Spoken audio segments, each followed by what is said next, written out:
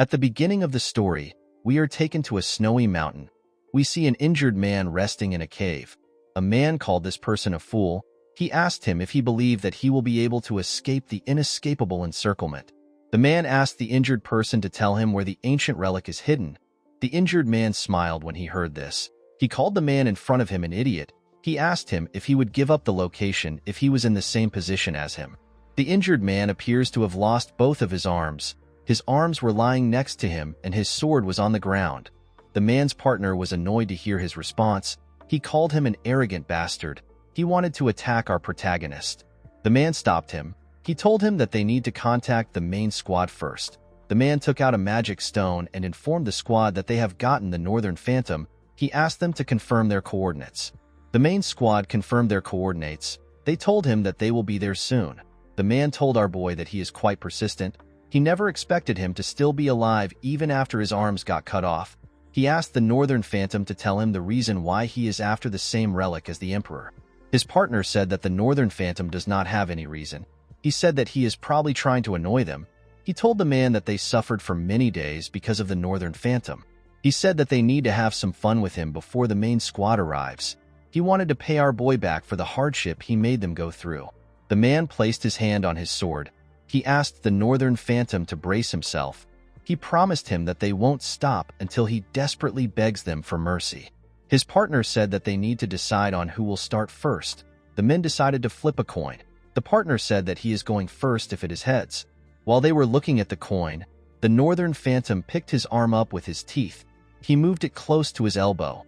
His arm began to repair itself. He told himself that he will not let things end without him doing anything. The Northern Phantom is the first failed awakener of the Draker household. His real name is Zeke Draker. Because he was born into the Great Dragon Slayer household with a body that can't use aura, he failed to awaken. This should have been impossible for a knight. He was treated like trash and chased out of his household. This is why he did everything he could to become stronger. The moment his arm got healed, he stood up and charged at the men at the same time. The coin just landed in the partner's hand. When he opened his hand, he saw that it was on heads. He was happy to see this. While he was smiling, Zeke beheaded him. Someone once told our boy that if all he pursues is strength, he will have nothing in the end. Zeke believed that this was some bullshit only said by the strong. He knew that those who are weak will be trampled on by the strong and what belongs to them will be stolen. This was the truth of this world. The man was shocked to see that Zeke killed his partner. He quickly took out his sword. The Northern Phantom turned around and charged at him. He destroyed his sword with a single strike and cut him down. The moment he did this, he sensed someone's presence. He used his right hand to pick up his other arm. He moved it close to his elbow and began to heal it. When he saw the men from the main squad, he told himself that he won't be able to escape. The men were shocked to see how Zeke was attaching his arm back together. They realized that he was an irregular. They were grossed out by him. One of them said that Zeke will still die if they cut off his head. The moment he said this, they charged at him. They surrounded the Northern Phantom and attacked him from every angle. By the time the fight was over, Zeke had multiple swords sticking out of him. Fortunately, he managed to eliminate every single person from the main squad. Our boy spat out some blood. He realized that he was going to die soon. Even though he couldn't take his revenge, he still managed to steal something the Emperor was after. He believed that this was an achievement. He put his hand into his clothes and took out a small sculpture of a dragon. With a smile on his face, Zeke said sorry to someone known as Alicia. While he was smiling, blood from his head dropped on the sculpture's head.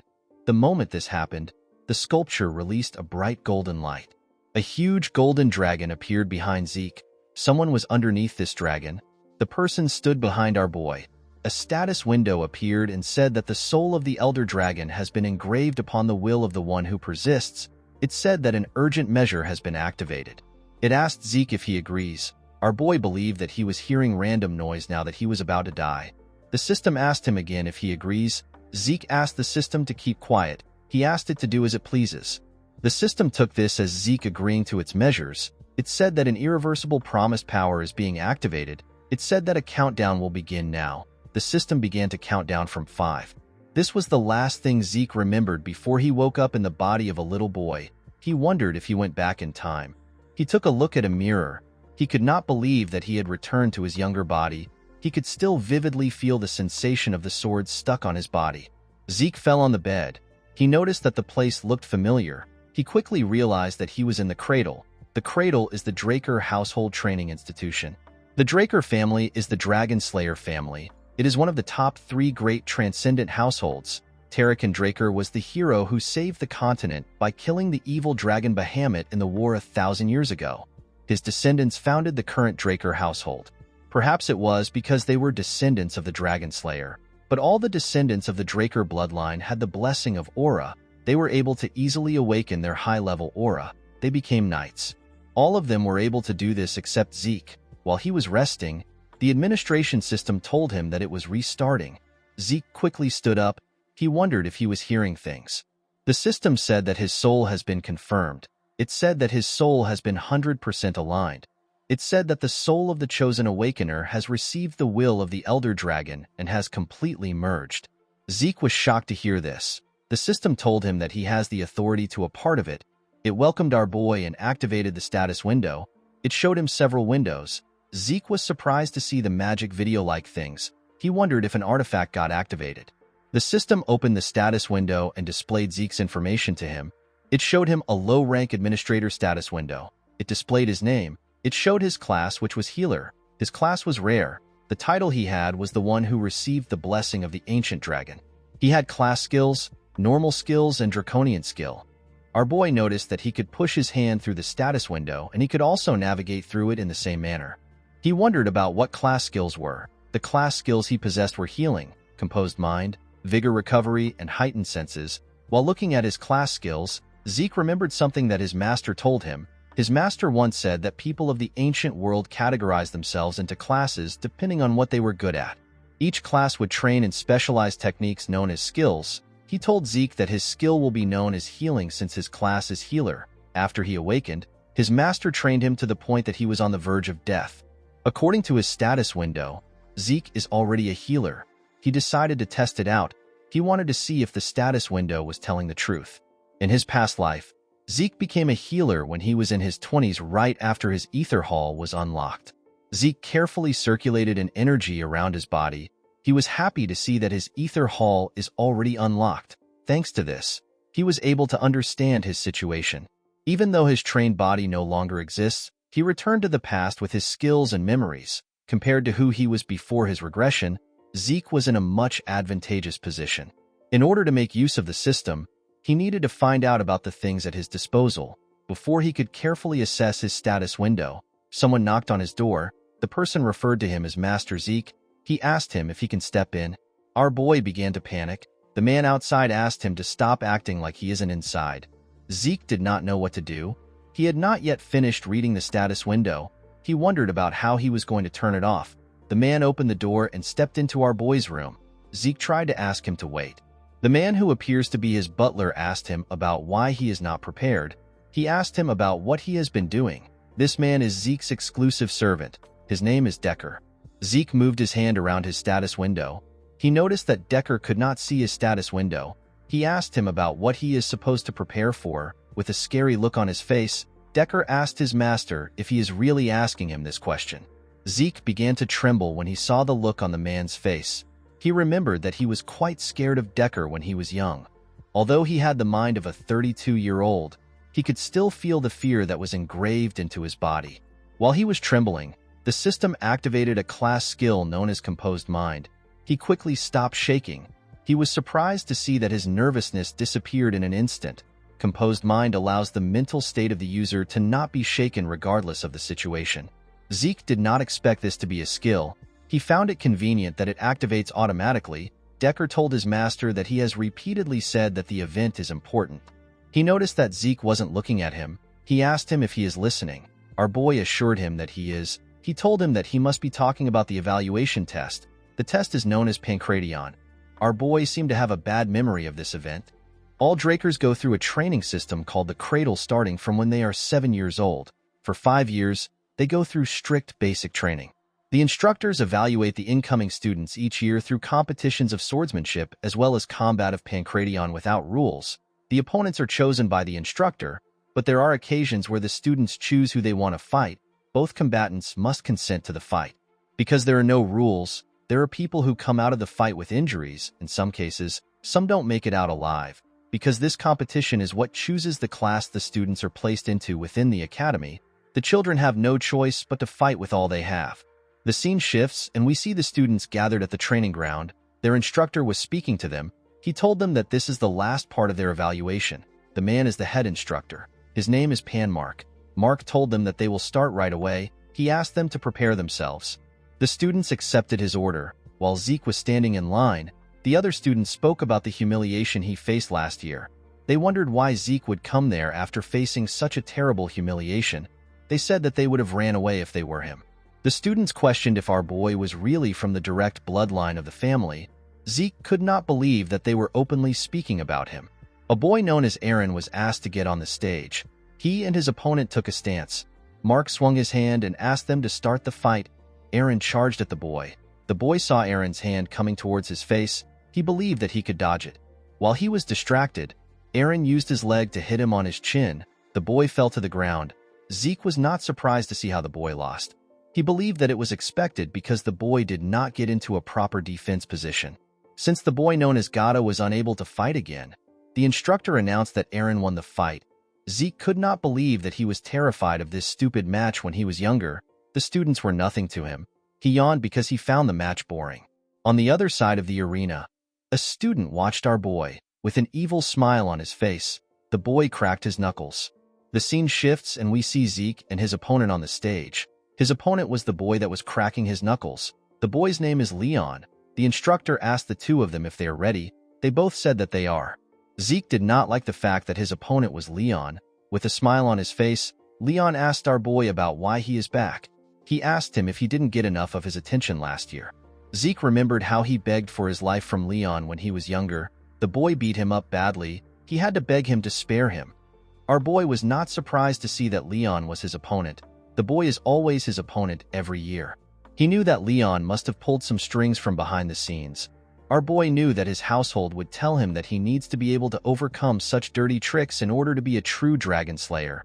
Zeke found this to be bullshit. He could not believe that this piece of shit was his cousin. In his past life, the 4 siblings of the direct bloodline never had the chance to meet. However, there were more than a dozen cousins who were more than willing to bully him. Leon commended Zeke for coming back out after getting beat up. He told him that he is really brave. He asked him if he did not learn his lesson because he is so inferior. The system activated the composed mind skill to calm our boy. He realized that it had been a while since he last heard his cousin's stupid insults. With a serious look on his face, he told Leon that he won't be nice if he calls him inferior again. Leon placed his hand on his head. He asked Zeke about what he is going to do. He called him an inferior piece of shit. The moment he said this, Zeke gave him a punch on his face. The attack pushed him back. When our boy punched his cousin, critical strike was activated. The skill inflicts critical damage on the enemy. It may be countered if the attack failed to hit the person. Leon screamed out in pain. Zeke took a look at his hand. He only wanted to knock Leon out. He did not expect a skill to be activated when he punched in his normal style. The instructor asked Zeke about what he is doing. He quickly ran to check on Leon. He told our boy that he attacked before he asked them to start. Zeke told Mark that no one says ready, set, and go on the battlefield. With a smile on his face, he said that the person who hits first has the advantage. Mark became nervous. He noticed that he could sense bloodlust from Zeke. Leon told the instructor that he is fine. He pushed himself up and asked Mark to begin the fight. With a look of anger on his face, he said that he will kill the inferior piece of shit. Zeke smiled when he heard this. He told his cousin that he is too stupid to learn his lesson. The instructor swung his hand and asked them to start. Leon quickly charged at our boy. When he got close to him, Zeke attacked him with multiple punches. Leon was able to block it by putting his guard up. He noticed that Zeke's punches did not have a lot of power to them. He was scared because of the punch our boy gave him earlier. He could not believe that Zeke's fist didn't hurt at all. He was certain that our boy was not a threat to him as long as his guard was up. The only thing he was cautious of was Zeke's left hand counter. When Zeke swung his left hand at his cousin, he dodged it by going low. He could not believe that our boy would use such an obvious attack. He grabbed his leg and tried to push him down. He called him an inferior piece of shit and asked him to die. Before he could push Zeke down, he felt some pain in his head. He quickly moved back. The instructor was shocked to see what just happened. He could not believe that a 12-year-old had this level of combat sense. The moment Leon dodged Zeke's counter and tried to take him down, Mark assumed that Leon was going to win. However, Zeke punched Leon's chin and got out of his grasp. It was Leon's fault that he let his guard down thinking that he had our boy. However, Zeke was different. He was still composed despite the fact that his counter failed. The concentration and precision needed to inflict such exact and effective damage is crazy. Mark wondered if this is the same Zeke that he knows. Leon was trembling. He had not recovered from the damage. He knew that he needed to create some distance between himself and our boy. Before he could move, Zeke closed the gap between themselves. He hit him in his leg. Leon was shocked to feel the pain in his leg. He wondered about how Zeke was so strong when his body is so small. He charged at him out of anger. Our boy realized that he was able to control his strength when he hit Leon in his leg. When Leon's fist got close to his face, another class skill got activated. The skill is known as heightened senses. It heightens his senses temporarily. Zeke saw his cousin's hand moving in slow motion. The feeling of the skill felt familiar to him. Since he had gotten used to controlling ether, our boy decided to end the fight. He covered his arms with the energy and grabbed Leon's hand. He slammed the bastard on the ground with a large amount of force. The instructor was shocked to see this. A skill known as precise stab got activated. The skill allows Zeke to stab the weak point of the enemy for critical damage. Zeke used his elbow to hit Leon's rib. He got on top of him and covered his hand with ether. He grabbed his neck and told him that even an idiot like him will be able to learn his lesson. The moment he said this, he began to punch Leon on his face. The boy begged him to stop, but Zeke did not listen. He continued beating him up. The instructor and the other students were shocked to see this. After beating him to his satisfaction, he stood up. Leon's body was covered in his own blood. Zeke told the bastard that this is what happens when he messes with him. After beating the shit out of his cousin, Zeke felt that his head was clear now that he had let out some sweat. He turned to the students and told them that he can now recognize them. He asked them to stop eyeballing him. He asked them to come to the stage if they have something to say. A boy with red hair stood up and called out to Zeke. He told him that he will choose him as his Pancration opponent. He said that he has something to say. This boy is Jakin Vardek. He is also Zeke's cousin. Our boy told him that he accepts his challenge. He told him that the fight will be too boring if it is only him. He asked someone known as Liam Stone to join Jakin. Liam is Jakin's servant. The boy was annoyed to see that Zeke asked his servant to join him. With a smile on his face, our boy told Jakin that it is now a fair fight. Jakin asked him if he just insulted him. With a bright smile on his face, Zeke called him a dumbass and told him that he did. Jakin was enraged by our boy's words. He promised to beat him to death. He and Liam went to the stage. The instructor asked Zeke to not do anything until he asked them to start. Our boy asked him not to worry about it. Zeke smiled when he saw Liam. He found it interesting to see the Mercenary King again. In his past life, Liam joined the Cradle and the Academy as Jakin's servant. But because he was a distant relative, he was left behind in education. He begged to join the higher education of the Academy known as Valhalla. He eventually ended up joining the Knight Order of a small nation called Baranon. Once Baranon fell, Liam became a mercenary. In those chaotic times, people flocked to the strong. With his long tenure as a mercenary, he became a Red Knight and started his own stone mercenaries. He united the three largest mercenary groups and was soon called the Mercenary King. As the Empire hired the stone mercenaries, Liam entered the Continental Wars. Our boy and the Northerners faced Liam as a foe. Zeke smiled when he thought of this. He realized that their relationship can be different in this life. The moment he thought of this, Mark asked them to begin. Jakin quickly charged at our boy.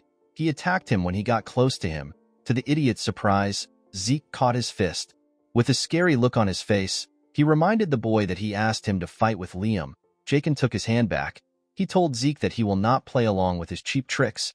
He quickly used his leg to attack our boy. He felt a large amount of pain in his leg. He quickly moved back. Zeke covered his elbow with ether and used it to block the attack. He advised his cousin to look properly before attacking. The pain in his leg was quite much. He wanted to take a look at it.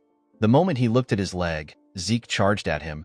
He asked him if he is looking away. Jakin quickly put his arms up to block the attack.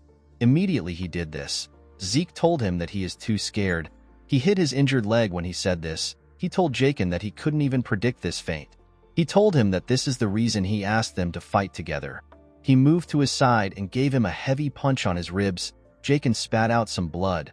With a smile on his face, Zeke told the idiot that he is not enough alone. Jakin called out to Liam. He asked him to kill our boy. Liam took out a cloth and wrapped it around his arm. Zeke could not believe that this huge boy was also 12 years old like them. The most annoying thing about fighting Liam is his insane reach. Zeke knew that he won't be able to do anything if he lets Liam attack first. He realized that he needed to take the lead. He quickly charged at him. He launched several punches at him, but the boy managed to block them with his arm. A skill known as Slash got activated. It launches a barrage of attacks at the enemy. It allows Zeke to interfere with their sight. Our boy's attacks got faster. It was leaving afterimages everywhere. The other students were shocked to see this. They did not know what they were looking at. Even Mark was shocked. He knew that the students would be curious because they have never seen anything like this before. The technique Zeke was using was the Northern Fist fighting technique from the Midlands, a place where swords dominate. He wondered about how Zeke knew this technique. While he was attacking Liam, he began to breathe heavily. He realized that his body was really bad when he was younger. He could not believe that he was already tired from using this simple technique. Aside from this, Liam's monstrous physique was also a problem for him. He did not attack, neither did he dodge. He was simply taking it all in with his guard up. Zeke remembered that Liam was more aggressive in his time as a mercenary. Unfortunately for Zeke, his body was reaching its limit. He clenched his fist and gathered a large amount of ether. He wondered about how strong Liam's body is. He decided to take him down through his guard. He charged at Liam. To his surprise, the boy dodged his attack this time. He could not believe that Liam actually dodged the attack even though he can't see ether. Zeke realized that everyone in this place has some insane level of sense. Liam grabbed his hand and raised him up. He wanted to slam him on the ground. Before he could slam his body, Zeke hit him on his head and broke free from his hold. While he was above him, his heightened senses activated. He grabbed Liam's hand and moved to the ground. He locked his hand down and put his leg on his neck to choke him out. Zeke believed that no one can last without oxygen in their brain. While he was choking him, Liam began to attack fiercely. He punched him in his ribs. Zeke spat out some blood. He did not expect Liam to be this crazy. He decided to see who will come out on top. He held on to Liam. The boy did not give up. He continued to punch our boy. Apart from a single student, the rest felt disturbed by the sight they were seeing. Even Mark was nervous. Eventually, Liam's body gave out and our boy won the fight. The girl who was happy to see them fighting said that she expected this much from Zeke. With a smile on her face, she said that it will be worth it to take our boy down. The scene shifts and we are taken to Zeke's room. Decker was in the room with him. He heard that his master was greatly injured. He asked him if he is all right. Zeke assured him that he is fine. Decker asked his master to forgive him for his rude behavior. He told him that he wants to check his pulse. Zeke knew that his servant wanted to check if he had awakened his aura. He asked Decker to wait a bit. He put his shirt on and stretched out his hand. Decker grabbed his master's hand and pushed a blue energy into his body. Zeke was shocked to feel his energy. He did not expect Decker to be a blue knight. In order to check if someone has awakened, people take a look at their dantian. However, Decker was really thorough with the process. He was checking every part of Zeke's body. Imbuing someone else with aura is already quite difficult, yet Decker was able to precisely control his aura. Our boy was certain that he had to be a blue knight. Not all knights are the same. They are classified in accordance to their martial prowess and aura manipulation proficiency. The white swordsman is the novice level. Most children before the blessing rite are white swordsmen. Yellow swordsman is the level where a person has awakened aura and opened their dantian. All students of the cradle become yellow swordsmen after the blessing rite. Once they have learned to freely control aura, they receive the title of knight. The next level is purple knight. At this level, a person can reinforce their sword with aura. Blue knight is the next level. At this level, a person can manifest an aura blade. The realm for those who have transcended their limits. The realm which the mercenary king was in and the realm which our boy reached before his regression is known as Red Knight. There is another realm above this. It is the realm of Black Knights. There are very few monsters on the continent that are at this level. Zeke wondered why someone who is skilled enough to become a commander was babysitting him. Our boy knew that Decker won't be able to sense his ether. This is something only 2 people in the entire world can use. Decker let go of his master. He asked him if he is hiding anything from him. Zeke asked him if something is wrong. He asked him if he is also hiding something from him. Decker did not know what to say. Our boy told him that he was simply joking. Decker asked his master about the reason why he suddenly changed. Zeke told him that he is asking the wrong question. With a scary look on his face, he told his servant that he should be asking him why he changed now. He assured him that many more things will change from now on. He said that things are simply going to be in their rightful place. He told the man that he simply needs to follow him. Decker bowed his head and told his master that he understands. He revealed to him that he has already prepared the training room he asked for. Zeke told the man that he likes the fact that he is always fast. Decker told his master that he will see him later.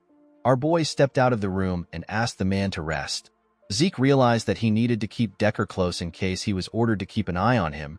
He wanted to get some information out of the man. The problem our boy had was that he did not know who ordered Decker to keep an eye on him. He was certain that it was not someone from his mother's family. He believed that it must be one of his siblings. When Zeke arrived at the training room, he took a look around. He was surprised to see how big a personal training room is. He said that his household really lives up to its name. He decided to check out the system before he starts training. The system presented his information to him. Zeke noticed that his slash skill is now at the proficient stage. He wondered if his skills go up the more he uses it. He remembered that the skill was naturally activated based on his actions. He wondered if he already had the skill before his regression. He wondered if another skill will be added if he learns something new. He was also curious about the difference between skill and class skill.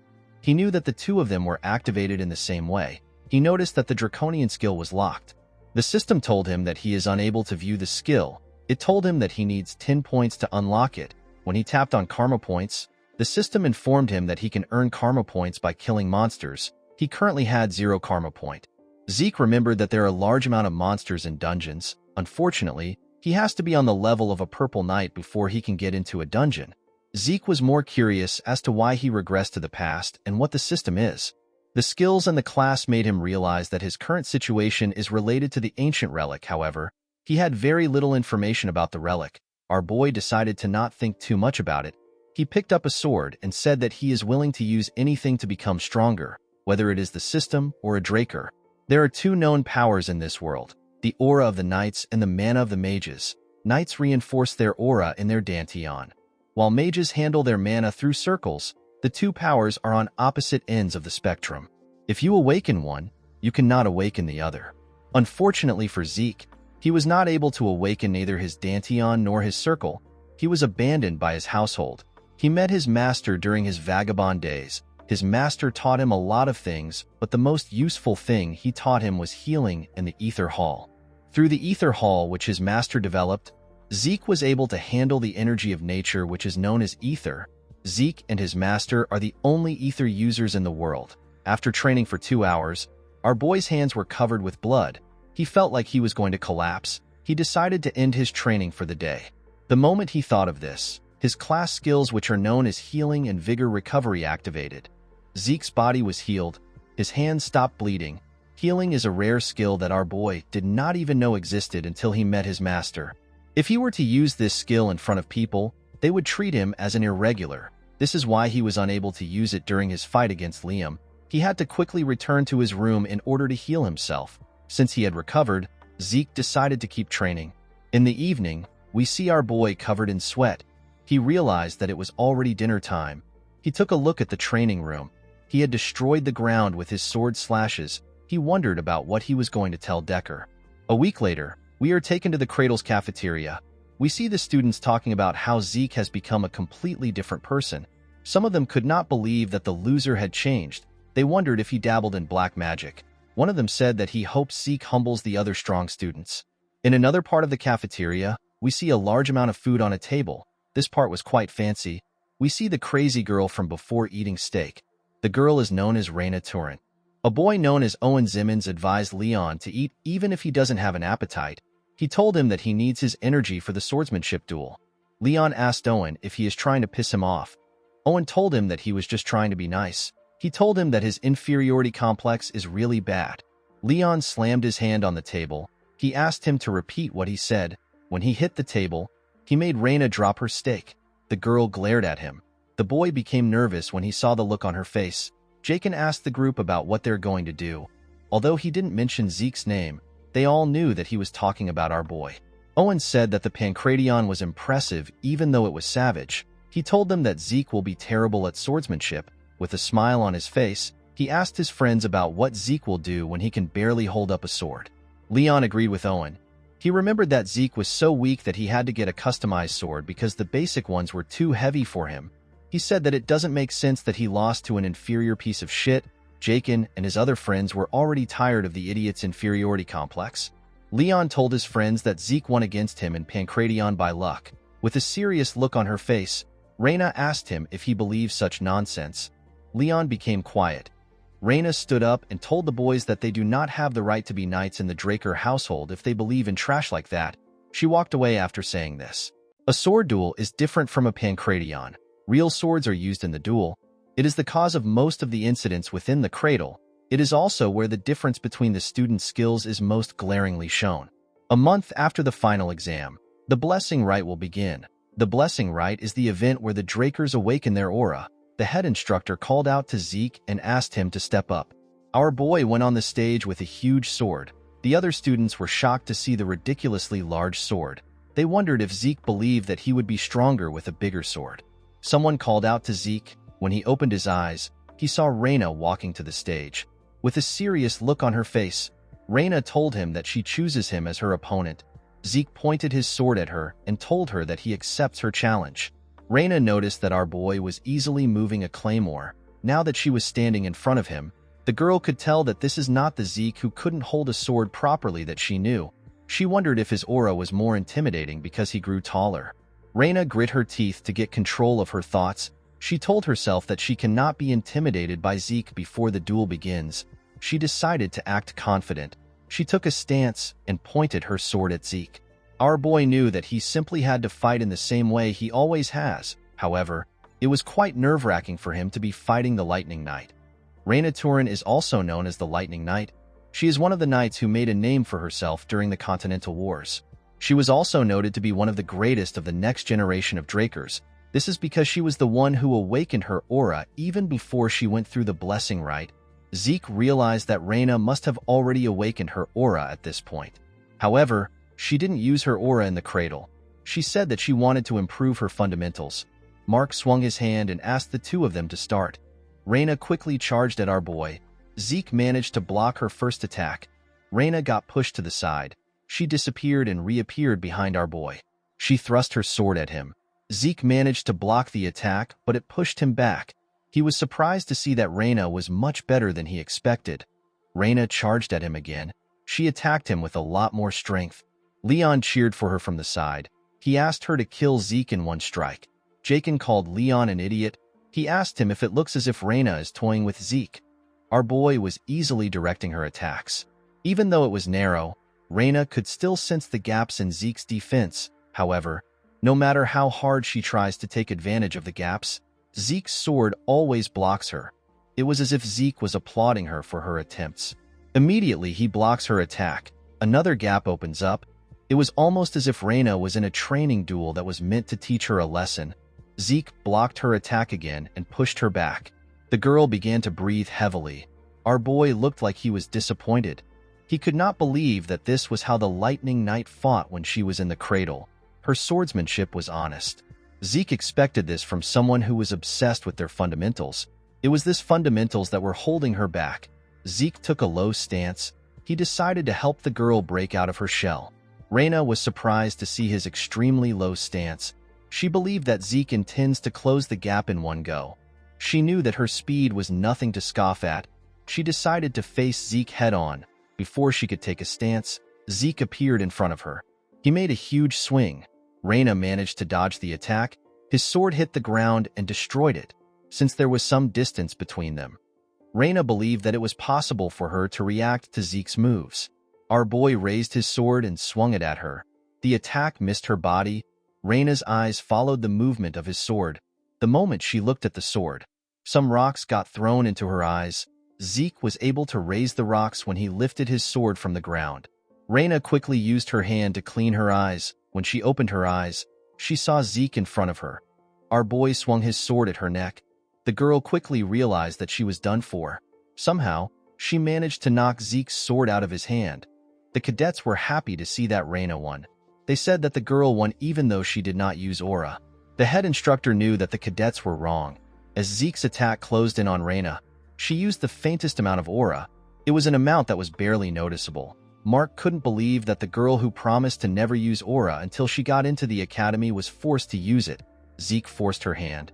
Reina was feeling bad for what she did. While she was thinking, Zeke appeared in front of her with his fist. He asked her about what she is doing. He told her that the fight isn't over. He gave Reina a heavy punch in her throat. The girl fell to her knees and spat out some blood. Leon was annoyed to see this. He said that they won't stand for such cheap tricks in a duel. The other cadets agreed with him. They said that Reina won the duel. They pointed their fingers at Zeke and told him that he doesn't have what it takes to become a knight. They asked him if he has no shame. Our boy did not care about what they were saying. While Reina was struggling to get up, Zeke asked her if she wants to continue. Reina realized that she hasn't lost yet. She understood that Zeke only struck her because she let her guard down. The girl realized that Zeke would have killed her if he was using a dagger when he attacked her. She told him that it is her loss. The other 3 boys were annoyed to hear what she said. The head instructor announced that Zeke won the fight. The cadets could not believe that someone who used to be called a human scum a few days ago achieved victory against one of the most talented children among the famed houses. In the next scene, we are taken to a ruined town. We see the town burning and the castle ruined. Some soldiers were dumping the corpses into a large hole. They had dumped several bodies into the hole. Inside the castle, we see a man wearing glasses talking to a red-haired man. He asked the red-haired man, whose name is Abel, about how he can drink tea in this situation. The man told Abel that the bastard known as Zeke defeated Reina. Abel placed his tea on the table and told the man that he is always serious. He stood up and asked the man about the amount of time they have before the blessing rite. The man told him that they have until the next full moon. Abel said that this is the right moment to pay the family a visit. The man was shocked to hear this. He asked Abel if he is really going there by himself. Abel placed his hand on his sword. He said that the situation has piqued his interest. With a smile on his face, Abel said that he is interested in knowing the kind of awakening their youngest is going to go through. Although Zeke's victory left the entire cradle in shock, he simply returned to the training room and resumed practice. A month later, we are taken to the day of the blessing rite. Zeke was in his training room. He used a cloth to clean his sweat. He wondered about how he became a red knight in his previous life with this terrible body. He opened his status window to see the state of his skills. Zeke noticed that once his mastery surpasses the expert level, the skill ranks up and resets. Our boy managed to raise the mastery of his swift steps. This was a skill he gained during the duel. While he was looking at his status window, Zeke asked Decker about what he wants. The man was at the entrance. He informed Zeke that they will be leaving in 2 hours. Our boy told him that he will join him soon. He asked him to get everything prepared. In the next scene, we see the students in carriages. They were all going to the same place. While he was inside the carriage, Zeke realized that it had been a while since he was at the main estate. The estate belongs to the Draker family, and it is situated in the Duchy of Troy. Although the family's main residence is located in the heart of the continent at the Four Seasons Fortress in the Midland, the blessing rite must be held at the main estate where the legend of the Dragon Slayer began. The main estate is known as the Dragon's Nest Lair. The cadets gathered inside the building. While looking around, Zeke realized something. All the onlookers were famous people that you hear about from the Continental newsletter. Our boy knew that his family must have also sent some informants to keep an eye on him. Zeke did not really care about what their intentions were. He knew that they would ignore him once they see him fail his awakening. The moment he thought of this, he saw something shocking. He was quite angry to see that a certain bastard came to the blessing rite. The person he was looking at greeted the other people around him. The person was asked about why he came to the blessing rite. He was asked if someone in the class caught his eye. The man said that he is there for other reasons. With a smile on his face, he said that his adorable youngest brother is in this class. This man is the second son of the Draker family. His name is Abel Draker. He is also known as the Lion Blade. Zeke glared at his elder brother. He referred to him as the Butchering Knight. He quickly turned his head away. He knew that there was nothing he could currently do to Abel. Zeke knew that Abel would have never come to see him during the blessing rite in his past life. He wondered if his actions changed the future. Our boy clenched his fist. He realized that this might be his chance to achieve something. The head instructor announced that they will now begin the blessing rite. He asked the cadet known as Aaron to step out. The boy moved close to a huge bowl containing some glowing water. Behind the bowl was a large knight statue. Aaron placed his hand into the water. He reached out to a pin in the water.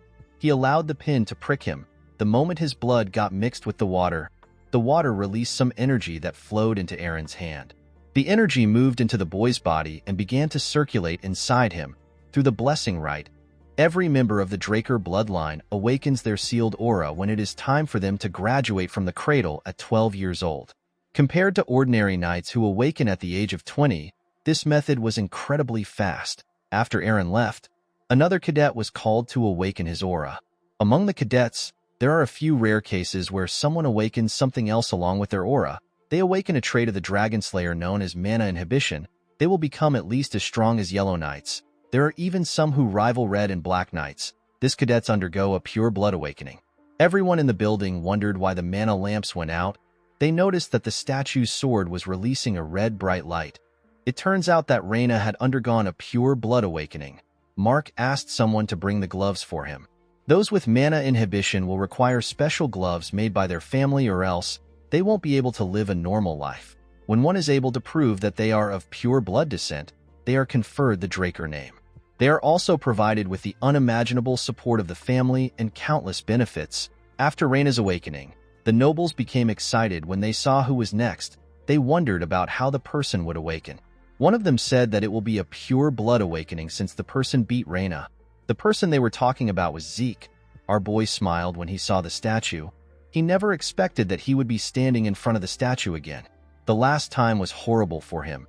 Even though the blessing rite was the only thing that pushed him through the cradle, he failed to awaken and was subjected to mockery.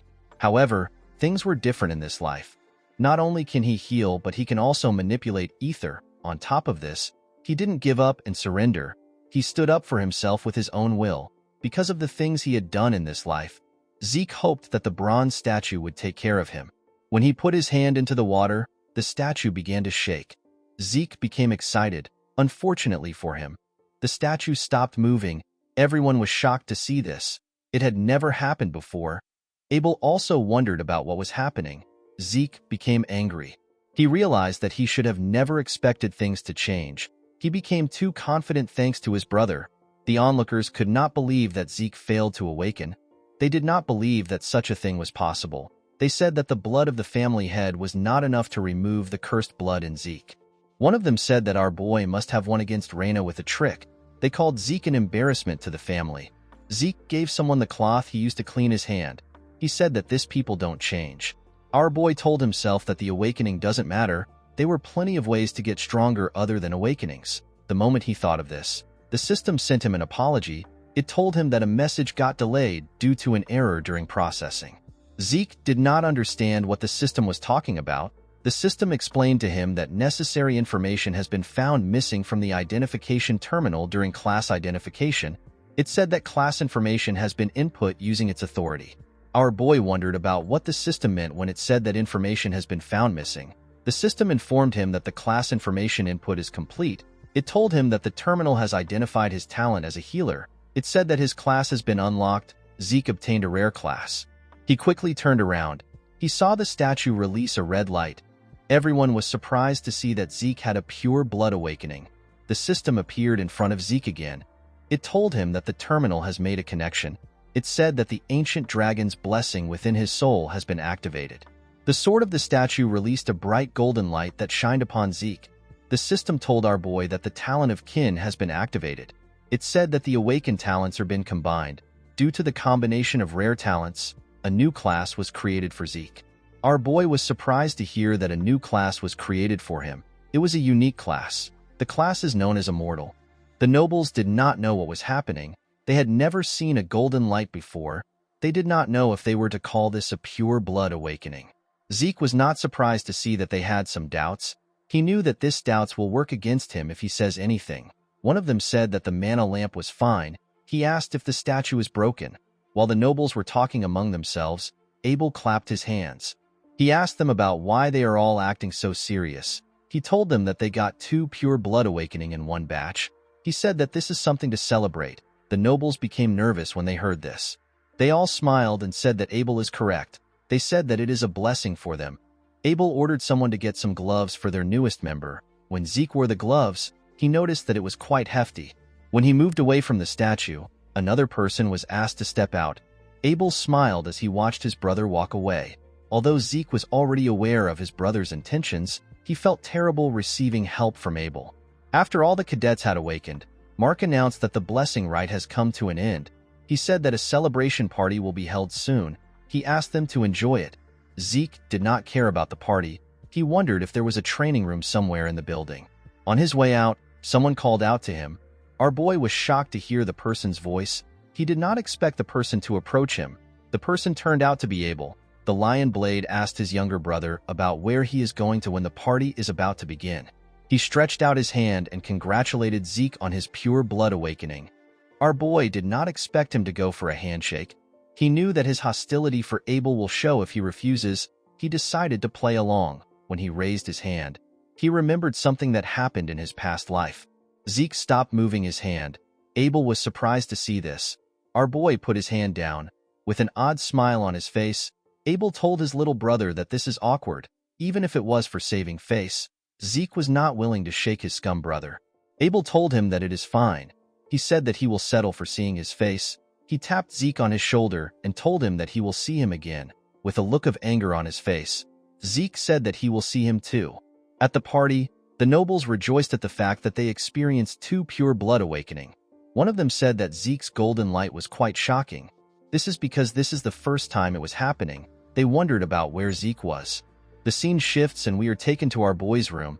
He took off his gloves and jacket. He was relieved to be inside the room. He felt suffocated in the hall. Zeke took a look around. He wondered about why he was fine. All pure bloods have the ability of mana inhibition. It is the ability that proves that a person is in opposition of the dragon, which is the source of mana. However, because most machines use mana as their fuel, a pure blood requires the use of the house's gloves. Zeke knew that he should have been experiencing some problems the moment he took off the gloves. This means that he was not a pure blood. He opened his status window. It was much different from before. He got the ability of mana reflection and not mana inhibition. He sat down to check his skills. Mana reflection allows him to create a distortion field to nullify nearby mana. Because the mana lamps were fine, Zeke believed that the skill was not a passive one. Our boy also noticed that he was a rare healer before the rite. Now he is a unique immortal.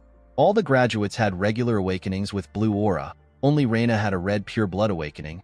Zeke's awakening was red at first, then it later turned gold. Our boy wondered about what it meant. He remembered that the system said that the classification terminal lost critical information. He wondered if the bronze statue was the classification terminal. As soon as the system put in the information, the halted bronze statue began to emit a red light. When he remembered this, Zeke understood what happened. He realized that the bronze statue does not determine whether or not a person is awakened. It determines the user's class. Red is for rare class and gold is for unique. Zeke remembered that the bronze statue is an ancient relic used even before the time of the founder of the family. The concept of class does not exist anymore, so the statue was only used to check if one has awakened or not. The family has mislabeled the red light shown as a sign of pure blood awakening instead of rare class. Zeke could not believe that no family had ever realized this. He noticed that he had also acquired some karma points. He got 100 karma points. He decided to use 10 points to view his draconian skills. The system told him that he can now browse through his list of skills. His draconian skills were all at level 1. He got a skill called Dragon Eyes. The skill allows him to view detailed information of an individual after careful observation. He needed 20 points to unlock this skill. He received a skill called Might of the Dragon.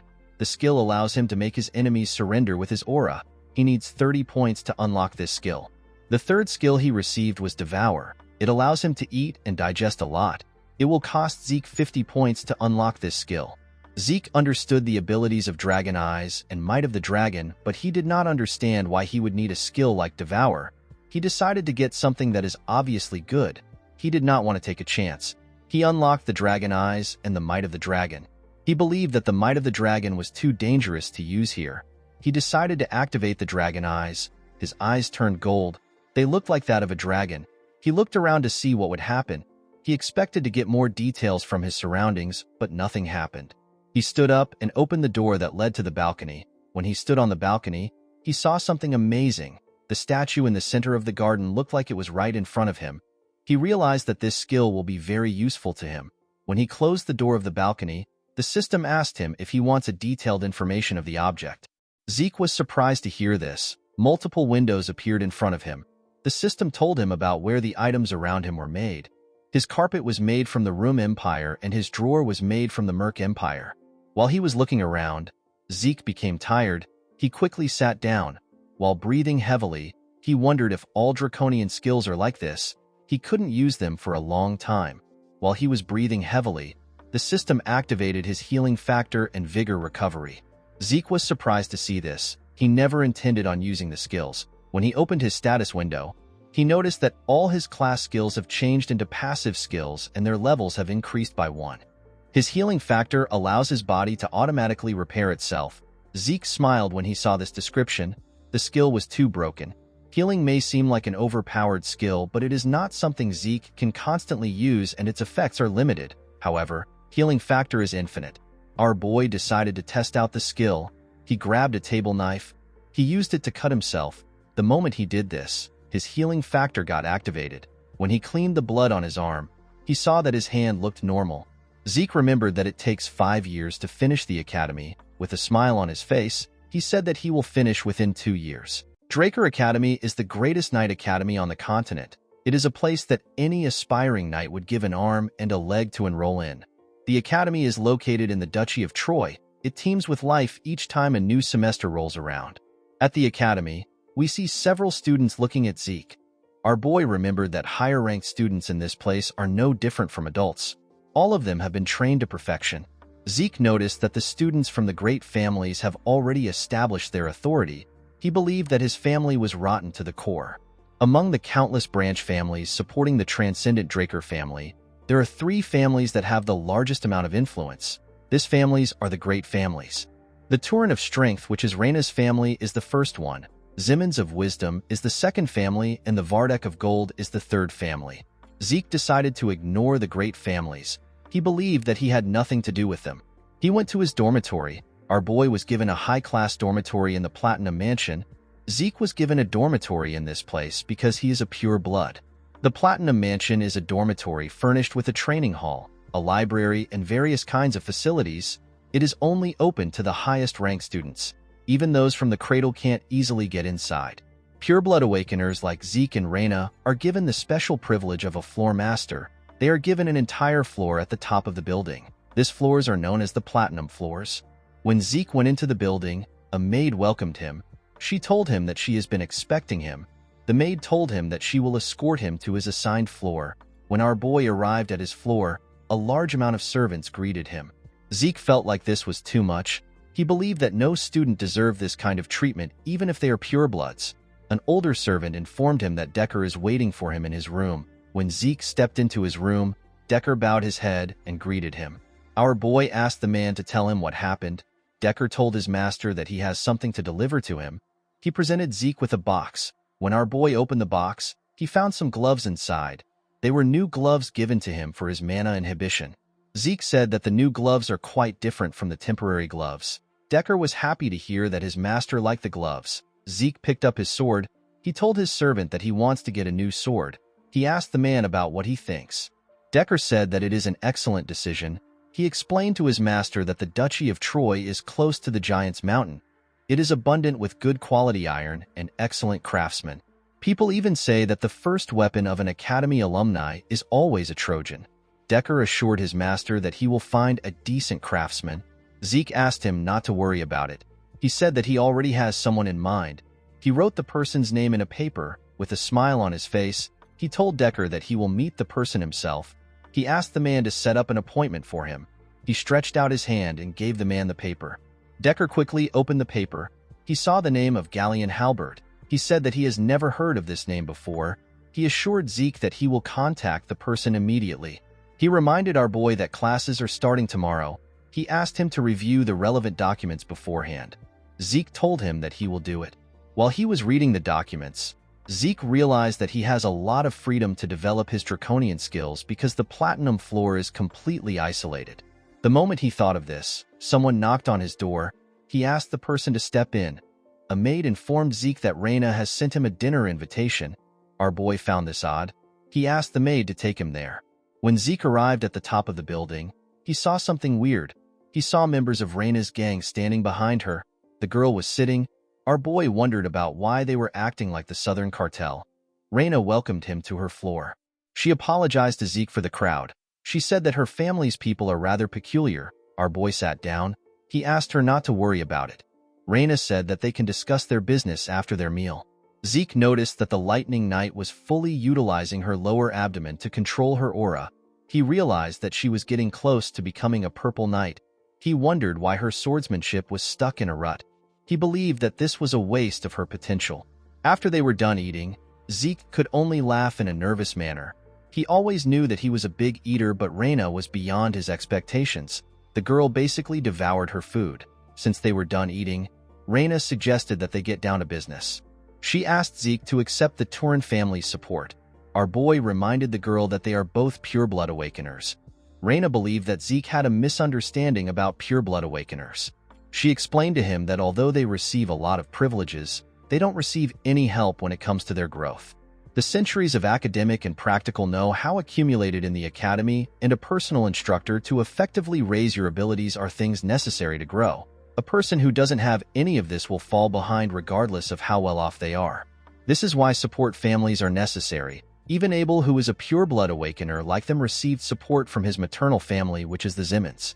Thanks to their support, Abel became the youngest person to attain the title of White Knight. He is also a Black Knight. Reina told our boy that the patriarch of her family told her that he is not receiving any support from his maternal family. She said that the patriarch did not tell her the reason for this. She decided to give Zeke another chance. She asked him to accept her family's support. Zeke quickly declined her request. Reina was shocked to hear this. She asked our boy for his reason. She told him that it will be good for him to receive her family's support. Our boy stood up. He told her that he does not need any other things than the benefits he is receiving as a pure-blood awakener. He walked towards the exit. He placed his hand on a tree. He told Reina that he will give her a piece of advice to thank her for the meal. He told her that her sword has too much strength behind it. Reina did not understand what Zeke was saying. He told her that she is too conscious of the men who were behind her earlier. Zeke used his hand to shake the tree. It let out a lot of leaves. He explained to Reina that her greatest strength is the fluidity that arises from having a flexible body. He advised her to not receive attacks head-on and to not crush her opponents with her strength. He told her that fluidity will allow her to cast her opponent's attack aside and land a single delicate strike. Zeke gently controlled the leaves with his movements. He told her that she will be able to grow several times stronger if she follows his advice. Reina was surprised to hear this. After saying this, Zeke walked towards the exit. He thanked her for the meal. Reina slammed her hand on the table. She was annoyed to hear the advice Zeke gave her. The Turin family is the herald of strength. Reina believed that she was simply following her family's tradition. She told herself that she was not being conscious of others. The moment she said this, she realized that Zeke was right. Because she has always been obsessed with becoming a person fitting of the Turin name, she unintentionally projected her logic into her sword. She could not believe that Zeke saw right through her. Reina picked up a leaf that landed on her table. She remembered that everyone praised her as a genius when she was younger. Nobody advised her. Reina wondered about who our boy truly was. In the next scene, we see Zeke stretching his body. He realized that all his changed class skills have insane performances. He could not believe that he was fine even after training all night. Zeke was fine because of his class skill known as infinite stamina. Any fatigue will be offset quickly by an infinite amount of stamina. The skill is a passive skill. In his past life, Zeke saw the academy as hell itself, but now that he is a pure-blood awakener, this place is like heaven to him. Although money and power wasn't everything, they were still nice to have. While our boy was walking, someone called out to him. The person turned out to be Owen. The boy asked him if he is also part of the special class. Owen Zimmons is the third son of the Zimmons family. Plans and schemes are the specialty of this family. Owen used others to bully Zeke and cunningly maintained his own image. The boy told Zeke that he invited him for dinner last night, but he didn't reply. He asked our boy if he did not receive his invitation letter. Zeke wondered why Owen was trying to act friendly. With a smile on his face, our boy told him that he must be referring to the letter he saw on his desk. Owen asked him about why he did not reply. Zeke told the boy that he is funny. With a serious look on his face, he asked Owen to tell him why he needs to reply to every single letter. A huge boy stepped out. He told Zeke that he is being rude even though his master is showing him kindness. Zeke asked the boy for his identity. The huge idiot laughed. He could not believe that Zeke didn't know him. He said that those from the cradle aren't worth much. Our boy immediately understood that he was talking to an idiot. He turned around and told the boy that he understands he is trying to look good in front of his master. He asked him to remember who he is talking to. Before Zeke could leave, the idiot attacked him. Zeke managed to block the attack with his hand. The attack pushed him back. From the attack he received, Zeke realized that the high-ranking students are capable of basic aura manipulation. The huge idiot introduced himself as Durbin Roswell. He is also known as Durbin the Mighty Tree. He told Zeke that he will be teaching him some manners in place of his master. Our boy smiled when he heard the idiot's name. He could not believe that a cadet who isn't a knight has a pseudonym. He charged at Durbin. He called him a joke. Zeke gave the idiot a heavy punch on his stomach when he got close to him. He spat out some blood. The attack sent him flying. He got slammed to the ground and lost consciousness. Zeke asked the other students if they want to go next. He asked Owen to pick someone. Owen moved close to our boy. He told him that he likes to bask in his own glory. Zeke called the boy a joke. Draker Academy is largely split into two classes. There is the normal class where people are taught that they can overcome their lack of talent with efforts. Due to this, they follow a strict regimen from early morning to late night. The other class is the special class. Students of this class can choose their subjects freely outside of basic subjects. Even within the academy, the place where the greatest elites gather is the special class. Due to this, Zeke had some expectations for the class. To his surprise, most of the people in the class are just the alumni of the Cradle. Our boy believed that this was actually the Cradle class, not the special class. The instructor in the class asked the students to keep quiet. He told them that someone special has come to encourage the freshmen of the special class. He said that the person was the commander-in-chief during the Eastern Empire War 20 years ago, and he is also the hero that stopped the Empire's invasion with his resourcefulness. The students became excited when they heard this. An old man stepped into the class. The instructor asked the students to welcome Dean Howard Draker. With a smile on his face, the man greeted the students. This man is the dean of the academy. He is also a war hero. People worship him as a war hero and a tactical genius. But the truth was that the information he leaked to the enemy for his own survival just happened to throw the enemy into chaos. Howard was simply a traitor that got lucky. Zeke was aware of this fact. He remembered that Howard was the main perpetrator that got him kicked out of the academy. Our boy lost the only place where he could belong and ended up wandering around the Duchy of Troy. He eventually got captured by slave traders and got sold off to the Southern Cartel. Zeke promised to pay Howard back for what he did. After the dean left, the instructor asked them to take his words to their hearts. He told them that they will begin basic classes immediately. He asked them to take their swords and head to the arena. At the special class indoor arena, we see the students on a line. Zeke couldn't believe that the special class still has to learn the basics of dragon slaying. Due to the fact that he couldn't use aura in his past life, he spent 2 years learning what would have taken the average person 3 months to learn. Zeke hoped that the class would be easy. A blond man welcomed the cadets. He introduced himself as Andre Draker. He told them that he will be teaching them the dragon slaying basics. The cadets were surprised to see that someone so young was their instructor. Andre is also known as the Rose Knight. Even though he was not a pure-blood awakener, he graduated early from the academy and he graduated from Valhalla as the valedictorian. He is a once-in-a-century genius that was awarded the Draker name. Zeke was surprised to see that even the special class instructors were on a different level. He remembered that Andre was famous for his inflexible personality. With a scary look on his face, Andre asked the students to keep quiet. He told them that he will start the class now. He asked everyone to draw their swords. The cadets immediately obeyed his order. When Zeke was about to take his sword out, Andre saw him. He asked him about what his sword is. Our boy took out his huge sword and freely swung it around. He told Andre that this is the sword he is using. Andre asked our boy to come to the stage. He asked Zeke if he is not aware of the fact that he must pick a sword that suits his body. Zeke already knew that Andre would complain. He purposely made sure to stand out when drawing his sword. With a smile on his face, our boy told his instructor that he can beat him with his sword. Zeke believed that it will be faster for him to show Andre his skills. Andre was surprised to see that a cadet would challenge his authority. He glared at Zeke to instill fear in him. The class skill known as Indomitable Mental Defense got activated. It prevented Zeke from feeling any fear. Andre told our boy that he understands if he wants to learn with his body. Zeke was happy to see that he bit his bait. Andre took out his sword.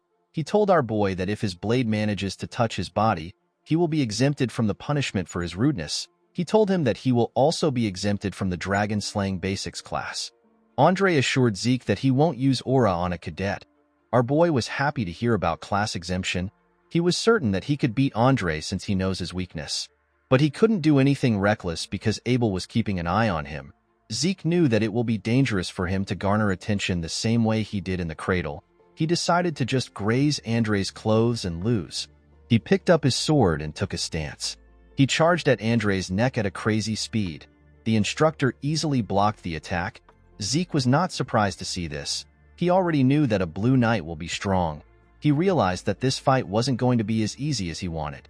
He began to attack Andre more fiercely. He attacked him from different angles. The instructor still managed to block the attacks.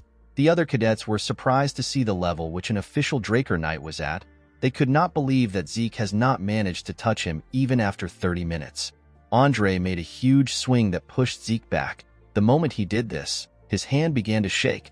He was shocked to see the ridiculous amount of stamina that Zeke had. Even though he was suppressing his aura, he did not think that it would be possible for him to be losing to a cadet. While breathing heavily, Andre said that the existence of pure blood awakeners is unfair. Zeke was not surprised to see that Andre still had the same poor stamina. He knew that the instructor was at a bigger disadvantage because he was suppressing his aura. The Draker aura cultivation method is known for its peculiarity. A person must activate their aura during training, during daily tasks, and even when eating and sleeping. A person must maintain it as if they are breathing. In other words, Andre is basically holding his breath. Zeke charged at him. The instructor managed to block his attacks. He pushed him back. Although our boy planned on losing, it didn't feel right for him to lose this way. He charged at Andre again. He decided to force him into using his aura. Andre still blocked his attack. Zeke realized that creating situations that can be easily handled is useless. He knew that he needed something that will make Andre unconsciously use aura. He needed to create an extreme situation. The instructor pushed him back again. Before his legs could touch the ground, he charged at Andre again with a crazy speed. The instructor was shocked to see how fast Zeke was. He quickly realized that he was using swift steps. Our boy ran around his instructor. He wanted to confuse him. Andre couldn't believe that a cadet knew how to use swift steps. While he was trying to follow our boy's steps, he appeared behind him like a grim reaper that wanted to take his life. His critical strike got activated. The moment it got activated, Andre sensed his presence. He quickly turned around. Unfortunately for him, it was too late. The sword was about to cut him. Andre quickly took a step back in a skillful manner. He raised his sword. He decided to use the dragon slaying arts. He used the first verse of Chapter 1. The skill is known as Sky Slice. Zeke smiled when he saw this. He quickly raised his sword to block the attack. Andre's attack pushed him back. Aside from Reina, the other members of the three great families were happy to see what happened. Although he managed to block the attack, his sword got broken. The pain was more than he expected. Our boy still had a smile on his face. His healing factor got activated. Zeke threw away his sword. He decided to collapse now. Andre put his sword away. People from the infirmary quickly went to check on Zeke. With a look of anger on his face, Andre announced that our boy no longer needs to attend his class again. He asked the cadets if there is anyone among them who also wishes to be exempted. The cadets kept quiet. They knew that they were screwed if they raised their hands up. With a scary look on his face, Andre told them that he will assume that no one wants to leave. At the infirmary, we see Zeke resting on the bed. He commended himself on his performance. Although he didn't graze Andre's clothes, he got him to use aura and acknowledge his abilities. Our boy considered the situation a win-win because Andre got disciplined and he obtained free time. While resting, he remembered Andre's last attack. The technique is the most basic move of the dragon slaying arts. However, because the technique was used by a blue knight, the force was ridiculously powerful. Although Andre was powerful, Zeke was still certain that he could beat a blue knight, especially since he had limitless stamina and healing. Even though he was already strong, Zeke did not believe that it was enough for him to live freely. He wanted unrestrained power to live a life where he was not restricted. He wanted the power that won't let him submit to anyone. While he was thinking, someone holding a bottle of liquor asked him if he is Arthur's youngest son. Our boy was shocked to see the man. He did not know who he was. With a smile on his face, the man told him that he has the same eyes as his father. He called Zeke's father an arrogant bastard. Zeke could not believe that he wasn't able to sense the man's presence despite the strong stench of booze. He could not believe that someone had the guts to call his father, who is the current patriarch of the Drakers, an arrogant bastard. He asked the man for his identity. The man asked him about how he did something. Zeke asked him about what he is talking about. The man chugged a large amount of booze. He asked our boy to stop feigning ignorance. He reminded him that he was inflicted with an internal wound. With a smile on his face, he asked Zeke to tell him how he instantly got healed. Zeke was surprised to hear that the man has found out about his healing factor. The moment he thought of this, his indomitable mental defense got activated. Our boy became calm. He realized that it was impossible for anyone to know about healing in the academy. He grabbed his bedsheet. He told the man that he does not know what he is talking about. The man could not believe that Zeke was still keeping up with his charade. He swung his hand at our boy. Zeke managed to react and dodge the attack. The man's hand cut through the pillow and the bed. Our boy assumed that the man was an assassin. He quickly threw the bedsheet at him. It covered the man's face. The man said that our boy has some tricks. Zeke grabbed his sword. He quickly activated his swift steps, his precise stab, and his critical strike. He charged at the man. His instincts were telling him that he will die if he does not kill the man now. To his surprise, the man stopped his sword with his hand. He commended our boy on his ability to adapt to the situation. He pushed Zeke's sword down. Our boy could not even move it. With a smile on his face, he told Zeke that he fights like a mercenary. Our boy was shocked to hear this. He wondered about who the man was. He quickly stepped back when he heard this. He wondered about why the man called him a mercenary. He wondered if the man knew something about his past life. The man played with Zeke's sword. He found it odd that a Draker abandoned his sword and stepped back. He threw Zeke's sword back to him. He told him that he is better suited to be a mercenary than a knight. Our boy caught the sword. Zeke felt something that he only felt from his master. He became certain after having a brief fight with the man. Our boy felt the overwhelming gap between their abilities. It was to the point where this man could kill him anytime he wanted. Zeke was certain that this man was at least a red knight. The man realized that our boy was using a claymore from the basic supply of the cradle. He told Zeke that he is talented. He asked him about why he is using such a weapon. The moment the man asked his question, someone opened the door. The person seemed to have been searching for the man. The person turned out to be Andre. Zeke wondered why the instructor came there. Andre referred to the man as Garden Keeper Dexter. Our boy was surprised to hear that the man was a garden keeper. The man referred to Andre as a leech-like bastard. He asked him about how he knew he was there. Andre told him that he saw him at the training ground. The man was annoyed to hear this. He realized that Andre is quick-witted. Andre asked Zeke to leave since he is done getting his treatment. Our boy quickly went to the door. Before he left, the man asked him to visit the Academy Western Greenhouse if he has some time. He told him that he will teach him something useful. Zeke declined the offer and stepped out of the room. The man was annoyed to hear this. He told our boy that he has the same personality as his father. Our boy closed the door. He could not believe that the man was pretending to be a garden keeper, someone who has the rank to call the current patriarch by his name. Zeke remembered that this man is the one who only had one disciple throughout his life. Andre was his disciple. This man is Duke Draker. He is also known as the Gale Knight. He is one of the Black Knights who have the martial power to go against a whole kingdom alone. Duke was quite the talk of the town in the past. He suddenly disappeared one day. Zeke could not believe that Duke was living a secluded life at the academy. He realized that this must be the reason why Andre came to the academy. Our boy remembered hearing a rumor that Duke obtained Black Knight status simply because he likes the color black. Right now, Duke is showing some interest in Zeke, however. Our boy was not interested in receiving light teaching due to a simple interest. He wanted to learn Duke's secret move. He promised to change the man's interest into tenacity. In the next scene, we are taken to a classroom. We see an instructor explaining things to the cadets. This man is the Academy's magic theory professor. His name is Fannin.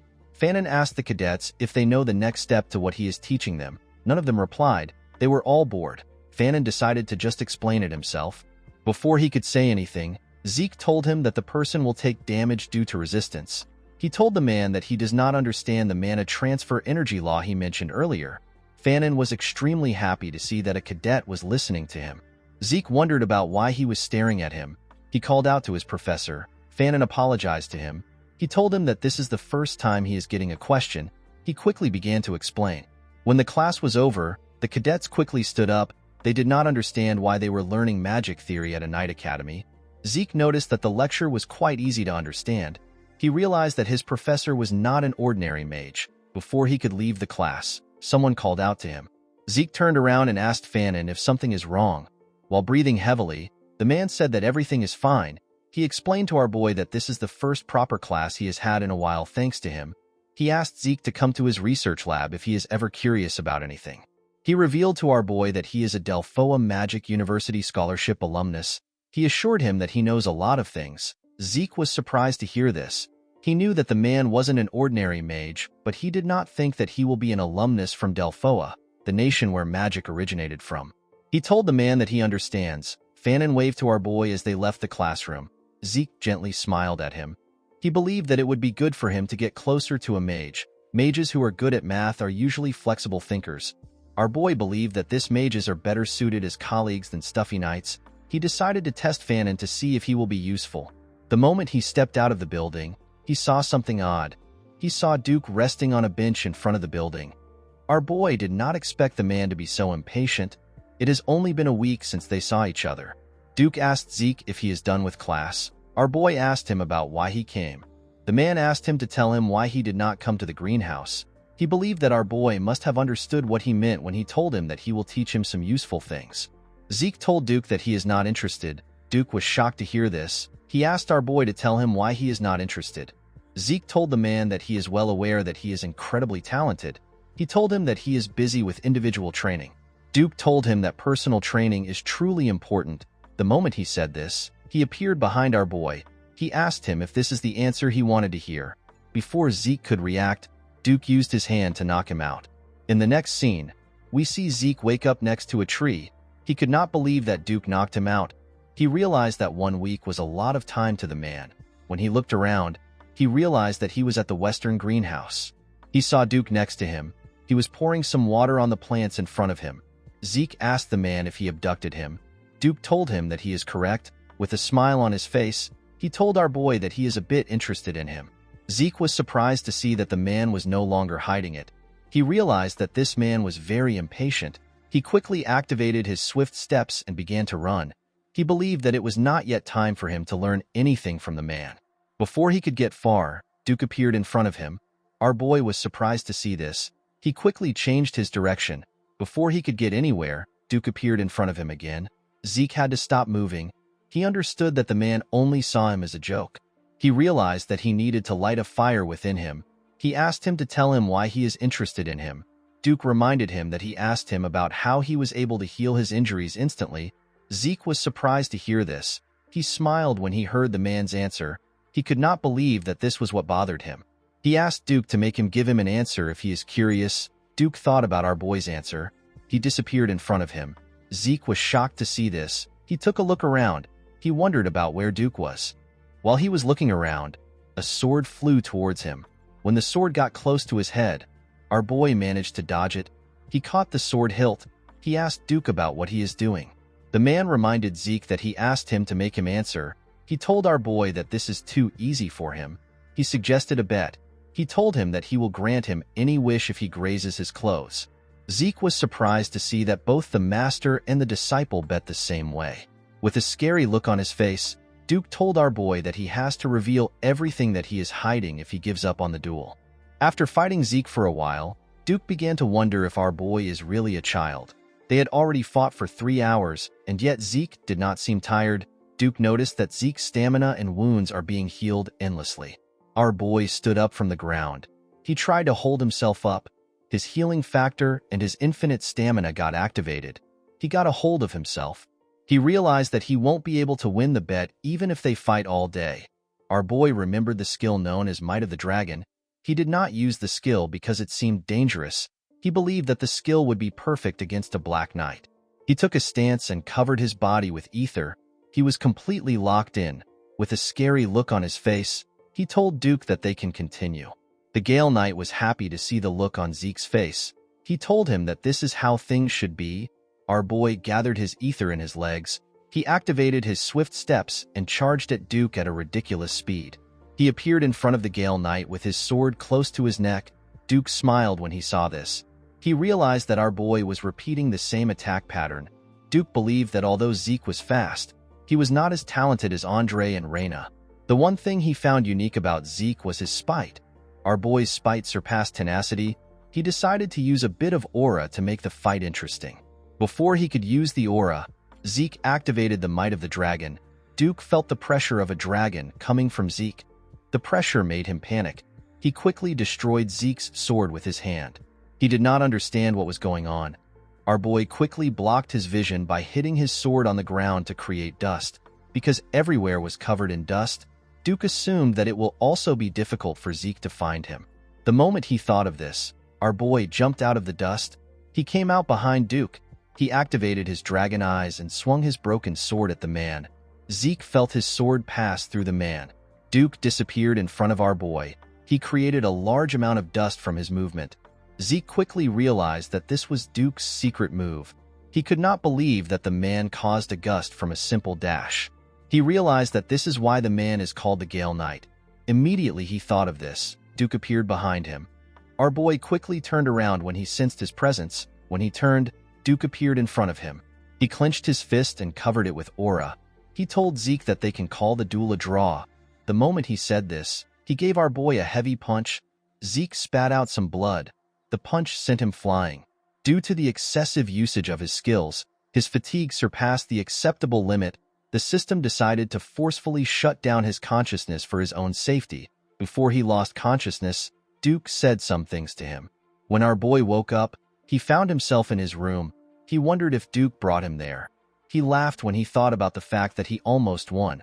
Although he lost, he wasn't annoyed because he fought against a Black Knight. Zeke knew that he had done everything that he can do with his current abilities. He tried to get Duke to let down his guard by repeating the same attack 100 times over. At the decisive moment, he used the might of the dragon. He even used the dragon eyes, but it wasn't enough. Zeke was certain that the skill Duke used at the end was his secret move. Although he got knocked out for using the draconian skills too excessively, he was able to see Duke's secret move. He witnessed the nonsensical high-speed movement arts which Duke used with his extremely trained body. Zeke realized that this secret move must have been what allowed Andre, who has a weak stamina, to rise to the position of a Red Knight. Our boy felt bad that he lost the opportunity to learn the secret move, but he believed that the fight was worth it. He remembered how the might of the dragon had the pressure that made a Black Knight hesitate. He was certain that most small fries would submit the moment they are exposed to the skill. While he was thinking, a status window appeared above him. It told him that he has an unopened message. When he opened the message, he saw that the Swift Steps has changed into a rank C skill known as High Speed Movement. The system told him that his soul has developed due to the demonstration of strong will. Along with the development of his soul, his system functions got activated. The system told him that it is possible to activate the next function using karma points. Our boy was surprised to see this. The mini-map function got opened. The geographical terrain features can be seen through the form of a map. Zeke needed 20 points to unlock this function. Another function known as inventory got activated. It allows Zeke to save as many items as it can accommodate. Our boy needed 20 points to unlock this function. The last function he activated is the Elementra level quest book. This function involves tutorials and missions for the effective development of low-ranking administrators. Our boy needed 45 points to unlock this function. He had 40 karma points left. He decided to unlock inventory. The system explained to him that any item he selects will be stored inside the inventory. When retrieving items stored inside the inventory, Zeke needs to think of the name or shape of the item. The inventory got displayed in front of him. The system explained to him that the amount of space an item takes in the inventory is dependent on its weight and size. It told him that he can use karma points to increase the size of his inventory if he wants a larger storage space. Our boy grabbed his sword. He remembered that he can activate his skills just by thinking of them. He believed that putting an item in the inventory would be the same way. He raised his sword and asked the system to save it. The moment he thought of this, the claymore disappeared from his hand. Zeke was surprised to see this. He noticed that the claymore took 2 out of the 28 boxes. He now understood what the system meant when it said that the space the item takes is dependent on the weight and size of it. He decided to retrieve it by thinking about its name. The claymore quickly reappeared in his hand. Zeke thought that this was just like a subspace storage, but it turned out to be better. He remembered that the subspace artifact was quite expensive, but it was difficult to find an item stored inside it. He remembered that he can even increase the inventory space with karma points. Zeke could not believe that this overpowered functions belonged to the low-rank administrator. He wondered about what will happen when he reaches a higher rank. Since the points were quite valuable, Zeke realized that he cannot use them recklessly. He believed that he needed to change his plans. While he was thinking, someone knocked on his door. The person asked him if he can step in. Zeke immediately knew that Decker was at the door. He asked the man to come in. Decker revealed to him that he has a message for him. He stretched out a paper to our boy. He said that it came from garden keeper Dexter. Our boy was surprised to hear this. He smiled when he read the message. Duke asked him to come again if he wants to challenge him. Zeke was happy to see that the fight wasn't a complete failure. He remembered that Duke said that the fight is a draw. Our boy was happy to see that he still had the opportunity to learn from the man. The moment he thought of this, Decker told him that he has one more thing to tell him. He revealed to his master that he found the blacksmith he was looking for. Our boy became excited when he heard this. He asked the servant about when the appointment is. Decker told his master that there is a problem. He said that the blacksmith refused the appointment. Zeke was shocked to hear this. He asked Decker for the reason. Decker revealed to his master that the blacksmith doesn't make weapons anymore. In the next scene, we see Zeke arrive at a shop called Papner's Breath. Our boy found the name to be too grand for a workshop. He stepped into the workshop and asked if anyone is inside. The Sword of Radiance, known as Graham, is the masterpiece that Galleon forged. He gave it to Zeke as payment for saving his life. He is a man who deserves to be called the blacksmith of the soul. It was said that he can read the souls of the users before making their weapons. He lived up to his name by creating a sword that possessed the ability that Zeke needed the most. The sword had the ability to replace ether with aura. Galleon was the greatest blacksmith in the continent. When Zeke stepped into the forge, he saw a man drinking a bottle of wine. He did not expect to see Galleon in this state. Galleon was surprised to see a kid in his workshop. He asked Zeke to get out. Although Galleon has always been someone who has a moody temperament, it has never been this extreme. Our boy wondered about what happened to Galleon before he met him. Zeke picked up a bucket of water and poured it on the man. He threw the bucket on the floor. With a smile on his face, Zeke asked him if he is awake now. He told him that he wants to know the reason why he rejected his commission. Galleon quickly noticed Zeke's gloves. He realized that he is a Draker. He quickly slammed his head on his table. He begged our boy to forgive him for his discourtesy. He told him that he is not taking any commission at the moment. He said that a bastard cannot create what someone wants when he can't even create what he wants for himself. Zeke never expected Galleon to have a stage in life where he also doubted himself. He remembered that Galleon was already the greatest blacksmith in the continent before he met him. Galleon never told him about the life he lived. He realized that the blacksmith never shared his embarrassing past with him. Our boy was not ready to wait 10 years for Galleon to come around. The blacksmith was already having a serious mental breakdown. Zeke called out to him. The man quickly put himself together. He apologized to him for his disgraceful behavior. Our boy asked him not to worry about it. He told him that he wants to see some of his failures. Galleon told him that it is at the back. Zeke decided to guide the man back to the right path. The scene shifts and we see them at the back of the building. Galleon apologized to Zeke for making everywhere clustered. Our boy assured him that it is fine. He told him that it actually looks charming. He moved forward and picked up one of the swords. Galleon asked him to be careful. He told him that the swords are still very sharp, even if they are failures. Zeke picked the swords and threw them aside. He could tell that none of these swords were failures. Each of them are of similar quality to the things he forged when he was named the greatest blacksmith on the continent. He activated his dragon eyes and took another look at the swords. He asked Galleon if there is a problem with his brazier. The man was shocked to hear this. He asked our boy about how he knew. Zeke reminded him that he asked him a question. He asked him if he utilizes his own style of smelting. Galleon was shocked to hear this. Our boy said that the man has mixed several metals to create a lighter and exquisite material. Unfortunately, the durability of the items is poor. The moment he said this, Zeke used one of the swords to hit another sword. The two swords broke. He told the blacksmith that things like this happened because the impurities weren't properly eliminated during the heat treatment process. Galleon could not believe what he was hearing. He did not expect Zeke to make an accurate analysis of everything. He did not think that our boy would be able to immediately recognize his smelting method. He even analyzed the major flaw and its cause. Galleon realized that the person in front of him is different. He clenched his fist and called out to our boy. He told him that he has something to show him. He took Zeke back inside. He asked him to take a look at something. The moment he said this, he spread a large blueprint of something on the table. Zeke immediately recognized what he was looking at.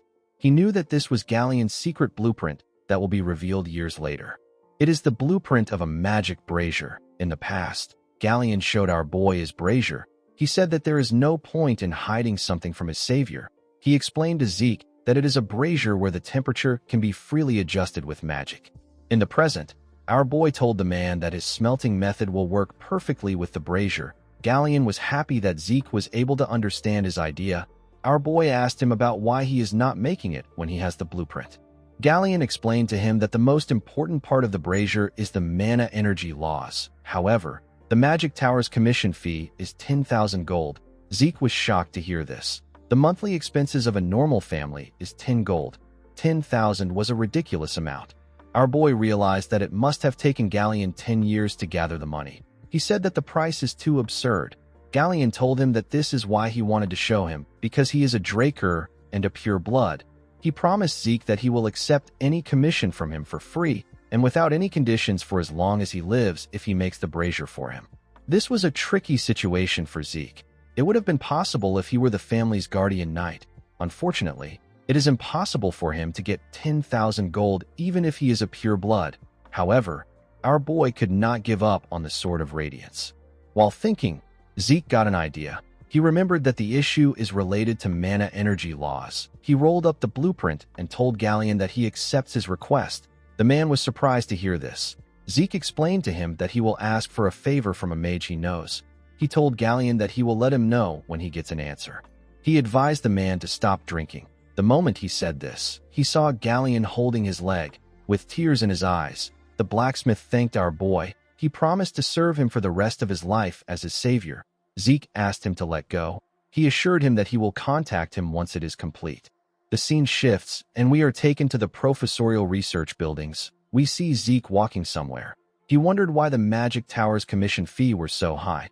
The structure of the brazier itself was quite simple. Our boy was on his way to meet Fanon. He remembered that the instructor's major is the design of mana energy laws.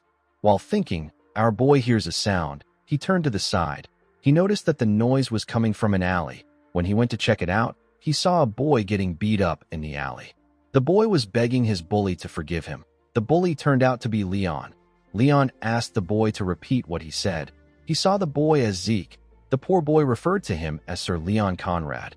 He apologized to him for putting his lowly hands on him. The bastard referred to the boy as Zeke and told him that he said it well. He slammed his head on the ground with his leg. He told him that he will give him the opportunity to clean up the land that he messed up. The poor boy had no choice but to thank him. Our boy felt sick when he saw this. He decided to leave. Leon continued to beat the boy up. He told him that his existence is an hindrance. He said that Zeke is also an hindrance. He could not accept the fact that Zeke got a golden light during his awakening. He did not like the fact that he had a pure blood awakening that was better than others. He kicked the boy repeatedly and asked him not to mess with him. The idiot believed that his loss against Zeke could not be helped because our boy attacked him before the fight started. He referred to Zeke as a stupid bastard and wondered about how he became a pure blood awakener. He said that it was all luck. While he was beating the boy up, someone called him Freckles. Leon quickly recognized the voice. He stopped hitting the boy. With a smile on his face, Zeke asked his cousin if he has found someone to replace him. With a horrifying look on his face, he told the boys that he will give them 3 seconds to plant their heads in the ground. Leon told our boy that his arrogance has gone through the roof ever since he went through his pure blood awakening. Zeke asked him to shut up. With a scary look on his face, he asked him to get down. The boy became nervous. He felt an unknown pressure. He remembered how Zeke used to crawl between his legs a few months ago. Now he is the one who is scared. This made Leon angry. He called our boy an inferior bastard. He could not believe that he was telling him what to do. He ordered his friends to attack Zeke.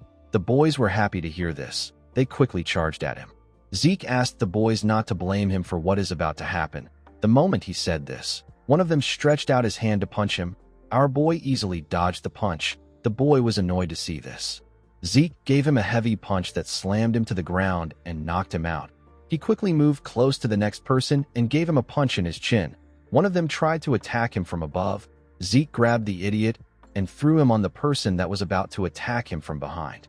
He charged at the next person and used his knee to hit him in his face. He went low and punched the boy that he threw. The poor bastard spat out a lot of blood. While he was down, Zeke used his leg to hit the person close to him in his chin. Leon was shocked to see what happened. He could not believe that our boy managed to beat up everyone in his group. He wondered if this was the Zeke Draker that he knew. Our boy asked him not to be scared. He told him that it will only hurt for a moment. Leon quickly took out his sword. He was shaking like a little girl. He told Zeke that he will cut him if he comes closer. Our boy told him that it was not smart for him to draw out his sword. He asked him if he knows what this means. Leon became more scared. Zeke announced that he needs to draw out his sword in order to face the murderous intent of Leon Conrad, who has unsheathed his sword outside the holy training arena. He pulled out his sword and said that he will retaliate in the name of honor. He released a terrifying energy when he said this. Zeke said that the battle will end once one of them is faced with death. Leon began to tremble when he heard this. Our boy reminded him that the opponent will take no responsibility for the outcome to follow. He asked the boy who Leon was beating up to be their witness. The boy turned out to be Liam Stone. After saying this, he told Leon that they can begin. The idiot quickly dropped his sword on the ground. He said that he is sorry. He actually peed himself. He referred to our boy as Sir Zeke Draker and begged him to let him leave. He begged him to let him go. When Zeke saw this, he remembered how he used to beg Leon to let him leave. He called Leon a foolish bastard. He attacked him with a quick slash. He put away his sword and told his cousin that he will be taking his ear as payment. The boy began to scream when Zeke said this. His hand was covered in his blood. Zeke grabbed his head. He told the boy that he will take something else if he sees his ear reattached when they meet again. With a scary look on his face, he told Leon that he will be taking his head next time. He slammed his head on the ground after saying this. He stood up and turned around. Before our boy could leave, Liam stood up and asked him about why he helped him. Zeke asked him not to worry about it. He told him that he wasn't helping him. Our boy was just helping his past self. As he walked out of the alley, he wondered if Galleon's nature rubbed off on him. He could not believe that he almost said something that embarrassing out loud. The scene shifts, and we are taken to Fanon's research lab. Zeke asked the man if it is possible for him to make the brazier. Fanon said that it should be. Our boy told him that he wants him to take care of it. The man asked Zeke to wait. He told him that it is better he listens to his explanation. He told our boy that he is correct about the overall structure being simple. However, the problem is the core in charge of power output. The core is considered the heart of the machine, but the circuit has an extremely tricky restriction. Even though it is small, it requires enough power. They will also need a way to adjust output without delay. Fanon said that something like this is unprecedented. Zeke asked him if it is possible. Fanon said that it is. He explained to our boy that they have two options. He said that he can personally adjust the design with the core in mind. He told him that it will take at least 15 years to redo the design for the core. Zeke was shocked to hear this. The instructor said that it really takes a long time. He told our boy that they still have another method. He said that they can avoid designing the core and use an alternative material. Although this would save them a lot of time, the material needed is a high-compression mana stone. Zeke could not believe what he was hearing. He reminded the instructor that this is an ancient artifact that can't be made with modern technology. Fanon told him that he is correct. He said that it is extremely hard to find an artifact in the ruins. To come across a mana stone that can withstand their design, it will cost them over 3,000 gold. Zeke was shocked to hear this. The situation was not looking good for him. He knew that he will get kicked out if someone finds out that he can't use aura. 15 years was too long for him to wait. Unfortunately, he did not have 3,000 gold, but he was still not ready to give up on the Sword of Radiance. Most people think that Zeke is an aura user thanks to the events that occurred during the Blessing Rite. They did not know that it was merely a reaction created from ether and healing. The fact that he is unable to use aura still remains the same. Ether is considered to be a difficult power to be controlled by humans. However, excluding the skill known as the Spirit of the Soul, which his master taught him, Zeke can't use any sword skill that utilizes aura. Even with the skill, our boy can only reinforce and swing his sword around. Compared to ether, aura is easier to use and more versatile. This is why Zeke needs Graham. Our boy wondered about how he was going to get a high-compression mana stone. Fanon said that the creator of the blueprint is amazing. Even if they took the complicated core into account, it is still an efficient design. He said that this brazier will be difficult to create even more than the Golden Age relics. The moment Zeke heard about the Golden Age relics, he got an idea. He could not believe that he did not think of this idea earlier. He stood up and asked his professor to take care of his design until he is back. Fanon was surprised to hear this. He asked Zeke if he wants him to use the 15 years to complete the design. Our boy laughed when he heard this. He said that he is going to bring something. With a smile on his face, he told him that he will bring back a high-compression mana stone. The Golden Age is the time when the Liberation War was fought to escape the rule of dragons. The war ended with the defeat of the evil dragon Bahamut. The dragon was slain by Tarakan Draker. This granted humanity a century of peace. During that time, ancient relics were uncovered within the dragon's lair. They were the remnants of the age of the Hero King. This was the prime age of magic. All the discovered relics, techniques, and magic far surpassed modern standards. Among these items was the high-compression mana stone. It is an item that is capable of sustaining the mana needs of a village. It is a relic from the age of the Hero King. In the next scene, we are taken to the Draker Academy's central library. Despite being rarely used, the central library continued to be maintained. It is believed to have been established by Tarakan himself. During the expansion of a records room, relics from the Golden Age were discovered. This led to the involvement of the Magic Tower and the Archmage of Nirvana, who is a member of the three great families. During those few months, countless relics from the Golden Age were discovered. News of it spread through the Continental newsletter. This event will take place 10 years later. For now, no one is even aware of the existence of the treasures. We see Zeke looking around the records room of the library. While looking around, our boy realized that he can search for it all day and still not find it. He activated his dragon eyes and began to search again. While looking around, he saw a tile that had a red glow. When he tapped the tile, he noticed that it sounded hollow. He activated the soul of the spirit and formed a blade made out of ether with his hand. The technique is known as cut. This was the only ether application for the soul of the spirit skill, which he learned from his master. Zeke used the skill to cut the tile in a clean way. Since ether materializes a user's will, it is possible to apply certain properties like cut and use it in different scenarios. However, the skill has its drawbacks. The user must expend a large amount of ether to perform any action. Zeke immediately got a headache after using the skill. It was too much for his body. He opened the tile and jumped inside. In the next scene, we see Zeke holding a torch underground. He did not remember the newsletter saying that the place was this deep. The moment he thought of this, he sensed the presence of something. He quickly put out the torch and hid himself. He remembered that it should take at least a decade for people to discover this ruin. He wondered if someone was already there. He activated his dragon eyes to see in the dark. He found two skeletons holding a shovel and a pickaxe. He was able to tell that the monsters were not made by a lich. This means that the fight should be easy. He took out his sword from his inventory and rushed to attack them. Critical Strike got activated when he attacked the skeleton with the pickaxe. He easily destroyed the skeleton with the shovel. After he defeated the skeletons, the system informed him that he has obtained 2 karma points for defeating the 2 skeletons. His current karma points was now 22. Zeke was happy to see that he can gather karma points by killing monsters. He remembered that the system once said he can do this. He forgot, because he was focused on the artifact. While looking like a madman, Zeke realized that this was a good time for him to farm points. He began to hunt the skeletons in the ruins. He killed 18 more skeletons. After doing this, he took a look at the system. He wanted to see if he could find something he could unlock with his points. The beginner quest book requires 45 points, and the minimap is going for 20 points. To unlock the draconian skill known as Devour, he needs 50 points, and to raise the draconian skill section to level 2, he also needs 50 points. Zeke decided to purchase the minimap. The feature was activated immediately. It showed him his position in the ruins. Our boy realized that it was similar to a magic map. He touched a section and asked about what it is. The minimap converted itself from a 2D structure to a 3D structure. Zeke was surprised to see this. He found it amazing. He noticed something odd. He asked the system why a particular section is in a different color.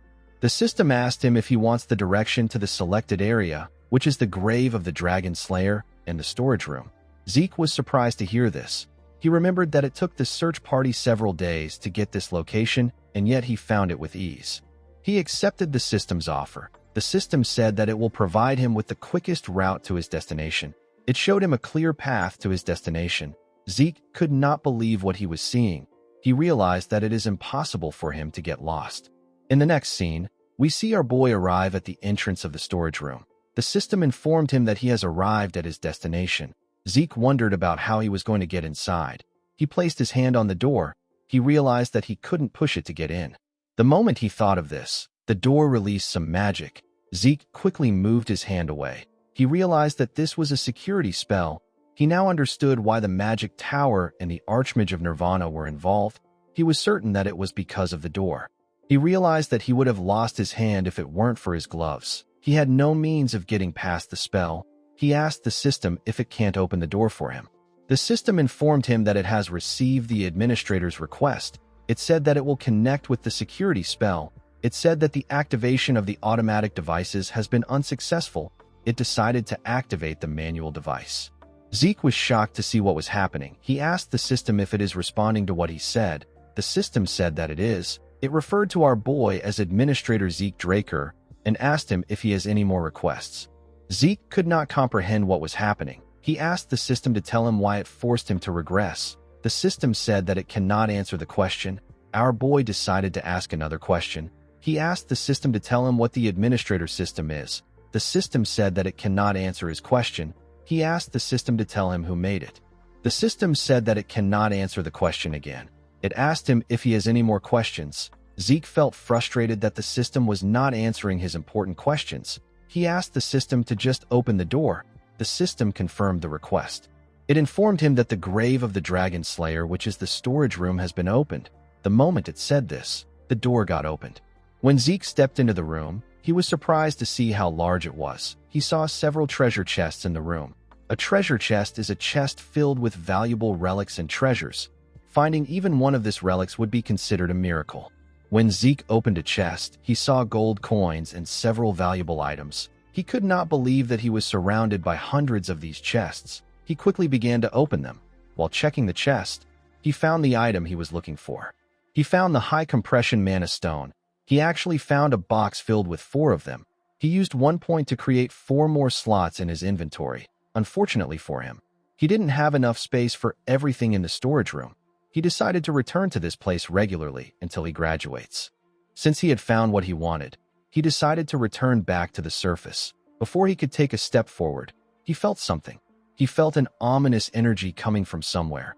He moved close to the wall to check the place. The moment he touched the wall, it released some magic. Zeke was shocked to see this. Before he could do anything, a magic circle got activated. The magic circle teleported our boy somewhere else. Zeke found himself in another room. He quickly called out to the system and asked it about where he is. The system informed him that he is at the home of the Dragon Slayer. Zeke looked around. He was certain that he did not hear anything about a room filled with coffins in the newsletter. He opened the mini-map to check his location. He noticed that he was not far from where he previously was.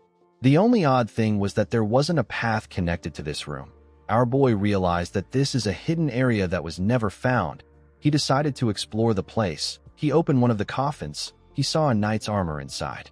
The system informed him that he has found unknown Dragon Slayer exclusive equipment. Our boy found the name to be weird. He raised the armor up. He believed that the armor must be different because it is from the Golden Age. While inspecting it, he noticed a hole in its neck. The moment he saw the hole, Zeke got an idea. He took out one of the high compression mana stones. He wanted to make use of the opportunity when he inserted the high compression mana stone into the hole. The system informed him that he has installed a mana battery into the Dragon Slayer exclusive equipment. The moment it said this, the armor opened its eyes. Zeke became excited. Unfortunately for him, the armor began to shake. Our boy did not understand what was happening. Before he could do anything, the armor blew up. The system explained to him that an overload caused by equipment failure has caused the activation to fail. It said that an explosion will occur in a few seconds. It advised Zeke to hide. Our boy was annoyed to hear this. He told the system that the explosion already occurred. The system apologized to him. Zeke could not believe that a high compression mana stone was the energy source for this ancient armors. He He wondered about the kind of features that the armors had for them to use such a large energy source. He decided to continue looking around. After searching every room, he did not find anything. He decided to go into the last room. He found a glass cube in the room. It was the only thing in the large room. While he was looking around, the system sent a message to him. Zeke was shocked to see what the system said. He called Tarakan Draker a crazy man. The system informed him that the legacy of Tarakan Draker, which is the heart of the cursed light dragon known as Bahamut, has been found. The heart appeared in the cube. Our boy did not expect his ancestor to leave the heart of the dragon he defeated as a dying gift. He now understood the ominous feeling he got when he was in the storage room. However, what he was feeling now was different. Zeke slowly walked towards the cube. The system informed him that the heart of Bahamut is reacting to him. Our boy placed his hand on the glass. He told the heart that he can hear it. He said that he understands. He said that he will kill everyone. Our boy was slowly losing himself. Before he could completely lose himself, his indomitable mental defense got activated. He grabbed his hair. He wondered about why he wanted to kill everyone.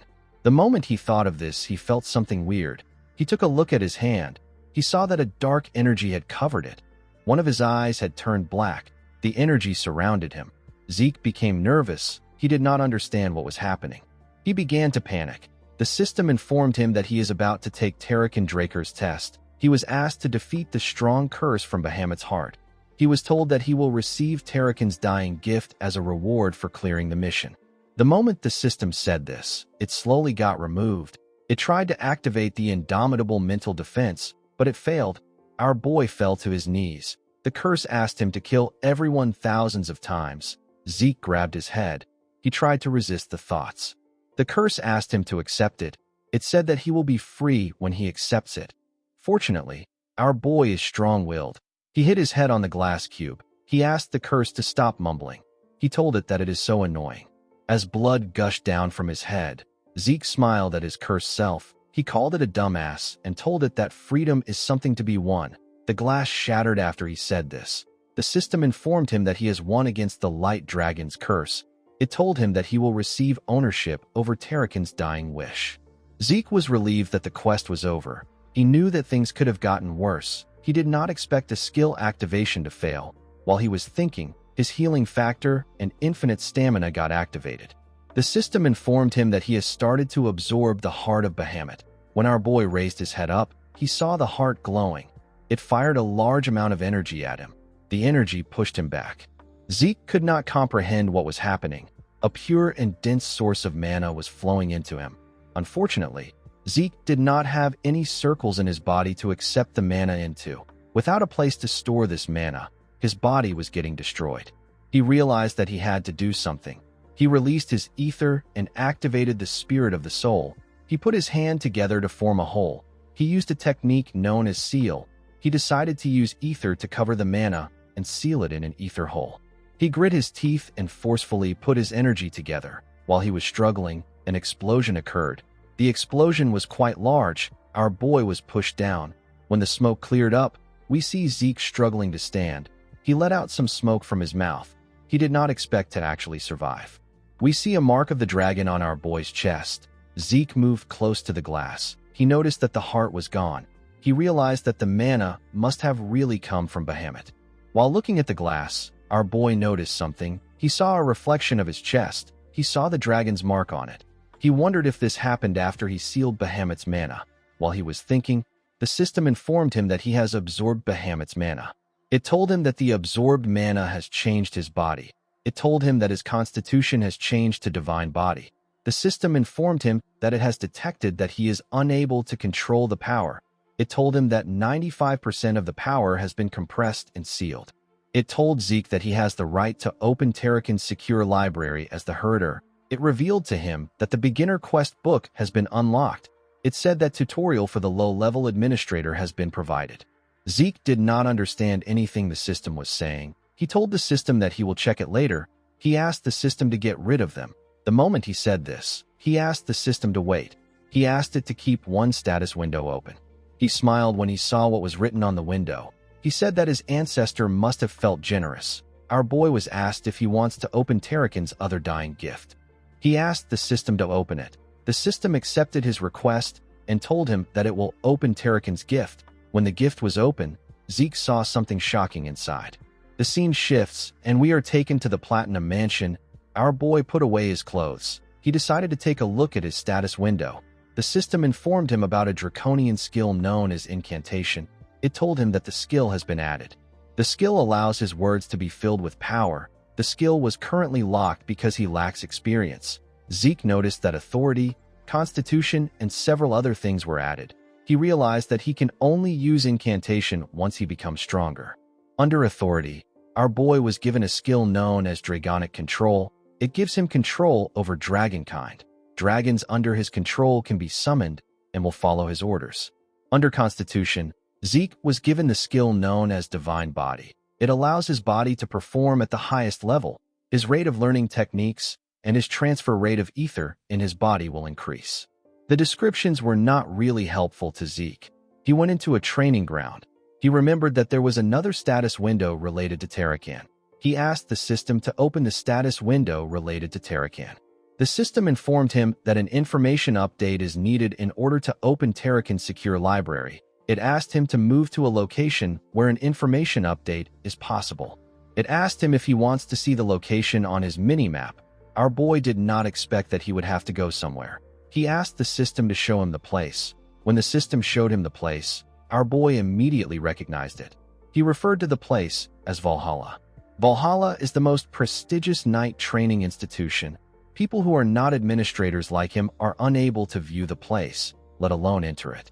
Even Zeke would have trouble entering Valhalla. He never planned on joining the institution. Since it was something related to Tarakan's dying gift, our boy decided to adjust his plans. He realized that he has to continue being a part of his family. The system informed him that the beginner quest book has been activated. It told him that his tutorial will soon start.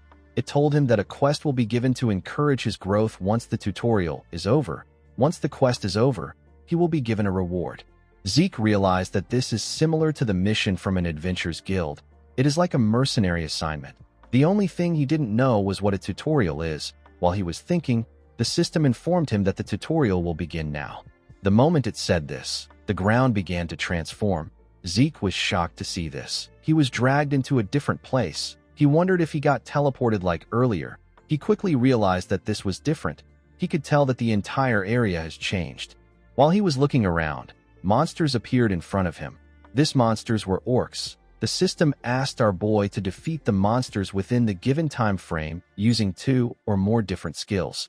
He will be given points, and the system store will be unlocked as a reward. Zeke was given 60 minutes. He took out his sword. The situation felt weird to him. Monsters suddenly appeared, and an appropriate reward is given. Our boy wondered if the tutorial is trying to create situations where he can take advantage of the system. He wished that he had gotten the tutorial earlier. While he was thinking, the monsters rushed to attack him. Before they could hit him, Zeke activated swift steps and continuous slash. He tore through the monsters in one attack. He noticed that his claymore was as light as a feather. He realized that this was thanks to the divine body. With his current body, he could easily defeat a purple knight. The system informed him that he has completed the tutorial quest. It sent him back to his dimension. Our boy took away his sword. He wondered if what he experienced was an illusion. It felt incredibly real to him. The system told him that he has obtained critical bonus and time bonus. It told him that he has obtained 40 points and access to the shop category. Zeke was surprised to see that he can buy items through the system. He found it amazing. The items there were rare relics that cost a fortune to buy. Our boy wondered if he can make a fortune by reselling the items in the shop. The system informed him that he can also sell items in his inventory. It told him that the training claymore can't be sold. It asked him if he wants to sell an elven dagger for 4 points. Zeke realized that he can only sell ancient relics. The elven dagger could be sold for 100 gold at an auction.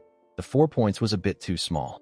Our boy decided not to use it unless he really needs points. He closed the system and decided to leave the training ground. He wanted to get a good night's sleep. The next day, we are taken to Fanon's office. The man could not believe that Zeke actually found a high-compression mana stone within a day. He asked him about how he did it. Our boy said that it is too complicated for him to explain.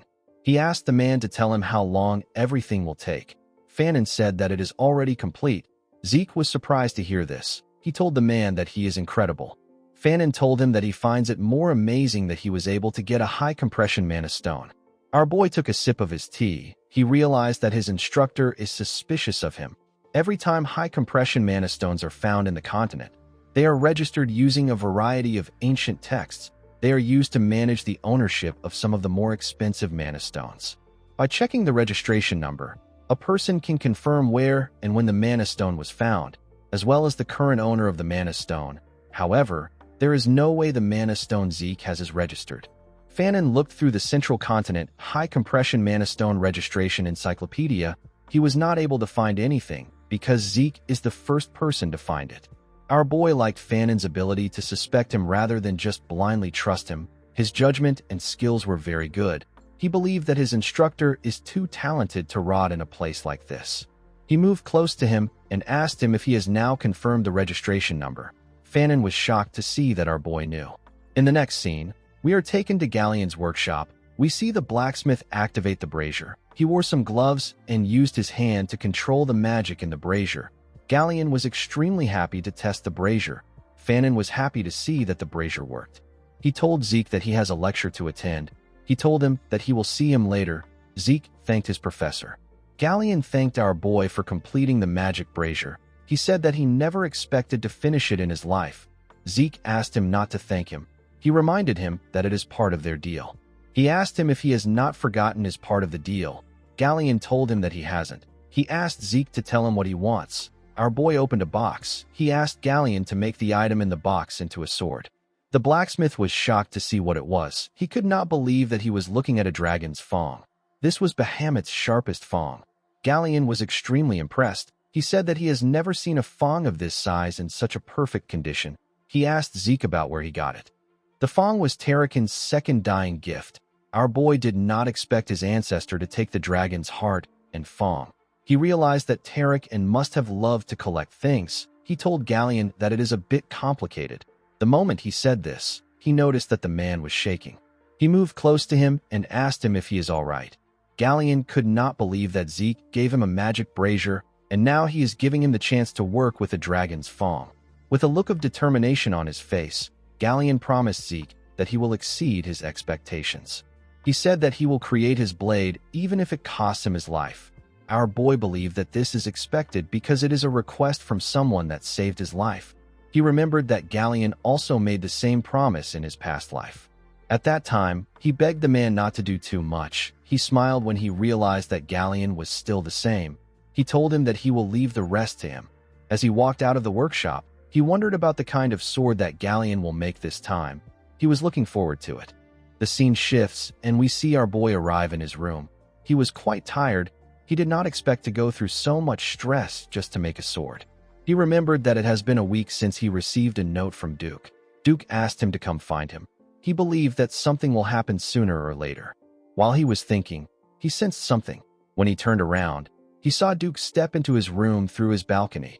The man seemed to be angry. He asked Zeke to tell him why he didn't come. Our boy began to shake. With a scary look on his face, Duke asked him to tell the truth. Zeke could tell that the man really wanted to kill him. He reminded the man that he told him to find him if he wants to challenge him again. He told Duke that he didn't come because he had no intention of challenging him again. Duke grabbed Zeke's clothes. He reminded him that he asked him to tell the truth. The moment he said this, he threw Zeke out through the balcony. Our boy was shocked to see himself in the air. He noticed that he was in a really high place. He realized that he will die before he gets the chance to heal. He quickly reached for the balcony. Before he could touch it, Duke grabbed his neck. He asked Zeke if he really has no intention of challenging him again. He told our boy that it is impossible for him not to be aware of his intentions. He realized that Zeke didn't come even after reading his message on purpose. He did the same thing when they met at the infirmary. The man realized that Zeke was trying to irritate him. He told him that he will give him 5 seconds. He advised him to tell the truth this time. Zeke smiled at him. He told him that he is funny. The man started counting down. Our boy reminded him that he has not yet even revealed his true identity to him. He reminded him that he is known as Garden Keeper Dexter. Duke smiled when he heard this. He threw Zeke back inside the room. Our boy slammed his head on the wall. Duke told him that he is right. He stretched out his hand and revealed to him that he was once a black knight of their household. He told him that his name is Duke Draker. Zeke placed his hand on his chest and apologized to him for disrespecting a member of the family and an honorable Black Knight. Duke was surprised to see how fast our boy accepted the truth. He asked him if he was planning this. Zeke said that he wasn't. He reminded Duke that he said he was once a Black Knight. The man said that it is not a big deal. He said that he is no longer a Black Knight. Our boy was surprised to hear this. He wondered if this is possible. He knew that it was normal for people to rise in ranks, but he has never heard of anyone who dropped in ranks. Duke asked Zeke to stop talking about it. Our boy noticed that the man's hand was shaking. He decided to drop the matter. He told the man that he will tell him the truth since he also did the same. He revealed to Duke that he was already aware of his identity. The man asked him if he bothered him so that he can become his official apprentice. Zeke told him that he is correct. Duke smiled when he heard this. He told our boy that he likes his boldness.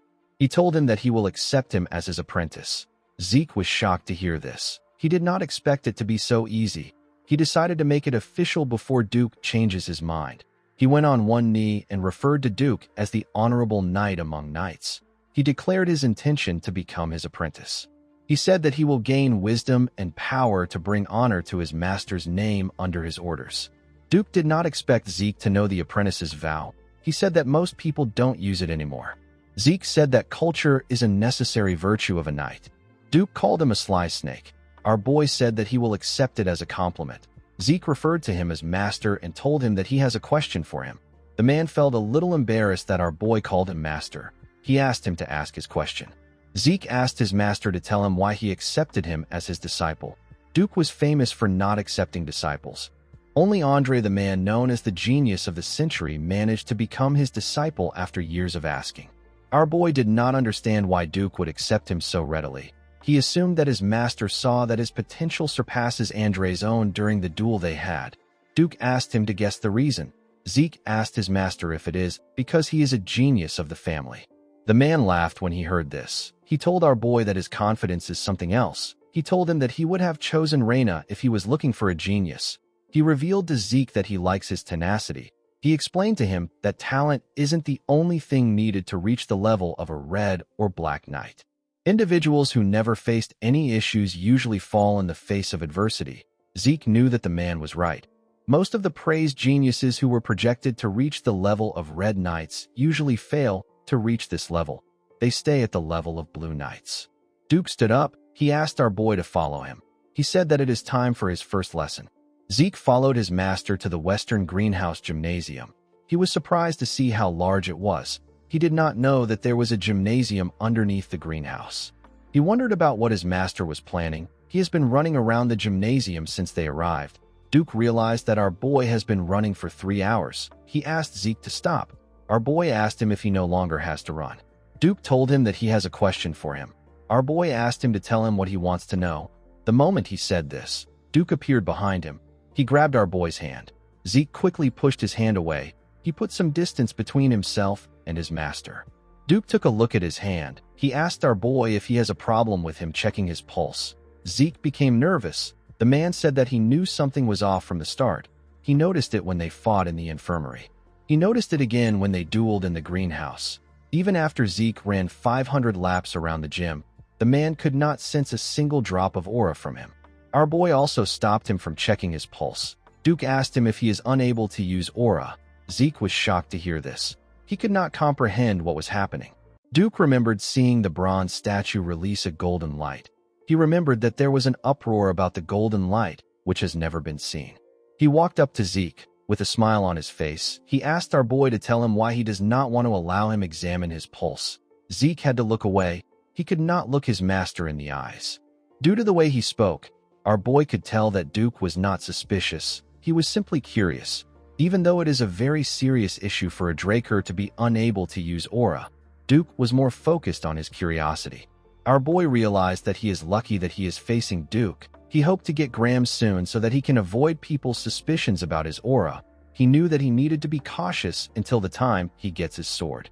Zeke believed that there was no need for him to tell lies. Unlike his previous life where he was the first failed awakener in his family, Zeke was different in this life. He believed that the truth will cover up his lies. Zeke took off his gloves and told his master that he is correct. He revealed to him that he has mana reflection, which is the proof of his pure-blooded nature. The moment he said this, he activated his mana reflection skill. He was able to turn off the mana lamps in the gym. He informed Duke that he cannot use aura for some reason. Duke was surprised to see that his guess was correct. Zeke apologized for his behavior earlier. With tears in his eyes, he told his master that he will be chased out if people find out that a Draker can't use aura. He told Duke that he is scared. Zeke believed that it will be beneficial for him to put on an act that is befitting of his current age. Duke used his aura to check our boy's pulse. Zeke asked him about how things are. Duke noticed the look on our boy's face. He noticed how desperate and sad he looked. He found this a bit odd. He remembered that Zeke kept malice that was unbefitting of his age. He believed that a child will still be a child regardless of how mature he behaves. Duke wondered why he couldn't sense any aura from our boy despite the fact that he successfully awakened. The man began to think deeper about it. Zeke knew that his master will not be certain even after examining his pulse. This is the level at which the blessing right is absolute for a Draker. The Draker family places all their faith on the blessing right. Even though our boy told him the truth about his aura, he knew that Duke would find a way to deny it to himself. While he was thinking, his master placed his hand on his shoulder and told him that he is an irregular. Zeke was not surprised to see that Duke came to this conclusion. He believed that it was natural for the man to think like this since he isn't aware of the concept of class. Our boy pretended as if he didn't know what an irregular is. He asked Duke to tell him what an irregular is. Duke said that it is a term used to refer to people with anomalous abilities. An example of this is the ability to use aura and mana together. Another example is an irrational ability of peering into the future. Due to their abilities, irregulars are not treated well. Duke asked our boy not to tell anyone about his ability. As Zeke ran after his master, he asked him to tell him why he thinks he is an irregular. Duke told him that he has an insane amount of stamina and incredible recovery. No matter how light the damage is, treating internal wounds take time. Yet Zeke was able to recover almost instantly. He told our boy that it must have taken a ridiculous amount of energy for him to heal instantly. The man asked Zeke to tell him what he thinks energy is. Our boy told him that it is aura. Duke explained to him that his energy is being constantly consumed in exchange for stamina and regeneration. Thanks to this, there is barely any energy left for him to sense. He told Zeke that this is just his own theory. Our boy realized that his theory actually makes sense. It was quite plausible. He asked Duke if he will never be able to use aura. He told the man that he won't be able to meet his expectations. Duke laughed when he heard this. He walked up to the stage. He asked Zeke not to worry about it. He revealed to him that his Gale art is a special art that doesn't use aura. Zeke joined him on the stage. The man explained to him that a special art is a special skill personally developed by a knight who has reached great heights. Normally, the special arts is a specialization of dragon slaying, so it would be proper to use aura. However, the Gale arts uses only a trained body. Duke told Zeke that he will show him a demonstration. He asked him to pay attention. The moment he said this, the man moved at a crazy speed. Zeke had to quickly follow him with his eyes. All he was seeing were afterimages of his master. After displaying his technique, Duke returned back to his original spot. He asked Zeke if he was able to see it. Our boy stood up. He asked him if he can follow his footsteps. Duke asked him if he will be fine if he does not show him again. Zeke told him that this is enough. The man smiled when he heard this. He told our boy that his confidence is that of a black knight. He asked him to give it a try.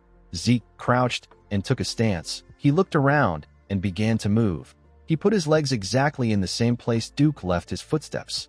Duke was shocked to see this. Now that he was directly mimicking the man's movement, our boy could see things that he couldn't before. He noticed that Duke moved as if he was sparring with someone. Each and every step has a purpose behind it. Some were for attacking, some were for dodging an attack, others were for closing the distance, and also to increase it. There were no wasted movements. After he was done copying it, Zeke went back to his original position. Duke could not believe what he was seeing. It wasn't as if Zeke wasn't gifted a week ago, but he wasn't this good. He wondered about what happened to our boy during that 1 week. The difference was like heaven and earth. Duke smiled like a crazy person. He said that Zeke is perfect. With an arrogant look on his face, Zeke asked him if he has done enough for him to get the confidence of a black rank. Duke realized that his disciple's only problem is his arrogance. He put him in a chokehold. He reminded our boy that he was just crying his eyes out some seconds ago. He asked him to be humble. Zeke asked his master if he is going to spread this story around. Duke referred to him as his arrogant disciple and told him that it depends on his attitude. Our boy told him that a black knight shouldn't have such a loose tongue. The scene shifts, and we are taken to the academy's dining hall. We see Zeke put a large amount of different foods on his plate. It has already been a month since Duke started training him. His appetite just keeps on increasing. While Zeke was shoving his food down his throat, someone approached him. The person turned out to be Andre. The instructor asked him if he could give him some of his time. Zeke told the man that he is a bit busy. He told him that they can talk now. Andre sat down and asked our boy to tell him how he managed to convince Sir Dexter. Zeke did not expect him to go straight to the point. He understood why Andre was acting like this. Since the man has not yet become Duke's disciple, the news that our boy became his disciple must have made him a little anxious. Zeke told the instructor that he didn't really do much. He said that Sir Dexter chose him on his own. Andre was annoyed to hear this. He watched Zeke as he stuffed his face with his food. He asked him if he was chosen because he is a pure blood. Our boy was surprised to hear this. He put his cutleries down and told Andre that he has a serious inferiority complex. The man was shocked to hear this. His hand began to shake. He asked Zeke if this is all he has to say. Zeke told him that he is not halfway through. He told the man that his bloodline might have been what made Dexter interested in him in the first place. He asked Andre if he believes that Dexter is a man who will choose a disciple for this simplistic reason. Zeke told his instructor that he was able to use the man's intrigue as a foundation to become his disciple. He said that this is a testament to his own abilities. Our boy wiped his lips and threw the cloth at Andre. He asked the man to stop wasting his time patting his ego with his inferiority complex. Zeke stood up and asked the instructor to put in some efforts if he wants to be chosen. Andre did not like what he was hearing. In the next scene, we are taken to the Western Greenhouse Arena. We see someone running around the arena. Zeke asked his master if he knows what is happening. Duke said that he is also curious. He revealed to our boy that he does not know what has gotten into the man. The man turned out to be Andre. The instructor was breathing heavily as he ran. Duke explained to our boy that Andre came to beg him. He said that he is fine with being a servant as long as he can stay by his side. Duke told the man that he will take him in if he can run 300 laps without aura. This is why Andre is running around the arena. Zeke was surprised to hear the amount of laps he had to run without aura.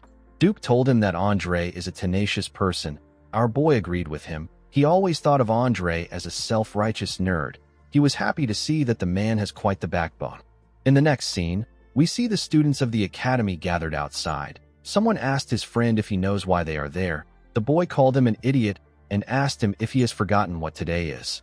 He said that today is the day of the patriarch's visit. The moment he said this, we see a carriage arrive at the front of the school. Someone announced that the patriarch has arrived. The dean ordered everyone to get ready. They all accepted his orders. A knight moved close to the carriage and opened the door. The patriarch stepped out of the carriage. He told Howard that it is good to see him again. The dean bowed his head and said that he greets the master of the Drakers. The knights that were in front bowed their heads and also greeted the patriarch. The knights behind them all held their swords and stood in an upright position.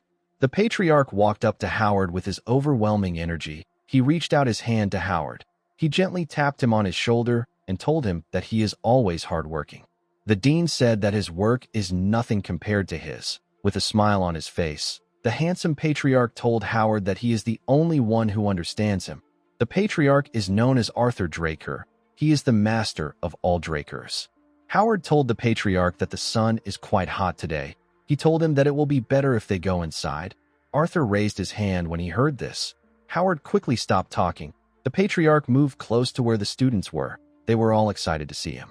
Arthur raised his hand and called the students young dragon slayers. He told them that they are the hope and the future of the Drakers. He advised them to train harder. He told them that their development will be the Drakers' development. The students bowed their heads and accepted the order from the master of the Drakers. After saying this, Arthur turned around and told Howard that they can go in now. The man accepted his order. The scene shifts and we see Zeke greeting his father. He referred to him as the leader of all knights and the guardian of the name of the Dragon Slayer. He told him that he greets him with respect. Arthur laughed when he heard this. He told his son that nobody greets like this anymore. He asked Zeke to take a sit. Arthur placed a tray containing tea and other snacks on the table. He told our boy that he heard that he likes tea. He said that he prepared something rare. He told him that he hopes he likes it. Zeke thanked his father for the tea. He realized that even the food he likes was being reported to him. Zeke heard people say that they may be things that the Emperor doesn't know, but there will never be anything that a Draker doesn't know. Our boy felt like this saying was true. His father informed him that he called for him because he heard that he became Duke's disciple. Zeke did not expect him to go straight to the point. He told his father that Duke did him a great favor. Arthur agreed with him. He told his son that he does not know what his goal is, but he will be able to accomplish it if he follows Duke's teachings. Zeke revealed to his father that he wants to be the strongest on the continent. Arthur glared at his son when he heard this. Zeke told him that he will become stronger than everyone so that he can live freely. With a smile on his face, our boy said that this is his goal. Arthur's expression changed when he heard this. He released his aura and asked his son if he plans to surpass even him. Zeke began to sweat. He felt like something was pushing him down. He recognized this power. It is known as Astral Sword. It is said to give a person power over all living things within its radius. It is the pinnacle of aura usage that only Black Knights can reach. Arthur began to smile. He noticed that his son was pushing back. Zeke told his father that he will surpass him. The patriarch seemed to be pleased.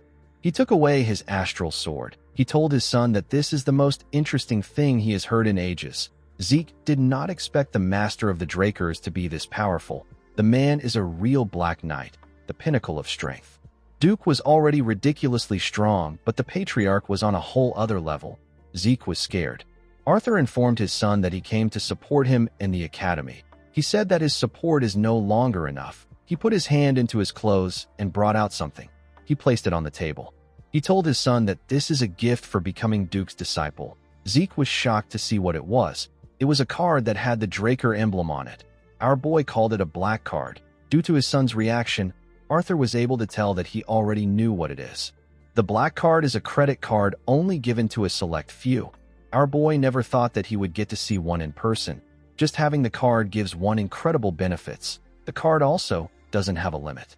Arthur explained to his son that he will put the card under both their names so that he can use it freely. Zeke bowed his head and thanked his father. He said that he will use it only when necessary. Although his father was acting nice, Zeke was aware of his true intentions. Using a credit card leaves a record. Arthur wanted to keep track of what his son is doing. Due to the fact that his father was using this method instead of opting for the Black Martial Squad, Zeke was able to deduce that his father must not yet see him as a threat. Arthur told Zeke that he doesn't want to waste any more of his time. He said that he must be busy training to become the strongest on the continent. He told our boy that he is excused. Zeke bowed his head and left the room. The patriarch rested his head on his chair. The moment he did this, Duke told him that he is sickening. Arthur asked Duke to tell him why he is so angry. Duke told Arthur that he is suddenly playing father to his son after he neglected him for a long time. The patriarch told the man that he had no choice as the head of the household. He told him that what he just said counts as defamation of his character. Duke sat down on the chair and asked Arthur to take him away. The patriarch smiled when he heard this. He told the man that he is the only one that he can talk to without worries. The moment he said this, he put his hand into his clothes and brought out something. He showed Duke a bottle of liquor and told him that they can have a drink to go with their conversation. Duke became very excited. He referred to the drink as the dragon's breath. The patriarch poured his friend a drink. He asked him if he knows that the atmosphere in the continent has been very strange lately. Duke said he cannot know anything because he has been cooped up in the academy. He asked Arthur to tell him how he is supposed to know. The patriarch reminded his friend that he has eyes and ears all over the place. Duke called the patriarch a snake. He told him that he asked a question when he already knows his answer. Duke told his friend that he heard that the Emperor has gone crazy over the idea of immortality and is looking all over the continent. Arthur asked his friend if he thinks that it is possible to be immortal. Duke told him that magic can make a person look younger, but it can't grant them immortality. The patriarch agreed with Duke. He asked the man if it will be different when the relic the Emperor is looking for is related to the Elder Dragon. Duke was shocked to hear this. While the patriarch and Duke were talking, we see Zeke in another room. He activated his ether and used the spirit of the soul, which is also known as soul manifestation. He used a skill known as hearing. He was able to spread his senses around the floor. Zeke began to listen to what his father and Duke were talking about. Duke told the patriarch that it might be possible if it is related to the Elder Dragon. He asked Arthur if the Emperor has already located the relic. The patriarch said that it is possible that he has. He revealed to him that the Order of Black Knights has already reported to him. He said that the relic is most likely within the northern continent. Duke asked Arthur if the Empire's people have gotten this information. The patriarch said that they haven't. He said that it is only a matter of time before they find out. Duke was reminded of the past. He reminded his friend about the time the crazy emperor first ascended to the throne. He started a war to unite the continent. Only after he took over half the central continent did the war stop. Duke told his friend that he assumed that the emperor would give up on his decrepit, absurd dream. Arthur said that if even one of these artifacts can grant immortality, then the continent will be engulfed in a sea of flames again. He revealed to his friend that he agreed to go to the north himself due to how important the issue is. Duke was shocked to hear this. He could not believe that the patriarch wanted to leave his seat empty. He told him that the bastard of an emperor would run amok if he does this. Arthur told his friend that this is why he wanted to see him. Duke told the patriarch that he is as sly as a fox. He clinked his glass with Arthur's own. Arthur told him that he is the best. Duke told him that he only ever picks him for annoying things. The moment he heard this, Zeke began to sweat. He was struggling to maintain his skill. He had to give up. He fell to his knees and began to breathe heavily. He had used the soul manifestation for too long. Even after our boy absorbed the heart of Bahamut, he couldn't do anything about the side effects. Zeke remembered that the statue he was holding before he regressed was an artifact of the Elder Dragon. The voice he heard just before he died and the system messages he saw after regressing were all functions of this artifact. Things began to make sense to our boy. He realized that he stole the artifact that the Emperor wanted to use to make his wish come true. The Emperor even mobilized a unit under his direct control to chase after Zeke. The unit is known as the Hunting Dogs.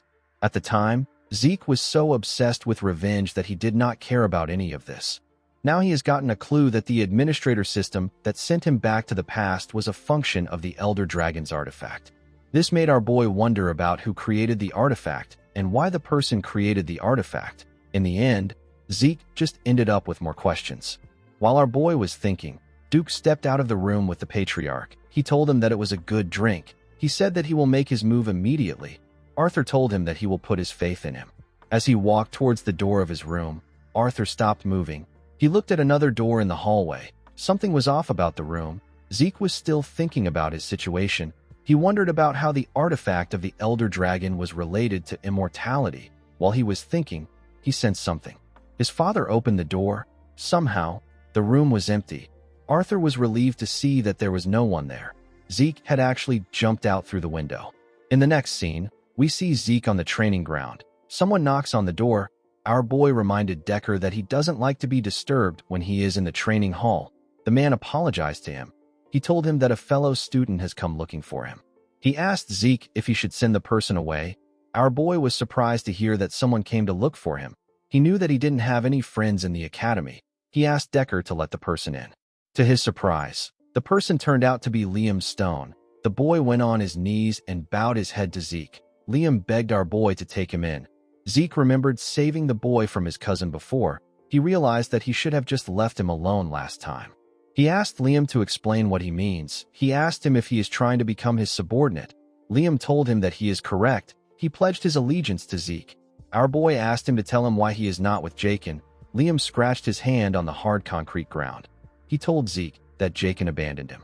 With a desperate look on his face, Liam said that he must go to Valhalla. He begged Zeke to take him in. Our boy remembered that Liam was like this too in his past life. He wondered why the boy was so obsessed with Valhalla.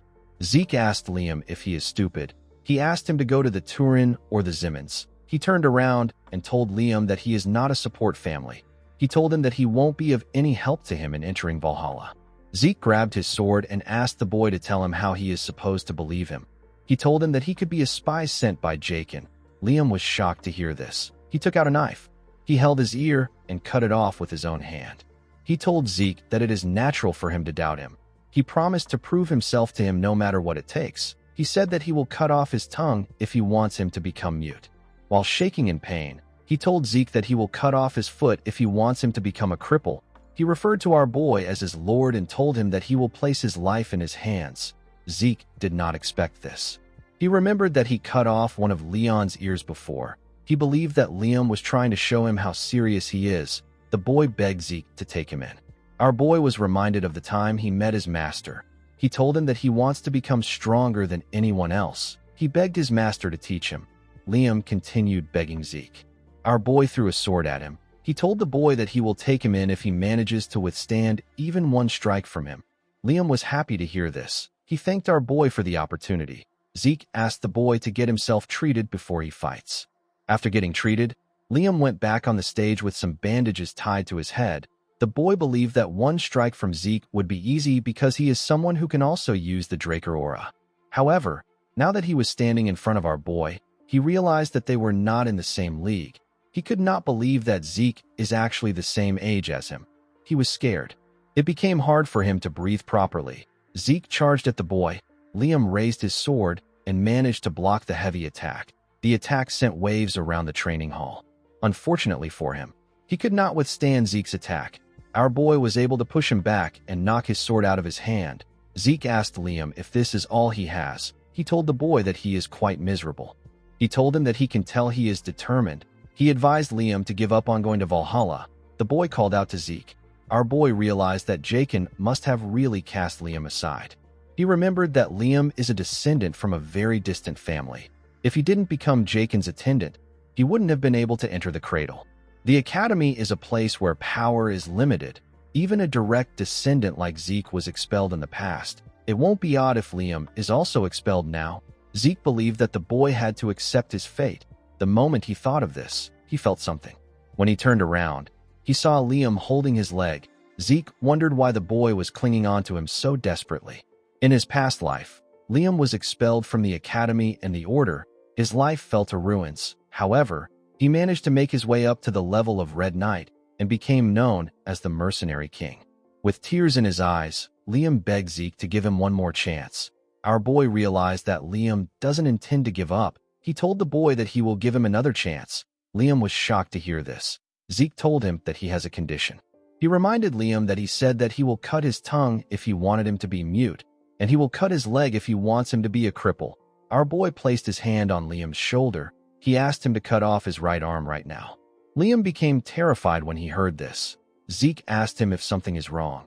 He asked him if he values his right arm so much. Zeke knew that there was no way that Liam would do this if he is in his right mind. He was basically telling the boy to give up on being a swordsman. He stood up and told Liam that he has a lot of training to do. He asked him to get out if he cannot do it. Liam stood up and turned around. Zeke did not know why the boy was desperate, but he hoped that he wasn't too devastated. He knew that Liam would still become a Red Knight, even if he doesn't make it into Valhalla. To Zeke's surprise, Liam picked up his sword and stretched out his right arm. Zeke was shocked to see this. He did not expect him to be this crazy. He quickly charged at Liam. Before the boy could cut off his right arm, Zeke managed to hit the sword. He broke his blade. Liam was surprised to see that his arm was still there. Zeke grabbed the boy's clothes and asked him if he has lost his mind. He asked him to tell him what he will do if he went back on his word. With a sad look on his face, Liam told our boy that he is scared that he might lose something more important to him than his arm. Zeke did not understand what he was saying. He let go of him. He told him that he will throw him out if he does something this stupid again. He asked him to remember this. With a smile on his face, Liam asked Zeke if he will accept him. Our boy asked him to follow him. He told him that people won't think well of him if someone he calls his subordinate is missing an ear.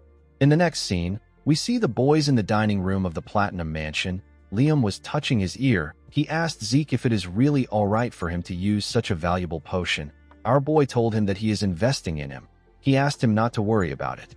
Zeke placed his tea on the table and asked Liam to tell him something. He asked the boy to tell him what is more valuable than his life. Liam became sad when he heard this. He told Zeke that it is his mother.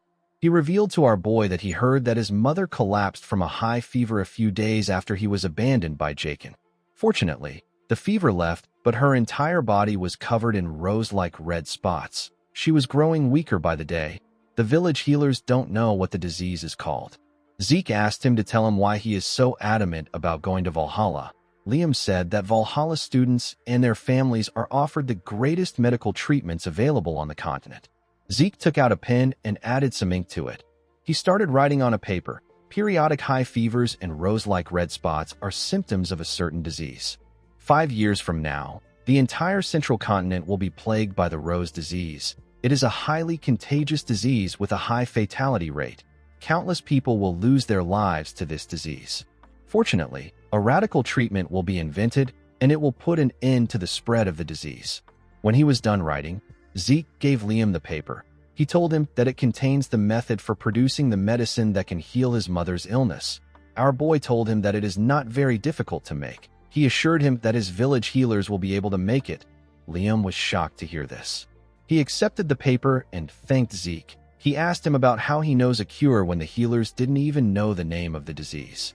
The cure was invented by the genius alchemist brothers known as Al and Jeff. They invented it to cure the disease plaguing the central continent. However, the greedy Alchemist Association took advantage of the desperate people's lives to make profit. Upon learning this, the brothers publicly revealed the production method. The production method quickly spread across the continent to the point that even a warrior like Zeke got to know it. With a smile on his face, our boy told Liam that he knows an alchemist. He told the boy that he no longer needs to go to Valhalla or become his subordinate now that he has the treatment in his hands. Liam said that this is not true. He told Zeke that his life belongs to him already. He went on his knees and bowed his head. He referred to Zeke as his lord and swore a lifelong loyalty to him. Our boy smiled when he heard his oath of loyalty. He found it reassuring that the mercenary king from his past life was now his subordinate. He told Liam that he will abandon him if he lags behind. He asked him to follow him well. Liam said that he will. In the next scene, we are taken to the dean's office. We see Owen greet the dean. He told the man that he has come to see him for a proposal. He asked Howard to tell him how he feels about raising the difficulty of the examinations this semester. Howard gently stroked his beard. He asked the boy to tell him the reason for his proposal. Owen said that the first years are quite skilled. He told him that all the children from the great families are there, and there are 2 pure-blood awakeners. He said that if the examination has the same difficulty it had last year, it will end up being a poor assessment. Howard told the boy that what he said makes sense. He told him that he is truly a child of Zimmons. He said that he will consider his proposal positively. Owen bowed his head and thanked the dean. He left his office. Howard turned to the window. He said that the apple doesn't fall far from the tree. He said that Owen thinks just like someone. He realized that he needed to nip the issue in the bud in order to avoid future problems. In the next scene, we see the students gathered somewhere. They were there for the semester exam. They came for dungeon exploration. The Dungeon Exploration Exam is a semester exam only done at the Draker Academy, in which groups of 2 people have to escape a dungeon within a given time. There is a multitude of difficulties when it comes to these dungeons. Each group is assigned one at random. Zeke asked Liam if he is nervous. The boy said that he is a little nervous. Our boy told him that this is natural. He said if a person is too nervous, they can make a mistake, and if they are too relaxed, they can become arrogant. He said that a suitable amount of tension will guard against both these outcomes. While he was talking, we see Reyna trying to calm her nerves. Zeke and Liam were asked to step out. Someone stopped them from entering a dungeon. He pointed at another dungeon and asked the boys to enter it. Zeke glared at the man. He felt like something was off. The man referred to him as Cadet and asked him about why he is just standing. Our boy said that he will do as he ordered. He walked into the dungeon. He and Liam walked down the stairs of the dungeon. Although the difficulty varies from dungeon to dungeon, they are all still exam-used dungeons under the management of the Drakers. Due to this, there isn't a lot of danger, since escaping within the time limit is the goal. Each group is given a timer that activates upon entry. Each timer is given 96 hours. Because basic battle abilities are graded as well, a group can earn extra points by bringing the heads of the monsters they subjugated. The most important thing is to leave the dungeon before the time elapses. If they are not able to escape within the time limit, they will receive a failing grade. After eating, Zeke told Liam that it is better he get some sleep. The boy reminded our boy that he set up camp and prepared their meal all by himself. He asked him to rest first. Zeke told Liam that he will be fine even if he doesn't sleep for 4 days. Liam said that he feels shameless. He told our boy that he will sleep first. Zeke assured him that he will wake him up if something happens. After Liam slept, our boy watched the campfire. He looked at their timer. He noticed that it has been 16 hours since they entered the dungeon. Zeke had been training before the day of the exam. Due to this, he has been awake for 3 days. In other words, he has spent 90 hours awake. Infinite stamina only recovers physical fatigue. It does not recover mental fatigue. Within a dungeon where a person doesn't know what to expect, our boy believed that he needed to reduce as many risk factors as possible. As he slowly dozed off, our boy remembered that he will switch out with Liam once he wakes up. The scene shifts, and we see a bell ring in a place filled with snow. The bell was attached to a pillar. There was a flag in this place. On the ground, we see a blonde woman covered in blood. As Zeke heard the bells ring again, he woke up from his dream. He began to breathe heavily. He could not believe that he had this same dream again. He remembered that he heard a bell in his dream. The moment he thought of this, Zeke recalled that they set a string of bells at an entrance to alert them. Our boy quickly took a bottle of water and poured it on the fire. He woke Liam and told him that they have an enemy. He said that he will check out the situation first. He asked the boy not to light the fire. Liam told him that he understands.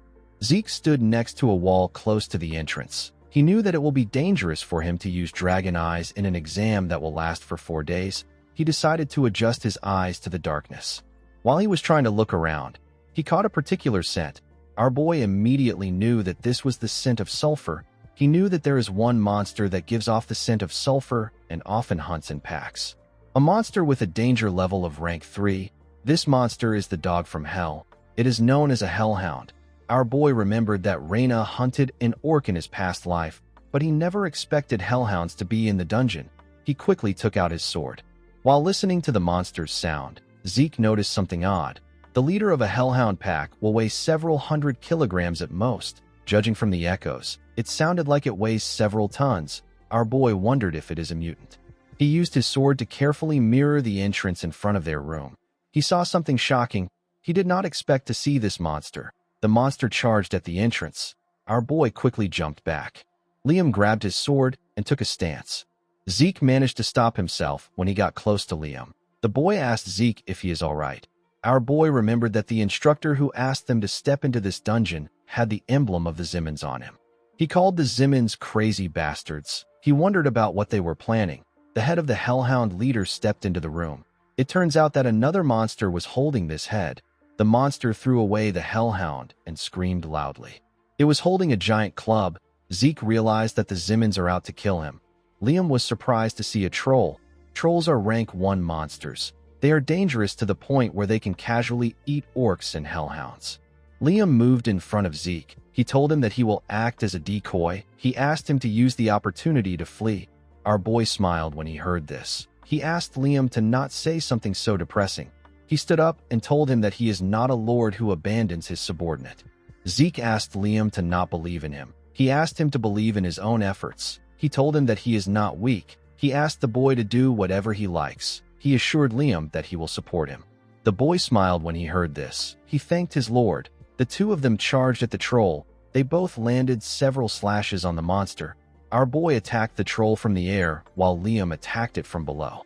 While he was in the air, Zeke took a look at Liam. He realized that the boy is very good. It was already impressive that he managed to wound a troll despite its tough skin. Liam actually landed his attacks precisely on the monster's joint. Zeke realized that Liam was studying monsters in his spare time. The troll fell to its knees. It swung its club at Liam from behind. Zeke managed to land behind the boy in time. He used his sword to parry the attack.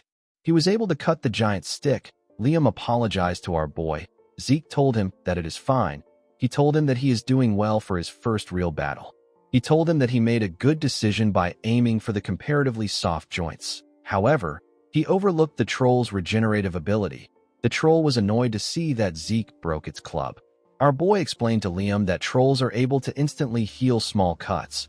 A person cannot keep up with their regeneration with proper attacks. While Zeke was explaining to the boy, the troll raised its hand. Zeke told Liam that this monster is too much for him. He took a stance and said that he will finish things up. Zeke easily killed the troll. The system informed him that he had subjugated the troll. He received 30 karma points for this. He asked Liam to dissect the troll. He told him that this should get them a lot of extra points. While Liam was cutting the troll, Zeke received another message. He was given a quest known as 2 birds, 1 stone. He was asked to hunt 100 monsters of 10 different species in the dungeon. The time limit for the quest is 72 hours. The karma points gotten during the mission will be doubled as a reward for completing the quest. Zeke was happy to see the reward. He took a look at his watch. He realized that he had 79 hours left before the exam comes to an end. Hunting 100 monsters wasn't a problem for our boy. However, hunting 10 species was quite troubling to him. No matter how large this dungeon may be, it is still an exam-use dungeon. This means that there should be about 4 species inside. Due to the fact that this was a trap set by the Zimmons, Zeke believed that it is possible to find 10 species if he looks around thoroughly. He realized that he has a lot of work to do. While he was thinking, Liam informed him that he is done. The students were given a head collection bag and a timer. The bag is far inferior when compared to a subspace pocket, but it is good enough to carry the drops. Zeke told the boy that they are moving forward. He asked him not to fall behind. When the timer was at 60 hours, we see the boys fighting hellhounds. At 47 hours, we see them taking the drops of goblins. At 39 hours, we see them defeat a huge bat. As time went on, the boys decided to rest. Since they have hunted many monsters, Zeke asked Liam if he has gotten used to real combat. The boy said that he is not sure. Zeke told him that this is normal. He told him that it normally takes a while to get used to it. Our boy took a look at his system. He saw that he had 50 minutes left. He had hunted 9 species already. Zeke took a look at the dungeon's layout. He noticed that he had already looked everywhere. He said that the Zimmons are really useless. He believed that they should have prepared 1 more monster for him. While thinking, our boy sensed something. The cave they were in began to shake. The ground began to crack. Zeke drew out his sword and ran towards Liam. He ordered Liam to leave the bag. The boy was surprised to hear this. Zeke managed to get close to Liam in time. He quickly cut the rope that the boy tied to his clothes. The moment he did this, something came out of the ground and ate the bag. Blood splashed all over the place. Liam was shocked to see this. He noticed that Zeke's arm was covered in blood. He asked Zeke if he is all right. Our boy asked him not to worry about it. He told him that it is the blood of the monsters. He asked Liam not to interfere in the fight. He told him that he won't be able to pay attention to him. The monster that came out of the ground was a giant worm. Zeke did not expect to see a dungeon worm. A group of 8 purple knights who are well-trained are needed to subjugate a monster like this. The monster moved in front of Zeke and screamed at him. Our boy did not expect the Zimmons to be this prepared. The monster charged at Zeke. Liam quickly called out to his lord.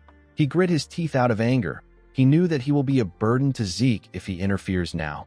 He turned to his bag and went to check something inside. Our boy was able to protect himself from the worm's teeth with his sword. He was able to jump out of the monster's path. The dungeon worm passed by his side and went underground. Zeke became nervous. Even a blue knight wouldn't want to encounter this monster in a place like this. This is because it consumes the earth when it is moving. Zeke knew that he will be buried alive if he takes too long to subjugate this monster. The moment he thought of this, the worm attacked him from behind. Zeke was able to sense its presence and dodge its attack by bending his head. He took a stance and stabbed the monster from the side. He dragged his sword on its body and made the cut longer. He wanted to cut the worm in half. Before he could reach the tail, the worm raised it and turned around to face our boy. Zeke did not expect it to do this. The monster tied the rest of its tail around our boy. It squeezed him tightly. Our boy spat out some blood. While the worm was trying to choke Zeke, Liam stabbed it from behind. The worm screamed out in pain. As he healed his body with his skill, Zeke noticed that the pressure was a bit weaker. He was able to jump out of the monster's grip. Liam asked him if he is all right. Zeke asked the boy to tell him what he did. Liam revealed to him that he applied an anesthetic to his sword. Our boy remembered that the main ingredient in an anesthetic is belladonna. For a human, it simply weakens their senses. However, it is a deadly poison for a worm. In this urgent situation, Liam recalled that worms are incompatible with belladonna, and he quickly adapted by using anesthetic as a substitute. Zeke believed that Liam's judgment and adaptability reflect his title as Mercenary King. He realized that he made a smart choice when he took Liam in. He asked the boy to stab the worm with his sword again when he gives him a signal. Our boy ran to the top of the monster. He jumped and called out to Liam. The boy stabbed the worm when he heard his name. the monster screamed out in pain. While it was screaming, Zeke appeared in front of it. He activated his soul manifestation. He used a technique known as lacerate to cut down the worm from the top. The moment he landed on the ground, the dungeon worm split apart. The system informed Zeke that he has completed the sudden quest. It told him that the karma points he earned will be doubled as a reward. It also provided him with 2 random boxes as a reward. Our boy received 780 karma points. In the next scene, we see the cadets gathered at the entrance of the dungeon. They were asked to line up in front of their instructors to receive their grades. Those who were done were asked to leave. Reina was the next person being graded. She and her teammate received 30 points for escaping the dungeon. After calculating the amount of monsters they hunted, their total point was 180. The cadets were shocked to hear this. It was close to Abel's record of 200. They said that purebloods are on a different level. The instructor commended Reina for surpassing the passing grade of 130 points. The girl thanked him for his praise. After Reina, Owen and his teammate were graded. They received a total of 120 points. They surpassed the passing grade of 70 points. The instructor commended them on their efforts. Owen's teammate was very happy with his score. Owen hated it. He turned to Reina. He saw her talking to members of her clan. He was annoyed to see this. He said that the girl won't be able to act cocky forever. He believed that he could always take care of her just like he did with Zeke. The moment he thought of this, someone asked his teammate about how long it has been since they last saw the sun. Owen was shocked to hear this. He recognized this voice. When he turned around, he saw Zeke and Liam walking out of their dungeon. Liam was dragging the head of the dungeon worm. Owen did not understand what was happening. The other students were shocked to see the head of the worm. They believed that orcs were supposed to be the highest scoring monster. Liam dropped the worm in front of the instructor. Zeke moved close to Owen. He told the boy that he looks pretty surprised. He asked him if he is so happy to see him. Owen was annoyed to hear this. He frowned his face out of anger. He could not believe that Zeke was taunting him.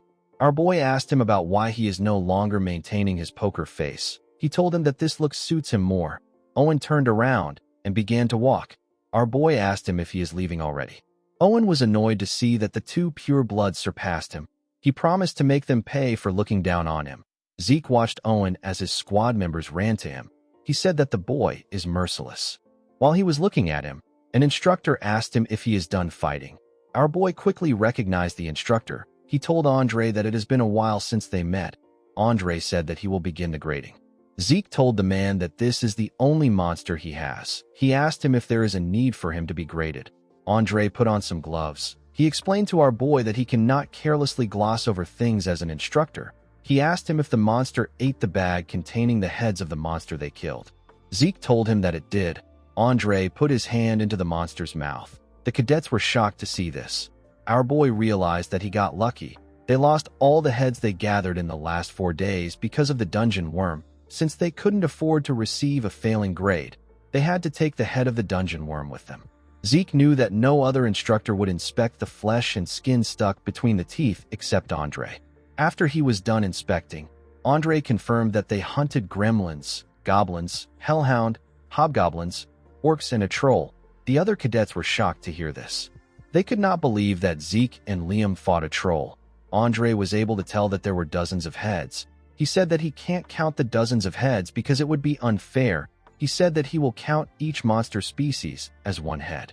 Although the troll and dungeon worm are not included in the examination criteria, records state that a troll is as strong as 3 orcs and a dungeon worm is as strong as 6 orcs. Andre decided to give the boys 90 points for the troll and 180 points for the dungeon worm. After calculating everything, their total point was 368. The boys were told that they pass. An instructor moved close to another instructor. He asked him about the amount of points they got when they were cadets. The man told him that hellhounds were not even included in the exam criteria at that time. The other students could not believe what they were hearing. One student belonging to the Zimmons family said that this isn't fair. He told the instructor that Zeke's only proof is the head of the dungeon worm. The instructor reminded him that the dungeon worm alone is worth 180 points. The boy asked him about what this means. The instructor asked the other cadets to think about things carefully. He asked them if they would have been able to fight against a dungeon worm or a troll. The cadets wondered if Zeke was always this strong. Our boy did not like the fact that they were making a lot of noise. It was different from how he used to be mocked in the past. Zeke didn't feel bad, but he did not like the fact that he had done something to stand out again. He could not believe that the Zimmons went as far as to manipulate the exam use dungeon just to eliminate him. He wondered if this was Owen's decision alone. He quickly realized that the boy was not powerful enough to mess with the Academy's examination. He understood that it was the Zimmons as a whole that made this decision. Our boy realized that he was being observed more than he thought. He decided to try to adapt and keep an eye on the situation. While he was thinking, someone called out to him. The person turned out to be Reina. The girl walked past him and told him that he wins this time. Zeke watched her as she walked forward. He did not understand what she was talking about. He did not know what he won. The scene shifts and we see Zeke on the training ground. He decided to check his system.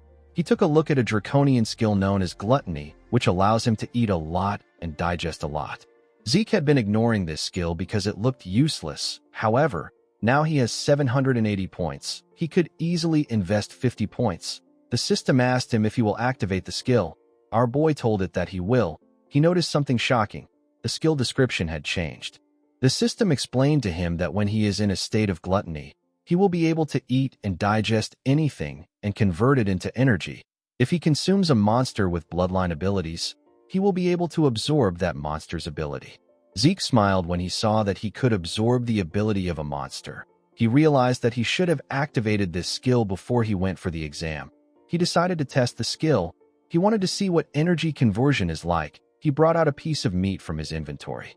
The moment he did this, the skill got activated. Something pulled the meat from his hand. Our boy was surprised to see this. When Zeke turned around, he saw a dark, shadowy entity arise from his shadow. The shadow was swallowing the meat. Our boy did not know what he was looking at. It was as if the jerky was being swallowed by a bog. While he was looking at the shadow, the system informed him that he has recovered energy from the energy he absorbed. A small golden light shined around him. Zeke noticed that his migraine was gone. It was as if he took a nap. Although it was small, he could feel that his mental fatigue has been reduced as well. He also felt like his whole body has been rejuvenated. His mental fatigue, physical fatigue, and even his ether has recovered a little. Zeke reactivated the skill. He began to pour more meat into the shadow. He realized that it was worth the 50 points. With this one skill, he will be able to reduce the risk of all his other skills. He can recover his mental fatigue with gluttony, and thanks to his infinite stamina, he can't feel physical fatigue. Our boy realized that he can train for 24 hours without the need for food or sleep. He decided to start right away. Before he could do anything, someone knocked on the door. He told Decker that they already spoke about this last time. He reminded him that he asked him not to disturb him when he is in the training hall. The man informed him that he has brought some important news. He revealed to Zeke that his sword has been completed. Our boy became excited. In the next scene, we are taken to Galleon's shop. Zeke told the man that he heard his sword is complete. Galleon asked him to give him a moment. In his past life, Galleon gave our boy something made of mithril and pure iron. This was the Sword of Radiance. It is a famous sword that anybody would recognize its excellence with just a glance. Even though he gave him a dragon's fang as material for the sword, he still thought that Galleon would give him something that has a similar appearance to Graham. Unfortunately for him, the blacksmith gave him something else. This new sword was dark, and it did not look anything like Graham. It had a unique energy around it. Zeke picked it up to check it out. Only judging by its appearance, it was not a very pretty sword. He asked Galleon if he did not sharpen it on purpose. The blacksmith told him that it is supposed to be like this. Zeke placed the sword down. He asked the blacksmith if this is the sword that he believes suits him best. Galleon told him that he is correct. He found Zeke to be weird. Most people would have been bewildered at his words, but our boy easily understood what he was getting at. Galleon realized that Zeke was the only one fitting to do something. He revealed to our boy that the sword doesn't have a name yet. He said that he has tried to name it, but no matter how hard he tries, he can't think of a good name. He asked Zeke if he can name the sword. Our boy was surprised to hear this. He did not expect Galleon to ask him to do this. In his past life, Galleon came up with Graham the Sword of Radiance by himself. Our boy found it odd that Galleon can't think of a name. He believed that this sword was Graham in a different form because he provided Galleon with a dragon's fang. Our boy realized that he has to think of this sword as something entirely different from Graham. He put his hand into his pocket and took out something from his inventory. Galleon was shocked to see what Zeke took out. He was shocked to see our boy holding a dagger. Our boy used the dagger to cut his hand. Galleon asked him about what he is doing. The moment he cut his hand, his healing factor activated. His healing factor is a skill that is active at all times. Regardless of this, it is still Zeke's skill. Our boy believed that he should be able to control it. The system confirmed his request. It told him that the passive activation of his class skill has temporarily been delayed. Zeke's arm stopped healing. He placed it above the sword and let his blood drip on it. Galleon quickly realized that this is the sword naming ritual. The sword naming ritual is a traditional dwarven rite in which one grants a weapon a name. The owner will infuse his blood with his energy and aura or mana and have it drip onto their sword to initiate the ritual. Once the ritual has begun, the initiator will enter into the depths of their unconscious mind and spend time there endlessly until they pick a name. Galleon took a look at the sword. He could not believe that Zeke knew about this ancient dwarven ritual that has long been forgotten because of how dangerous it is. He did not know how this was possible. Zeke fell into his mind. Hundreds of characters appeared in front of him, of the countless names whirling around him. He must pick one name that will stay with him. For the sake of his new sword, he must pick a new name. As Zeke fell deeper into his mind, he saw more names. When he reached a point in his consciousness, our boy found the perfect name. He named the sword the Stygian Blade Bahamut. When he opened his eyes, the system informed him that it has registered Bahamut as an item.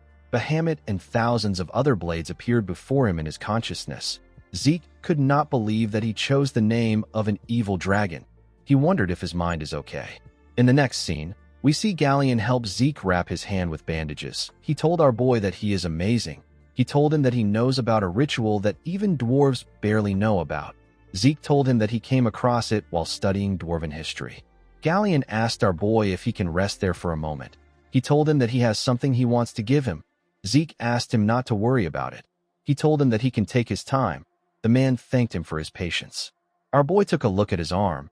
He remembered the system telling him that he has temporarily stopped his healing factor skill. The fact that he could suppress the activation of a passive skill was a big deal to him. This means that he will be able to avoid other people having to find out about his abilities just like Duke did. Our boy believed that there was no need for him to show all his cards, although he felt bad for Galleon. Zeke was still going to take off the bandages when he returns to the academy. While thinking, our boy realized that he needed to check out the sword. According to the system, Stygian Blade Bahamut is a blade forged in the mana of the blue flame by an outstanding craftsman with soul vision using the strongest fang of the cursed light dragon. The properties of the sword are indestructible and aura conversion.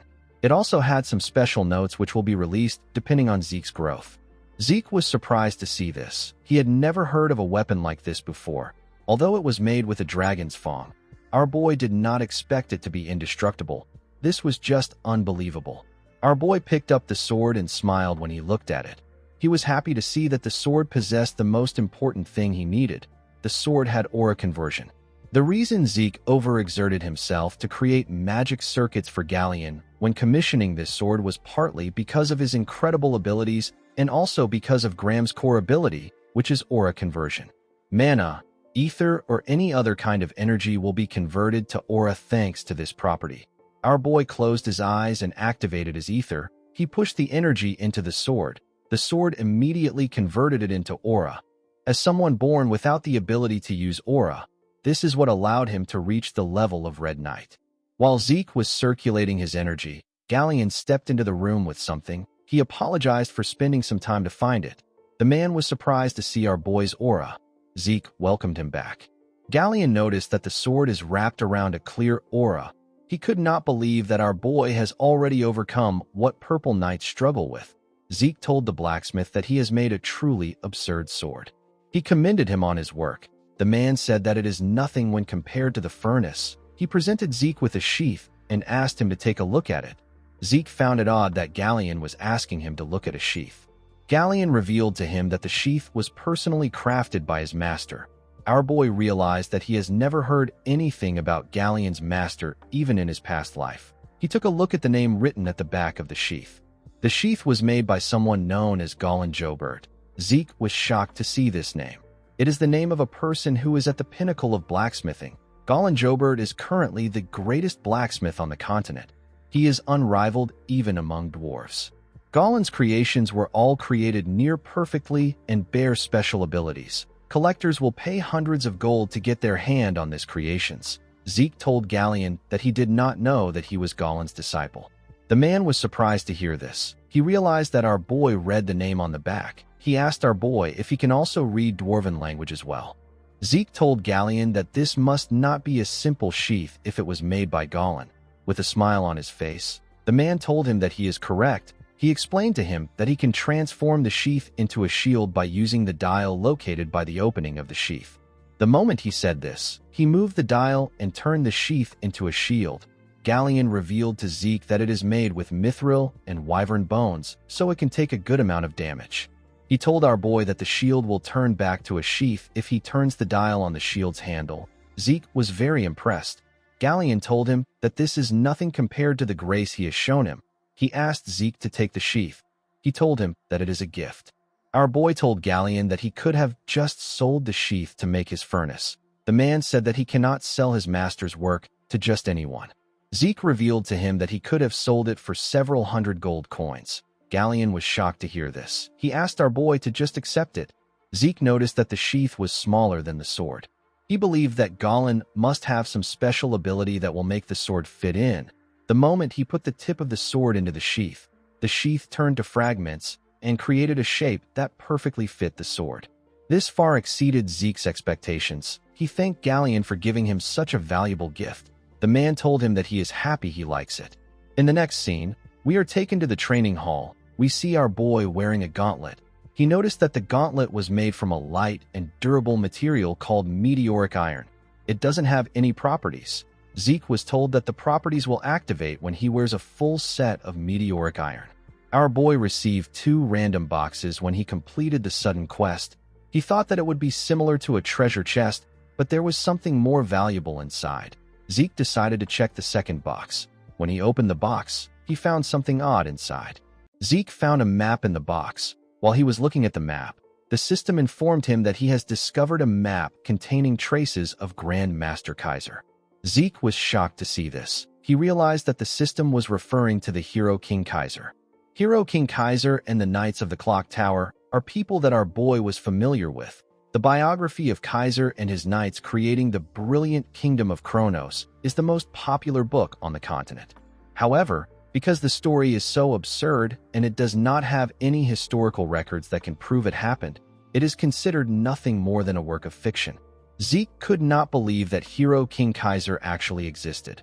While our boy was looking at it, the system began restoration and analysis of the damaged parts of the item. After it was done analyzing, it informed Zeke that a final position has been marked on the mini-map. The system opened another status window and presented Zeke with some coordinates. Our boy recognized the location. He referred to it as the Giant Mountains. This place is the territory of the barbarians. Our boy realized that he will be able to resolve this issue quickly. While he was looking at the map, another status window popped up.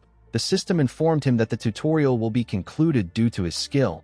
It told Zeke that he has discovered a potential quest item. The quest is known as the Hero King Kaiser's secret technique. The system asked Zeke to acquire Kaiser's secret technique at the ruins containing traces of him. There was no time limit for this quest. Zeke's system administration authority will be elevated as a reward for completing the quest. He will be taken from elementary administrator to intermediate administrator. Our boy realized that a tutorial is a system designed to raise him up to a certain level of skill. From now on, he is no longer allowed to take baby steps. The real game was about to begin. Our boy noticed that the reward for this quest was on another level compared to the tutorial. He stood up from the floor. He promised to claim every reward that comes his way. He decided to use up the points that he has been saving. He used 50 points to unlock level 2 Draconian skills. One of the level 2 Draconian skills was Dragon Scale Armor. Dragon Scale will grow and harden on the user. It provides incredibly effective magic resistance. Our boy needs 80 points to unlock this skill. The other skill is Dragon Claw. It summons a powerful Dragon Claw to strike down the user's enemies in a single attack.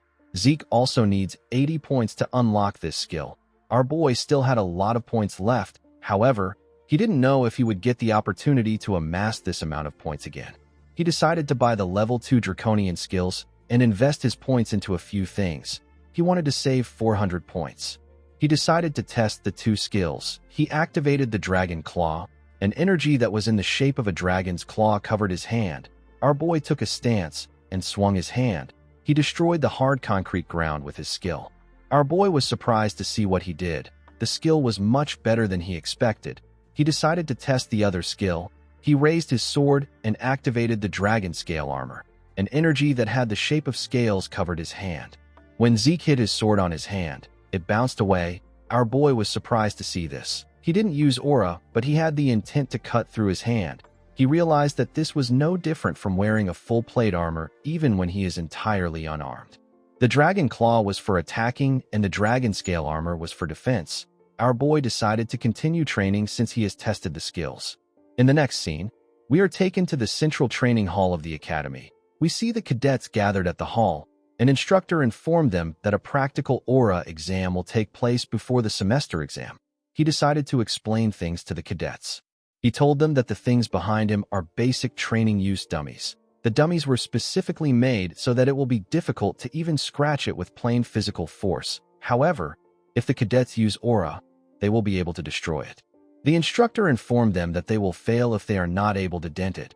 He said that all following exams will be considered null, and they will be forced to start over from the basics. The cadets were shocked to hear that they won't be able to advance if they fail. The instructor ordered them to keep quiet. He called out to a boy known as Aaron and asked him to come up. The boy ran to the stage. Owen believed that it was natural for the people called first to be flustered. However, it is different for him. This practical is similar to the aura training he familiarized himself with at home. The Academy's aura education is something that the Zimmons have already established. Owen believed that even the purebloods won't be able to match him in aura control. While he was thinking, he was called to the stage. He was asked to start. The boy drew out his sword with a smug look on his face. He took a stance and released his energy. It shined brightly. The students were shocked to see that Owen had achieved sword resonance. The instructor who was jotting down information about the cadets was quite impressed with Owen. He told his superior that Owen is using sword resonance at barely 13 years old. He said that he is incredible. The man said that this is expected from one of the great families. Owen charged at the dummies. He charged at them at a decent speed. He left his mark on each one of the dummies around him. The cadets were shocked to see this. The instructor who was jotting told Owen that he is incredible. He said that this is expected from a Zimmons. He tapped the boy on his shoulder and told him that he will soon surpass Abel. The boy was annoyed to hear this. He pushed the instructor's hand away. The man asked his senior if he did something wrong. The senior said that ill-mannered. The boy frowned his face as he walked down the stage. After Owen, other students took their turns, but they barely scratched the dummies. The junior instructor asked his senior about why everyone was having such a hard time. The man said that they were intimidated by Owen's performance. Even though he said this, there wasn't a single student who failed. Seeing how every single student has been able to pour aura into their swords without fail, the instructor became convinced that the special class was truly different. However, even in a place filled with geniuses, there were still those who were superior to their peers. Reina told the senior instructor that she has a request. The man asked her to tell him. The girl said that she wishes to be graded according to the dragon-slaying arts. The instructor informed her that this grading criteria is for higher-ranked cadets. The girl assured him that she is aware of this. Owen told himself that Reina's conceit knows no bound now that she is a pure-blood awakener. Pouring aura into your sword and being able to use the dragon-slaying arts are two entirely different things. Merely maintaining aura in the sword requires an incredible amount of concentration. However, in the case of dragon-slaying arts, a person needs to be able to make fine adjustments to the amount of aura required for each and every movement. Owen believed that Reina was going to make 1 or 2 swings before her aura dissipates. He believed that the girl would screw herself because of her competitiveness towards him. The instructor informed Reina that the condition for failure is harsher. He asked her if she is fine with this. The girl said that she is. The instructor decided to grant her request. The girl bowed her head and thanked him. She took a stance and raised her sword. All the cadets focused their attention on her. Reina put her aura into her sword and swung it at a dummy. She easily cut through the dummy. The girl began to tear all the dummies apart at a crazy speed. She sliced through them as if she was cutting paper. When she was done, she put her sword away. There was no dummy left on the stage. The students were shocked to see this. They believed that Owen was going to be the best when it came to aura control, but he couldn't even compare. The students knew that none of them could rival the girl. Owen grit his teeth out of anger. He could not stand this. While breathing heavily, Reina took out her sword and pointed it at someone among the cadets. Owen assumed that she was pointing at him. He believed that she wanted to mock him. The boy quickly realized that he was wrong. He turned around in fear. He realized that Reina never had any interest in him from the beginning. She was only focused on Zeke. Our boy did not expect her to point at him. He couldn't ignore her since she was glaring intensely at him. He decided to meet up with her expectations a bit. He told the instructor that he will also like to be graded according to the dragon-slaying arts criteria. The junior instructor was annoyed to hear this. He asked Zeke if he is taking the dragon-slaying arts lightly, because Reina did it so easily. He informed our boy that Reina is a pure blood. The senior instructor cut him off and told Zeke that he will be given the same conditions as Reina. He asked our boy if he is fine with this. With a smile on his face, Zeke told him that it is good with him. The junior instructor asked his senior to tell him why he accepted Zeke's request. He said that all attendance has been processed, and he has never seen Zeke attend the class even once. The senior revealed to him that our boy won a bet against instructor Andre. He told him that he doesn't know about it because he was just assigned there recently. He revealed to his junior that Zeke is the Golden Light Pure Blood Awakener. He is also the unprecedented recruit who broke Abel's record in the dungeon escape exam. The senior told the man that he is looking at Zeke Draker. Our boy closed his eyes and circulated his ether. The system informed him that Bahamut has detected ether. It told him that the sword's aura conversion ability has been activated. Zeke covered his sword with aura. It was a bit difficult for him to control his strength. He was able to put in the right amount of aura. When our boy raised his sword, Reina was startled. She recognized the technique he was about to use. Zeke took a stance and raised his sword up. He decided to use the first verse of Chapter 1 of the Dragon-Slaying Arts. The technique is known as Sky Slice Stance. Reina realized that our boy technique was comparable to hers. She quickly realized that she was wrong. It was actually on the same level as Andre's technique. Zeke easily tore through the dummies at a crazy speed. He moved very fast with his huge sword. Our boy practiced the dragon-slaying arts so thoroughly during the 2 years before he regressed that he can do this in his sleep. His sword and movements, his positioning and footwork, even the flow of his aura was trained to perfection. These things are ingrained into his body to the point that it doesn't even require conscious thought. Zeke was extremely bored with the dragon-slaying arts, but starting over from the basics made it more interesting to him. After he was done tearing through the dummies, he put his sword away. He believed that this would be enough to stir up Reina. The cadets could not believe that Zeke wrapped his sword in aura. They did not expect Zeke to be on the level of a purple knight. Our boy quickly realized that he messed up. He turned around to look at the dummies. He wondered if he got too absorbed in the test. His aura ended up leaking out unconsciously. He wanted to do something on the same level as Reina, but he ended up standing out again. The instructors could not believe their eyes. They could not believe that a first-year student is a purple knight. Owen began to shake. The boy became hopeless. He could not catch up to the 2 geniuses in his class. Reina actually became excited. She was happy to see her rival ahead of her. In the next scene, we see Zeke having tea with the dean in his office. Howard informed our boy that he heard about his participation in the semester exam. He told him that he got some very surprising results. Our boy told him that he was simply lucky. Howard laughed when he heard this. He said that luck does not make a person reach the level of a purple knight at age 13. The man took a sip of his tea and asked Zeke to tell him how he feels about taking the grade advancement exam.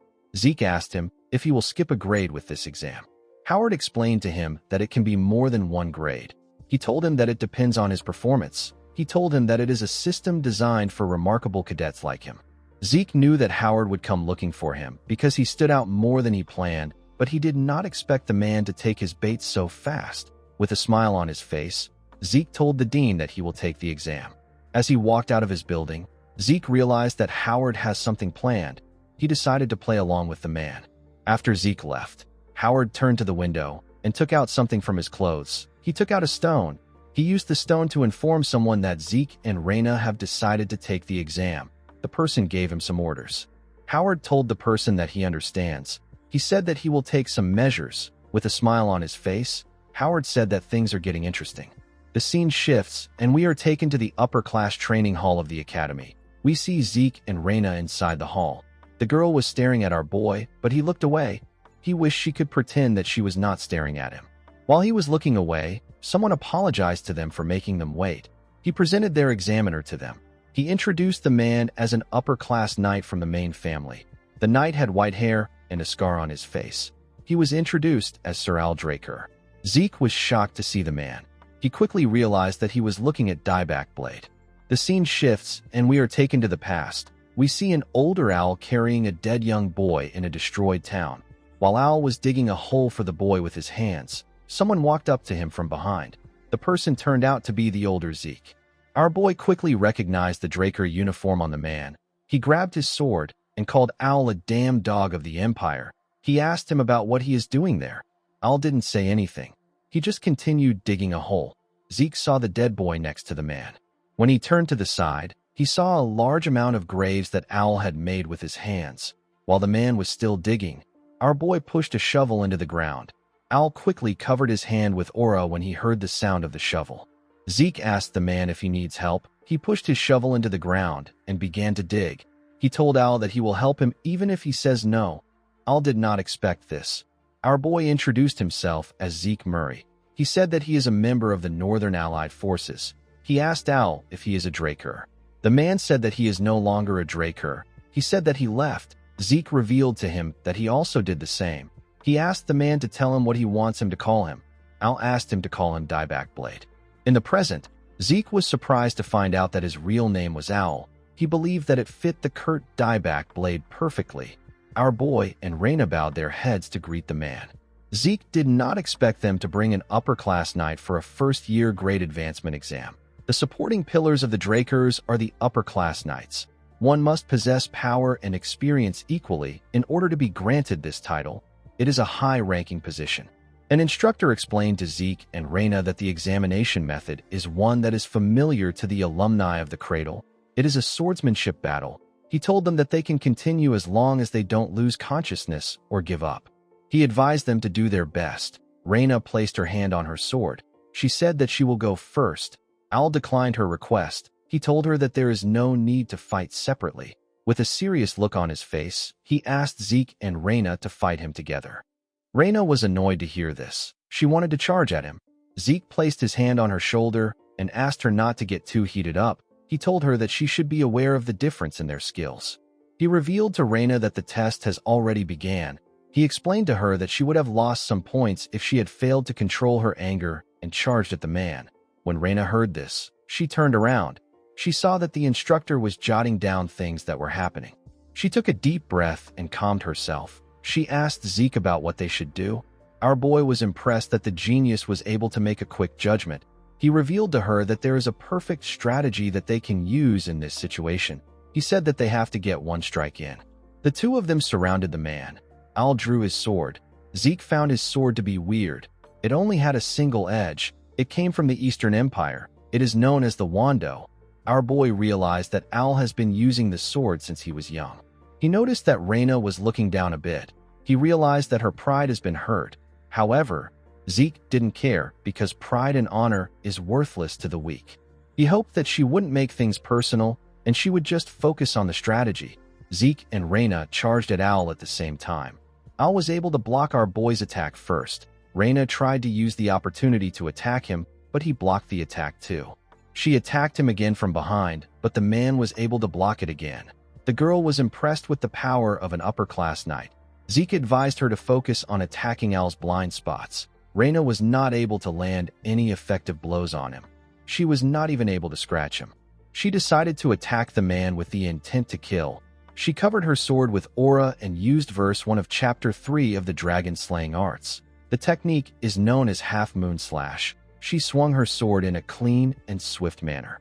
Al was able to dodge the attack by moving his body to the side. While Raina was still in the air, the knight gave her a kick in her throat. The girl spat out some blood. She was sent flying. She crashed into the wall. Two attendants in the room moved to the wall to check on her. They asked her if she is all right. Reina stood up from the rubble and told them that she is fine. She advised them to step back because it is dangerous. For a moment, the girl lost consciousness. She realized that she had no hope of creating an opening in Al's defense. Even Zeke was getting pushed back. Reina wondered if it was really possible for our boy to create an opening. Earlier before, when Zeke was explaining his plan to Reina, the girl said that she cannot participate in such a shameful strategy. She asked our boy if he intends to tarnish an honorable duel. Our boy asked her if honor puts food on the table. He tapped her on her shoulder and reminded her that this isn't a match between knights. He said that it is an exam. He told Reina that they are testing their ability to kill. The girl told him that she understands. She knew that she was the one who asked Zeke for his help. She asked our boy if he really believes that his strategy will work. She reminded him that Al is an upper-class knight. Zeke explained to her that they have to create a situation where the plan works. He reminded her about the fight that they had when they were in the cradle. He asked her if she knows why she wasn't able to dodge the rock. Reina said that it is because she didn't expect him to use such a method. Zeke told her that she is correct. He said that it is the same thing with Al. He asked her to just wait for his signal. He assured her that it will work. He told her that a small opening is all they need. Our boy charged at the man again. He used the Gale Art's shadowless step to charge at Al. He created several afterimages of himself. Al looked around. He quickly realized that this was Duke's technique. He was actually able to sense Zeke and block his attack from the side. With a smile on his face, our boy told Al that he has to get serious from now on. The moment he said this, the lights in the building went out. Al did not expect this. He immediately realized that they were taking advantage of a pure blood's trade of mana interference. He knew that Reina was the one responsible for this. He pushed Zeke back. Our boy charged at him again in the darkness, but the man was still able to block his attacks. He believed that this was a childish ploy. He could not believe that they expected that they would have an opportunity to defeat an upper-class knight like him by simply obstructing his vision. While he was blocking the attacks, the man got a strange feeling. He did not understand how Zeke was able to move within this pitch darkness where even he could barely sense the things around him. It was as if Zeke's vision was unperturbed. Our boy was using his dragon eyes. He put some distance between himself and Al. He decided to use his dragon claw. He has been looking for an opportunity to use the skill. He knew that Al isn't the type of person who would go around talking about what he experienced in a fight. Zeke covered his hand with the golden energy and fired an attack at Al. The man was shocked to feel the weight of Zeke's attack. He was shocked to see that this was the sword strike of a first-year cadet. He quickly realized that this wasn't a sword strike at all. It was something different. Al didn't actually care about what it was. All he knew was that Zeke has long surpassed the level of a cadet. He noticed that Reina couldn't move in the dark like Zeke. He wondered if our boy disregarded unnecessary forces to restrict him. This was something that would only work against an opponent of a similar level. While he was thinking, Zeke charged at him again. The man was able to block the attack. He decided to make his attack faster. He and Zeke moved at a crazy speed. Our boy was able to keep up with his attacks, but it was a bit tough for him. He noticed that Al's attacks are starting to resemble what they were before the lights went out. He did not expect him to have already adjusted to the darkness. While he was in the air, Al swung his sword at him. He noticed that Zeke had disappeared. He could only make out a hazy figure. It was like fighting a shadow. The moment he thought of this, someone appeared behind him. Al swung his sword. He ended up cutting something different. The man noticed that he tore through a mana light. Our boy was cutting the ropes holding the lights in the air. He allowed them to fall on Al. The man realized that this extraneous noises were covering up any traces of Zeke. While he was trying to sense his presence, our boy attacked him from above. Al managed to block the attack. Immediately he did this. Zeke asked Reina to do something. The girl threw something at them. The scene shifts, and we are taken to the past. We see Fanon telling our boy that he can create something since its structure and ingredients are simple. He said that it is only a one-time use item. He asked Zeke about the kind of spell he wants to store in it. He asked him if it is explosion magic. Our boy smiled and told the man that it isn't. He said that a flash and the sound of an explosion is enough. The scene shifts, and we are taken back to the present. We see our boy's magically engineered flashbang get released in the air. Zeke was able to hide behind his sword and cover his ears. The bright light blocked Al's vision, and the sound affected his hearing. The man knew that they got him. He realized that he made a mistake by disregarding Reina as unnecessary. The girl and Zeke charged at him at the same time. Our boy was happy to see the man cornered. Al decided to use verse 1 of chapter 4 of the dragon slaying arts. The technique is known as the full moon slash. The attack covered the area around him. It caught Zeke and Reyna off guard. It sent them flying. They both crashed into the ground. Al was able to do this without his senses. In the next scene, we see the attendants carrying Zeke and Reyna on a stretcher. The instructor commended Al on the match. Before Al could reply, someone yelled at him and told him that he did a number on his disciple. Al quickly bowed his head to greet Duke. He referred to him as the Knight of Gale. The instructor also bowed his head and greeted the man. Duke waved at him. He told Al that he is as stiff as ever. He placed his hand on his shoulder and asked him about how his disciple was. The moment he heard this question, Al remembered that Zeke intentionally abandoned his sword and raised his guard. He knew that our boy could have launched a counterattack if he wanted. He did not understand why he did not do it. He wondered if Zeke did not do it because his goal was to advance and not to gain victory. The man realized that Zeke might have revealed his abilities to the extent that he deemed necessary. While looking at his hand, Al told Duke that Zeke is far beyond his capacity to evaluate. The scene shifts, and we see the dean having a meeting with the instructors. This was the Academy Grade Advancement meeting. Howard asked the instructors if they are all in agreement regarding their decision. Al nodded his head. Andre said that he has no objections. Other instructors also agreed with the decision. It was announced that Reyna and Zeke have advanced to the 3rd and 5th grades. After this, our boy lived as quietly as possible. After he was done learning all the Gale arts from Duke, he passed his place to Andre. Our boy continued to maintain a good relationship with Professor Fannin. However, the man was chosen by a royal magic laboratory in Delphoa. Due to this, Zeke ended up parting ways with him when he left the academy.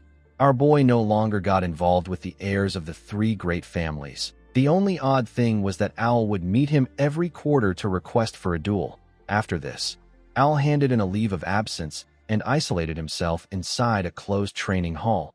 It was as if he gained a sudden realization. 2 years passed by like this, and Zeke graduated from the academy. Inside the Platinum Mansion, we see Decker congratulating our boy, who was now 15 years old. He told him that he is the youngest person ever to gain an admission to Valhalla. He told him that the Patriarch would be proud of him. He said that he never expected the dean to personally write him a letter of recommendation. Zeke said that he is grateful for it. Our boy did not actually like the situation. The title of youngest to be admitted rendered his 2 years of quiet living null and void. He told Decker that he has 3 months before the entrance ceremony takes place. He asked the man to head to Atlas first. Decker was surprised to hear this. Before he could say anything, Zeke told him that he intends to rest quietly by himself. He said that he doesn't want to be bothered by anyone. He asked the man if he understands. Decker assured him that he understands. Zeke planned on going to the giant mountains where Kaiser's remains lay. Our boy plans to use his vacation as an excuse to go there. He wanted to explore through the Adventurers Guild belonging to the Argos Kingdom. He didn't want to reveal his destination to any suspicious individuals. While he was looking through some documents, someone knocked on his door. Zeke asked the person to come in. The person turned out to be Liam. The boy kneeled in front of Zeke. He referred to him as his liege. Our boy reminded him that he asked him to ease up a bit. He told Liam that it is fine to greet him informally. Decker said that he will be leaving. Zeke asked him not to forget to use the black card to take care of the matter with Valhalla. Liam asked Zeke to tell him why he called him to the Platinum Mansion. Our boy told him that he heard about him getting transferred to the special class. He said that he couldn't just stand by and do nothing as his liege. He grabbed a book and stretched his hand out to Liam. He revealed to him that he organized everything that he will need during his time in the academy. It contained expected exam questions, training manuals, and information on some essential items. Zeke asked the boy to go to the Papner's Breath and show the blacksmith the book. He told him that he will be given the required items. Liam was shocked to hear this. Our boy reminded him that he will need a personal sword in the 4th year. He asked him to commission Papner's Breath for this too. He asked him not to worry about the cost. He told him that he has already paid for everything. With a smile on his face, Zeke told Liam that he believes that he will follow after him. Liam was very touched by his master's gesture. He wanted to cry. He went on his knees and promised Zeke that he will live up to his expectations. Our boy reminded him that it has not been a minute since he asked him to ease up a bit. Liam said that he will try to rectify his behavior. The Argos kingdom lies at the northernmost edge of the central continent. It is one of the 4 central kingdoms alongside Delphoa, Thebia, and Alencia. Dungeons of different sizes litter the giant mountains that divide the land of the monsters from the continent. This draws in adventurers aiming to get rich quickly. The first king of Argos recognized this and chose to make his kingdom's central business one that ties adventurers and dungeons together. With the support of the royal family, the giant mountains have been divided into hundreds of regions with shipping routes and bases constructed and managed by the Argos Adventurers Guild, which has now spread across the continent. In the next scene, we are taken to an Adventurers Guild. We see people getting registered in the guild. We see someone register as Zeke Murray. The person was asked to submit his documents to the issue desk to receive his registration certificate. The person turned out to be Zeke. Our boy was wearing a wig and magic lens for his eyes. He knew that it will be best for him to get an adventurer certificate in order to operate in peace. Going around as a Draker would cause him to stand out. Zeke decided to start his treasure hunt immediately. He got his certificate. He went to a place where several carriages were in order to get a ride to his destination. He ended up joining other people in the carriage. Our boy was relieved that he was able to get a caravan during such a busy season. While he was resting, someone asked him if he is an adventurer too. With a smile on his face, the man told Zeke that he looks nervous. He asked him if this is his first time going into a dungeon. One of the man's teammates moved close to our boy. He asked him if he wants to join them. He said that they are actually veterans despite how they look. The man and the woman next to him smiled at Zeke. Their teammate said that dungeons have been dangerous recently. He told our boy that he will be monster food if he makes a mistake down there. Zeke realized that trash like this will always be everywhere he goes. With a smile on his face, the man asked Zeke if he knows that the first party to go into the dungeon takes half of the adventurer's livelihood. Our boy was already familiar with this tactic. People like this use new adventurers as monster bait or sell them off to slave traders. While he was thinking, Zeke sensed something coming from the mountains. He stood up and asked the idiot next to him to shut up. The idiot was surprised to hear this. He asked our boy if he offended him in some way. Zeke moved close to the driver. He informed him that there are monsters 500 meters behind them to their left. He said that it is a group of orcs. He asked the driver if the place is infested with monsters. The man was surprised to hear this. He said that the route is safe. The idiot laughed at Zeke. He called him a little rookie and asked him not to be nervous. He explained to him that the routes of the main branch Adventurers Guild are managed directly by the kingdom. He said that even wild animals cannot get inside this safe zone. Our boy asked the idiot to explain what is behind him. The moment he said this, an orc appeared and screamed at them. A small amount of orcs destroyed the trees around them and attacked the carriage. They easily destroyed it. They killed the people inside the carriage with their giant clubs. Unfortunately for the poor idiot, the carriage fell on his legs. While he was struggling, an orc walked up to him. The man called for help, but no one answered. The orc squashed his head. Zeke hid behind a tree and watched as the orcs tore the carriage apart. He realized that the base was not operating properly for there to be orcs roaming around in a safe zone. When our boy arrived at the base, he saw dead bodies everywhere. He did not expect the Argos soldiers to lose. With this much manpower, most monsters wouldn't even stand a chance. While looking at the bodies, Zeke noticed something odd. He saw the cuts on the bodies. He quickly realized that the soldiers didn't lose to the monsters. They were actually killed by humans. The humans intentionally left massive damages on the bodies to make it look like a monster attack. However, if this was truly done by a monster, the cut wouldn't have been so clean. On top of this, there is almost no trace of resistance. The men were killed in a clean manner with a single attack. Our boy realized that the people who did this must be on the level of a purple knight. He knew that he will create some misunderstandings if he stays there any longer. He decided to leave. Finding traces of Kaiser was his top priority. As he walked deeper into the forest, Zeke saw a basket filled with human skulls. He knew that this is a symbol that marks the barbarian territory. The mini-map informed him that he is almost at Kaiser's ruins. While looking at the skulls, Zeke wondered about what the Empire's hunting dogs were doing there. They were hiding behind some trees and watching our boy from afar. The hunting dogs were recruited from the greatest talents among the Empire's knight trainees. They are a unit under the direct control of the Emperor. They are trained in tracking and assassination techniques. Presently, They are hidden from the eyes of the public. Only those in the highest positions are even aware of their existence. However, they will make a grand entrance in the public eye as the main fighting force during the Continental War waged by the Empire. On his way here, Zeke had been watching their movements. He could never forget their unique tracking techniques. This is because they were the ones who killed him. Zeke remembered that Duke mentioned that the Emperor is obsessed with immortality, and he is turning the continent inside out to find it. Our boy remembered that the Emperor was obsessed with rare artifacts even before his regression. Not only did he bear the foolish dream of unifying the continent, he also dreamed of something as insubstantial as immortality. Zeke wondered if the Empire has already discovered Kaiser's ruins. He realized that he needed to confirm this by himself. He disappeared in front of the hunting dogs when he thought of this. They were surprised to see what happened. They turned to a man to signal him to do something. The man put his hand into his clothes. He brought out a flare gun. Before he could fire the gun, Zeke reappeared and cut off his hand. Our boy looked at the gun, which fell to the ground. He saw a golden robe tied to its bottom. He realized that the man was going to fire a gold flare, which signifies an emergency. He became certain that the man was the team leader. Due to the fact that there were only 3 of them, our boy asked the man if they are the perimeter guard team. He said that they should normally be 12 men on a team. One of the man teammates asked Zeke to tell him who sent him. Our boy cut off the head of the man in front of him when he heard this. The other 2 were shocked to see this. Zeke asked them if they do not understand the situation. With a scary look on his face, he told them that he is the one asking the questions in this situation. He advised them to think carefully. He told them that he can see 2 mouths that can talk. He asked them if the other person will die quietly if one of them dies. The men became scared. Our boy advised them to think carefully and make a wise decision. Zeke was able to get the location of their temporary base. It was filled with hunting dogs. Our boy realized that these hunting dogs were probably the ones who killed the people at the base. Due to the fact that they harmed the kingdom's soldiers, Zeke wondered if they have really found Kaiser's ruins. He decided to check it out by himself.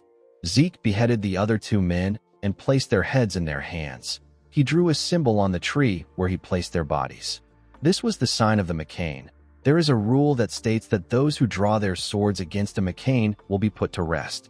The scene shifts, and we are taken to the base of the hunting dogs. We see 2 men guarding the entrance of the cave.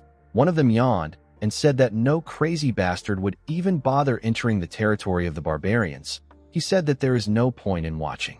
The man on the other side agreed with him. The moment he said this, a blade got fired at the man's head. The other man was shocked to see this. Before he could react, a blade got fired at his head too. Zeke ran into the cave at a crazy speed. One of the hunting dogs heard the sound of something. His colleague asked him about why he stopped moving. The man asked him if he didn't hear something coming from the entrance. His colleague said that he didn't hear anything. Before he could react, Zeke stabbed the man in his neck. He swung his dagger at the colleague, but he was able to dodge it by moving his head. The man screamed "Intruder!" Before he could say more, Zeke put his hand into his mouth and slit his throat. The other hunting dogs surrounded him in no time. As he looked around, Zeke was reminded of the old times. He remembered the time when he was ordered by his boss, who was tired of a 5-year-long power struggle. His boss ordered him to raid the Pabella cartel. This was how our boy felt in that moment. The boss of the hunting dog said that this is the knifemanship of a southern hitman. He wondered if Zeke came from McCain or Pabella. He didn't actually care. He told our boy that they can't let him leave alive now that he has gotten here. He promised to grant him an easy death if he surrenders. Zeke was surprised to see that this was the man in charge. The man was probably staring at the ceiling of Blue Knighthood. These hunting dogs were far weaker than the hunting dogs he fought in his past life. Zeke asked the leader if he is allowed to say something like this to the person who killed their comrades. The other hunting dogs were annoyed to hear this. Our boy asked the men if they care so little for their comrades that they wouldn't tear him apart and slaughter 3 generations of his kin. The leader told Zeke that they will grant his wish. He told him that he will tear him apart while he is still breathing. The moment he said this, one of the hunting dogs charged at Zeke. Our boy was able to block his attack. The others also charged at him. Our boy was easily blocking their attacks. Something felt odd to him. He wondered if the hunting dogs were always at this level. He wondered if they were too weak or if he had gotten too strong. It didn't really matter right now. He activated his mana reflection skill. The moment he did this, the mana lights went out. the leader was shocked to see this. He could not believe that there was a power outage at a time like this. It was too convenient. He wondered if this was a dragon slayer's mana interference. The hunting dogs were struggling to adjust to the darkness. The leader remembered that Zeke was empty-handed from the start, and he didn't use aura either. He was also using a dagger. The leader was certain that our boy is a hitman. He decided to conclude that the power outage was a simple malfunction. He called out to his men and asked them not to panic. He said that the power will soon be restored. The moment he said this, Zeke killed one of his men. By the time the lights came back on, all the hunting dogs were already dead. The man was shocked to see this. Our boy appeared behind the man.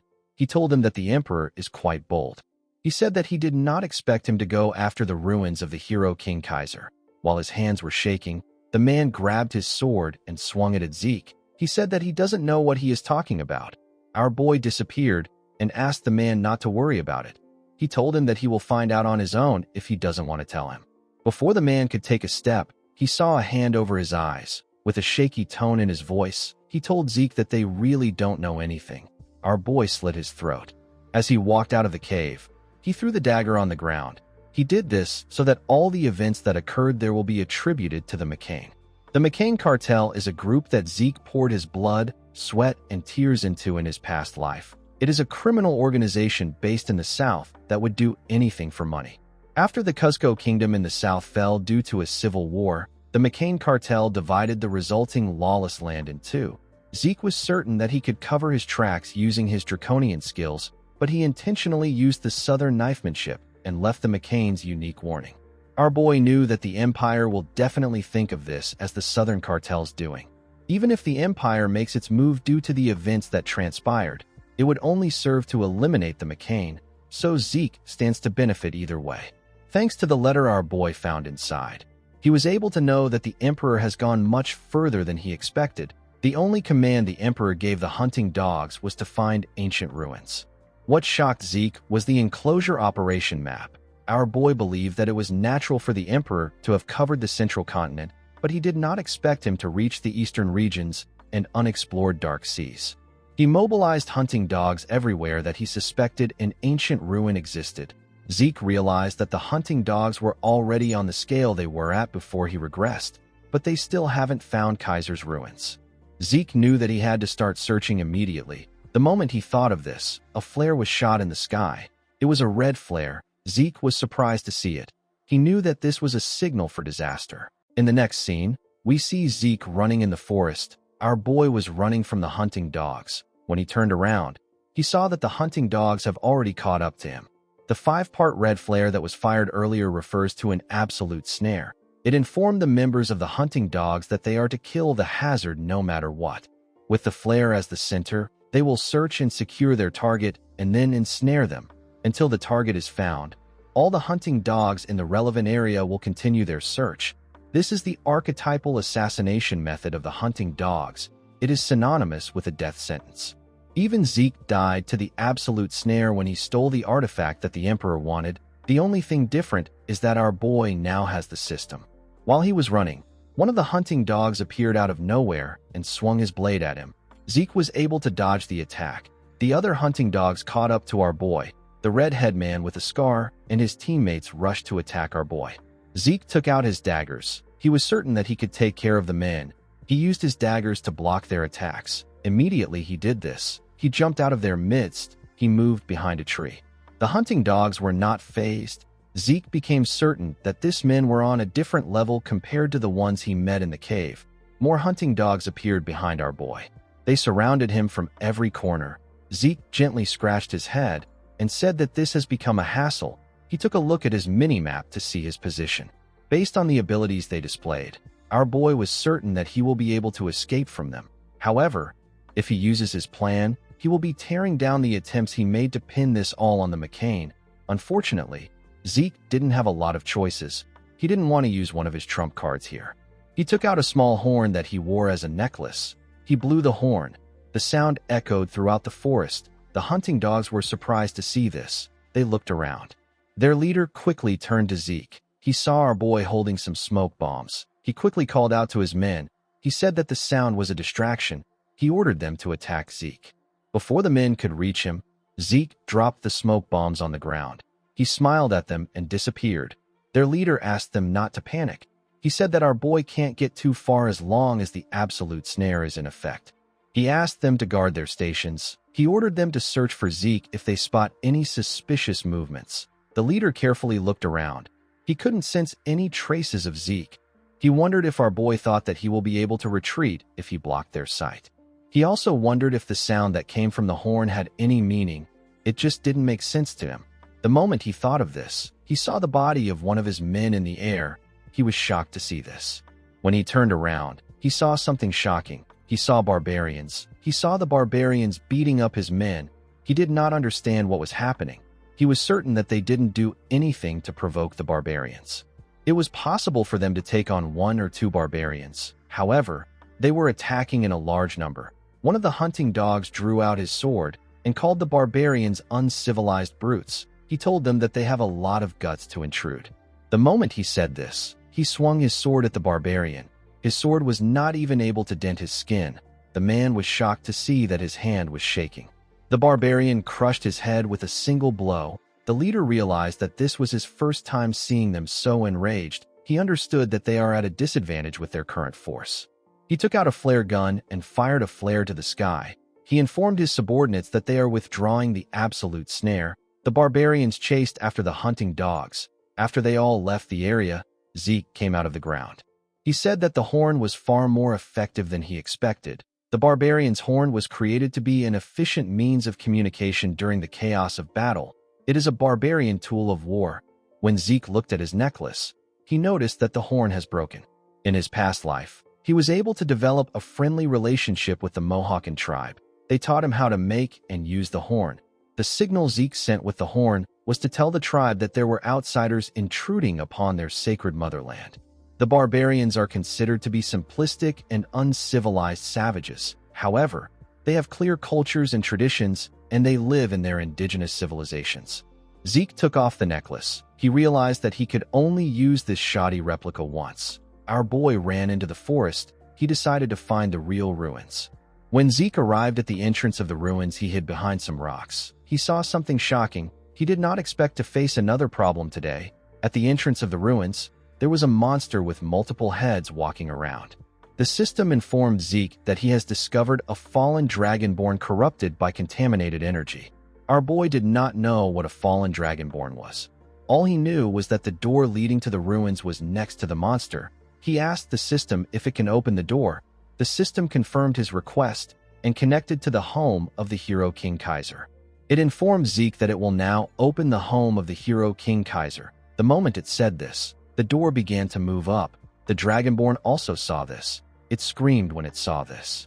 Zeke realized that the monster was now on high alert. He knew that he couldn't walk past it. He decided to use the dragon-slaying arts. He charged at the monster.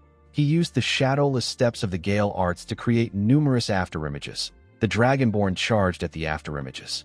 Zeke decided to pass through the entrance after interfering with the monster's view with the shadowless steps. Before our boy could reach the door, one of the monster's heads appeared next to him with its mouth open. It pushed our boy back. Zeke grabbed his sword and used the first verse of Chapter 7 of the dragon-slaying arts known as Dragon Head Severance to cut off one of its head. The monster's blood splashed on him. He noticed that the blood was acidic. His healing factor quickly activated. Zeke realized that he knew this monster that has acidic blood and 9 heads. It is a monster that even his master barely subjugated in his past life. This monster is Hydra, the 9-headed dragon. Zeke decided to face the Hydra. In the next scene, we see the Hydra trying to bite our boy. Zeke stood his ground with his sword. The monster pushed him away with its huge body. Our boy got slammed to the ground. He used his sword to hold himself up. He could not believe that he was struggling this bad. In this age where dragons are extinct, dragonborn monsters are said to be the closest to dragons. Zeke's attacks were not working on the monster at all. No matter how much he cuts it down, it heals itself immediately. This was quite frustrating for Zeke. He realized that the Hydra was too much for his current self. He noticed that he was about 30 meters away from the door. He pointed his sword down and ordered the system to close the door. The system confirmed his request and told him that it will close the door of the home of the hero King Kaiser. The door began to slowly descend. Zeke pressed his sword into the ground and released some energy. The heads of the monsters slowly surrounded him. Our boy dragged his sword on the ground and used the fifth form of the Gale arts known as Wind Splitter. He used the technique to fire an attack that cut off one of the Hydra's heads. He was able to clear a path for himself. He quickly ran towards the door. He decided to give up on the monster and get through the door before it closes. The Hydra saw through Zeke's plan. It quickly charged at him with multiple heads. Our boy carefully used his sword to hold the door and pass through it. He quickly turned around to see what happened to the Hydra. Immediately he did this. One of the monster's heads passed through the door and grabbed his hand with its teeth. Zeke grit his teeth to withstand the pain. He did not expect this. The Hydra used part of its neck to hold the door. Two of its heads were able to enter the ruins. Zeke did not think that the Hydra would follow him here. Since the head was holding on to his hand, our boy added his ether to his sword and used it to cut it off. While he was in the air, his arm began to regenerate. One of the heads fired a poisonous gas at him. The system informed him that he has been poisoned by the Hydra. Zeke added ether to his sword and activated his soul manifestation. He used Lacerate to cut off the head that poisoned him. He easily cut through it. Unfortunately for him, there was still one head left. Our boy was breathing heavily. He was quite exhausted. The head charged at him while he was breathing heavily. Since he was tired, Zeke decided to use one of his draconian skills. He activated the dragon's dignity. He used it to create a terrifying image of a dragon. With a horrifying look on his face, Zeke asked the monster to screw off if it doesn't want to get crushed. The Hydra could feel Zeke's terrifying power. It became scared. It quickly moved back and left the room on its own. Our boy did not think that dragon's dignity would walk on the Dragonborn. He realized that he should have tested it earlier. Zeke wondered why he was so tired. He knew that his infinite stamina is active. He wondered if this was because of the poison. A status window appeared in front of him while he was thinking. It informed him that he has struck fear into the fallen Dragonborn.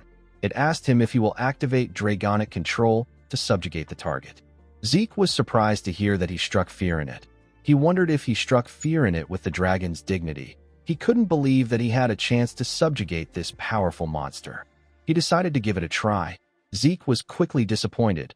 The system informed him that he lacks the required administrator authority to be able to subjugate the Dragonborn. It told him that he has failed to subjugate the target. Zeke stood up. He said that he was looking forward to it. He realized that it would have been weird if such a cheat skill doesn't have any restrictions. The moment he thought of this, he felt a large amount of pain. The system informed him that the Hydra's poison has surpassed dangerous levels. Zeke fell to the ground. He could not believe that his healing factor was not working on the poison. He believed that there has to be a way to overcome this. He recalled that gluttony can consume bloodline abilities. Since it is such a potent poison, our boy was certain that the monster must have a bloodline ability that involves resistance against poison. He quickly activated gluttony. The shadow came out of his body and ate the head of the Hydra that he cut off. After the shadow was done consuming the head of the Hydra, the system informed our boy that the rank of gluttony has increased after absorbing the life of an elimination target life form. Gluttony increased from beginner to expert level. Zeke recovered the energy that he lacked. The system informed Zeke that he has absorbed the bloodline ability of the Hydra. It told him that he only consumed a portion, so he acquired an incomplete constitution. He now had poison resistance. Due to the effect of the poison resistance constitution, the Hydra poison was neutralized. Zeke smiled and raised his head up. According to the system, poison resistance constitution grants him immunity to most poison, and it will neutralize most poison. Our boy realized that he doesn't have to worry about poison anymore. On top of this, gluttony, which hasn't risen for a while, has finally gone up. He wondered if this is because he absorbed an elimination target life form.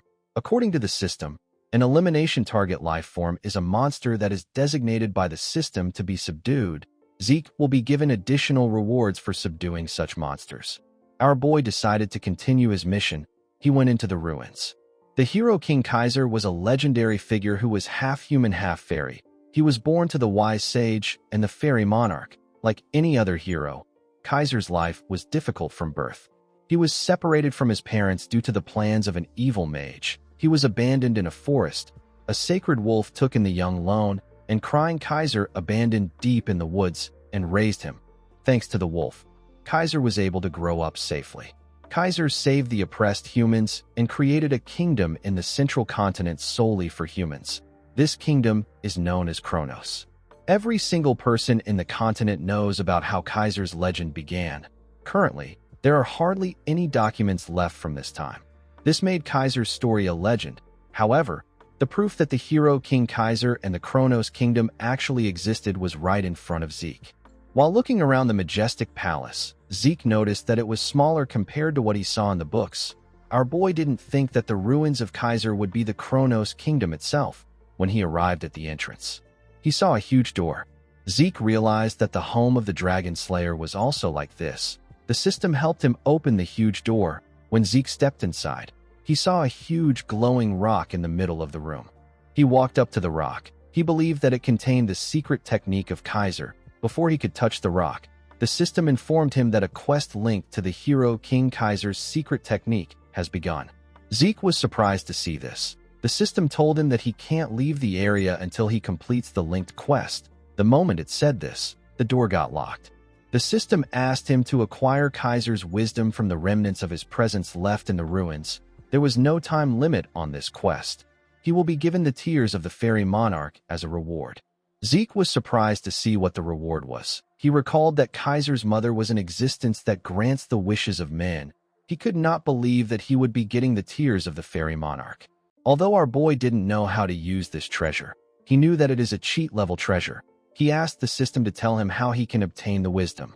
The system confirmed his request and began to extract the data within the magic video recording device. It discovered entry 546 of Kaiser's magic video records. There were 12 entries in entry 546 that corresponded with Zeke's request. The system decided to play the first video among the 12 magic video entries. It detected that the language used in the video was ancient Kronosian, which is no longer in use. It translated the language into the central continent language which Zeke speaks. The moment it did this, the device released a video of a man. This was the man of legends, the hero King Kaiser. At the beginning of the video, Kaiser said that a sword is simply a sword. He said that the senile old men who don't even know how to swing a sword always spout this kind of nonsense. Immediately he said this, he noticed that his recording device was shaking. He asked someone whose name is Sheltern to get himself together. He told him that the device is shaking. Zeke quickly recalled that Sheltern is the man known as Kaiser's most loyal knight. Kaiser asked our boy about what he needs to do to wield a sword well. He said that a person doesn't need to do much. He said that they simply have to swing their sword often and with vigor. He asked Zeke if he is curious about the amount of times he needs to swing his sword. He told our boy that he needs to reach this goal. The moment he said this, he took out his sword and made a simple and powerful swing. Zeke felt like he was cut in half. He basically died while looking at the attack. Our boy fell to the ground. He began to sweat and breathe heavily. He could not believe that this overwhelming spirit was able to affect him even though it was just a recording. He could not believe that this was the wisdom of the hero king. Zeke smiled nervously. He said that he likes it. He stood up and asked the system to replay the video from the beginning. The system accepted his command. In the next scene, we see Zeke swing his sword. It has been about 4 days since he locked himself in here to train. He discovered 3 other doors across the entrance. The first room is a food storage that contains enough food to last for months. The second room is a rest area meant to allow one to manage their body's condition. The final room contains a variety of books and weapons of war. This room is a training room meant for Kaiser's successor. Thanks to this, Zeke was able to focus purely on training and swinging his sword. Our boy was already able to mimic the form he saw in the video, but it still didn't feel right to him. While he was looking at his sword, the system informed him that he has acquired Kaiser's wisdom. It told him that he has gotten the basic form of the elemental sword. Zeke was surprised to see this. He didn't know what it meant. The system informed him that he has surpassed the basic level and entered the applied level. Our boy did not know what this meant. The system told him that it is going to summon Kaiser's soul. The recording device began to gather a large amount of energy. It brought together something. The device stopped gathering energy when the person had been formed. The person turned out to be the king of the ancient Kronos kingdom, the hero King Kaiser. Zeke could not believe his eyes. The hero King Kaiser was standing in front of him. While he was staring in wonder, Kaiser took out his sword and attacked him.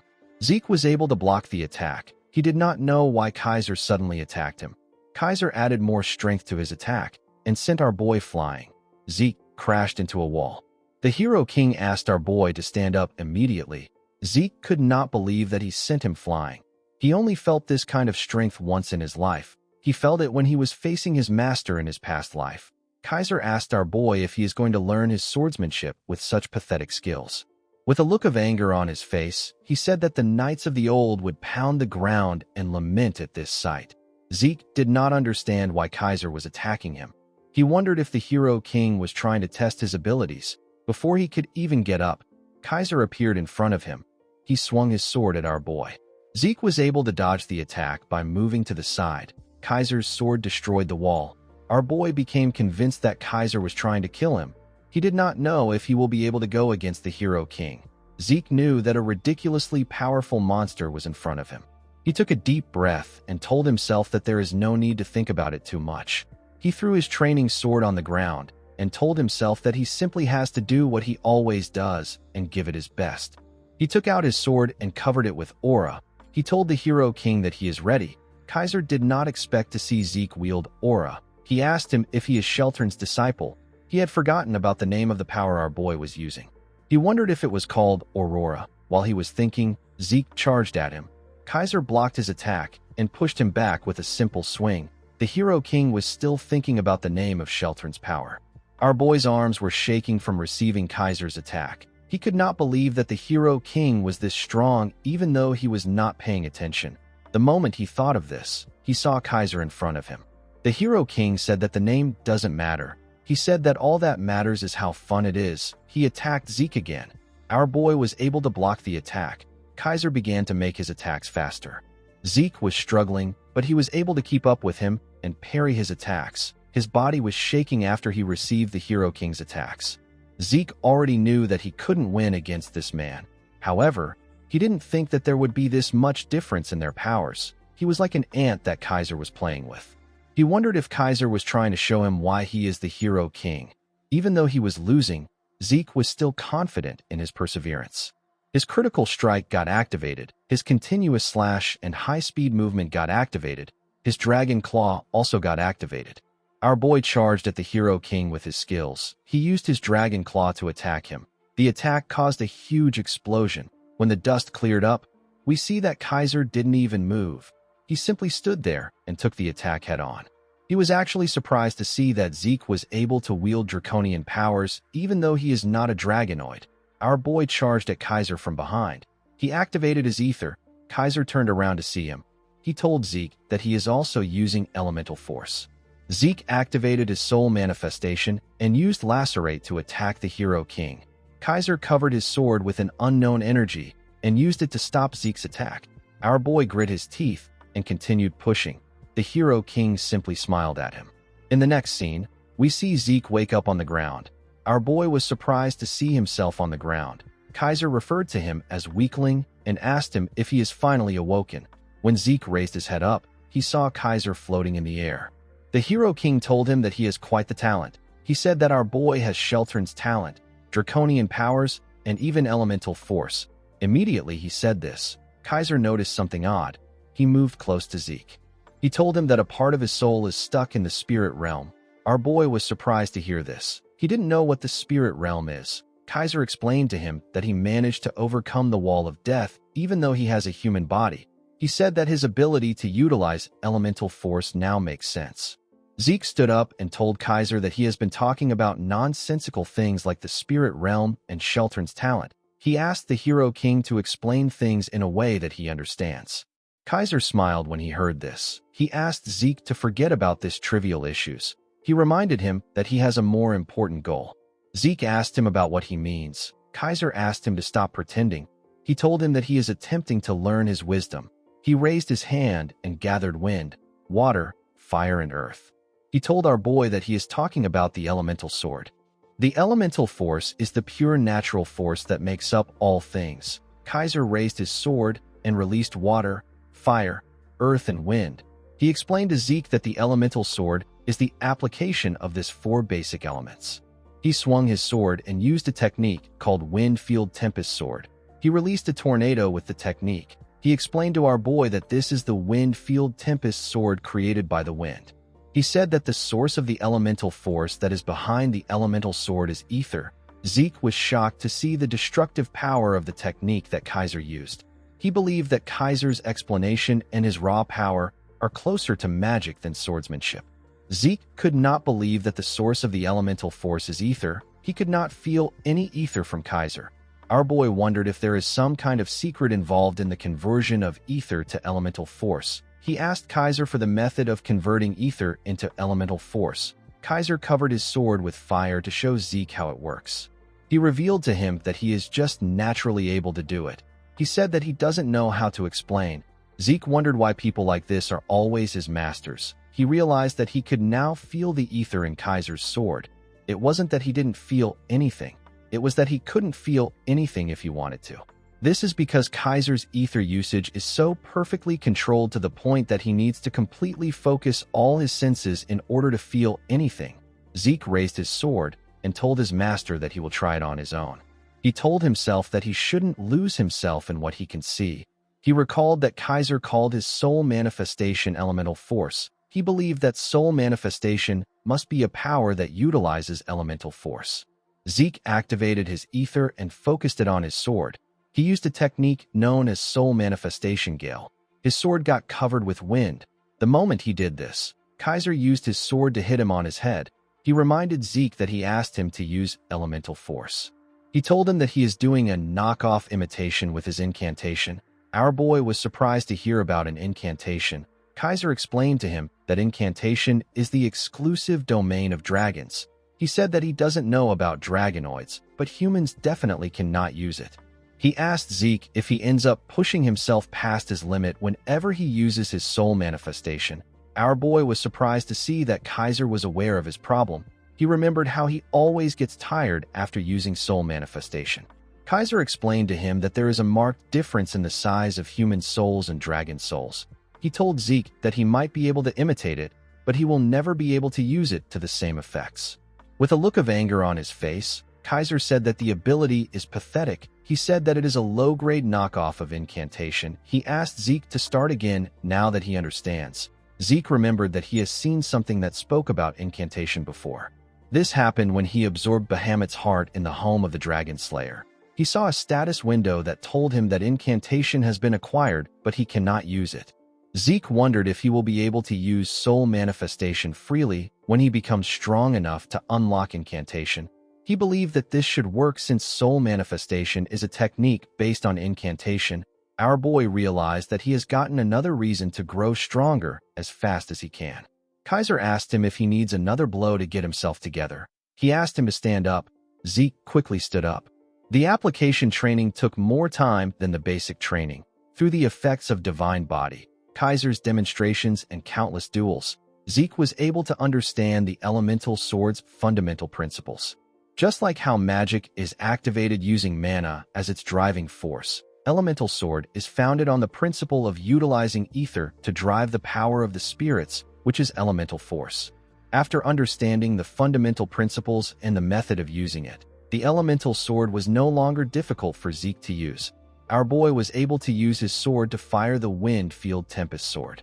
Kaiser told him that he can finally look at him.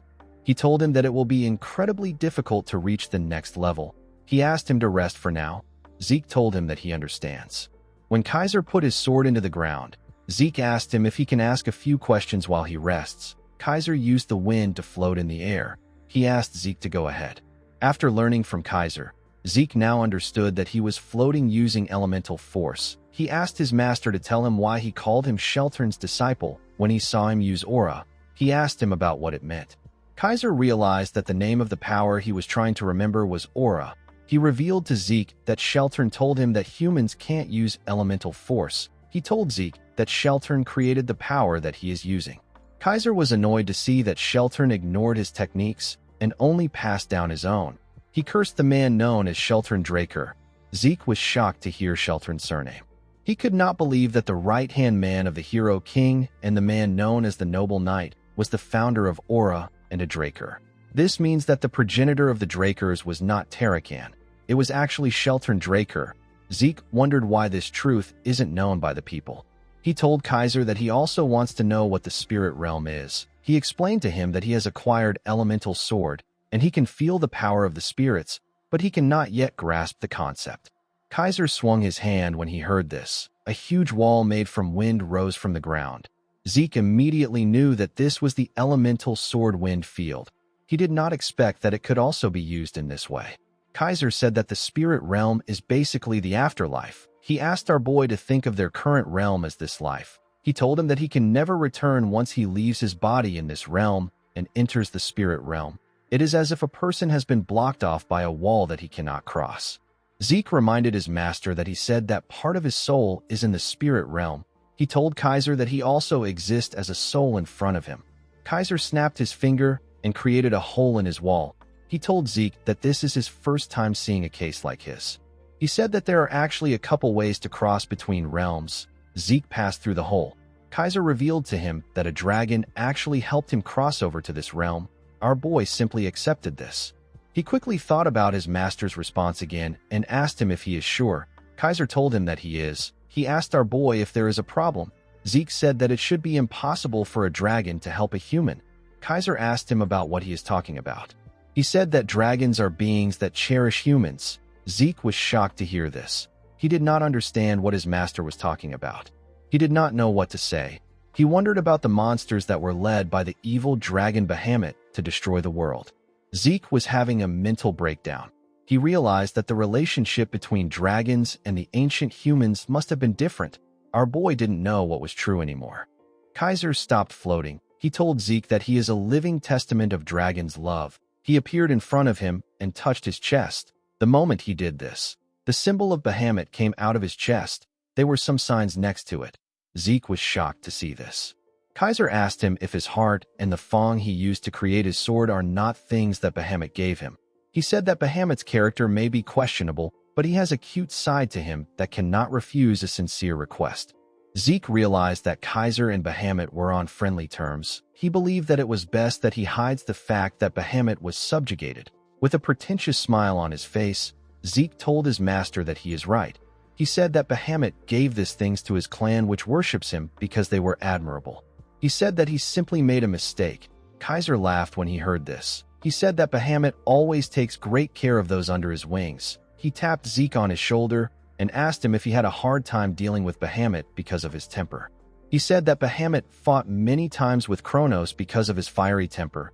Zeke wondered if Kronos was the name of another dragon. He asked his master if he is referring to the kingdom's dragon. He said that he heard a lot of things about Kronos from Bahamut. He asked Kaiser if the kingdom's name was gotten from Kronos. Kaiser told him that he is right. He revealed to Zeke that he is Kronos' contractor. He said that while someone was racking his brain over the name of the kingdom, Kronos was leisurely drinking tea. When he saw this, Kaiser decided to name the kingdom after him. Zeke was shocked to hear about a dragon drinking tea. He wondered if this was done through the polymorph skill. Kaiser said that Kronos didn't react much. It was as if he expected it. The Hero King said that he wanted the name of the dragon to be known by future generations. Zeke started to piece things together. Thousands of years ago, during the era Kaiser lived in, humans and dragons lived in harmony. However, in the case that an incredibly powerful dragon helped a human without a contract, the balance of the world would collapse. This would endanger the entire realm. In order to prevent this, the dragons suppressed their own strength and polymorphed into human form to help humanity through their contracts. The dragons called their contracted humans contractors. Zeke deduced that the reason the ancient figures were so powerful was because they were receiving help from dragons. Our boy wondered about what caused the rift between the humans and the dragons. Kaiser told Zeke that he can no longer wait for him. Our boy decided to hear his master's entire chronicle when he gets the chance. He told Kaiser that he waited over 2,000 years for a successor. He told him that he can afford to wait a little longer. Kaiser said that he picked up an arrogant disciple. He told Zeke that he wants to see if he will be able to keep up this attitude. He picked up his sword and took a stance. He revealed to Zeke that his final lesson is a duel against him. Our boy noticed that the atmosphere around his master has changed. Kaiser said that an ordinary duel will not be different from what they have been doing. He said that he is going to add a rule. He raised his hand and created walls that blocked the 3 doors in the room. He told Zeke that eating and sleeping will be forbidden from now on, and the duel will continue until he says that they can stop. He also told Zeke that he can only use an elemental sword of the same element as him. Zeke asked his master about what will happen if the rules are broken. Kaiser activated a technique known as Flame Field Dance of Flames. This technique covered his sword with fire. He charged at our boy. Zeke managed to block his attack. With a serious look on his face, Kaiser told Zeke that he is free to break the rules if he has more than 1 life. The elemental sword is split into 4 fields that each corresponds to an element. The first field was founded on the element of fire. This field is known as the flame field. It spreads a great amount of heat and flames and boasts an overwhelming destructive power. Kaiser used the flame field to set our boy on fire. Zeke was able to push the fire away and heal his body. The next field that Kaiser used is founded on the element of earth. It is the steel field. Kaiser pressed Zeke down with the steel field. He charged at him with his sword. Our boy was able to block the attack, but his master pushed him deeper into the ground. The steel field specializes in subduing and defending. It uses the power to freely control solidity and mass.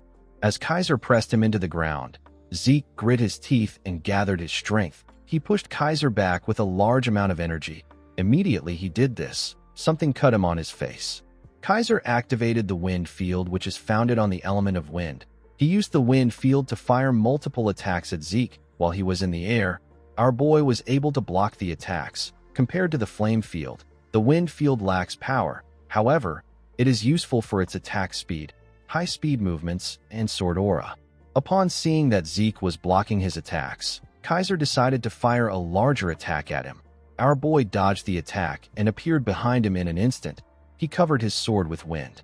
He wanted to attack his master from behind. Unfortunately for him, Kaiser activated the last field, which is founded on water. It is known as the water field. Kaiser used the water to block Zeke's attack. The water field is used for attack and defense, as well as suppression and support. Kaiser used the water field to push our boy back. The water field is as variable as water itself. It possesses a versatile and well-balanced strength. Kaiser used the water to land a huge cut on Zeke's body. Our boy did not understand what was happening. He believed that his power and range should be greater. He could not comprehend why there was such a huge gap between him and his master. Our boy recalled when he was training to use the water field. He made a large amount of water pour on the ground. Zeke was happy to see what he did. Kaiser quickly hit him in the head with his sword. Zeke asked his master to tell him why he hit him.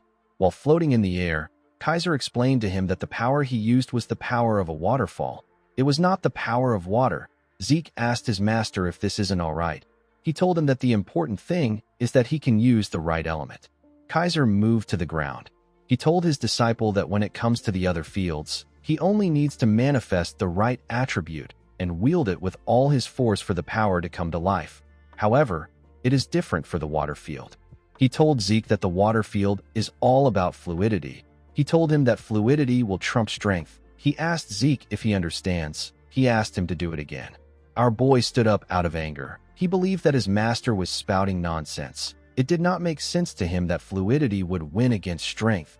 He remembered that he submitted in his past life because he lacked the strength to fight back.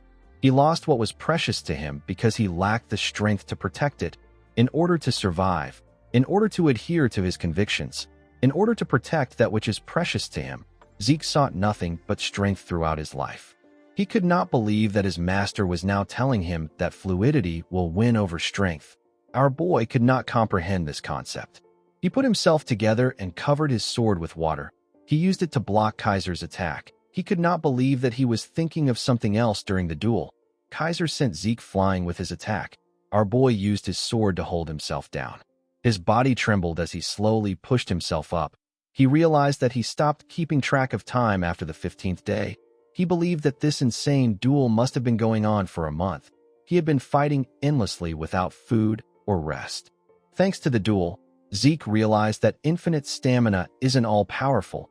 It didn't mean anything in front of a monster that overwhelms it. Kaiser charged at him again.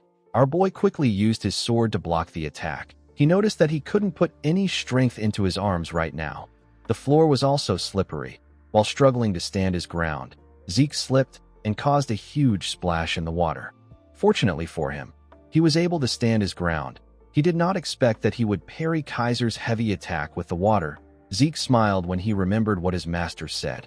He now understood what his master meant when he said that fluidity will trump strength. When he casted aside his strength to grip his sword and his strength to remain standing, he finally began to understand Kaiser's words. The methods our boy learned to control a blade's arc and strikes do nothing but bind its freedom. Zeke realized that he needed to cut away this unnecessary shackles. Just like how water flows from above to below, our boy needed to create his own path. He grabbed his sword and charged at his master. He recalled that he has felt something like this in his past life too, when the line between his sword and himself blurred and he felt like he was one with the world around him. Zeke now understood that water could be violent at times and refined too. He moved his sword with the water and pushed his master back. He stood before Kaiser like an equal.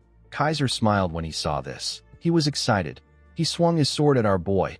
Zeke quickly moved back to dodge the attack. He went down and gathered a large amount of water around his sword. Kaiser also did the same.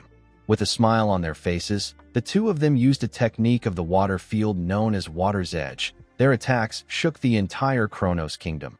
It even left a large hole in the roof of the palace. Zeke fell to his knees. He lost consciousness. Kaiser told him that he is magnificent. He accepted Zeke as the sole successor of his teachings. In the next scene, we see Zeke wake up. He was surprised to see that he passed out. This was his second time losing consciousness. The first time it happened was during his duel with Duke.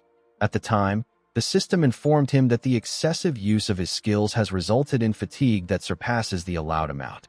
The system forcefully shut down his consciousness for his own sake.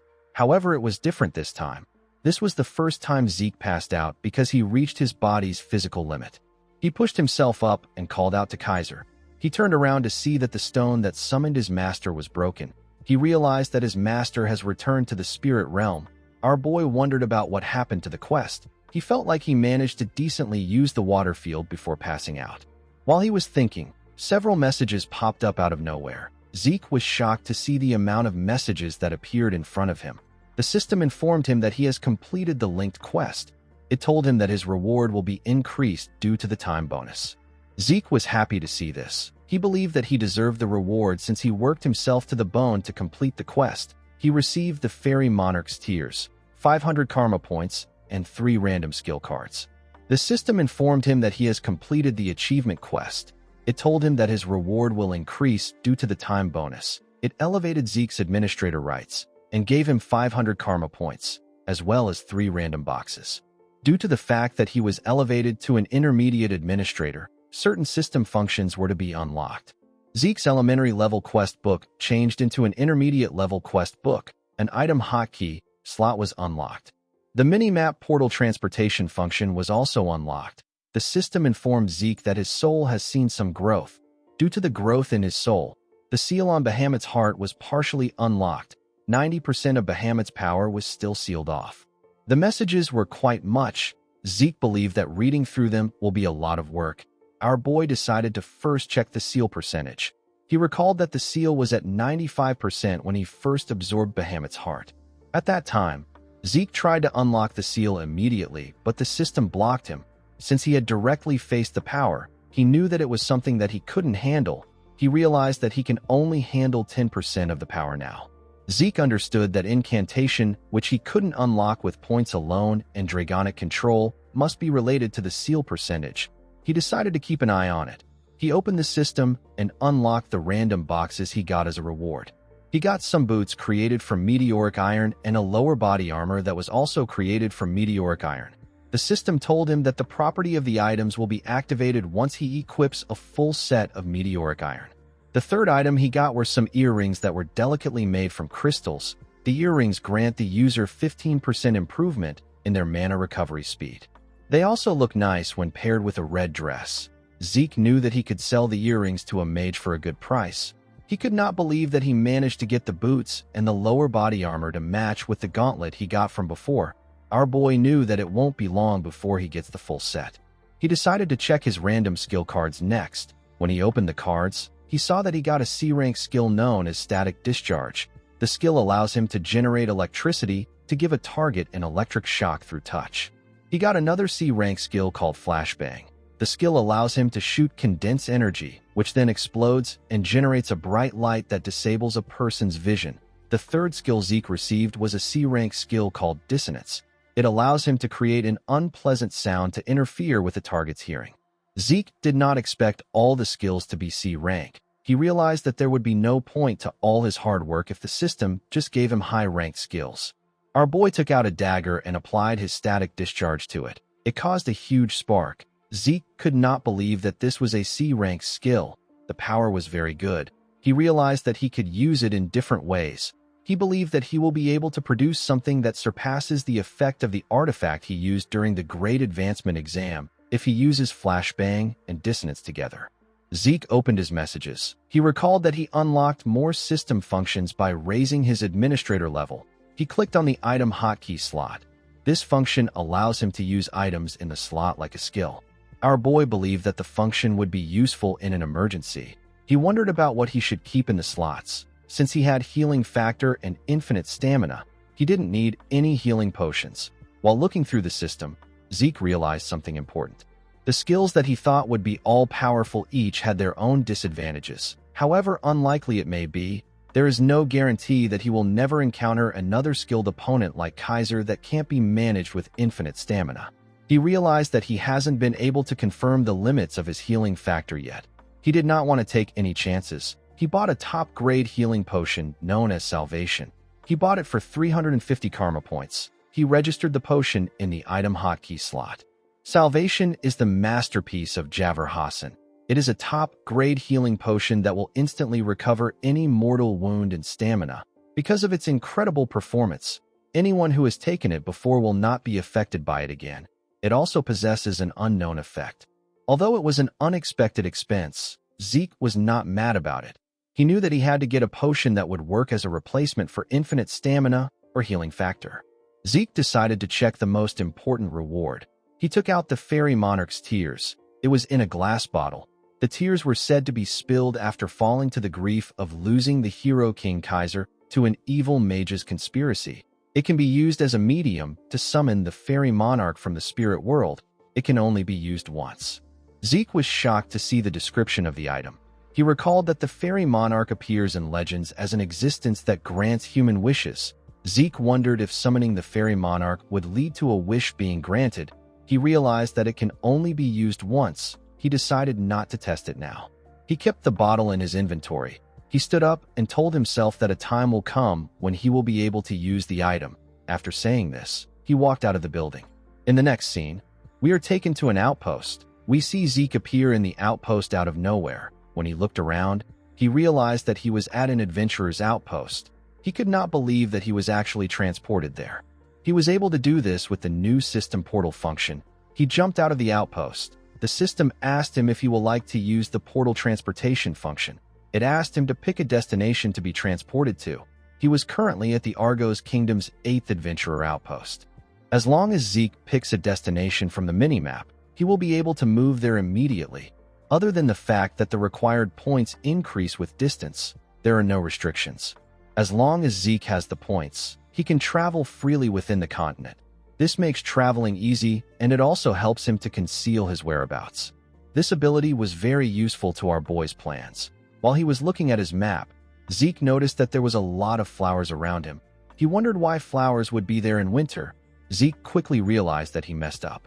The scene shifts, and we are taken to the Central Continent's top night nurturing facility. The place is known as Valhalla. We see different students wearing white clothes. At the facility, we are taken to the dean's office. We see him trimming his plant. Zeke was in the office with him. He told our boy that he has never seen a case like his in his 10 years as a dean. He had never heard of a freshman that comes to school a month after the entrance ceremony. Zeke did not expect that he would be locked in Kaiser's home for a whole month. In the entrance guide he was given, alongside a letter of recommendation, there was a clause stating that the dean has authority over the entrance into the school if a student fails to participate in the entrance ceremony. Entering next year was too late for Zeke. He needed to get into Terrakin's secret library. He decided to use any excuse to convince the dean. Zeke explained to the dean that he completely lost himself in a state of unity while training in order to make up for what he lacks. He told him that he lost consciousness for a long period of time. The dean, whose name is Flaubert Borges, stopped trimming his plant when he heard this. With a serious look on his face, he asked Zeke if this is all he could come up with in order to make up for missing the entrance ceremony. Flaubert Borges is a knight renowned across the entire continent, hailing from the kingdom of Thebia as a member of the royal guard. The story of how Arthur Draker went to meet Flaubert 3 times to ask him to become the dean is so famous that it is still spoken of 10 years after it happened. Zeke knew that this man is someone who highly values honor and order. He knew that things won't go well for him if he tries to make an emotional argument. He bowed his head and told Flaubert that he has no excuses for his absence. Flaubert did not expect this. He knew that unity isn't something that is easily achieved. If it was any other cadet, he would have dismissed it as a lie. He revealed to Zeke that he received a letter of recommendation from the academy's dean. He told our boy that he will arrange a place for him. Zeke was shocked to hear this. Flaubert explained to him that he will permit his enrollment if his month-long training is determined to have been worth more than a month in Valhalla. Zeke did not like the fact that Howard helped him in this situation, but he didn't have a lot of choices. He thanked Flaubert for giving him a chance. Flaubert pressed a bell. An assistant quickly entered his office. The dean asked the man to reserve an empty training room immediately. He asked him to tell the professors of each department that there will be an extra entrance exam, so they need to gather there. The scene shifts, and we are taken to the cadet individual training room. We see Zeke standing on the stage. Our boy looked around the room. He realized that all the professors here are renowned knights that he has seen in the continent's news at least once. Since everyone had gathered there, Flaubert ordered Zeke to show them the fruits of the training he claims to have undertaken. Zeke grabbed his sword. He wondered about what he should show this instructors. He knew that he couldn't show them his elemental sword. He took out his sword and took a stance. He could feel the intense pressure of the instructors who were staring at him. Our boy was aware that this were the people training the greatest knights on the continent. He knew that they wouldn't even blink if he showed them some old technique. Zeke decided to show them a little bit of what he is capable of. He released a large amount of energy in the hall. He focused his energy on his sword. The instructors were shocked to see Zeke's aura shining brightly. They could not believe that they were looking at an aura blade. The instructors could not comprehend the fact that Zeke has already reached the level of a Blue Knight at age 15. They recalled that Abel was the one who held the record of the youngest Blue Knight. He became a Blue Knight at age 19. The instructors believed that our boy was able to achieve this because he is a Golden Awakener. Zeke realized that he messed up. He recalled asking Kaiser about what he thinks of aura. The Hero King said that it is a petty trick used by the weak. After facing Kaiser for a while, our boy completely forgot how to hold back his aura. When he saw how the instructors were arguing, he became relieved. He was relieved that they only think of him as a warrior at the level of a Blue Knight. Before meeting Kaiser, Zeke's aura was at the level of a Blue Knight. However, after he learned the elemental sword, his aura broke through to a whole new level, and he managed to reach the level of a Red Knight. The key difference between the two lies in the usage of Aura Blade.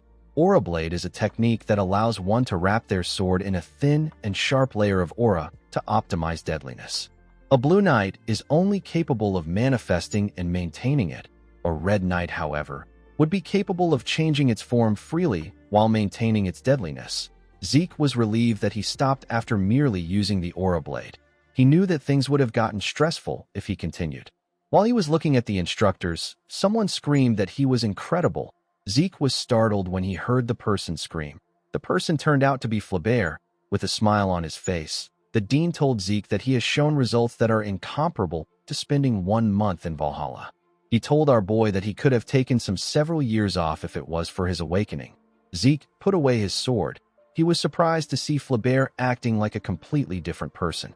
Zeke bowed his head and told the dean that he apologizes for missing the entrance ceremony. He said that it was due to his own incompetence. Flaubert laughed and asked him not to worry about it.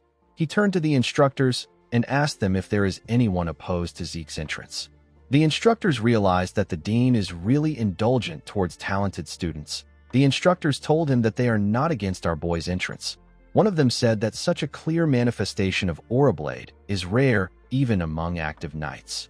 He said that they don't need to see anything else. Flaubert agreed with them. He congratulated Zeke on his enrollment. Midland Atlas is a great city that is the size of a kingdom in the center of Midland. It is where the training facility of the greatest knights on the continent is located at. Valhalla and the Drakers' Four Seasons Fortress are located here. Since the Four Seasons Fortress is a place where the patriarch of the Drakers and several key figures reside, it is known as the true castle of the Drakers. In the next scene, we see Zeke arrive at the entrance of a mansion. This ridiculously huge mansion is Zeke's personal house. Even our boy felt like it was too much for him. As he slowly opened the door, we see two people waiting for him inside. The moment Zeke stepped in, someone popped a confetti and congratulated him on his entrance into Valhalla. The person turned out to be Duke. Andre was with him. The two men wore silly clown costumes. Zeke was surprised to see his master. Duke tapped his disciple on his shoulder and told him that he is amazing. He said that it is his first time seeing someone miss the Valhalla entrance ceremony. He told our boy that they need to get started since he has arrived. Zeke did not understand what his master was talking about. It turns out that Duke and Andre prepared a surprise enrollment party for him after they arrived at Atlas. Our boy wondered why people who should be in the academy were in Atlas. It turns out that Duke has been called back to the Four Seasons Fortress by the Patriarch. It has been a month since Duke decided on his own to become our boy's housekeeper at his mansion. Andre revealed to Zeke that he became an assistant professor at Valhalla. He apologized to Zeke for imposing on him. Our boy felt like Andre followed him there. He did not like this people disturbing his peaceful life. He was annoyed that they decided everything without even informing the owner of the mansion. After drinking several bottles of liquor, Duke and Andre passed out. It was already late in the night. The scene shifts, and we are taken to a bar. We see someone place a coin on the bartender's table and ask for a beer. The bartender was shocked to see the symbol of the Drakers on the man's gloves. The person turned out to be Zeke. Our boy told the bartender that he also wants to meet Kay. The bar became quiet the moment our boy said this. Everyone turned to him and took out their weapons. Our boy smiled when he saw this. He raised his hand and asked the men if they want to have a go at it. The men were terrified to see the Drakers symbol on his gloves. They all quickly sat down and continued drinking like nothing happened. With a nervous look on his face, the bartender apologized to Zeke. He said that he should have stopped the men. He raised his hand and pulled a bottle to open a secret door. He told Zeke that he will guide him to the branch manager. While walking inside a tunnel, Zeke noticed that the tunnel has a second and third layer security magic. He knew that only Kay would do this. Before Zeke's regression, there were two groups that could have been called the greatest intelligence organization on the continent: the Drakers' Order of the Black Knights and the Rome Empire's Intelligence Bureau.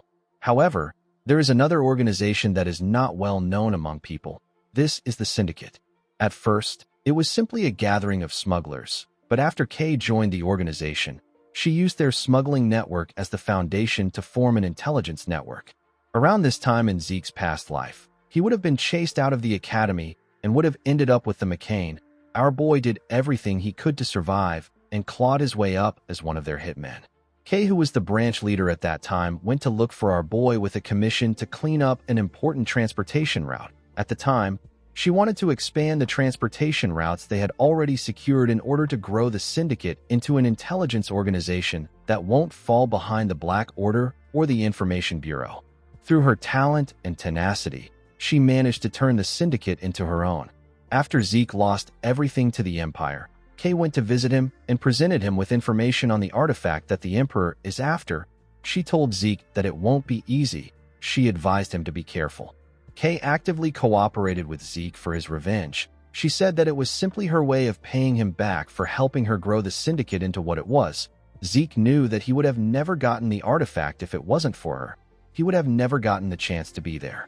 Our boy knew that information is a weapon. Since he didn't know how the future could change, he believed that it would be better that he stays informed. The bartender knocked a door and opened it for our boy. Zeke believed that it will be beneficial for him to maintain a relationship with Kay through this deal. The moment our boy stepped inside, he saw someone sitting in the dark room. The person lit a matchstick and used it to add fire to their cigarette. Zeke realized that Kay was still the same. A mana lamp got turned on in the room. Kay asked our boy to tell her why he wants to meet with her. Kay turned out to be a beautiful red-hair woman with big boobs. She asked Zeke not to beat around the bush. She asked him to give her only the key points. Our boy revealed to her that he wants to open up a trade with the syndicate. Kay asked Zeke to tell her the reason why a prodigy who has reached the level of Blue Knight at age 15 and is a noble, pure-blooded awakened of the Draker family wants to make a deal with a criminal organization. Zeke was impressed that she was already aware of what happened at Valhalla. He put his hand into his coat.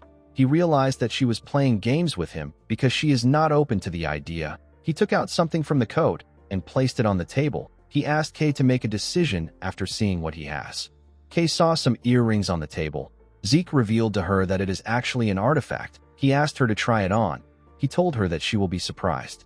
Kay asked him if the earrings enhance mana recovery. She decided to try them on. She told our boy that mana recovery artifacts are common. The moment she said this, her cigarette fell out of her mouth. She was shocked to feel the power of the artifact. She realized that her mana recovery rate improved by 15%. Kay was shocked because most artifacts have a mana recovery improvement of 1%. Even the impressive ones are only at 3%. Kay couldn't believe that our boy gave her something 5 times better. She knew that there would be no way she wouldn't know about the artifact if it was on the market. She realized that Zeke must have either gotten it from a route she doesn't know about, or he managed to get it on his own. Kay became suspicious. With a smile on his face, Zeke asked her if she is ready to talk. Kay wondered about who Zeke truly was. In the next scene, we see Zeke explaining things to Kay. He told her that she can open up a new account with the sealed personal statement she got. He told her that he has already requested for a representative. He told Kay that the only thing she needs to do is go to the Atlas Northern Bank and take care of the item. Kay knew that Zeke wanted to sell the earrings, but she did not expect him to want to work with her to sell unknown artifacts on his behalf. Zeke wrote that she can take 10% for each item sold, and an additional bonus for every 10,000 that they sell. Everything Zeke wrote was what Kay had in mind. It was the upper limit of the deal that she wanted to make. Kay realized that Zeke has access to information. This is because he was already aware that she is a magician. Kay stood up and picked up the contract. She told Zeke that she accepts his terms. She told him that she hopes they both get good luck.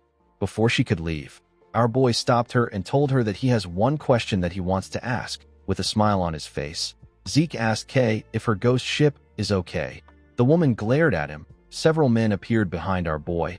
They were all holding daggers. With a scary tone in her voice, Kay asked Zeke to tell her where he heard about this from.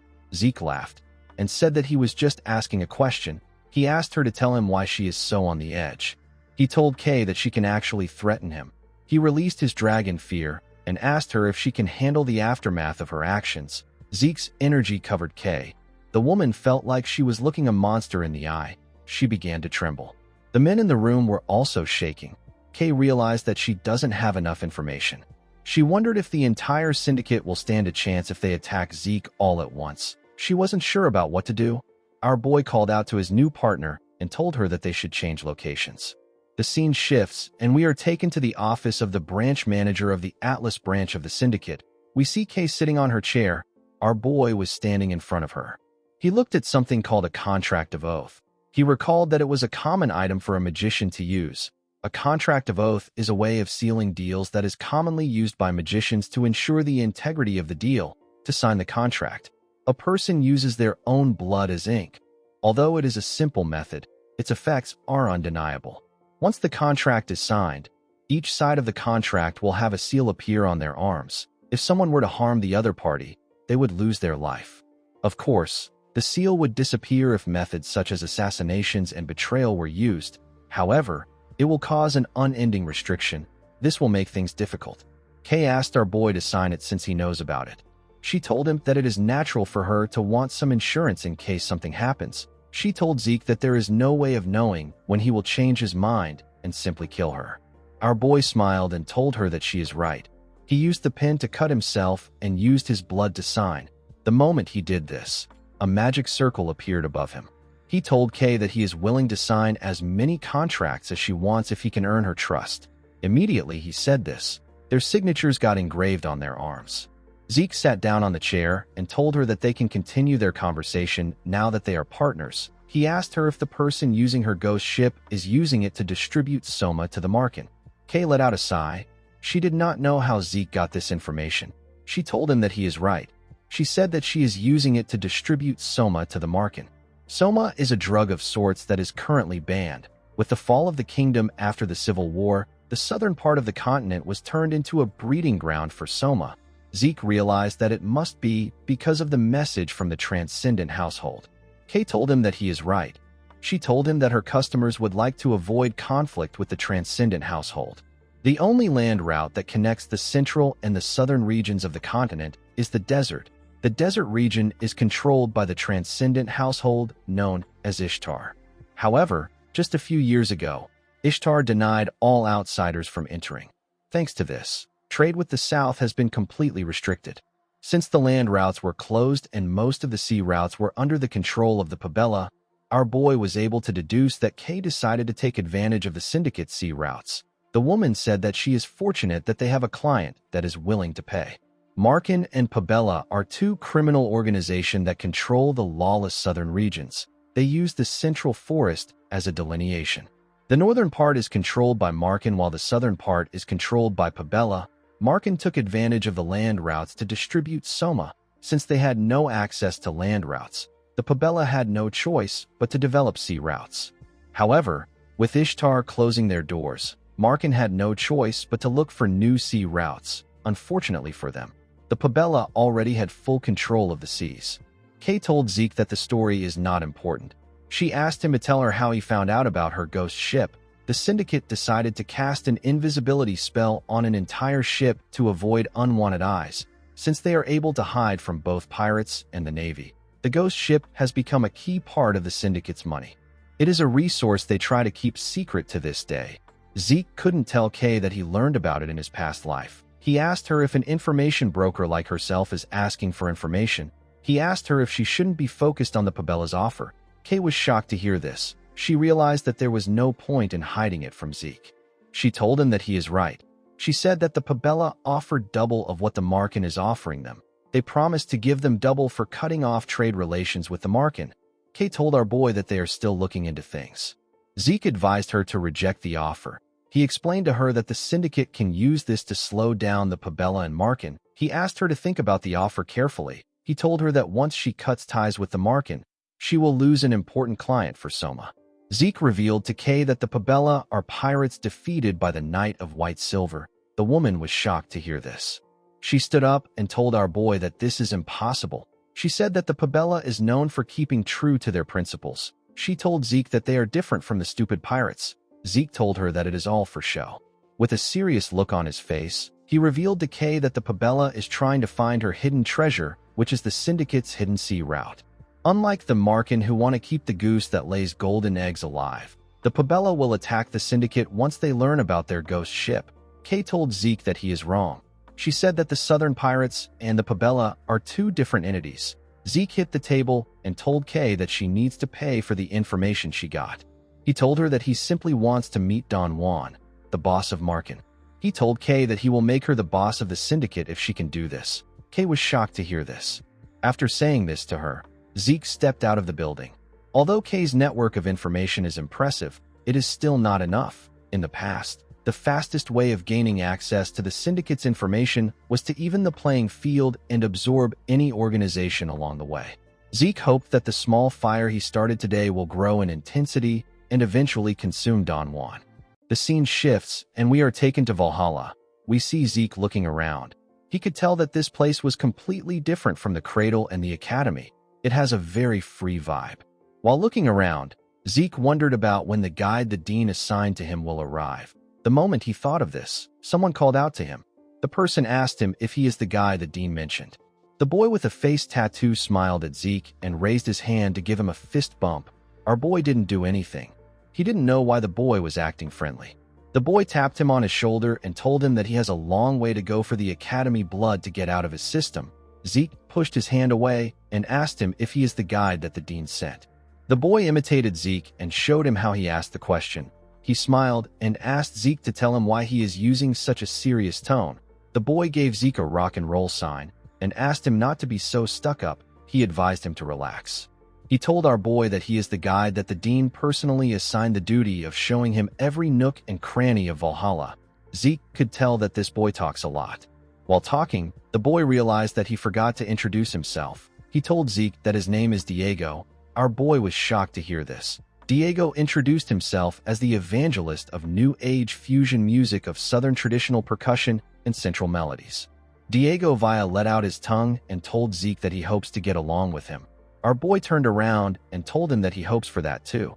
Diego did not expect Zeke to say this. He moved close to him and asked him if he is already warming up to him.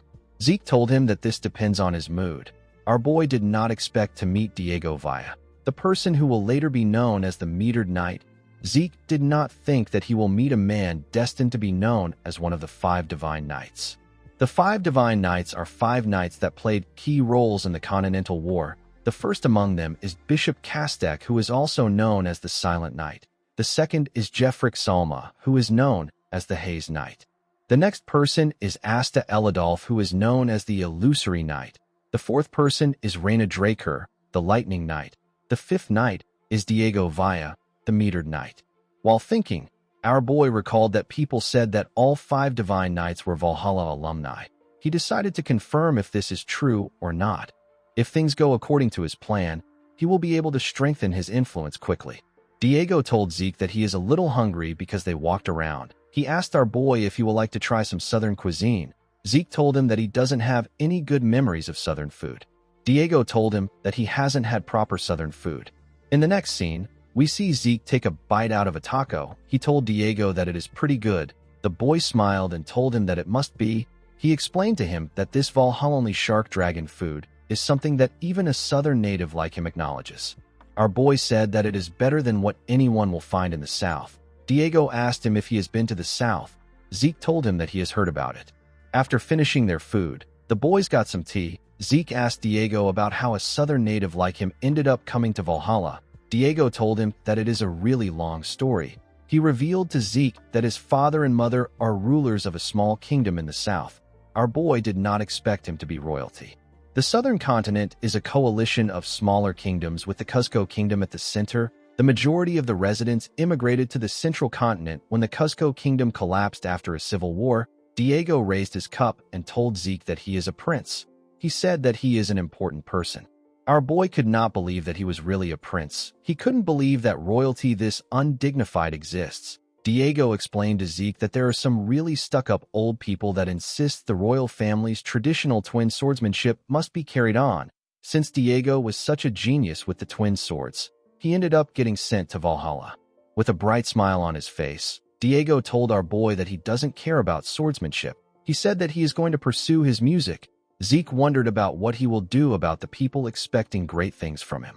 Diego asked our boy if he wants to join the Southern Fusion New Age Music Research Club. Zeke quickly declined his offer. In the next scene, we are taken to a lecture hall.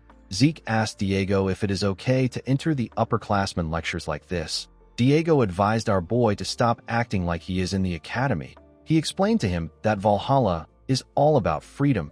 Anything and everything is allowed if it is for the sake of learning. He told Zeke that he can go to listen to any lecture he wants if he wants to. He revealed to him that today's special lecture isn't common.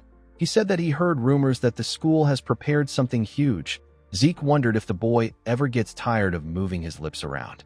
While he was thinking, he heard some people talking about him. They referred to him as the youngest person to ever enroll in Valhalla. The students talked about how our boy is a direct descendant and how he is a prodigy that beat up an instructor. Diego was surprised to hear this. He asked Zeke if he is a Draker. Our boy could not believe what he was hearing. He raised his glove to show the boy and asked him about what he thought the gloves are. Diego asked our boy to tell him what the glove is. Zeke called him an idiot and revealed to him that he is wearing pure-blood gloves. He told him that they are a mark of a pure-blood Draker Awakener.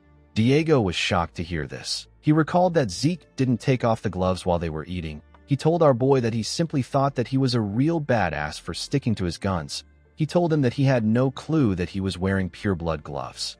Zeke found it funny that the boy came all the way to Valhalla without knowing about the pure-blood gloves. He noticed that Diego was panicking. He felt like this was the normal reaction a person would have when encountering a pure-blood awakener. Zeke was quite relieved to see that Diego stopped talking. The moment he thought of this, Diego told him that he now understands why he is so stuck up. Zeke was annoyed to hear his voice. He did not know what to even say to him. Diego put his arm around his neck and told him that he should have paid for the meal since he is a Draker. He laughed and told him that he is just kidding. Everyone turned to them when they heard Diego's voice. Zeke could not believe that the boy was becoming rowdier. While he was talking, the dean clapped his hands and asked everyone to pay attention. The students immediately became quiet. Zeke wondered why there were so many people in a lecture hall. He believed that they came because of the special lecture being held by the dean. Upon seeing the amount of student there, Flaubert said that he can tell that they are looking forward to the lecture. Diego took out a book and showed it to Zeke. He asked him about what he thinks about the lyrics. He asked him if the rhyme scheme is crazy. Zeke reminded him that he said that they should listen to the lecture. He asked Diego to pretend to listen. The dean decided to skip the formalities and go straight to the main event. He told the students that he had a really hard time getting this person. He introduced the person as a Black Knight of the Drakers who is returning from the field. Zeke smiled when he saw the person. He recalled that the person returned to the Four Seasons Fortress. He wondered if the man will begin international activities now. The person turned out to be Duke Draker. The students were shocked to see the Gale Knight. They did not expect to see the Black Knight that disappeared. They recalled that rumors were going around that Duke was recently sighted around the Four Seasons Fortress. The students did not expect it to be true. Duke told them that it is an honor for him that they all remember him after he stepped back from the front lines. He advised the students to engrave the lecture in their hearts and soul. He revealed to the students that he became a Black Knight after being part of the normal class in the academy. The content of Duke's lecture was much better than our boy expected. The students did their best to focus on Duke's long lecture. After a while, they began to fall asleep. Diego didn't even listen to him. He was focused on his lyrics.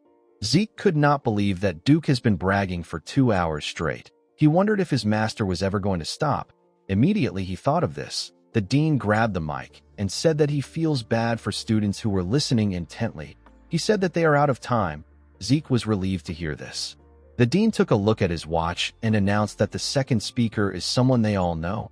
He told them that introductions won't be necessary. He explained to the students that even though the woman is incredibly busy as a guardian knight, she took time out of her schedule to come there. Zeke was surprised to hear this. Within the Draker family, knights are classified as normal knights, intermediate knights, advanced knights, and guardian knights. Because of this, there aren't even 10 guardian knights in the family. Our boy was certain that the second speaker will be a prominent figure. Flaubert took a look at his watch. He wondered why the guardian knight was taking so long. A woman with platinum blonde hair stepped into the hall. Zeke carefully looked at her. Although the woman had platinum blonde hair and a white full-plate armor that stood out, our boy still didn't recognize her. The students were quite happy to see the woman. One of them said that he is so happy he came to Valhalla. He said that he did not expect to see the White Silver Knight in person. Zeke was shocked to hear this. He quickly turned to the woman. He immediately realized that he was looking at the first of the Draker's direct descendants. He was looking at Carly Draker, the woman known as the White Silver Knight. The port town of Isen is an important hub when it comes to sea travel in the central continent. Currently, it is a city with excellent geographical value due to how it can secure trade routes to not only the trade city of the Dolta Republic and the southern continent, it also has access to the eastern continent as well. However, the situation in Isen was completely different just a few decades ago. At that time, southern pirates had occupied the town, and it was a lawless land where all kinds of felonies were being committed. After she became a proper knight of the Draker family, Carly Draker began cleaning up the pirates. 5 years after embarking on this endeavor, no pirate could be found within Isen. After this, Isen became the greatest port city under the Draker's protection. The surviving pirates hid themselves in the deathly water to the south of the Dolta Republic. Carly's achievement of securing trade routes in Isen was acknowledged, and she became the youngest guardian knight. This is a feat that even Abel, who had everything in his hands, was never able to achieve. In the present, Zeke stared at his sister. He knew that the guest would be an important figure, but he didn't expect it to be his eldest sister. He recalled that Carly is currently engaged in a battle of succession against Abel. It was natural for Zeke not to recognize his sister. This is because something happened to her even before his regression. Carly let out a sigh and tapped her finger on the podium. She yelled and ordered everyone to keep shut. The students immediately kept quiet. They became scared. Zeke was not surprised to see that everyone trembled in fear. He knew that this was the natural reaction people would have when a guardian knight yells. Carly told the students that their attitude and behavior of not keeping quiet when a speaker has presented themselves is different from the disciplined Valhalla that she graduated from. She told them that their forefathers would click their tongues if they saw how they are. She asked them if they think that the peace they are enjoying now was granted to them at no cost. She told them that it was gotten through the blood, sweat, and tears of those who came before them. The students did not know how to react to this. Carly told them that it is not important if they just know this. She said that it is only when they reflect this in their actions that this knowledge truly has meaning. Zeke did not expect his sister to be like this. Carly told the students that it is only through rigorous training and a strict adherence to rules that one can grow a healthy mindset as a knight and become a true knight. Zeke realized that his sister is a young boomer. As they walked out of the hall, the students spoke about how awful Carly's talk was. They wished they had listened to Duke more. Zeke knew that his sister gave meaningful advice, but it did not seem to have any effect on the students. While walking, he remembered what Diego told him. With a bright smile on his face, Diego apologized to our boy. He told him that the 5 hours of composition lit a fire in his soul. He said that he has finished the Valhalla tour. He told Zeke that he will be leaving now. Our boy was happy that Diego left. He planned to hunt for talents and live his life in Valhalla. He believed that it will be better for him to search for Tarakan's secret library during times like this. Before our boy could take another step, someone called out to him. When Zeke turned around, he saw his elder sister. Carly asked him if he could spare her some time. In the next scene, we are taken to the Valhalla public training room. We see Carly take out a glowing sword. Zeke realized that this is the mithril sword that the Holy Kingdom gave his sister. The Holy Kingdom was originally bordering Isen, so the pirate problem was a big issue for them too. As a show of goodwill to the benefits they gained from the pirates being cleared out, the Holy Kingdom gifted Carly a 100% purity mithril sword and armor. She got the title of White Silver Knight because of her appearance when she wore this gear. Carly told her brother that she wants him to show her his abilities without hiding anything. Zeke locked his fingers together and carefully stretched his arms. He wondered why his sister came to meet him. He did not think that she would challenge him to a duel. He realized that Carly must have heard the rumor of him reaching the level of Blue Knight. Our boy placed his sword sheath on the ground and drew his sword. He recalled that she said that she wanted to see his abilities without hiding anything. He told Carly that he will do as she wishes. Of course, Zeke knew that he couldn't show the full extent of his abilities. He was well aware that his sister wasn't the only one curious about the extent of his abilities. He could not see a reason why he would put himself at a disadvantage like that.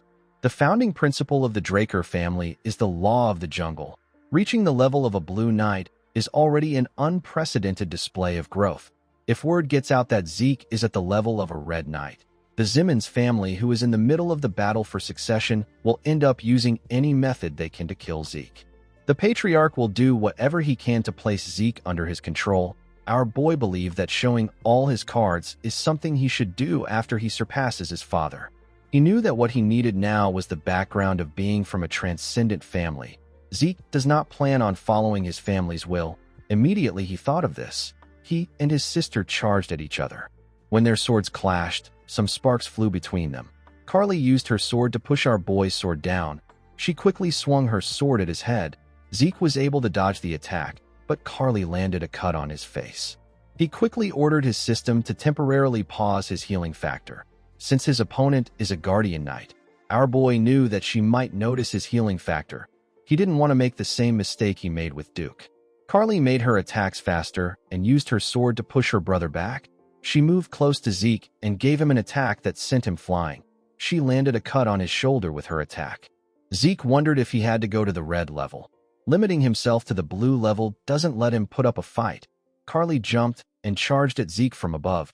She raised her sword and swung it at him. When she got close to him, Zeke was able to block the attack with his sword. The impact of the attack caused a huge explosion. When the dust cleared up, we see Carly pressing her brother down with her sword. She told Zeke that most swords would have split into two by now. She told him that he is using an excellent sword. While struggling to hold on, our boy smiled. He pushed Carly back and put some distance between himself and her. He carefully cleaned his face. He realized that a full-on battle against a red-level knight, while limiting himself to the level of Blue Knight, is suicidal. Carly asked her brother if he is letting his guard down just because he created this much distance between them. Zeke did not know why his sister said this. He quickly turned to the side. He realized that he messed up. Before acquiring the title of White Silver Knight, Carly Draker had another famous title. Because the aura blade she swung around resembled that of a giant's sword, Carly was called the Giant's Blade. When Zeke turned to the side, he saw his sister's aura blade about to tear him apart. He grit his teeth to withstand the attack, but he was still sent flying. Our boy crashed into a wall. His sword was stuck to the ground. Carly's attack destroyed everything it touched. The woman became worried. She wondered if she did not hold back enough. The moment she thought of this, she noticed something. She saw her brother walking out of the rubble. Zeke placed his hand on a wall and smiled. He was certain that he managed to put on a convincing act. He hoped that his sister liked it. Carly put her sword away and told her brother that he's amazing. She could not believe that he blocked her strike. She told him that he exceeded her expectations. She let out a sigh and told Zeke that she has something to discuss with him. The moment she said this, Zeke fell to the ground. Carly was surprised to see this. She quickly ran to her brother. When she picked him up, she noticed that his internal injuries were quite serious. She wondered if Zeke used his aura excessively. She took out something from her pocket and poured it into Zeke's mouth. She told him that this is their family's highest-tier recovery potion. She asked him to drink it slowly. Immediately, our boy swallowed the potion. His body began to glow. Zeke asked his system to temporarily activate his healing factor. Our boy believed that it won't be suspicious if he uses something like this now. Everything Zeke is doing is an act. He was attempting to hide his strength by disguising himself as someone who has reached the level of Blue Knight. When the Giant's Blade got close to him, he received it with a bare minimum defense to allow himself get hit by it. Right before the attack touched Zeke, he noticed that the smallest of openings appeared. He did not know why this happened. Our boy received Carly's aura with his body. Because his constitution does not allow the use of aura, Zeke naturally ended up resisting it.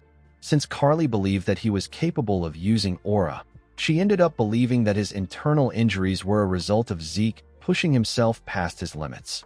Zeke raised his head up and touched it as if he had a headache. Carly asked him if he is feeling better. Zeke smiled and referred to her as Dame Carly. He thanked her for what she did. Carly stood up and asked him to call her sister. Our boy didn't expect this. The scene shifts, and we are taken to the outskirts of Atlas. We see a carriage moving around. Inside the carriage, we see Carly offer Zeke some tea. She told him that she prepared it for him because she heard that he enjoys it. She revealed to him that it was shipped by air from the eastern continent. Zeke thanked her for the tea. He recalled that his father said something similar the last time they met. He wondered about how far the tale that he likes tea has spread. Our boy was surprised to see that they were sitting inside a carriage. He told his sister that he would have never imagined that the inside would look like this when he saw it from the outside. Carly revealed to him that she used camouflage magic on the carriage. She said that a guardian knight's carriage stands out too much. Zeke found it odd that his sister dragged him from a training room to the city outskirts by carriage. He asked Carly if the subject is something that would cause other people trouble if they should hear about it. Carly told him that it is about the butchering knight. She revealed to her brother that she needs more power in order to stop Abel. Zeke asked her about what she means. He asked her if she is talking about the second son of the household. Carly told him that she will explain from the beginning. She revealed to our boy that one of their family's tenets is the oath of neutrality. She said that Abel has broken the creed to not get involved in national disputes. He is currently siding with the Rome Empire against Alencia in their dispute. Zeke realized that Abel has been making his moves from an early point in time. He asked his sister if the Four Seasons Fortress is unaware of this. Carly revealed to him that the fortress is overlooking the issue. She explained to Zeke that the Four Seasons Fortress is currently divided. This is because supporters of the Empire have appeared in the Elders' Assembly that Abel is receiving support from. Zeke asked her if all the Elders are on the Empire side. Carly revealed to him that some of them are maintaining neutrality. Our boy could not believe that the stuck-up Assembly of Elders was merely maintaining neutrality instead of showing dissent. He told his sister that it is only a matter of time before all the Elders join the Empire's side. Carly told him that it will be appropriate to view the situation like this. She explained to her brother that she is trying to find a method she can use to stop Abel. She said that she can't just wait for him to get caught. She told him that if they leave Abel alone, this will devolve into a great war. Zeke knew that Carly's predictions were correct. It has already been 3 years since our boy regressed. 7 years from now, the Drakers and the Rome Empire under Abel's command will launch a continental war. Countless people will die or get ruined. The skies will go dark and the land will be drenched in blood. Carly revealed to her brother that she has resolved herself to acquire enough power to stop Abel. She explained to him that Abel is currently controlling the higher-ups of the family. He believes that those lower down will naturally follow him. However, Carly believes that true knights do not bow to power. They follow justice and a greater cause. While being true to her beliefs, Carly plans to rally the normal knights in the vicinity of the Four Seasons Fortress. She told Zeke that she does not plan to force him to support her. She told him that he is still young and his future is guaranteed as a pure-blood awakener. Zeke took a sip of his tea and stared at his sister. He now understood the kind of person she was. Although she possesses an iron will, she is prepared to act as flexible as needed if it is for the sake of justice. She is a righteous and pure person. Zeke realized that the reason an opening appeared in her giant's blade was because she was concerned about him. Although she appears as steadfast and as strong as a Draker, she is also a gentle soul. Carly told her brother that he could be branded as a traitor if things go wrong. She asked him to think about it carefully. Zeke thanked her for her concern. He placed his cup on the table and went on his knees. He told Carly that he has made his decision. He told her that he wishes to join her on her path of chivalry, even though he is inexperienced. Carly was shocked to hear this. She gently smiled and thanked her brother. The scene shifts, and we are taken to Valhalla Research Facility. We see Zeke looking at his status window. In his past life, our boy was able to acquire up-to-date information about his family through K. He never expected that this corruption was already in his family even before the Continental War. The reason Zeke intended to leave his family early was because he wanted to avoid Abel's interference while gathering enough forces to prepare for the Continental War. However, now that there is someone sharing the same goals as our boy, it is not necessary for him to leave the family. Zeke actually liked this situation. Remaining in the family would make it easier for him to keep tabs on Abel's actions. With Carly at the forefront, Zeke wouldn't have to face the brunt of any retaliation. In order to achieve his goal, Zeke needed to officially become a knight and turn public opinion on Carly's side. Even if Carly is firstborn and a guardian knight, she is neither a pure-blood awakener nor is she from one of the great families. In our boy's past life, Carly was pushed back by Abel's forces and failed to take the family for herself. However, if a pure-blood awakener like Zeke becomes an official knight and gives Carly his support, the scale would be balanced. Zeke could not believe that he had to act like a knight, even though it didn't suit him in any way. While thinking, our boy looked at the map. He saw that he was almost at his destination. He entered the Great Central Library in Valhalla. He went inside to check for the main reason he came to Valhalla. He went to check for Tarakan's secret library. Inside the humongous library, our boy walked into a closed section. The system informed him that he has arrived at his destination.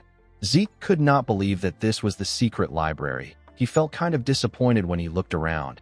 He didn't see anything special or meaningful there. Since it was a place the system guided him to, Zeke expected to find something like Bahamut's heart or fangs.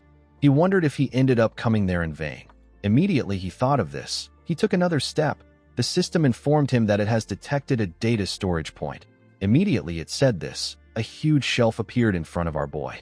Zeke was shocked to see the shelf. He was more shocked by what he saw on the system. The system informed our boy that the secret library of the administrator known as Tarakan Draker has been found. Zeke could not believe that Tarakan was a user of the same system. Since this was a bookshelf that only appears in reaction to the system, our boy understood why no one has ever discovered it. The system informed him that the information within Administrator Tarakan's library has been linked and updated in his own system. It explained to Zeke that he will now always have access to Tarakan's secret library. The system provided categories in order to allow Zeke access the information easily. It created 4 categories. The first was the Organization Management Manual. The second was the Dragon Slaying Manual version 5.21. The third was the Reference Materials, and the last was the collections of proverbs to improve growth. Zeke decided to check the categories later. He asked the system to find him something that will help his growth the most right now. The system confirmed his request and informed him that a book matching his request has been found. Zeke noticed that the book was glowing on the shelf. The book appeared in his hand. Its title is The Secret Technique of the True Dragon's Swordplay. Zeke was certain that he had never heard about this technique. He checked the back to see who the author is. He was shocked to see the name of the author. It was the close advisor to the hero King Kaiser, the man known as Shelton Draker. In the next scene, we see Shelton Draker writing in his study. Shelton wrote that he wants to elaborate on why he felt the need to create the true dragon's swordplay. According to him, the relationship between dragons and humans began with the great hero king. It is because of him that even mere humans are able to form contracts with supreme beings like dragons. However, dragons cannot help humans without any special reasons to do so.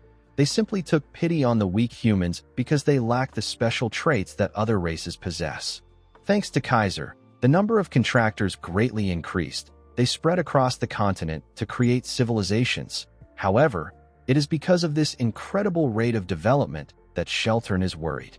Shelton fears the dragons. If such transcendent beings help humans because they were driven by feelings as shallow as pity, then they could also easily turn against humans.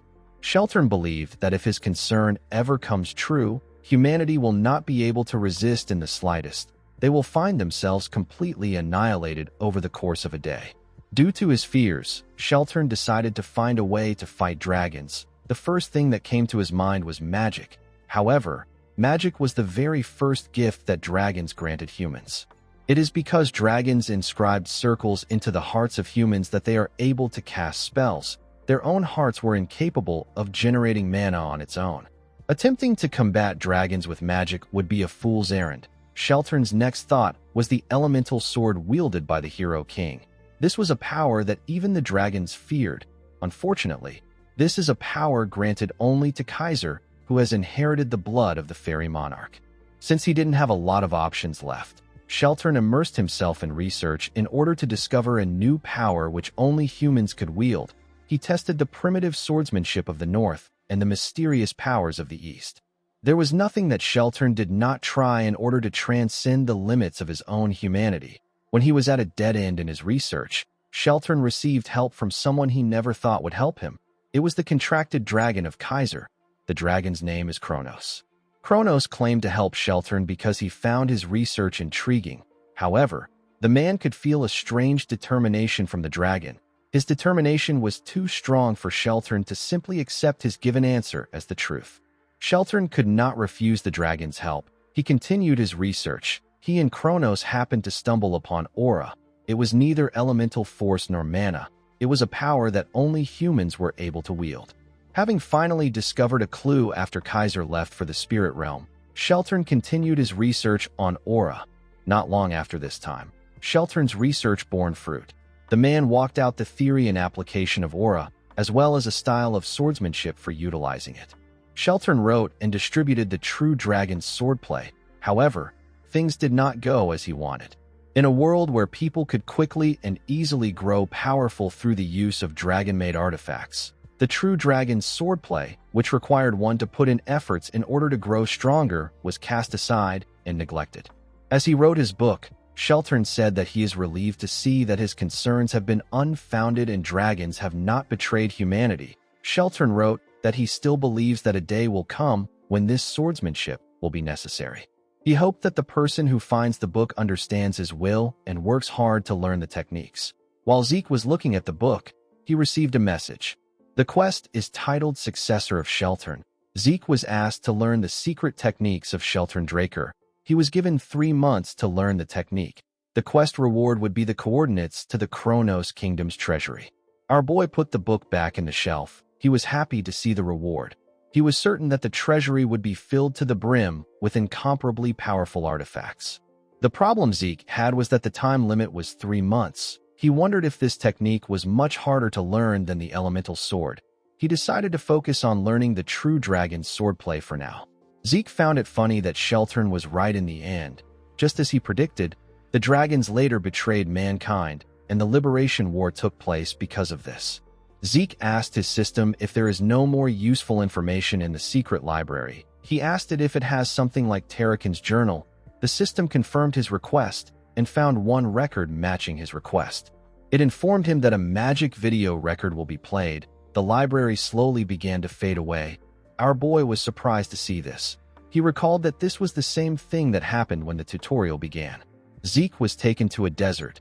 He wondered about where he was. The place felt like a space that the system created. When Zeke turned around, he saw something horrifying. Our boy couldn't move. The thing raised its head and body out of the ground. Zeke's indomitable mental defense skill quickly got activated. Even though the skill was activated, our boy was still shaking. The monster in front of him felt too real. Zeke could not believe that he was looking at the being once known as the king of all creations. He was standing in front of a dragon. While he was shaking in fear, someone called out to the dragon known as Bahamut. Our boy could not believe that he was looking at the evil dragon. He quickly turned to the person behind him. Zeke could not believe that he wasn't able to sense the presence of the man behind him until he opened his mouth. He could tell that this man was ridiculously powerful. He was basically a monster. The man with the blurry image passed through Zeke. Our boy was surprised to see this. He quickly understood that he was literally inside the recording. Zeke wondered if this scenario recorded in Tarakan's journal is the decisive battle between Bahamut and Tarakan Draker from the legend of the Dragon Slayer. When Bahamut raised his enormous hand, Zeke smiled. He was quite excited to witness the battle that was passed down only through legends. To our boy's surprise, Bahamut used his claw to hit the ground. Tarakan did not seem fazed by what the dragon did. Bahamut asked Tarakan to tell him why he is hesitating. Tarakan did not say anything. Bahamut referred to him as his contractor and told him that he disappoints him. Zeke was shocked to hear this. He could not believe that Tarakan was Bahamut's contractor, just like Kaiser and Kronos. Zeke could not comprehend what was happening. He did not understand how the legend of the Dragon Slayer came to be and how Tarakan subjugated Bahamut. While thinking, Zeke noticed something odd.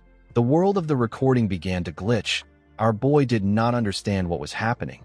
While he was looking around, he noticed that Tarakan told Bahamut something. Unfortunately, he couldn't hear what they were saying. Zeke called out to his system and asked it if it can do anything about the glitch. The system could not accept his request. Zeke did not like this. While thinking, he turned around to see Tarakan. Zeke remembered asking Kaiser if a contracted dragon could kill its contractor. Kaiser laughed and told our boy that he spouts a lot of nonsense. The Hero King said that a dragon can never betray a human. It is more likely for the betrayal to come from the human. The moment our boy remembered this, he saw Tarakan take out his sword from Bahamut's head. Our boy saw Bahamut's corpse slowly getting reduced to ashes and disappearing. He could not believe his eyes. After Bahamut's corpse completely faded away, Zeke saw something in front of Tarakan. He saw the heart and fang of Bahamut that he received at the home of the Dragon Slayer. Zeke wondered if a dragon always leaves behind a part of itself and turn into dust. He recalled that the pure-blood gloves in his hands are made from dragon leather. He believed that Bahamut might be a special case. While he was thinking, he saw a huge glitch appear in the cloud. Zeke got dragged back to reality. He wondered if the video ended there. He sat on the ground to put himself together. He could not understand what was happening. He decided to head back home. Zeke found out that Tarakan's secret library got connected to the system so that he could access the records wherever and whenever he wanted. Our boy quickly tried to replay the record again. However, there was still so much noise in the part where Bahamut and Tarakan spoke. Zeke couldn't hear their final conversation. Fortunately, our boy was able to gain something from it. Thanks to him consistently looking through the secret library, he was able to discover something new. Zeke found out that the dragon-slaying arts originated from the true dragon swordplay. Tarakan simplified the complex true dragon swordplay and refined it to create the dragon-slaying arts. Because the techniques got simplified, the power behind it also went down. Unlike its name, it became a technique that was unable to deal a fatal blow to even a dragonborn. However, by applying one's innate traits to the technique, it will be possible to land an effective blow. While the technique dropped in raw power, Tarakan succeeded in improving its practicality. The one thing that bothered Zeke the most was the big difference between the legend of the Dragon Slayer, known across the world, and the contents of Tarakan's journal. The current legend of the Dragon Slayer says that Tarakan slayed Bahamut and ushered in a golden era of prosperity. It is not much different from any other story of a hero that is told across ages. Although the big picture doesn't differ much from Tarakan's journal, the fact that the two were contracted is not mentioned anywhere. This wasn't the kind of information that could have been easily omitted. The scene shifts and we see Zeke outside. He took a letter from a messenger pigeon. It was a letter from Kay.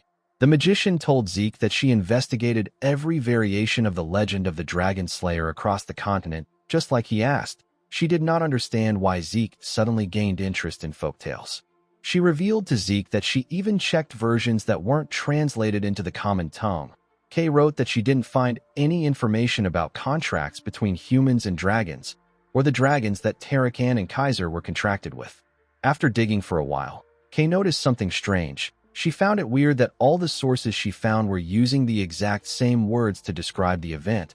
It was almost as if there was some kind of conspiracy at play.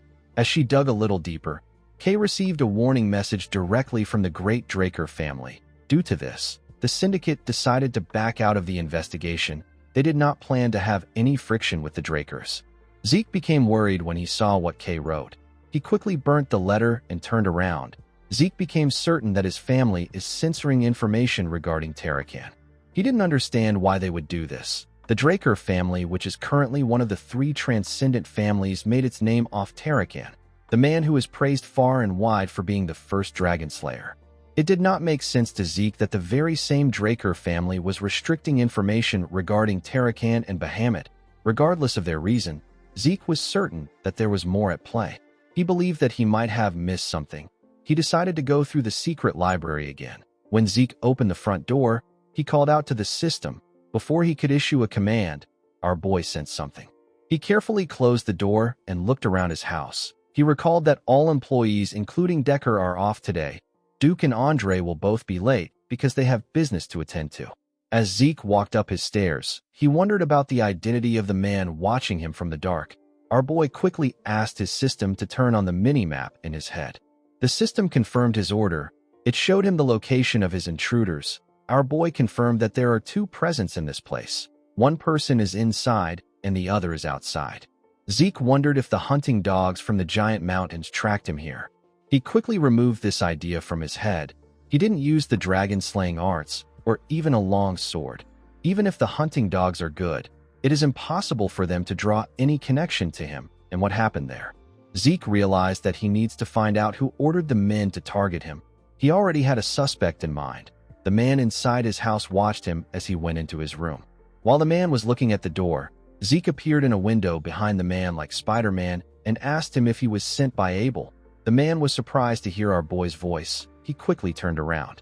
Zeke believed that Abel sent an assassin to kill him because he found out about the alliance he and Carly made. He was certain that this was the only plausible explanation of what is happening. Zeke moved to the ground and took out a blade from his inventory. He told the man that he doesn't have to answer the question if he doesn't want to. Immediately he said this, he appeared in front of the man and swung his dagger at him. The man was able to quickly block the attack before the dagger reached his neck. Zeke told the man that he has a lot of ways to get the truth out of him.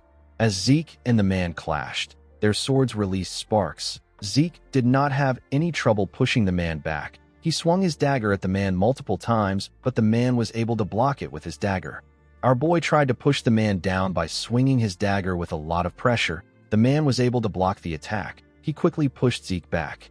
Our boy used his leg to hit the ceiling and push himself back. He was able to safely land on the ground. After crossing blades with him, Zeke was able to gain a rough idea of his identity. Even if a person masks their appearance, it is still difficult to hide their swordsmanship style in battle. This style of swordsmanship is from the Gorka Kingdom, which is in the northern regions of the continent. The Gorka Kingdom's rangers are known to be the strongest of rangers. They are known as the Northern Continent's guardians. They wield a kukri. This is a dagger which bears a distinct shape. Thanks to their outstanding skill, they are highly valued in the central continent and are used as special forces who are assigned important missions. Since it was a Gorka ranger, Zeke realized that this wasn't Abel's doing. He swung his sword and wondered why the ranger was doing this. The Gorka rangers don't take on requests like assassination because it creates grudges. Zeke pointed his sword at the ranger. He quickly raised his sword and took a stance. Our boy noticed that the man was far too defensive for a ranger. Despite the fact that he purposely showed some openings in their fight, the ranger didn't show any intentions of exploiting them. Even though the man is definitely skilled enough to be able to react to the openings, he didn't intend on pressuring Zeke at all. Our boy was able to deduce that the goal of the rangers was to secure him and not to eliminate him.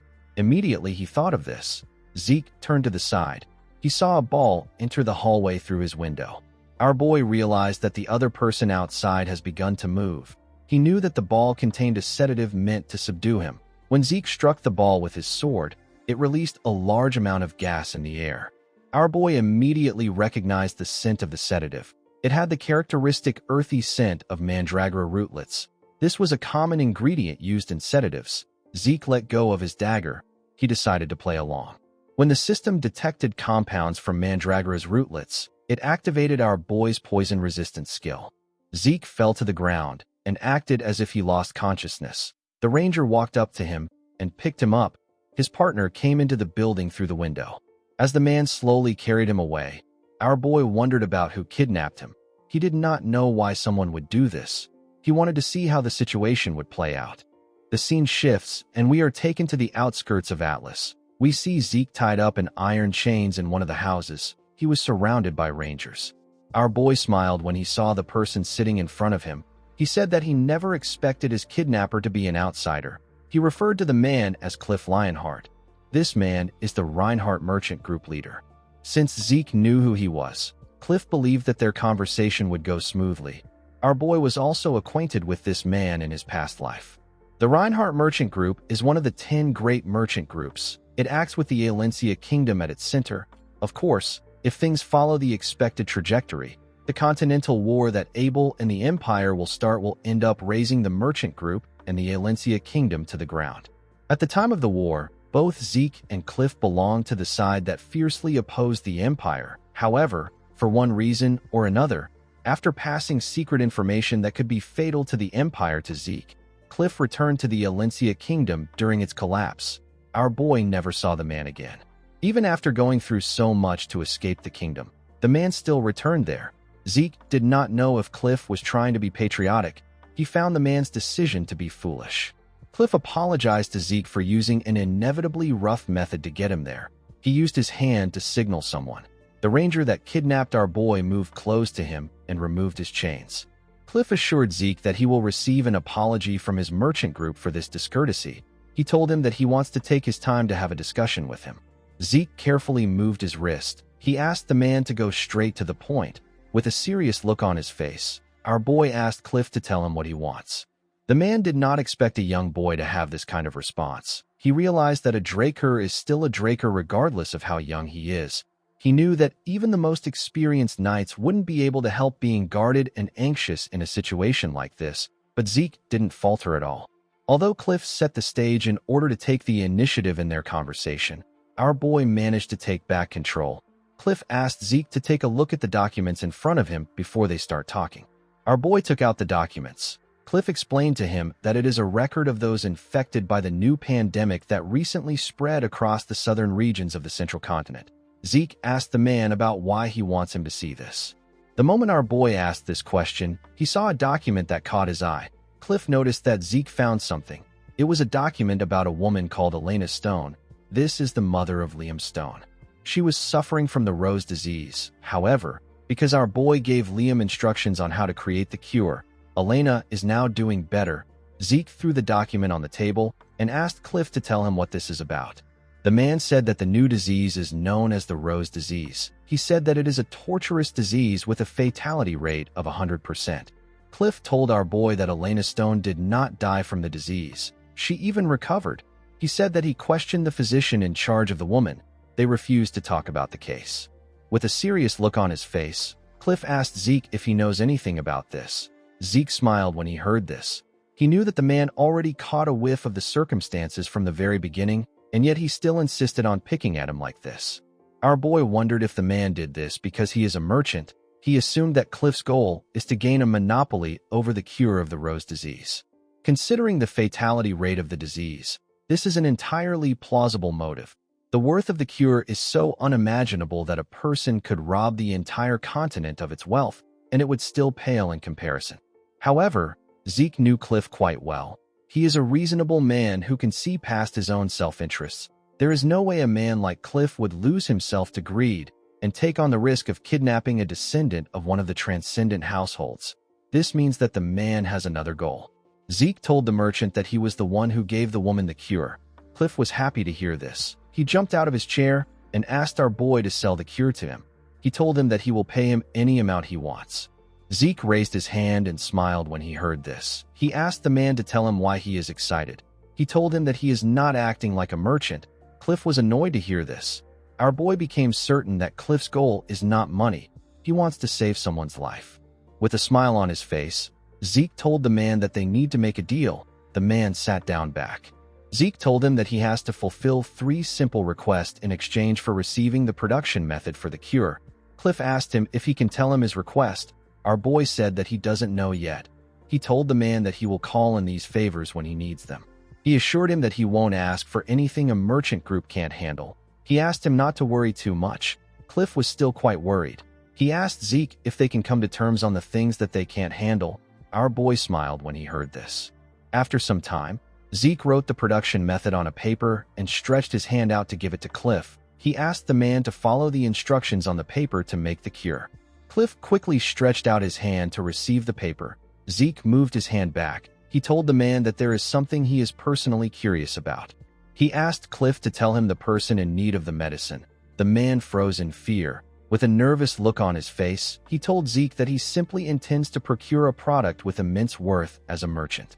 Our boy explained to him that he got the Northern Rangers to kidnap someone from a transcendent family, and he also reacted with an explosive emotion as if he forgot what the word composure meant.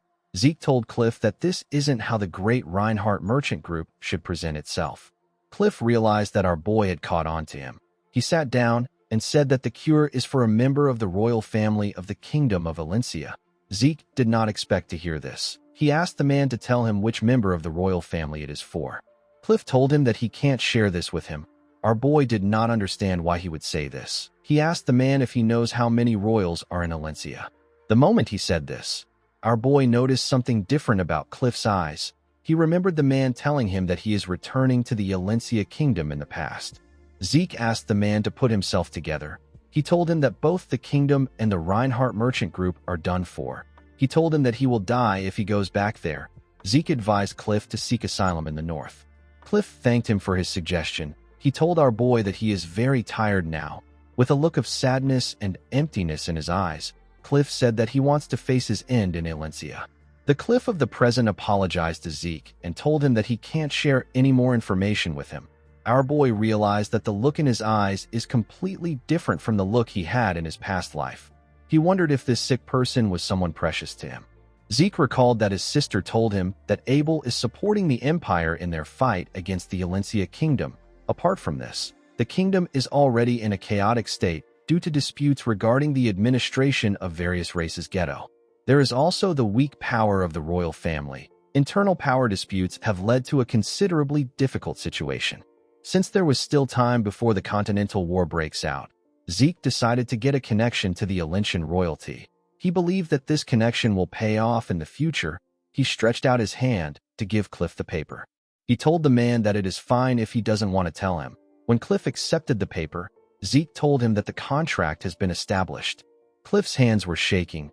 He couldn't believe that the cure was in his hands. He held the paper close to his chest like a man that has found hope.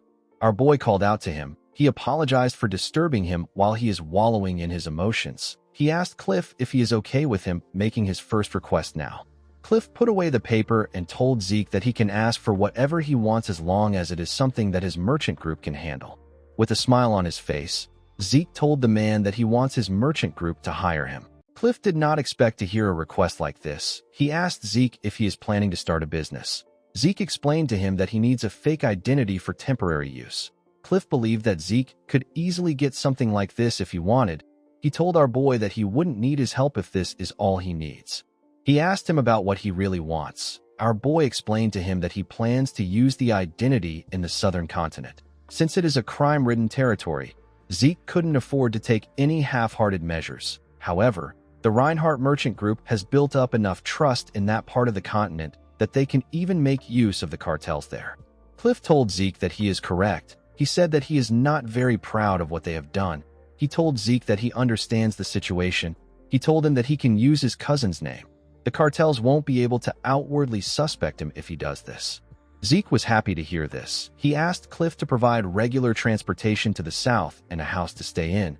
He revealed to him that he will be storing his cargo in the house. He asked him to make sure it is on the larger end. He told the merchant that this is the end of his first request, since the men kidnapped and brought him there. Zeke asked them if they have prepared a way for him to return. Cliff forced himself to smile. He was annoyed to see that our boy was just making difficult requests. He wondered if Zeke didn't have a conscience. He accepted our boy's first request and told him that he will contact him when everything is ready. He told him that the Rangers will provide a horse for him to return on. Zeke was surprised to see that Cliff accepted the deal calmly. He realized that this person must be extremely important to the man. Cliff got up and left with his guards. The red-haired man and his partner moved close to Zeke. The red-haired man asked Zeke to follow them. They took him outside and showed him a horse. Our boy told them that it is a pretty good horse. He walked past them and took something off them at a crazy speed. He stored the thing in his inventory. When Zeke got on the horse, the ranger told him that their business is over. He said that they will be leaving. Zeke asked the man if this also means that their contract with Cliff is over. The Rangers were surprised to hear this. The red-haired ranger turned around and told our boy that he didn't know that he knows how to speak Gorkalai. He asked him if the Drakers even learned things like this. Zeke smiled and told the man that it is his own hobby. He revealed to him that he wants to hire them for something. Zeke informed him that he wants to rescue someone imprisoned by McCain. The man turned to his partner. His partner shook his head. Zeke asked them if the reward is too small. The man said that the money is not the problem. He knew that they would gain a good profit since it is the same condition as the one they were given by the Reinhardt Merchant Group. He told Zeke that the problem lies in his identity. He explained to him that their king does not make deals with the transcendent households. Zeke was shocked to hear this. He couldn't believe that this was what they were thinking so hard about. He reminded him that Cliff is going to prepare a fake identity for him.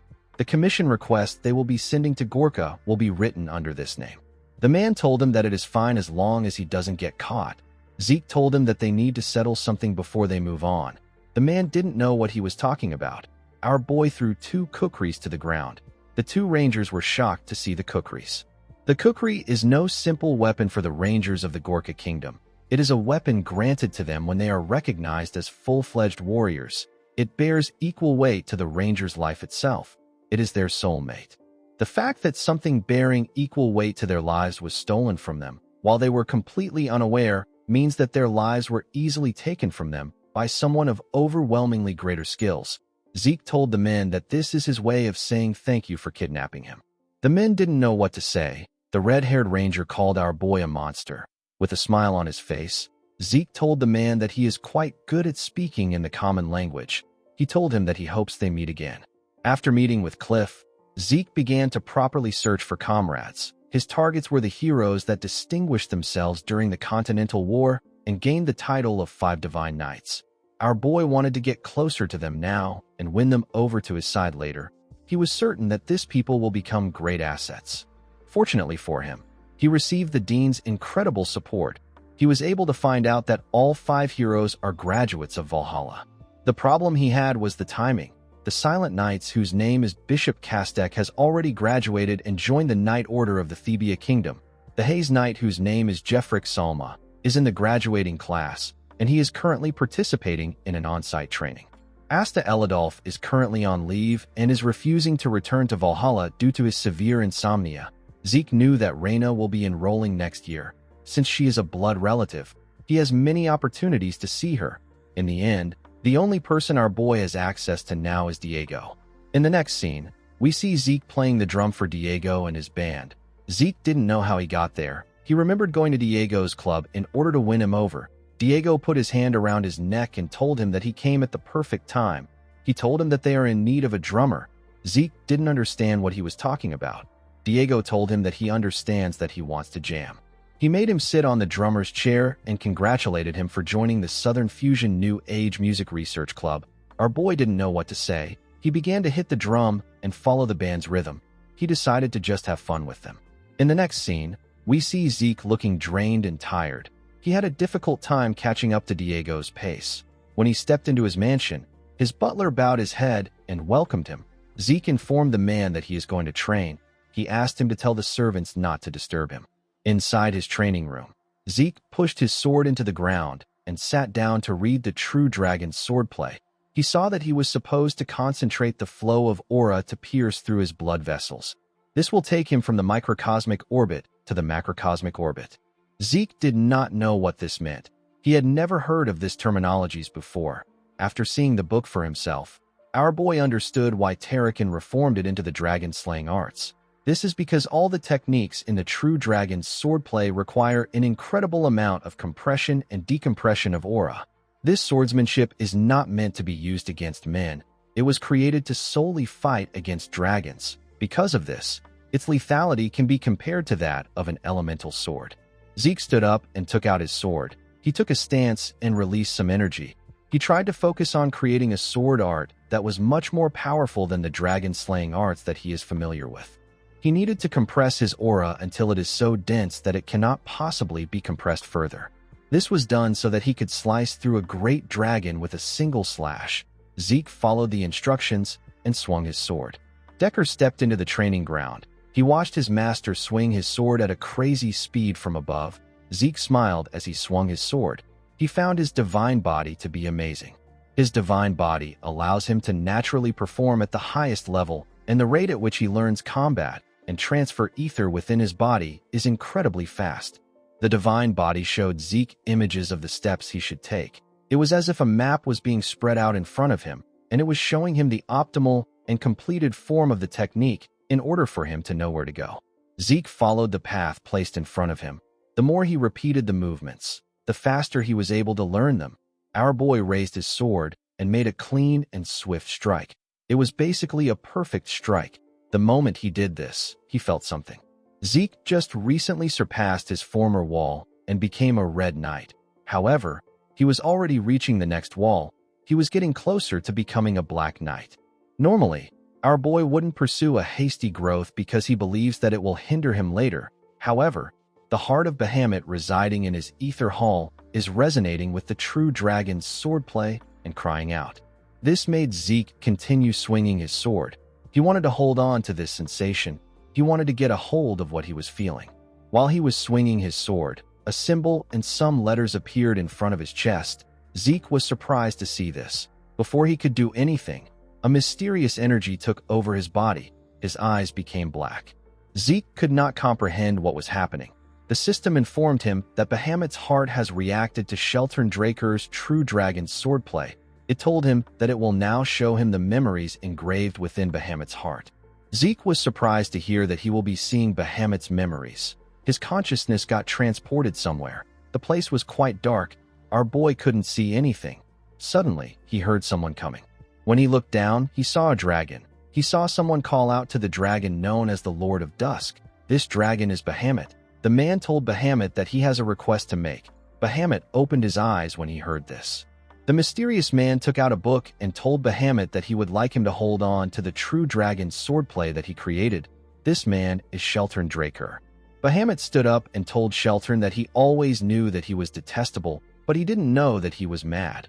Our boy realized that the man in front of him was Sheltern.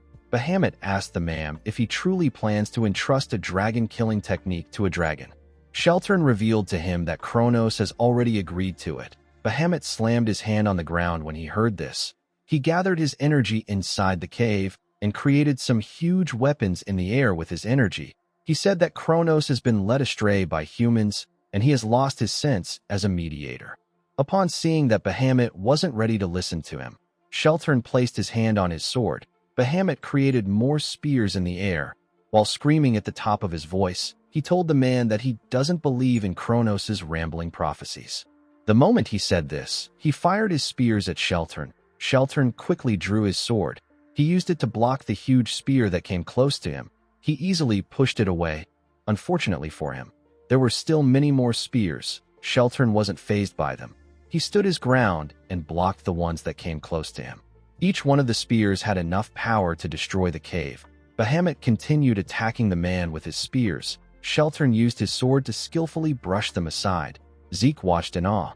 This was his first time seeing the pinnacle of all creation. It was his first time witnessing dragonic magic. The sheer force of the spears was ridiculous. Our boy knew that he was only capable of knocking down one or two spears. He couldn't believe that Sheltern took all the attacks head-on. Zeke realized that his ancestor is a different kind of monster. Bahamut asked Sheltern to get out of his lair. He told him that his next attack will be directed at the Kronos Kingdom if he doesn't leave. Sheltern asked him if he is really fine with doing this. He explained to him that he will also be subjected to the karmic sanction if he does this. The moment he said this, the spears began to slowly fade away. Bahamut told him that the karmic sanction is a joke. He gathered the energy he used in creating the spears. He raised his hand and sucked the energy in the cave. He asked Sheltern to tell him what a human like him knows to talk about karmic sanction. He said that such sanctions will never apply to him no matter how many maggots he crushes under his feet. Sheltern pushed his sword into the ground. He said that things played out exactly as Kronos predicted. He took out a luxurious pocket watch. Bahamut seemed surprised to see the watch. He spread his wings and turned the huge energy ball into a ridiculously huge sword. He asked Sheltern if he believes that he can do something to him just because he wields Kronos' power. He fired the sword at Sheltern. Sheltern raised the pocket watch and pressed it. Immediately he did this. A huge magic circle in the shape of a clock appeared beneath him. This magic circle stopped Bahamut's attack in the air. Zeke could not believe his eyes. He couldn't believe that the magic circle actually stopped Bahamut's attack. He quickly noticed something else. He saw that the magic circle was also underneath and above Bahamut. It was restraining him. The magic circle held him in place. Zeke realized that this unbelievable magic was the power of the watch. He recalled that Bahamut asked Sheltern if he thinks that he can defeat him because he wields Kronos' power. He realized that the watch is an artifact containing Kronos' power. While our boy was staring at the watch, Bahamut raised his head and screamed. Zeke had to cover his ears to block out the thunderous voice. He wondered if the dragon broke the spell. Bahamut slammed his hand on the ground and used his head to destroy the magic circle beneath him. While drooling, he asked Sheltern about the vision he just showed him. Sheltern informed him that it is Kronos' prophecy. He asked him if he now understands why he is entrusting the true dragon's swordplay to him. Bahamut said that the very concept of dragons forming contracts with humans was wrong to begin with. Sheltern agreed with him. He said that humans should rise up with their own power. Bahamut opened his scary mouth and revealed his fangs to let out a sigh. He asked Sheltern to hand the book over to him. He asked him to give him the technique to kill dragons. Bahamut used his magic to scroll through the pages at a crazy speed. When he was done, he closed the book. He commended Sheltern on what he wrote. The man said that he did it in order to protect the world. Bahamut found this funny. He glared at Sheltern and told him that his desire is to protect mankind, not the world. Sheltern couldn't argue with the dragon. Bahamut touched the book with his claw and made it disappear. He told the man that he will be taking care of the book. He explained to him that the book will never see the light of day if the prophecy doesn't come true. Sheltern turned around when he heard this. He said that it doesn't matter because humans will eventually learn how to use aura. Bahamut told him that he will personally exterminate all humans if this happens. He believed that insignificant beings like humans cannot control this power. Sheltern smiled when he heard this. He explained to Bahamut that he created the true dragon's swordplay out of fear of the dragons. However, he trusts him and Kronos. Bahamut didn't expect to hear this. Before leaving, Sheltern revealed to him that Kronos always said that he will eventually find someone that he can open his heart to. He will find a contractor. After saying this, Sheltern left. Bahamut laid back down. He found it funny that Kronos thought that he would find a contractor that he can open his heart to. He said that such a thing will never come to pass. He closed his eyes after saying this. Zeke got sent back to reality. He sat on the ground and looked at his ceiling. Even though he couldn't understand a single thing that they spoke about, the one thing he was sure of is that Bahamut is incredibly distrustful of human beings. Due to the fact that Bahamut's heart was in his body, Zeke could empathize with him. Despite his hatred, Bahamut still ended up making a contract with Tarakan. Zeke wondered about what made the dragon change his mind. After seeing Bahamut's memories, our boy continued to carry out research on the war that took place. He wanted to satisfy his curiosity. All history related to Tarakan was being manipulated by the Drakers. In this current era, Tarakan's contracted dragon is an evil dragon. It was impossible to find any useful document. While searching for clues and training in the True Dragon swordplay, Zeke received a message from Cliff which informed him that the preparations for the first request is complete. Our boy requested for an identity that would allow him to completely avoid suspicion. He didn't think that he would end up being the deputy manager of the Reinhardt Merchant Group's southern branch. Zeke believed that this was a bit too grandiose. While he was reading his letter, Zeke noticed something. He saw a bird pecking on his window. Our boy smiled when he saw the messenger pigeon. He realized that Kay has resolved herself. In the next scene, we are taken to the Syndicate Atlas branch jurisdiction. The place is known as the Secret Garden Hotel. Inside the hotel, we are taken to the top floor. We see Zeke enter a room. Kay was waiting for him in the room. Our boy was wearing his disguise. Kay referred to him as partner and welcomed him into the VIP lounge. Zeke smiled and sat down. He found it funny that she was now calling him partner. Before he could say anything, he turned to the transparent glass to look outside. Kay did not understand why he was looking outside. Although our boy has been in Atlas for a while, he had never gotten a view like this before. The city looked quite beautiful. Our boy was captivated by its beauty because the view he was used to seeing were ruins caused by the Continental War. He put himself together and turned to Kay. He told her that he didn't know that there was a place like this in Atlas. The woman was surprised to see that our boy actually got absorbed by the scenery. She revealed to him that the hotel is one of the syndicate side businesses. They wanted a place where those working underground could speak in secret. Kay poured a drink for herself and Zeke. Our boy pushed the drink forward. He told the woman that he doesn't drink liquor. Kay found this funny. She asked him if he is refusing to drink because he is underage. She told Zeke that he has a cute side to him. Zeke did not know why she was making a stupid assumption. He explained to her that he doesn't drink because he can't feel anything from it. Zeke took a drink when he got caught up in the atmosphere of his entrance celebration party. He learned that his poison resistance skill considers alcohol a poison and detoxifies it on its own. Before his regression, Zeke would occasionally drink because he wanted to get drunk, but now he can't do that anymore. Due to this, Zeke prefers to drink tea, which is something he actually enjoys. Kay told our boy that she understands that he doesn't like alcohol. She said that they can leave the small talk aside. She told him that she has something to show him. Our boy realized that Kay doesn't really care if he drinks or not. The magician took out a report and some pictures. She told Zeke that the Pabella are truly involved in piracy. Immediately, she started looking into it. The evidence kept coming out. She found it shocking that her organization hadn't noticed anything until now. The decisive evidence was the fact that there was a period of intense growth for Pabella after they disappeared as a result of being cleaned up by the White Silver Knight. On top of this, there were undocumented profits made by the Pabella. Kay pointed at a man in a picture. The man's name is Joaquin Fernandez. He is also known as El Mencho. Despite being the second in command for McCain, he still has dealings with Pabella.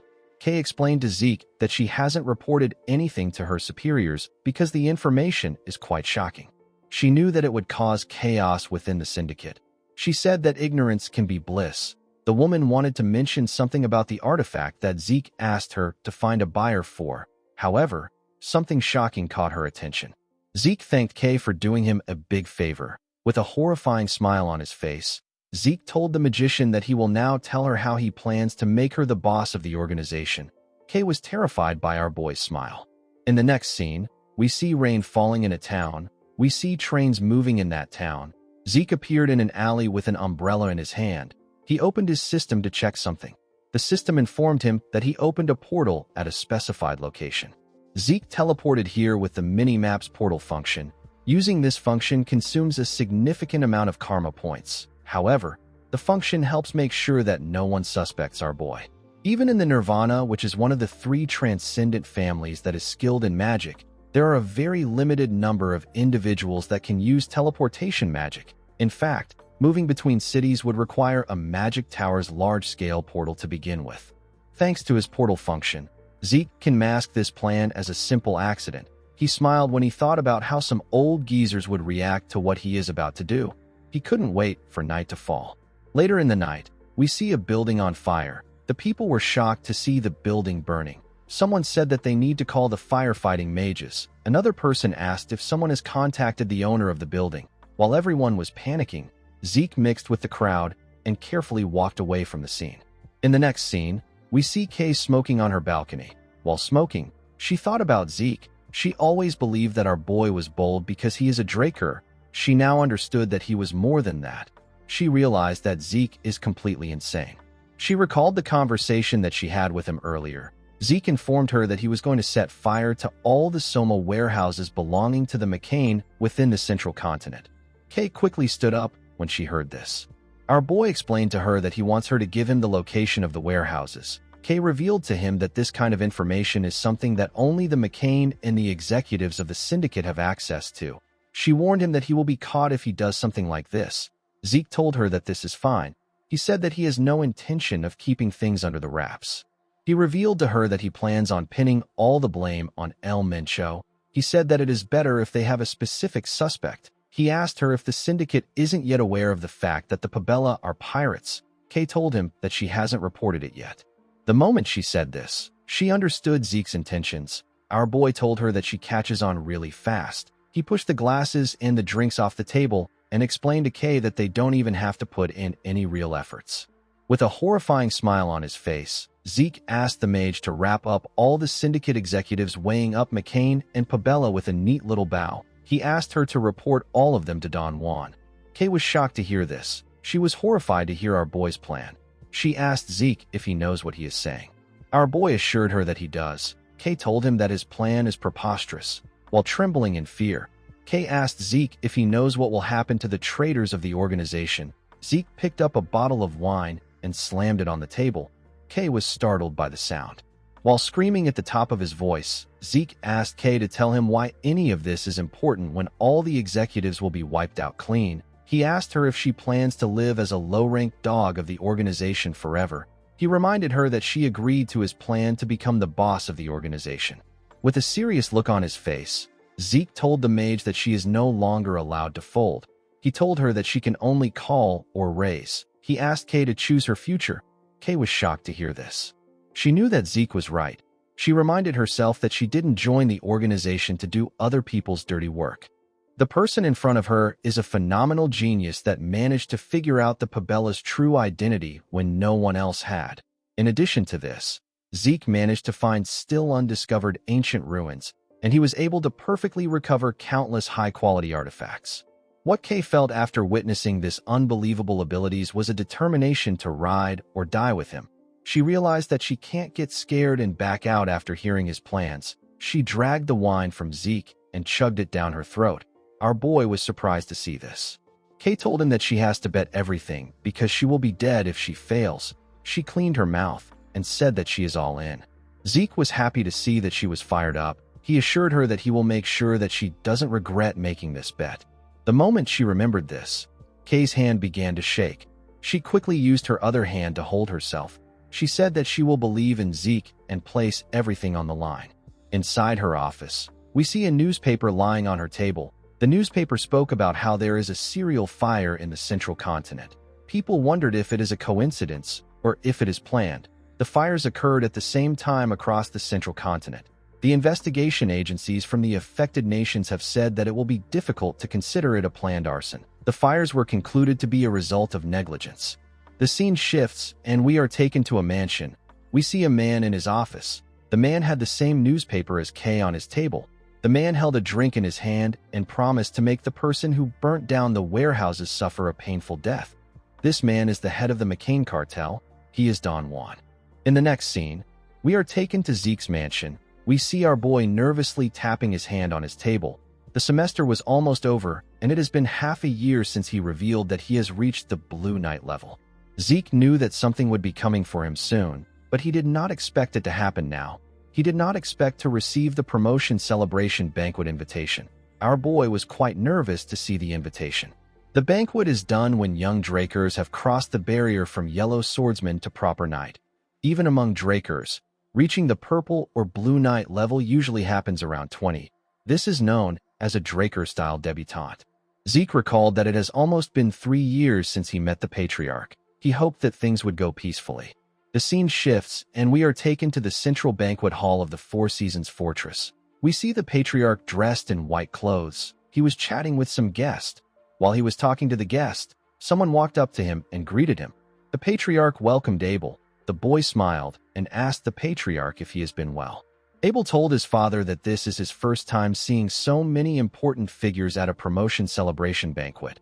His father agreed with him. He said that everyone must be focused on Zeke because he is now the youngest in the continent to reach the level of Blue Knight. Abel knew that the patriarch purposely said this because he knew that he was the youngest to reach the Blue Knight level before Zeke. Arthur told his son that he has to prepare for the rite because Zeke will be arriving soon. He apologized to him for not being able to talk longer after meeting him again for the first time in a long time. Abel bowed his head and asked his father not to worry about it. With a smile on his face, the patriarch asked the boy to enjoy himself. Abel watched his father walk away. He glared at him with eyes filled with hatred. Outside the banquet hall, we see Zeke walking with Duke. He was wearing his official Draker attire, and his master was wearing a suit. Zeke told his master that he barely sees him at home. Duke asked our boy not to even bring it up. He revealed to him that the patriarch is working a retired man to the bone. He said that he doesn't even have time to come home.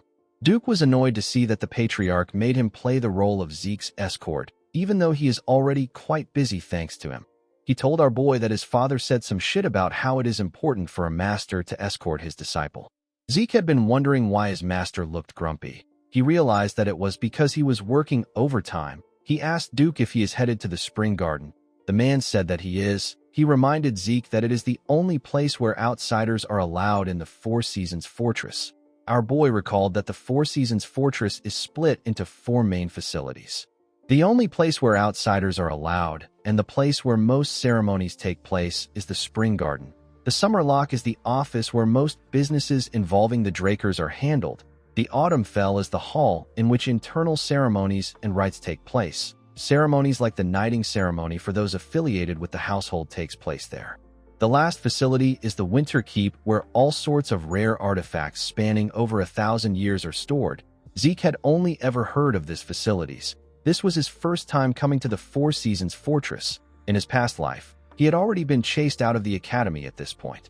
When they arrived at the entrance of the hall, Duke told his disciple that he will have to go on by himself. He said that only the main character is allowed to go through this door. He placed his hand on Zeke's shoulder and explained to him that he won't be able to attend the event because he has some business to take care of. He advised his disciple to stand strong and do his best. Zeke smiled when he heard this. He felt happy to see that someone was worried about him like this. He laughed and told his master that he worries too much. Duke also laughed and told his disciple that he will be happy if he doesn't cause a scene. Before our boy stepped into the hall, a group began to play trumpets for him. Someone announced that the star of the banquet is entering. Everyone turned their eyes to the entrance. The group put away their trumpets and lined up next to the entrance to welcome Zeke. Our boy stepped into the hall and walked down the stairs. The guests could not believe their eyes. They could not believe that someone reached the level of a Blue Knight at age 15. They all believed that this was the ability of the Golden Light Pure Blood Awakener. Someone said that they never expected him to actually break Abel's record of being the youngest Blue Knight. A man next to the person informed him that Zeke has also surpassed all of Abel's academy achievements. Zeke knelt in front of his father. Arthur announced that our boy has taken his first step as a knight. He tapped his sword on his son's shoulders. He asked his son to go forth as an honorable knight and bring glory to their name. He said that there is more. Zeke was surprised to hear this. Arthur announced that Zeke is now a formal knight of the Drakers. Our boy was shocked to hear this. Arthur said that our boy will be given the rank of knight. Everyone in the hall couldn't believe what they were hearing. They had never heard of someone becoming a formal knight at age 15. They felt like this was too much for Zeke. The only way to attain the formal rank of knight is through real achievements. The Drakers are blessed by aura, so they awaken quickly. Due to this, it is almost expected that they reach the level of purple or blue knight. Instead of focusing on a person's level of proficiency in aura, they focus on real achievements. Even Abel, who was the youngest Blue Knight before Zeke, had to gather achievements for 3 months before he gained the rank of formal knight. This shows how important real achievements are in the Draker household.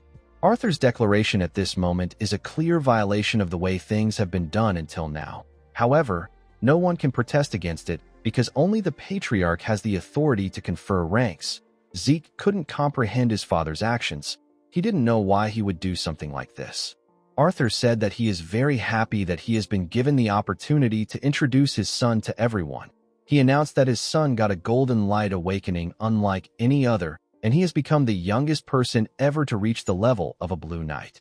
He said that he believes Zeke will become a knight that far surpasses him in future. Arthur said that he will stop talking now so that he doesn't sound like a coddling parent. Everyone laughed when they heard this. Arthur picked up a glass of wine. He raised the glass up and prayed that his son's future will be blessed. He also prayed for the continent's peace and welfare. He ended his prayer by saying that it is all for the Drakers. Everyone raised their glass and said the same thing as him. Arthur drank his wine after giving his speech. Everyone else also did the same. Zeke glared at Arthur. He wasn't impressed with his act. He remembered how his father acted indifferent when he got exiled. He could not believe that Arthur was now acting like a proud father. While he was staring at him, Arthur called out to him. Zeke quickly bowed his head. The patriarch suggested that they go somewhere else. He told him that he wants them to speak privately as father and son. After Zeke left with the patriarch, a man wearing glasses asked Abel to change his expression a bit. The man saw that Abel was looking at his father and his brother with a terrifying look on his face. The man told Abel that an older brother shouldn't have this expression when congratulating his youngest brother. Abel put himself together and asked the man about the prince. The man revealed to him that the prince said that he will show up after the trifling rite is over. He said that the prince will be there soon. Abel suggested that they leave. The man agreed with him. In the next scene, we see Zeke step out of his father's office. He stepped out with a token in his hand. The token can be exchanged for one of the family's treasures. Zeke wondered why the patriarch gave him something like this. Since it wasn't a bad thing, our boy decided not to think too much about it. He didn't understand his father at all. He moved close to the guests and looked around. He recalled that this banquet will last for several days. He wondered how he was going to get through it. He did not know how he was going to last several days in this place while keeping his expression under control. He told himself that being a noble isn't for everyone. While he was thinking, someone called out to him.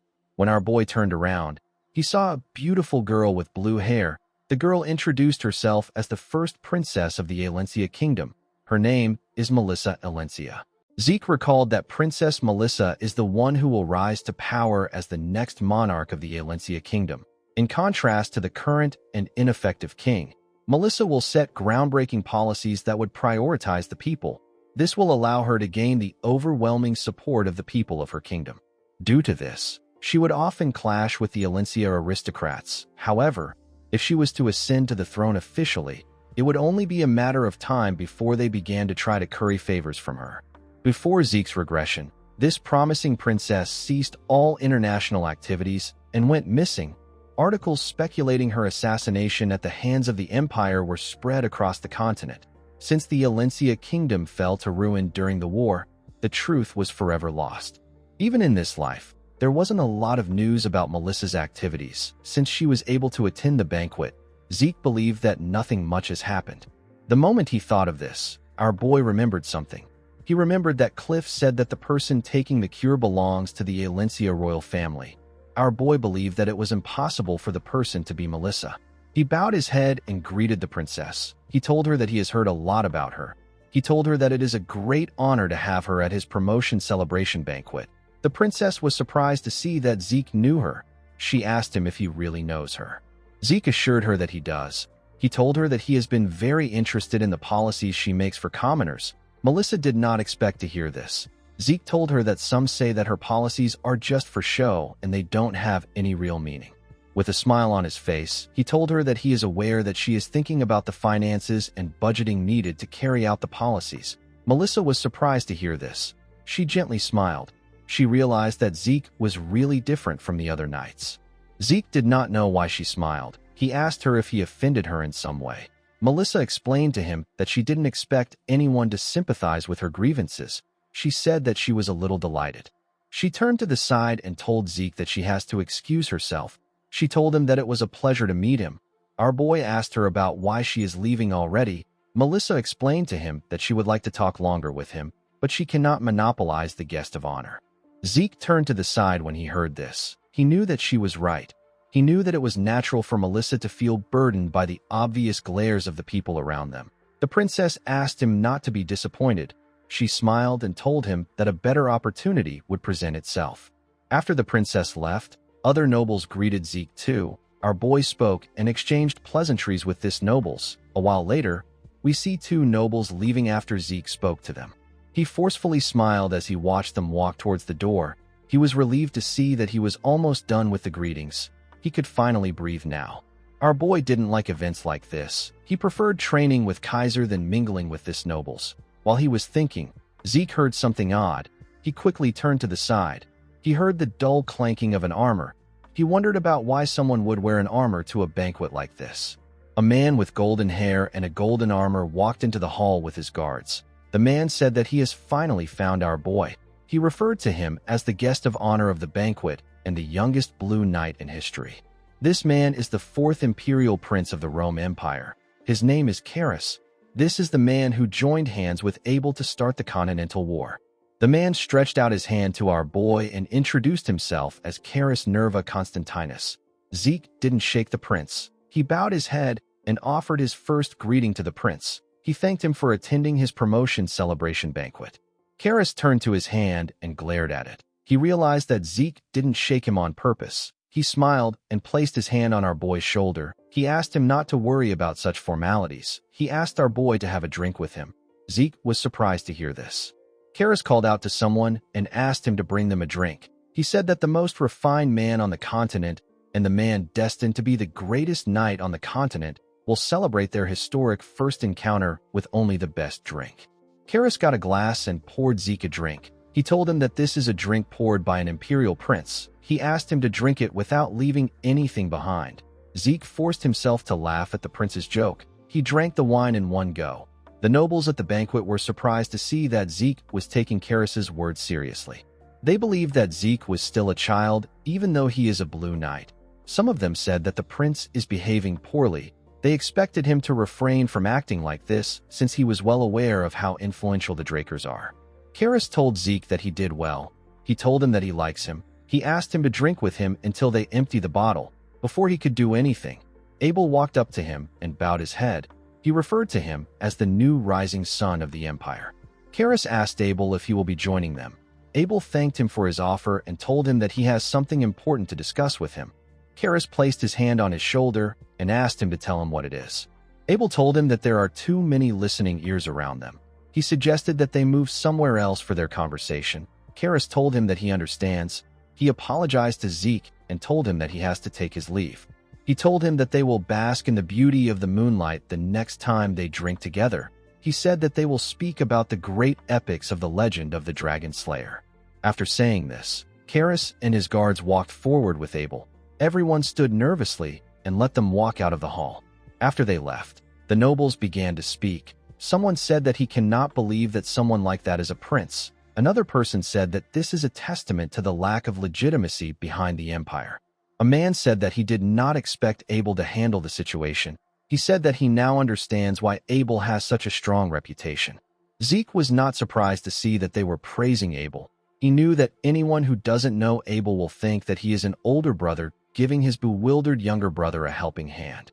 Our boy didn't really care about this. He was more bothered by the fact that the fourth prince and Abel already knew each other in this life. According to the information Kay gave him in his past life, the two men shouldn't be acquainted yet. Due to the way Carus treated Abel, our boy could tell that they were very close. He realized that the Continental War may start sooner than he expected. The scene shifts and we see Zeke walking somewhere. He was holding the token his father gave him. The token can be exchanged for one item in the Draker's treasury. While looking at the item, Zeke remembered the conversation he had with his father. Arthur asked him about how his plan to become the continent's strongest is going. He told his son that he can tell his plan is going smoothly since he was able to become the guest of honor at this banquet. Zeke told him that it is going well. He told the patriarch that it is all thanks to him. Arthur asked his son not to call him patriarch. He told him that it is too formal. He asked Zeke to feel at ease and call him father. Our boy was shocked to hear this. He knew that someone had said these words to him before. These were the same words that Carly said to him. Zeke finally understood why he felt uncomfortable before. Abel has been making different bold moves, and he is even bringing the elders to his side. It is to the point where Carly has noticed. It makes no sense to believe that the head of the family has not taken notice to Abel's actions. This means that Arthur is turning a blind eye even though he is aware of Abel's schemes. Zeke wondered if his father's reference to his conversation with Carly is a way to apply pressure on him, or if it is just a mere coincidence. Zeke decided to just assume that his father is on Abel's side from now on. He called Arthur father and told him that he understands. Arthur told him that it is nice to hear him say this. He told Zeke that he wants to give him a gift to motivate him to continue marching towards his goal. He placed the token on the table and explained to his son that it can be exchanged for a treasure stored at the Winter Keep. Zeke was happy to receive the token. He recalled that the Winter Keep is a place known across the continent to be packed to the brim with incredibly rare artifacts. Arthur explained to his son that there are a lot of valuable treasures in the treasury, but there are also useless things that merely glitter inside. After walking for a while, Zeke arrived at the humongous gates of the Winter Keep. He didn't understand why his father gave him this token, but he planned to use everything in his arsenal to become stronger. The attendant at the gate told Zeke that she has been waiting for him. She asked him to move closer. She told him that she wants to provide a brief explanation of the storage facility. She revealed to Zeke that the Draker Treasury currently stores roughly 17,000 rare artifacts. The artifacts can be gotten by exchanging a token. Although there is no limit to how much time a person may spend inside, once a person exits the facility, they will not be allowed to re-enter. The attendant asked our boy to remember this. Zeke told her that he doesn't see any guards around, even though rare artifacts are stored there. The woman told him that guards are not necessary. Our boy did not expect to hear this. The attendant explained to him that the security magic cast here is equivalent to what was cast on the Patriarch's study. On top of this, the artifacts in the storage are tracked with magic. It would be impossible to steal anything. Zeke did not think this place would have that kind of security. The attendant pointed at a hole and asked Zeke to place his token inside. Our boy shoved his token in the hole. The moment he did this, he felt the entire room shake. The room shook because of the opening of the giant gates. Zeke was shocked to see how large the storage was. The treasures were placed on ridiculously huge shelves. Our boy did not expect it to be on this level. When he stepped in, he realized that the inside is much bigger than he thought. He was not surprised to see that his family would build something like this. The attendant told him that she will take her leave. After she left, Zeke raised his head up and looked around. He knew that it would take him ages to identify the function of each relic. He asked the system if it is able to organize the relics there according to his desired criteria. The system acknowledged his request and informed him that this function has been linked to his dragon eyes. It asked him to select a target item using his dragon eyes. Zeke was surprised to hear this. He smiled and activated his dragon eyes. He said that he now understands it. The dragon eyes can now also display information regarding the detected object according to the administrator's requests. Zeke activated the shadowless steps of the Gale Arts and used it to run around the storage in an instant. Numerous status windows appeared in front of him. They were displaying the functions of the items Zeke saw with his dragon eyes. After running around for a while, Zeke stopped moving. The system informed him that the selected items will be displayed on the mini-map. It displayed the map of the treasury and told our boy that he selected 17,138 items. Zeke did not expect it to be this much. He asked the system to exclude non-artifacts like normal items and consumable items. The system removed the selected items and informed Zeke that there are 9,832 items left. This was still way too much for Zeke. He asked the system to exclude all swords inferior to the Stygian blade. Every single sword was removed. Zeke smiled when he saw this. He realized that his Stygian blade is much better than this artifact's. While looking through the item list, Zeke noticed something odd. There was an item without any information. Our boy decided to check it out. He went to the location of the item. The system informed him that he has arrived at his specified coordinate. When Zeke raised his head up, he saw a bracelet. Our boy didn't understand why the item's information wasn't displayed when the item looked so normal. While he was looking at the bracelet, a status window popped up. Our boy was shocked to see what was written on it. The system told him that the item has reacted to him being the heir of Tarakan Draker. Zeke picked it up. He realized that the item must have belonged to Tarakan since it reacted to his title. While he was looking at the bracelet, the system displayed its information. The item is known as the Sacred Guardian Stone. It is a bracelet with a guardian stone embedded in it. It allows a person to call a summon. It calls a summon that matches the user's soul. The guardian stone bears the fairy monarch's blessing. The system told him that the Sacred Guardian Stone is now in his possession. It told him that he can now call forth a summon that is suitable to his soul. The moment it said this, The guardian stone disappeared from Zeke's hand and moved to his wrist. Our boy was shocked to see this. He asked the system if he can't remove the item from his possession. The system explained to him that the item has entered his possession due to his status as heir to Tarakan Draker. It told him that the item cannot be removed. Zeke became nervous. He hadn't looked through all the items. This bracelet could ruin his plans. He calmed himself and said that the bracelet is probably better than most artifacts since it is Tarakan's legacy. He asked the system to activate the bracelet's properties. The system accepted his request and began to search for a summon suitable for his soul. The bracelet began to glow. A huge magic circle appeared in front of Zeke. The system informed our boy that higher-tier summons like Holy Beasts will be included in the search thanks to the Fairy Monarch's blessing.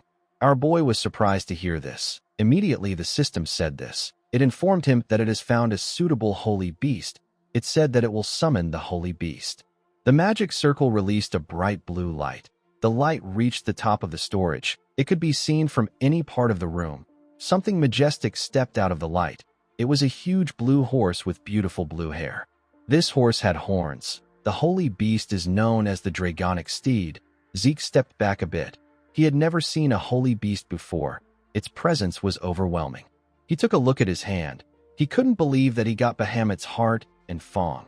And now he got an item that can summon a Holy Beast. He wondered about how many things Tarakan possessed. The Dragonic Steed moved close to him and touched his head with its mouth. Zeke now understood what it meant for the beast to be suitable to his soul. He placed his hand on the Dragonic Steed and moved his head closer to it. The Holy Beast also did the same. Although this was their first time meeting, Zeke felt like he was reuniting with an old friend. He could feel a sense of familiarity from the Dragonic Steed. While he was hugging the Holy Beast, a status window popped up in front of him. The system informed him that he will be able to summon the Holy Beast at any time if he gives it a name. Our boy decided to name the Holy Beast Bucephalus. The Holy Beast proudly raised its head up when it heard its name. Zeke was happy to see that it liked the name. The system informed him that Bucephalus is a Dragonic Steed with holy presence. Its two horns can call forth the power of thunder. Bucephalus is also the king of the Dragonic Steeds. Even though the monster was the king of the Dragonic Steeds, Zeke didn't know what it meant. It was his first time seeing a Dragonic Steed. Bucephalus moved close to him and grabbed him with his mouth. Our boy was shocked to see this. He asked his steed to tell him what is wrong. Bucephalus placed our boy on his back. Zeke asked him if he wants to give him a ride. The beast nodded his head. Zeke gently touched the beast's mane. He could not believe that Bucephalus understood his desire to confirm his abilities and placed him on his back. He asked his steed to run like the wind. Bucephalus raised his head and gathered some energy when it heard this command. It ran forward in an instant. Only a blue light was seen in the storage. Zeke held on tightly to the beast. He realized that he couldn't hear its hooves hitting the ground even though it was running this fast. He wondered if he has gotten his hands on something crazy. When he looked down, he saw something shocking. There were magic circles beneath the beast's hooves. Magic circles appeared in the places the beast placed his hooves. Zeke was amazed. He told Bucephalus that it is the best. The scene shifts, and we see our boy in a carriage. Before he left the Winter Keep, the attendant asked him if he will really choose the bracelet. Our boy was not surprised to see her reaction. He believed that it was natural. While thinking, he remembered his father's warning. He realized that this item would be one of the useless items his father was referring to. He understood why anyone would think it was trash. The item responded to his title. Even the system was unable to show any information on it. It makes sense that no one has ever discovered the true value of the bracelet. Zeke always believed that he would only be able to discover Tarakan's legacy through dungeons that the system led him to. He didn't think that he would stumble into it like this. He was happy to see that he managed to get his hands on something incredible today. He decided to head back home to relax. When Zeke arrived at his mansion, he let out a sigh because he saw someone he didn't expect to see. The person referred to him as Sir Zeke and congratulated him on becoming a proper knight. Our boy asked the man about why he is being so formal. He told him that he is creeping him out. The man turned out to be Cliff. He told Zeke that he needs to speak in a reserved way in the presence of a formal knight of the Draker. Our boy sat down and told him that he will appreciate it if he doesn't come looking for him out of nowhere. He explained to him that his future plans could be jeopardized if his relationship with him is discovered. Cliff apologized to Zeke. He He pointed at someone on the chair and said that the person demanded to meet him. He said that his hands were forced. The person took off her hood and told Zeke that she will like to extend her greetings again. She introduced herself as the owner of the Reinhardt Merchant Group. The person turned out to be Princess Melissa. Zeke was not surprised by her shocking reveal. He told her that he did not expect her to be the true owner of the Reinhardt Merchant Group. Melissa smiled when she heard this. She could tell that Zeke already knew. Princess Melissa recently decreased her public appearances, and yet she appeared at Zeke's promotion celebration banquet. At this point in time, the rose disease patient who Cliff got the cure for would have been completely cured. Only an idiot wouldn't have figured out that Melissa is the patient. The princess raised her hand to signal Cliff and said that she will go straight to the point. Cliff placed some documents and thumbtacks on the table. He also placed a map on the table. Melissa told our boy that she wanted to see him to get his assistance. Zeke asked her about the type of assistance she is referring to. Melissa asked him to take a look at the documents before they start discussing. Our boy picked up the documents. The princess revealed to him that the rose disease has recently been spotted in the borders of her kingdom. She said that the documents contained the results of the rose disease analysis done by the Nirvana Transcendent family. Zeke carefully looked through the documents. He was shocked to see what was inside. He asked Melissa if what is written there is true. He asked her if the rose disease is really a pathogen created with magic. Melissa explained to him that the analysis was done by the Nirvana family. It is the Transcendent family that is most proficient in magic. The princess assured him that the analysis is true. Zeke could not believe that the rose disease was man-made. He realized that the disease is spreading faster than it did before in his past life. He wondered if his regression changed something. Melissa told Zeke that this is not all. She took out some thumbtacks and placed them at different points in the map. She explained to Zeke that the disease was first spotted in a village on the border of the Rome Empire and the Alencia Kingdom. However, the disease isn't spreading towards the Rome Empire. It is actually only heading for the Alencia Kingdom. Zeke was shocked to see this. He understood what the princess was saying. Melissa told him that the Rome Empire created the disease, and they are spreading it to Alencia on purpose. This made perfect sense to Zeke. In his past life, the reason why the Alencia Kingdom was so easily defeated by the Rome Empire was because of this disease. Our boy now understood why the princess needs his help. He asked her if she wants the rights to mass produce and distribute the treatment for the rose disease. Melissa told him that he is correct. She explained to him that Cliff only acquired the right to produce it in the previous contract. She said that an additional contract needs to be created for the kingdom to distribute it. She told Zeke that he wrote an interesting condition in the contract. Our boy told her that he doesn't plan to annul the contract even if she says this. Melissa told him that she would also not annul it if she was in his position. As a businesswoman, the princess was aware that those who reveal their motives are the ones with the shortest straw. She told Zeke that she revealed her motives in order to strike a deal with him. She said that she doesn't want to leave without getting something. Zeke smiled when he heard this. He was impressed that the princess understood the situation. He became certain that the Reinhardt Merchant Group did not join the top 10 merchant groups category out of luck. Melissa placed a document on the table. She explained to Zeke that she is planning to distribute the cure as relief supplies to the citizens. She asked him not to worry about the production and distribution of the cure. She revealed to him that she will compensate him by giving him 20% of their merchant group's shares. Zeke was shocked to hear this. The Reinhardt Group is currently part of the top 10 merchant groups. The merchant group will still continue to grow if they don't fall along with Alencia in the Continental War. Right now, the value of 20% of their shares amounts to millions of gold. If Zeke is able to stop the war and allow the merchant group to grow even more, this shares would be worth billions. Although her offer was tempting, Zeke still wanted to confirm some things. He told Melissa that he needs to ask her some questions before he can decide. He asked her about why she is openly sharing this information and why she is offering him 20% of her merchant group shares when she doesn't know if he is with the Empire. He told her that he cannot comprehend her actions. Melissa smiled when she heard this. She told Zeke that she is certain that he is not with the Empire. She explained to him that she has honed her perception by growing her merchant group. She revealed to him that she actually observed him from afar after their conversation ended. She noticed that his actions towards those who were affiliated with the Empire were quite cold. Aside from this, she saw when Zeke declined a handshake from the fourth prince. Although it seemed like Zeke was showing him respect by bowing his head instead of shaking his hand, Melissa could tell that this was an instinctive rejection of disgust. She told Zeke that he looked like he wanted to avoid the prince. She said that this is how she knows he is not on the Empire's side. Our boy did not expect her to make an accurate deduction of his relationship with the Empire. The princess told him that she doesn't have any long explanations to answer his second question. She said that she is willing to give up 20% of her merchant group's shares if it allows her to save her people.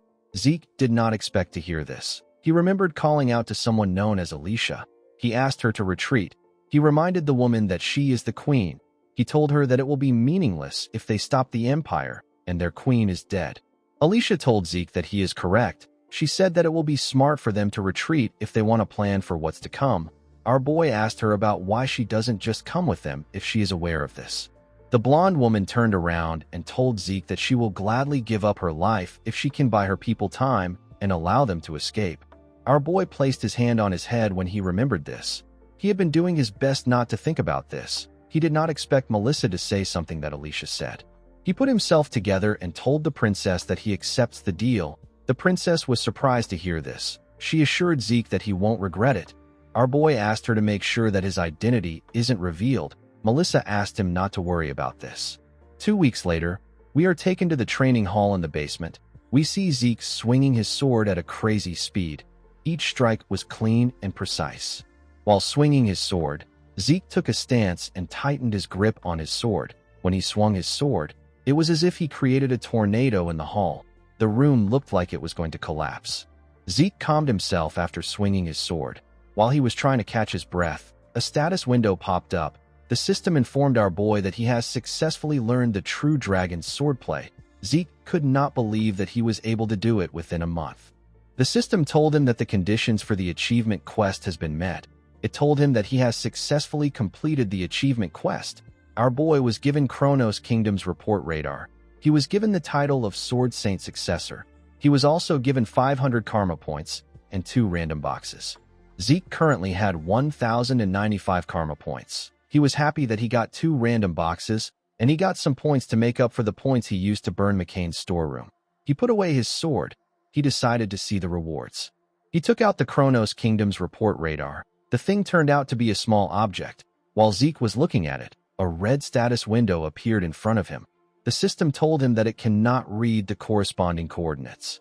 Our boy was shocked to see this. It was his first time seeing a red status window. The system asked Zeke to find the seal that can activate the coordinates. It explained to him that he can activate the radar after he has found the scattered seals. It told him that the locations of the seals are linked and visible on the mini-map. Zeke quickly opened the mini-map. He saw where the seals were. There were 2 in the middle. The other 2 were each in the south and north.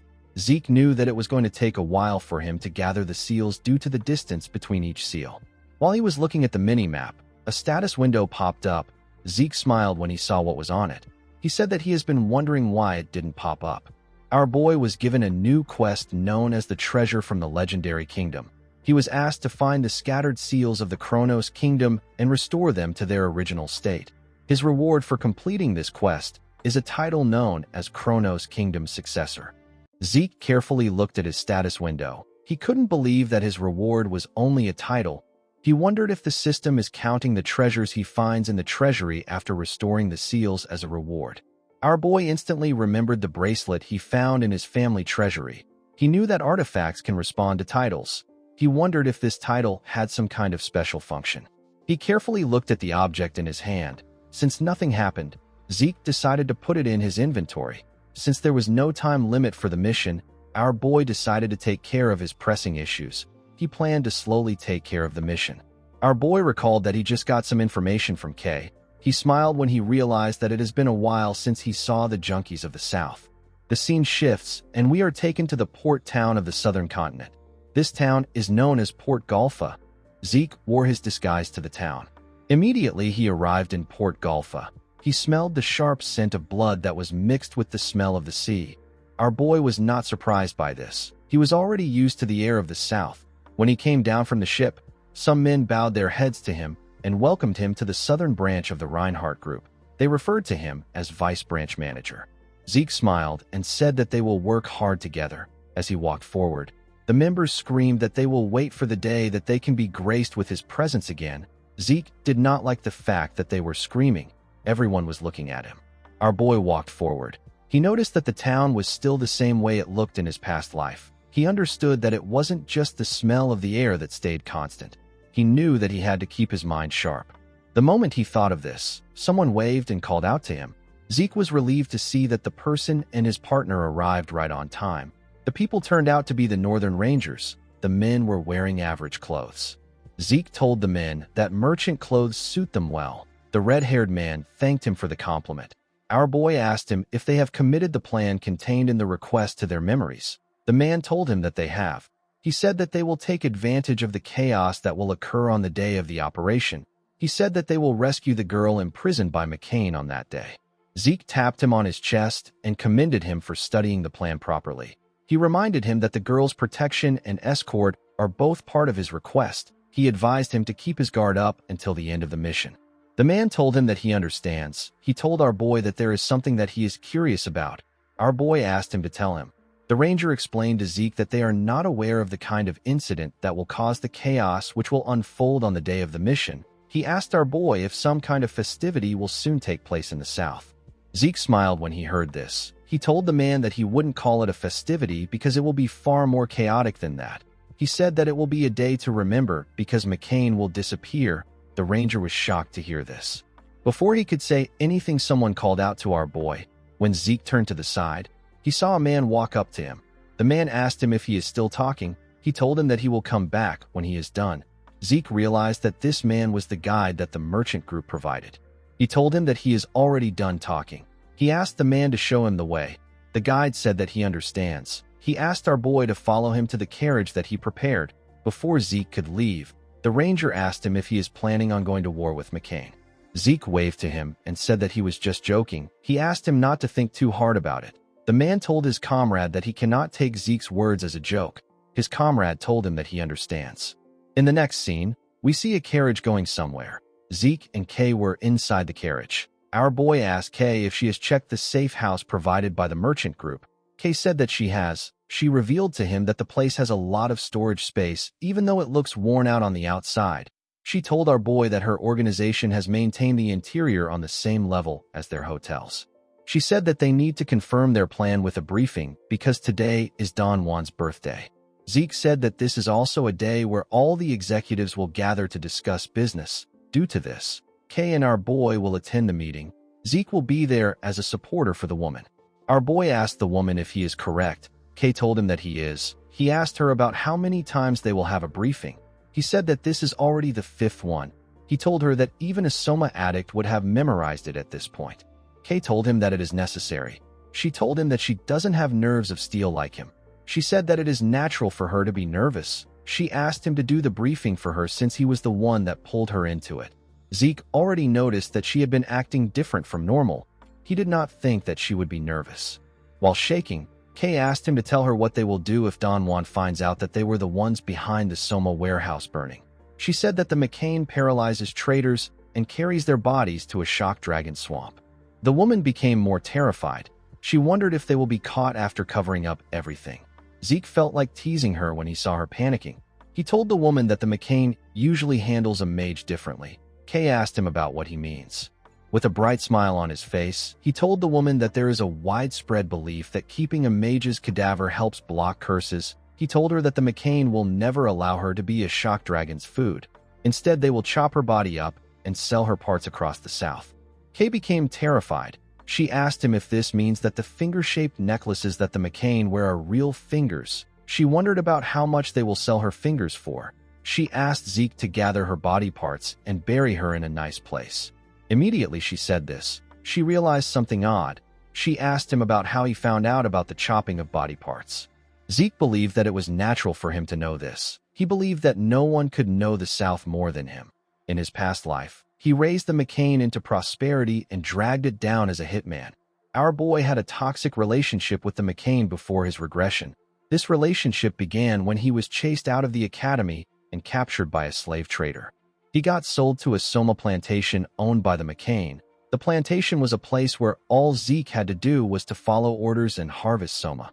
He was eventually dispatched to the battlefield as a human shield. However, he managed to be the sole survivor each time.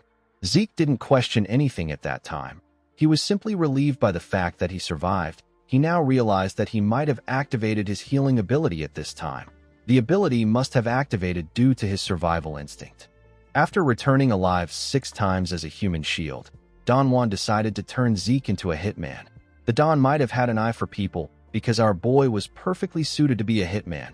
He could easily take down a purple knight by making them drop their guard. He then used poison on them. However, it was a completely different story with blue knights. Despite sneaking up on them with his presence hidden, the blue knights would still always spot him. Even if they were to be stabbed with a poison-laden blade, the warriors would manipulate their internal aura and use it to burn or expel the poison. Although they were skilled, a blue knight is still a human. Zeke mastered the art of taking advantage of the smallest openings that humans inevitably show. Thanks to this, he was able to kill a blue knight. After our boy killed over a dozen blue knights, he was able to solidify his position as a hitman in the McCain cartel. After this, Zeke managed to achieve great things against the Pabella cartel and even brought it to its ruin. His position increased in the cartel. He eventually became Don Juan's foster son and even secured a position as the Don's rightful heir. Unfortunately for the Don, Zeke had his own intentions. On the day that the cartel's top executives gathered to see the successor of the Don, our boy killed every single person in the room. He left the McCain after he did this. Zeke smiled when he remembered this. He found it funny that it was all in the past now. While he was thinking, Kay called out to him. She told him that he has been avoiding her question for a while. She asked him if he is a McCain spy. She accused him of trying to use her to swallow the syndicate. Zeke didn't say anything. He simply turned to the window. This just made Kay more anxious. She asked him to answer her question. Zeke found it funny that the current Kay was a bit dumb, unlike her previous self. The scene shifts, and we are taken to Don Juan's mansion. Inside the mansion, there was a party taking place. Different people were being served by women with animal ears and tails. In a different room, we see Kay introduce herself to Don Juan as an official of the syndicate. Zeke was by her side. Our boy carefully looked around. He said that money is amazing. He noticed that the guards were not just McCain hitmen. There were also some infamous outlaws and rangers among them. It was a diverse roster. The Don and the executives sat together on a huge table. This meeting was taking place in a secret meeting room that was behind the mansion's banquet hall. Don Juan smoked his cigar and greeted Kay. He told her that he heard she was a mage. He did not expect her to be a woman. He said that a beautiful mage is rarer than a jewel.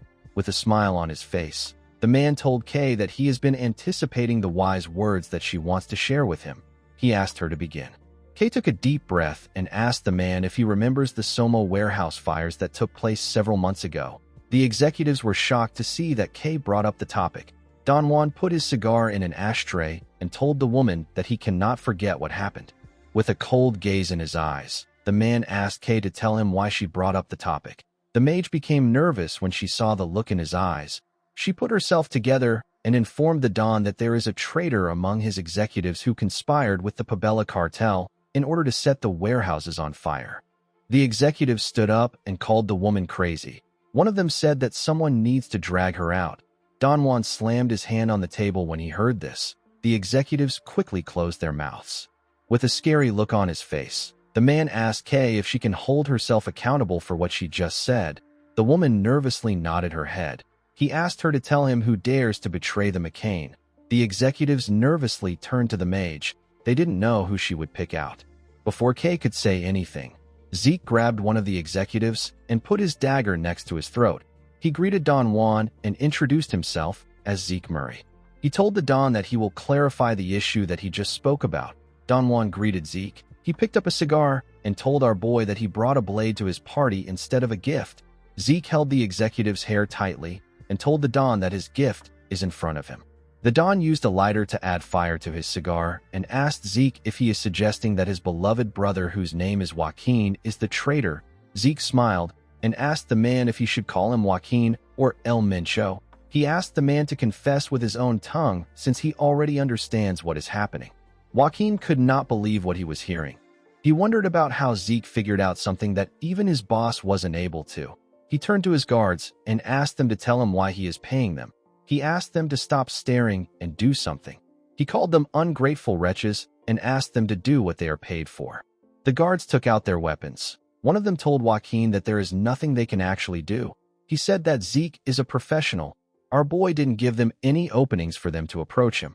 The guards knew that Zeke would use Joaquin as a human shield if they try to attack him from a distance. One of them said that our boy might be a spy sent by the Pabella cartel.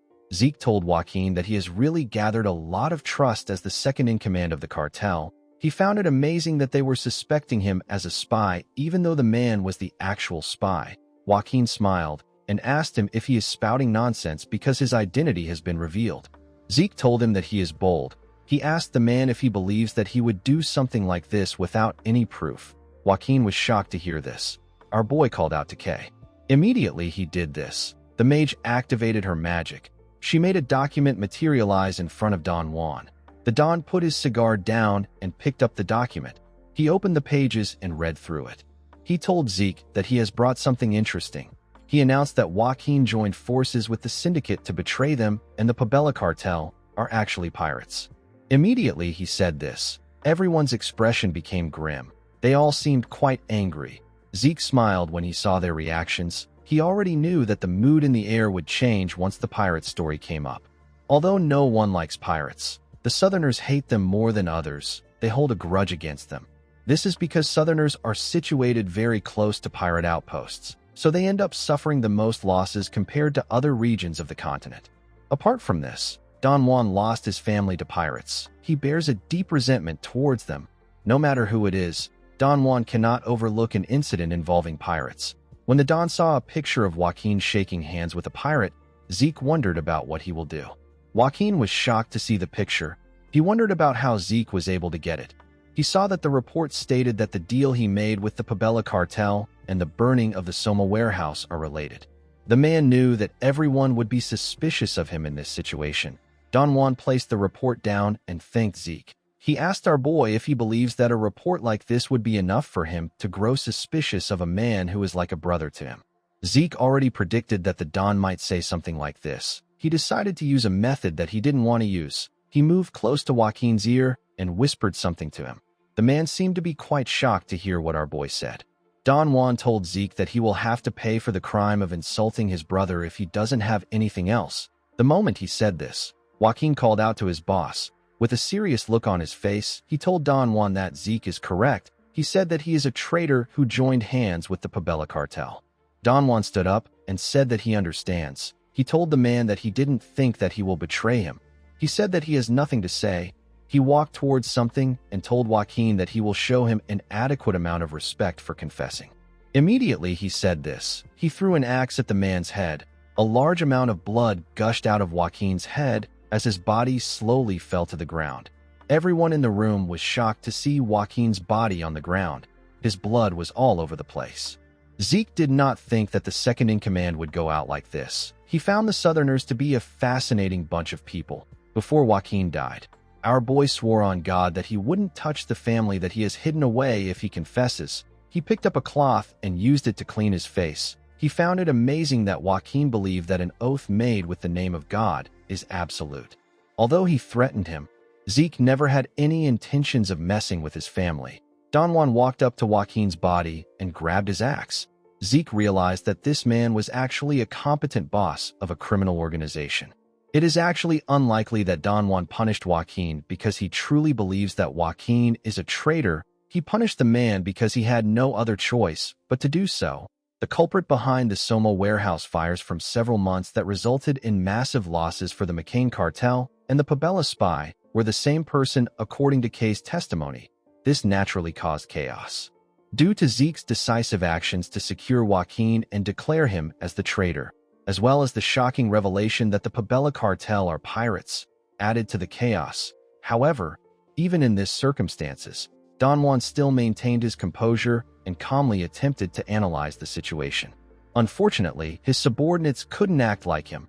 While so many things were happening, El Mincho himself confessed to being a traitor. Even if the man wasn't the traitor, allowing him to go unpunished would make the organization's discipline fall apart. Don Juan understood this, so he punished his comrade. Zeke realized that the man still had his cold, calculating nature. Don Juan took out his axe from the man's head and swung it to remove the blood on it. He carefully looked at his axe with a cold gaze in his eyes. Since Joaquin was a traitor, just like Kay said, Don Juan said that his friends at the syndicate must also be traitors. The men from the syndicate became scared when they heard this. The Don threw his axe on the documents. He said that Kay wrote that their first step of moving from McCain to the Pabella cartel was burning the Soma warehouse. With a menacing look in his eyes, the Don told the men that he will grant them a painless death if they confess like Joaquin did. One of the men said that it is a setup. He said that they never planned or executed such a scheme. He pointed at Kay and referred to her as a spell-casting witch. He said that this is all some trick planned by her. He told Don Juan that he needs to interrogate Kay. Immediately he said this. Someone threw a weapon at the man's head. His blood splashed on Kay's face. The woman was horrified to see this. She didn't even know how to react. While trembling, Kay took a look at the dead man in front of her. She saw a dagger in his head. Don Juan asked Zeke about what he is doing. Our boy was the one who threw the weapon. He told the Don that he simply helped him punish a traitor. He explained to him that he personally took care of Joaquin, who confessed to being a traitor. He said that there is no doubt that the syndicate that worked with him are also traitors. He asked the Don if his actions are not justified. Don Juan finally understood what Zeke was planning. He realized that our boy wanted to use him to get rid of the syndicate. Don Juan told Zeke that his justification is fine. With a scary look on his face, the Don asked our boy if he is a messenger of God sent to aid him or an agent of the devil that has come to drag him to ruin. Zeke smiled when he heard this. He said that he is not a messenger of God or an agent of the devil. He told the man that he is simply a business partner that has come to propose a new deal. Don Juan asked Zeke about what he means. Zeke told him that he shares the same views as him. He told him that he understands that he wants to exterminate the traitorous syndicate and reestablish order. He told the Don that the only distribution channel for Soma that is available to the McCain is the syndicate. This is because the Pabella has dominance over the sea routes. Because the Don was aware of this, he hesitated to punish the organization that was colluding with a traitor. Don Juan felt like our boy was speaking as if he knows him. Zeke asked the Don not to be afraid. He revealed to him that all the distribution of Soma in the syndicate has been handled by Kay. The trembling mage forcefully smiled at Don Juan. Zeke placed his hand on his chest and told the Don that he and Kay will be in charge of taking care of the McCain Soma from now on. The Don sat down and told our boy that his offer is quite tempting. He said that it will be very alluring if it is true. He told him that deals must be built on a foundation of trust. He said that he has very little trust. He told Zeke that it is impossible for him to trust him since this is their first meeting. Our boy said that this is fair. He picked up the Don's axe and threw it away. He pushed away some papers from the document. He grabbed his dagger and pushed it into a paper. He asked the Don to tell him what he thinks about Paulo Santos. He said that he will remove the lands under the man's authority. Paulo Santos is also known as Cowardly Paulo. He is called cowardly because he always takes actions to reduce risk as much as possible. Due to this, he isn't very well recognized in the organization despite being an executive. Don Juan couldn't believe that Zeke was already aware of his existence and his nickname. He decided not to think too much about it. As long as Zeke was useful to him, the Don did not care about how he got the information. He stood up and told our boy that he will be able to win his trust if he can accomplish something like that. He told him that he respects his gallant courage, but it is far too dangerous for him to attack a place like that alone. He told him that he will assign his cartel's elite assassination troops to assist him. Our boy knew that the man wanted his men to observe him. With a smile on his face, Don Juan said that the McCain will guard Kay while he is busy proving his bravery. Kay was horrified to hear this. She didn't want to be left with this man. Zeke already understood that Don Juan was trying to take the mage as a hostage. He told the Don that he understands. He said that he will leave Kay in his care. The scene shifts and we are shown a factory. This factory is Paulo Santos's assigned territory. It is a Soma production factory. It is under the Pabella cartel's control. There was a forest facing the factory. Inside the forest, we see Zeke raise his hand and ask the assassins to stop. He and the assassins wore black clothes in order to blend in with the darkness. The commander of the squad wondered about how he also started following Zeke's orders and waiting for his commands. This man is Commander Manuel of the assassination squad. Manuel realized that only a complete fool wouldn't follow Zeke's orders after seeing his skills. His stamina was far beyond what they were capable of, and his movements were quick and precise. It was as if our boy had completely memorized the layout of the vast southern lands. Aside from this, Zeke was more skilled in combat than beastmen. He was at the level where he could easily take down werewolves who were one of the toughest opponents to go against. Manuel had never seen such a powerful monster. Zeke asked the assassins to wait in the forest. The commander was surprised to hear this. He wanted to stand up to Zeke. Our boy reminded the man that he had no intentions of helping because he came there to just observe him. He turned to him and told him that this is the only place where he can see the entire factory at once. He advised him not to say anything he doesn't mean and just focus on observing him properly. Immediately he said this, Zeke jumped down. The commander wanted to stop him, but our boy didn't give him the chance. One of his subordinates asked him about what they should do. The man said that they should just observe Zeke like he said. He reminded him that they originally came there to observe our boy. He said that there is no need for them to put themselves in harm's way. He ordered his subordinates to set up an outpost. He asked them to focus on camouflaging it so that they don't get caught by their enemies. Immediately he said this, an explosion took place in the factory. Manuel was shocked to see this. He couldn't believe that Zeke was already leaping into action. The factory was already on fire. There were several bodies on the ground. In the middle of the factory, there was a tornado of fire burning everything. One of the warriors said that there is a mage among the intruders.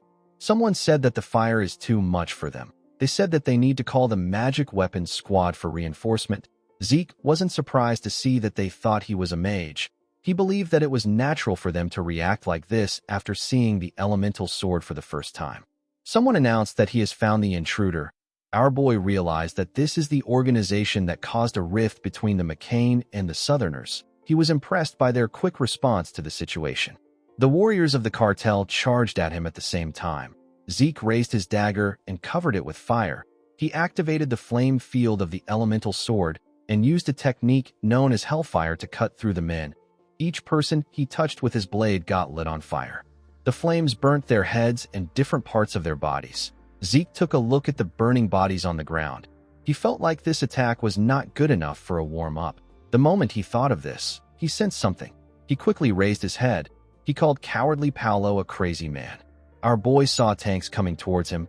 He couldn't believe that the man even has magic tanks. Zeke believed that the man was wasting his money. He knew that it would have been much cheaper for the man to hire a mage to fight for him.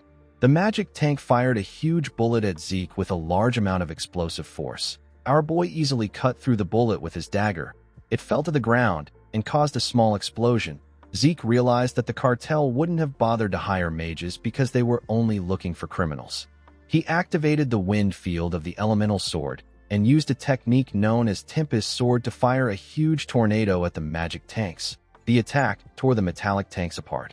Zeke smiled when he saw this. He realized that he would have ran away with his tails tucked between his legs if he saw a magic tank in his past life. However, things are now different. A while later, we are taken to an underground bunker. We see several dead bodies lying on the ground. We see Zeke kill a man by throwing his dagger at him. There were several bodies in the room. Our boy had taken out a lot of warriors. He realized that Paolo will soon show himself because he has taken down a lot of his men. The moment he thought of this, someone fired an arrow at him from the side. Zeke easily caught the arrow before it could touch him. The moment he did this, the arrow released a purple and green gas on him. The system informed him that it detects the black mamba poison. It told him that his poison resistance has neutralized most of the poison. Zeke threw the arrow to the ground. The system confirmed his request. It said that it will temporarily pause the activation of his healing factor. Our boy turned to the side to see his target. He saw Paulo Santos standing in the shadows. The man wondered about what his men were doing above ground for an intruder to get this far inside. Paulo stepped out of the shadows and explained to Zeke that he was just exposed to a poison gas. It is an extremely potent poison that can take down aura users. The man showed Zeke a vial containing some liquid and told him that he will give him the antidote if he can provide information on his companions.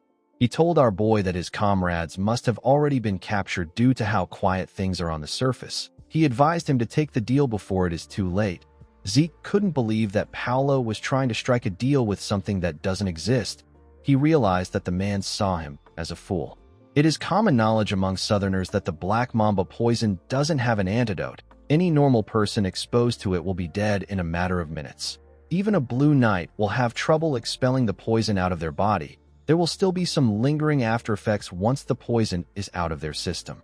Fortunately, the poison didn't work on Zeke because of his poison resistance trait. The trait nullified the effects of the poison. Our boy threw a dagger at the vial and destroyed it. Paolo was shocked to see this. He asked him if he is insane. He asked him if he is ready to die. The moment he said this, the man became scared when he saw the look on Zeke's face. With a menacing look in his eyes, Zeke told him that poison doesn't work on him. He revealed to him that the reason it is so quiet above ground is because he killed everyone there. Paolo was shocked to hear this. He said that this is impossible. He told Zeke that the men were the cartel's elite warriors, and they were equipped with magic weapons. Zeke asked him to check things out by himself if he doubts him. He asked him to do it if he is capable of doing it. Paolo asked him for his identity. He asked Zeke about who he is working for. Zeke asked him if there is no one that comes to mind. Paolo grit his teeth out of anger. He asked our boy if he is from the McCain. Zeke commended him for catching on fast. Paolo said that the only people who can do this to the Pabella is the McCain. He asked Zeke about why they are doing this now, when they have been properly respecting each other's territorial boundaries. Zeke told the man that he has no conscience. Paolo asked him about what he means. Our boy asked him if the Pabella considers it proper to be loitering around another cartel's distribution routes while looking for an opportunity to strike them. Paolo was shocked to hear this. He didn't know how Zeke found out. Our boy told him that his cartel has crossed the line. This alone is enough justification for the McCain to act. He revealed to Paolo that Don Juan said that he won't stop until the Pabella cartel has been crushed and burnt to ashes. He told the man that the Don said that he will erase every trace of the filthy pirates from the south. Paolo became scared when he heard this. He couldn't believe that Don Juan found out that they were originally pirates. He quickly turned to a passage and began to run. Zeke told him that he can't get away from him. In the next scene, we see our boy arrive in a ruin that had a large amount of pillars. He was already tired of pretending to chase the man. He looked around and wondered about where he was. The place looked completely different from the underground mines he was in before. Zeke recalled that he encountered tons of traps on his way there. It was hard for him to hold himself back, but he had to do it because he didn't know if there were any prying eyes in the area. Zeke realized that the traps he encountered were not originally part of this ruins. Someone installed them there recently. Our boy looked around the ruin. He wondered about what the Pabella were up to down here. While he was looking around, someone appeared next to a pillar behind him. The man charged at him from behind and swung his sword when he got close to him. Zeke easily sensed the man's presence. He turned around and carefully dodged the attack. He moved close to the man and asked him about who he is. The man was shocked to see our boy next to him. He changed the direction of his sword and swung it at Zeke. Our boy covered his dagger with wind and swung it at the man. His attack destroyed the man's blade and tore him apart. A large amount of blood gushed out of his body. The man fell to the ground. Immediately this happened, the man's comrades came out of hiding. Zeke instantly recognized them. He wondered why he kept running into this men wherever he goes. The men turned out to be the Empire's hunting dogs. The leader of the hunting dogs said that this is the reason he didn't want to work with the Southern bastards. He believed that the cartels should have settled their issues among themselves. He didn't understand how the Pabella would let a rat get this far into their base. The blond man told Zeke that he can't let him leave the ruin with his life. The moment he said this, our boy recalled that he saw the southern continent's ruins being marked on the hunting dog's operation map that he found in the giant mountains. He wondered if this ruin contains one of the artifacts that the Emperor is after. He carefully raised his dagger. The leader informed his subordinates that he saw a wind-like element wrapped around the dagger before Zeke swung it. He said that the dagger is not normal. He advised his men to face Zeke with the assumption that the dagger is an artifact. The moment he did this, the man noticed something. He saw Zeke holding a magic scroll. He quickly turned to his subordinates and announced that our boy is holding a magic scroll. He asked them to brace for impact. Zeke asked him to relax. As the scroll slowly faded away, our boy explained to him that it is a simple soundproofing and barrier spell with no lethal effects. A barrier appeared at the entrance of the ruin. Zeke revealed to the man that no one will know about what is happening there for the next 30 minutes. He took out his sword from his inventory and asked the man not to worry about getting caught. Zeke wanted to have fun since he didn't have a lot of opportunities to test out his new skills. He raised his sword and asked the hunting dogs to come at him. The leader became nervous. He noticed that Zeke wasn't using a subspace pocket. Our boy brought his sword out of thin air instead of using a medium connected to a subspace. Due to the strange weapon Zeke used earlier, the man thought he was a mage, but now that our boy was using a sword, the man didn't know what to think. While he was looking at Zeke, the man saw something shocking. Zeke activated his ether and channeled it into his sword. He formed an aura blade. The man couldn't believe that Zeke was a blue knight. Before the man could charge at him, Zeke used the first verse of the True Dragon's swordplay.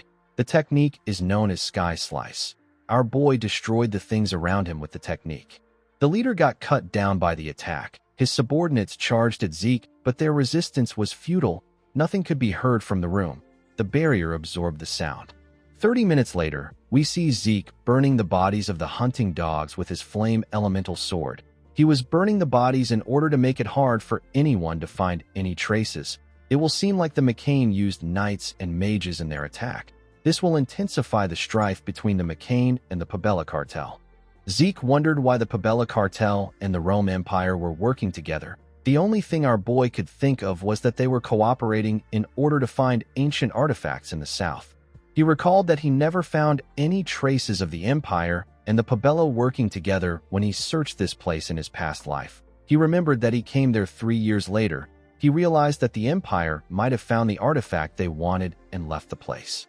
Zeke decided not to think too much about it. He felt relieved that he was able to foil the Emperor's plan even though it was a coincidence. He decided to head back since he was done burning the bodies. The moment he took a step forward, Zeke sensed something. He quickly turned around. A red-haired man wearing a red armor said that the situation is quite troubling. He said that he came there because he sensed a strong and chaotic energy. The energy vanished in a manner similar to magic. The knight said that he did not expect a guest he never invited to find his way there. Zeke instantly recognized the armor. He knew that it was a magic armor known as Herzion. This armors are only given to red knights of the Empire. The Herzion is inscribed with countless auxiliary enchantments like lightning magic and automatic restoration magic. It is the supreme artifact of artifacts. However, the Herzion this man was wearing is a bit different from the one issued by the Empire. Zeke asked the man for his identity. He asked him if he is a red knight of the Empire. The moment he said this, our boy saw a blade in front of him. He quickly took out his sword and covered it with his aura. He used it to block the man's attack. The knight added more force to his sword and used it to push our boy back. He sent Zeke flying. Our boy's body went through 2 huge pillars. His back got slammed on the third one. Zeke quickly used his sword to blow the dust around him away. When he raised his head up, he saw the man coming towards him. The knight swung his sword at Zeke. When he got close to him, the impact of his attack heavily destroyed the ground. Fortunately, Zeke was able to block the knight's attack. He realized that this wasn't the strength of a human.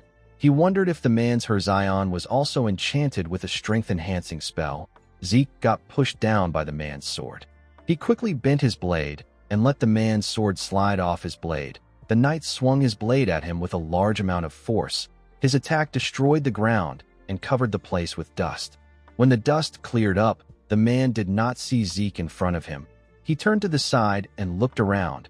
Before he could do anything, a huge stone came out of the ground. Zeke activated the earth field of the elemental sword and made several stones come out of the ground. The stones covered the knight and trapped him. Unfortunately, they weren't enough to stop the knight. He used his sword to effortlessly tear the stones apart. The moment he did this, he saw a bright light. Zeke activated his flashbang skill and released a bright, blinding light on the knight. The man had to use his hand to cover his eyes. Our boy used this opportunity to get behind him. He was certain that he had outsmarted the man. He swung his sword at his neck. Unfortunately for him, the man blocked his attack. Zeke was shocked to see this. He couldn't believe that he deflected his aura blade. He quickly moved back. The man's armor immediately fixed the place that Zeke attacked. The man instantly fired a slash at our boy. Zeke quickly activated his dragon scale armor. He put his hands together and used the armor to block the attack. Even though he blocked the attack, he still got pushed back. The knight told Zeke that he possesses a lot of strange abilities. He reminded him that he asked him about who he is earlier. He told him that he will tell him his name because he is skilled enough to fight him. He revealed to Zeke that his name is Cain Zimmons Constantinus. Our boy couldn't believe that the man bears the Zimmons and the Constantinus name. Constantinus is a surname that is inherited only by the imperial bloodline of the Rome Empire. The middle names of the imperial blood are reserved solely for the Elector Prince families. These are noble houses with the right to elect the emperor. Zeke realized that the Zimmons house, which is a powerful family under the Drakers, is one of the Elector Prince families of the Rome Empire. The moment he thought of this, our boy sensed something dangerous. The system informed him that it detects miasma. It told him that he will get bonus points if he slays a target bearing miasma. Zeke didn't know what miasma was. All he knew was that it was dangerous. Immediately he thought of this. Cain released a large amount of energy. He added his miasma to his aura blade. He said that he never expected to meet someone who can rival him in this remote place. He told Zeke that he will show him proper respect by fighting him with all his might and granting him an honorable death. The moment he said this, his aura blade changed into a huge blue sword. Zeke knew that ordinary techniques won't stand a chance against this attack. Even his elemental sword skill is not good enough to counter it. He pushed his leg forward and changed his stance. He gathered his energy and activated the second verse of the 8th chapter of the True Dragon Swordplay. The technique is known as Dragon Scale Thrust. Zeke realized that this attack won't be enough to stop Cain's attack. Cain's physical enhancement, his ability to deflect aura blades, his remarkable defense and regeneration were things that our boy had to consider. As long as the knight has his Herzai on, there is no way Zeke will be able to land a fatal blow. Our boy knew that he needed to drag Cain down to the same level as him. He activated his mana reflection skill. Immediately he did this, Cain noticed something odd. He noticed that his Herzai's functions have suddenly stopped. He asked Zeke to tell him what he did. Our boy told him that he doesn't know what he is talking about. Cain laughed and said that this is amusing. He changed his stance and pointed his sword at Zeke. His huge blade also got pointed at him. He told Zeke that it is fine if he doesn't want to answer. He said that figuring out an enemy's trick is part of the joy of battle. Our boy gathered his energy and made it stronger. He and Cain charged at each other at the same time. They both thrust their blades at each other. Zeke's energy took the shape of a dragon, and Cain's energy took the shape of a demon. The two swordsmen pushed each other back with their attacks. The ruin got heavily damaged when their energies clashed. A huge explosion took place when their swords touched each other. The ruin got destroyed. The roof and the pillars could barely stay in place. When the dust cleared up, we see Zeke sitting in a pool of blood. The system informed him that his miasma corrosion rate has exceeded the permissible limits. It told him that the effectiveness of his healing factor has been reduced. Zeke was heavily injured in his chest, and his body was heavily damaged. He could barely move. His sword was on the ground. This position was not favorable to him. Cain moved close to him. The knight was barely injured. His armor was already healing itself. He told Zeke that those of the Drakers' bloodline are truly impressive. He told him that his skill was amazing. Our boy was surprised to hear this. He gathered his strength and asked the man about how he knows. Cain explained to him that the only force that can temporarily halt the Herzai's functions is the Drakers' mana severance. He told Zeke that the sword technique he used in their final exchange resembled the dragon-slaying arts. Zeke was shocked to hear this.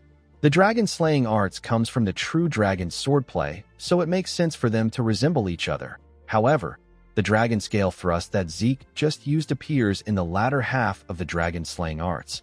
This half is a portion that is strictly forbidden to be revealed outside the family. For someone like Cain, who is a knight of the Empire, to recognize this technique means that the Zimmons family has already handed the dragon-slaying arts over to the Empire. The moment Zeke thought of this, he spat out a large amount of blood. Cain said that the corrosion must have advanced. He asked our boy if it is painful. He said that it will not be honorable for him to leave an opponent who stood against him bravely in this state. Immediately he said this, he stabbed Zeke in the chest. Our boy was shocked to see a blade in his chest. Cain asked him to rest in peace. Zeke gently closed his eyes. Cain took out his sword after he confirmed that he had taken out Zeke. He turned around and said that Zeke was a worthy opponent even though he was his enemy. He said that he hasn't met an opponent like him in a long time. Immediately he said this, a dagger flew towards his neck. Cain bent his head to dodge the dagger, but it still left a cut on his neck. The man quickly turned to Zeke. He saw that our boy was no longer lying on the ground. He didn't understand what was happening. Zeke appeared behind him with his huge sword in his hand. His system informed him that he used his top-grade healing potion known as Salvation. The potion instantly recovered his stamina and wounds. Zeke used his opportunity to cut off Kane's head with a single slash. The moment he did this, he fell to his knees and coughed out loud. He realized that he would have died if he hadn't placed the healing potion in the shortcut slot. Salvation is the masterpiece of Javor Hassan. It is a top-grade healing potion that can instantly recover mortal wounds and stamina. Due to its special ability, anyone who has taken it before will not be able to use it again. The item also possesses an unknown effect. Zeke used his sword to hold himself up. He noticed that the potion couldn't recover the aura-inflicted internal injuries. His system informed him that he has used his skills excessively. Due to this excessive use, his fatigue has surpassed its critical point. The system informed him that it is shutting down his consciousness for his safety. Zeke let go of his sword when he heard this. His body didn't have enough stamina. He knew that he shouldn't be collapsing in his enemy's territory. He wanted to recover immediately. As he slowly fell to the ground, he took a look at the bottle of salvation that was next to Kane's body. He also looked at the man's body. He thought about recovering through any means. Before his head touched the ground, Zeke activated a draconian skill known as gluttony. His body released an odd and unusual energy. The energy began to devour Kane's body. The system informed Zeke that he has consumed a miasma-corrupted demonic human. His stamina, mental power, and mana began to fill up. The skill took in Kane's blood and completely covered his body. The system informed its master that he has consumed the demonic human's bloodline ability. It changed his C-rank skill known as Static Discharge into an A-rank skill known as Lightning. After completely devouring Kane, the skill disappeared. Zeke opened his eyes immediately. He raised his body and placed his hand on his head. He thought that he was going to die. He was happy to see that he thought of using gluttony. When he looked in front of him, he saw Kane's armor floating in the air. The system told him that he has obtained the unknown armor. It asked him if he would like to register himself as the user. Zeke found it odd that the armor's name didn't pop up. He decided to accept the system's suggestion. The moment he got registered as the user, the armor got equipped on him. The system informed Zeke that the armor's form can be decided according to his will. It also told him that there are currently 3 magic circles that can be activated from the 28 great magic circles engraved on the armor. Our boy was surprised to see how light the armor was. He couldn't believe that the armor's functions were this good. He decided to take the armor off because he knew that he would get caught by the Empire if he wore it around. He planned to use it later when he changed its form. He decided to leave the place. The moment he had this thought, he smelled something. It was the smell of blood and corpses. It was coming from somewhere inside this ruin. Zeke followed the scent and arrived at a lab where he saw a bunch of mages performing human experiments. He grit his teeth out of anger. He couldn't believe that the Empire would do something like this. When the mages saw Zeke, they quickly released a gaseous substance at him. The system told him that it detects magically formulated poison. This poison suppressed his poison resistance effect, and it allowed him to be poisoned. Zeke quickly took out a potion and used it. He told the mages that they must be prepared to give up their lives since they have been experimenting on other people. He easily tore them apart and destroyed their lab. He also collected the lab's research materials. He believed that there might be some things in the documents that are related to the Rose disease. While he was looking at the documents, someone appeared behind him and asked him if he did this. The old mage asked Zeke if he was the one who turned his lab into this mess. Our boy quickly covered his sword with his aura and charged at the man. The mage was shocked to see an aura blade. He realized that Zeke was a blue knight. He quickly raised his hand and activated a magic circle. Zeke tore his body apart before he could do anything. Oddly enough, the man's body turned into sand. It reappeared in front of Zeke. Due to his crest and magic, Zeke was able to tell that the mage belongs to the Desert's Scorpion clan. They are practitioners of forbidden magic. Our boy noticed that the man was an executive level 6 circle mage. He knew that the man was going to be annoying to deal with. He didn't expect the Empire to collaborate with bastards like this. He activated his mana reflection skill to remove the mana in the room. The mage was shocked to see that he could not create a magic circle. He asked Zeke if he is a pure-blooded Draker. He quickly took out a scroll and tore it. Sand gathered behind him. A huge monster with a unique body was created with the sand. It had very different body parts. Zeke immediately knew that he was looking at a synthetic chimera. The mage laughed and said that this is his greatest masterpiece. He said that even a Draker wouldn't be able to face his chimera. The chimera swung its claw at our boy. Zeke was able to block it, but he got pushed back. The monster swung its other claw at him. Our boy pushed it aside. He covered his leg with his ether and moved at a crazy speed before the monster could squash him. He climbed the monster's body and appeared above it. He was able to do this with the shadowless steps of the Gale Arts. The chimera quickly raised its head when it sensed Zeke. It thrust its stingers at him. Zeke was able to tear them apart.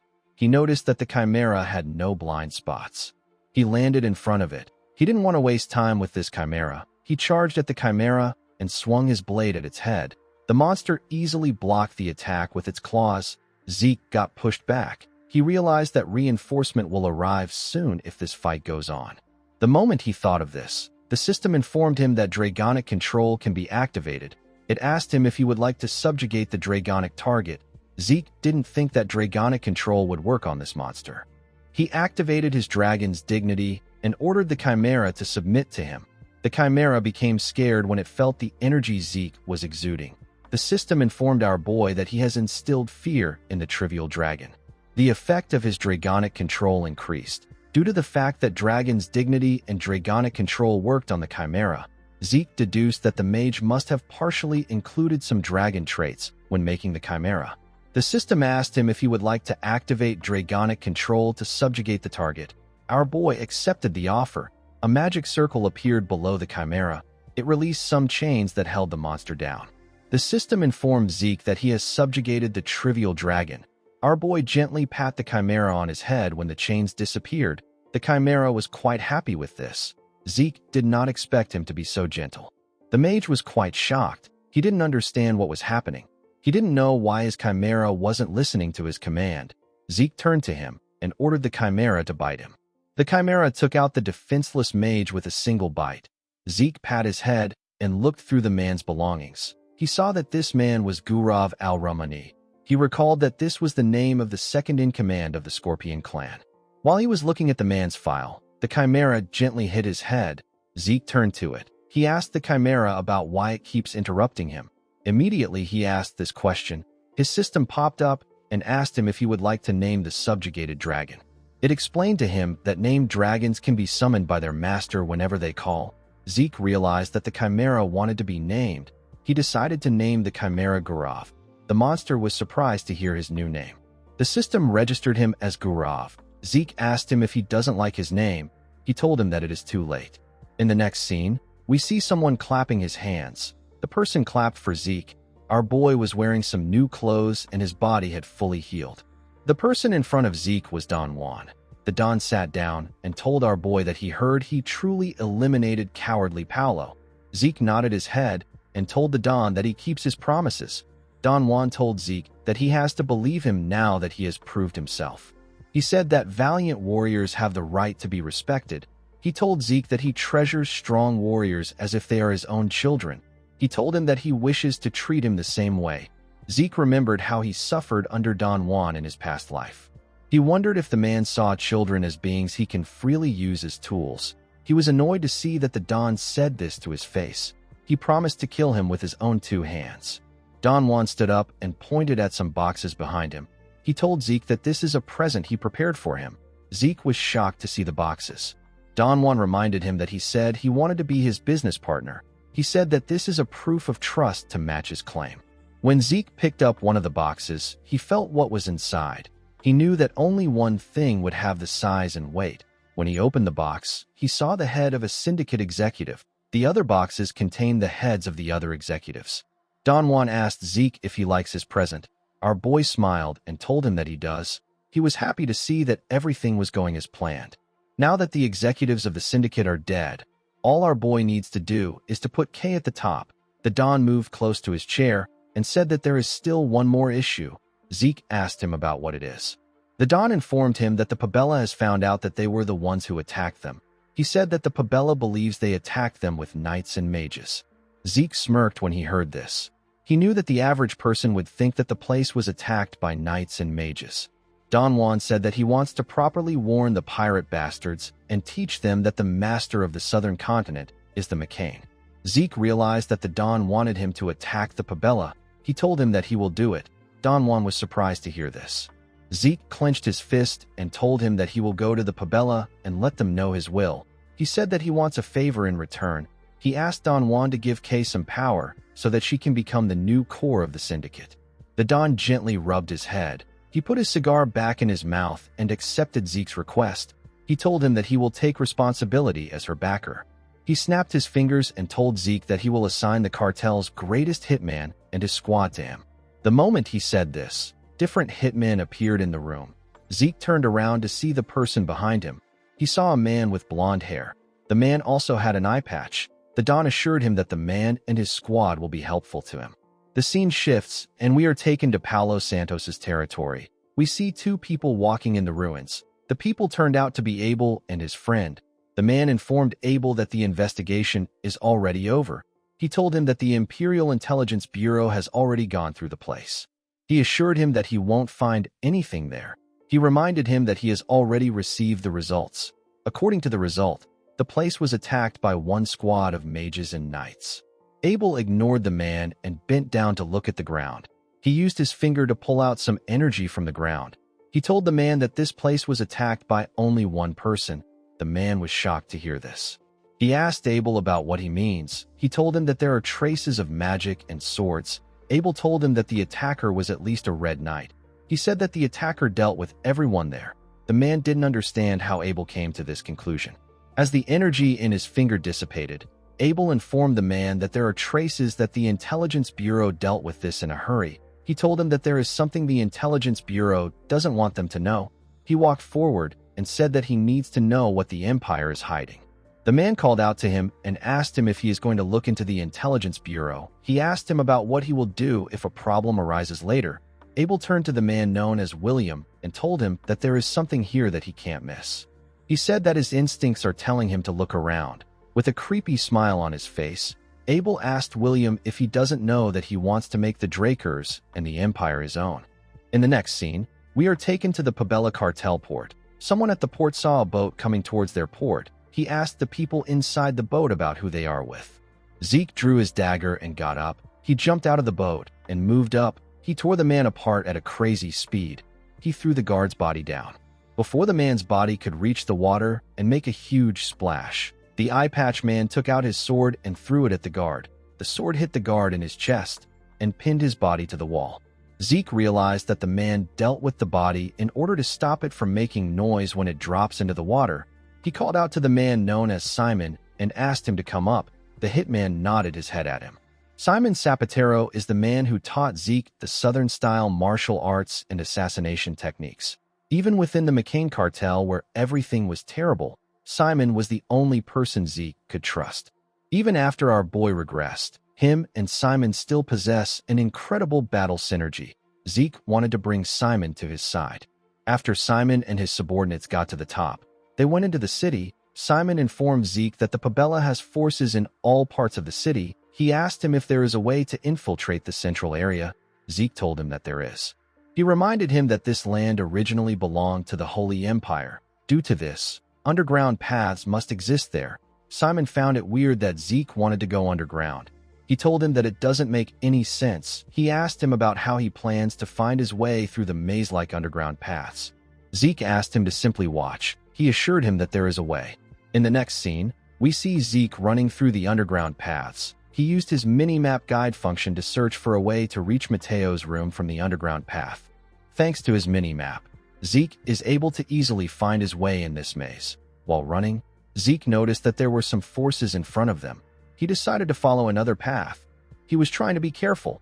He recalled that red knights and knights above them do not get marked on the mini-map. This is why he ran into Cain in the ruins. He told the assassins that they are almost there. He told them that they need to split up from there. He ordered them to set up bombs in many places as possible. He said that he is going after Mateo. The men accepted his order and split up. Zeke went to the waterways of the city. He saw 3 paths meant to carry water. The paths were covered with iron bars. He moved to the entrance with no water and removed the bars. Zeke knew that the Pabella boss will be furious if he kills Mateo. This will lead to a war between the McCain and the Pabella. As he went into the waterway, he wondered if Don Juan really sent him there to start a war. Someone who is so cautious that he would even kill his subordinate to prevent unrest in his organization. There is no way someone like Don Juan would do something like this. He probably hopes that everyone he sent here ends up dead. This ambush probably serves as a warning to the Pabella. Don Juan will be able to show that he doesn't care about a sacrifice on this scale.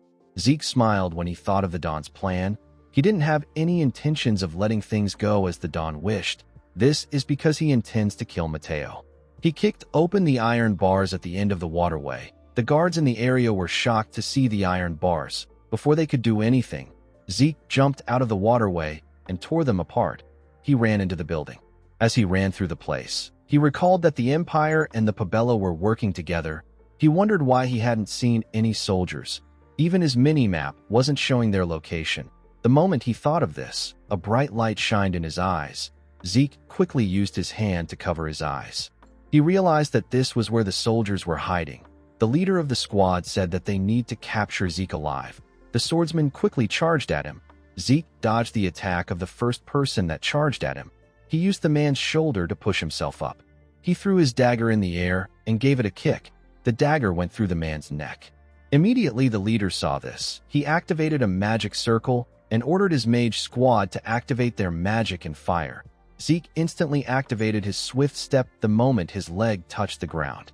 He was able to dodge the attacks of the mages. He charged at them. He took out another dagger and activated the wind field of the elemental sword.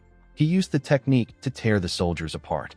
Zeke realized that this people were quite weak for Imperial soldiers. He wondered if the Empire sent this level of soldiers to brag that they deployed troops. He called out to the remaining soldiers and told them that he is going to give them one chance. He activated his dragon's dignity and asked them to leave now if they want to live. He told them that they can also come at him if they are prepared to die. The mages could feel the power of something dangerous. Some minutes later, we see Zeke looking at the soldiers' bodies. He wondered what the Empire was trying to do by coming all the way to the south. Immediately he thought of this. He felt a dark energy coming towards him. He quickly raised his head up. He saw a mage above him. The mage said that one roach is interrupting their great plan. Zeke was surprised to see the man.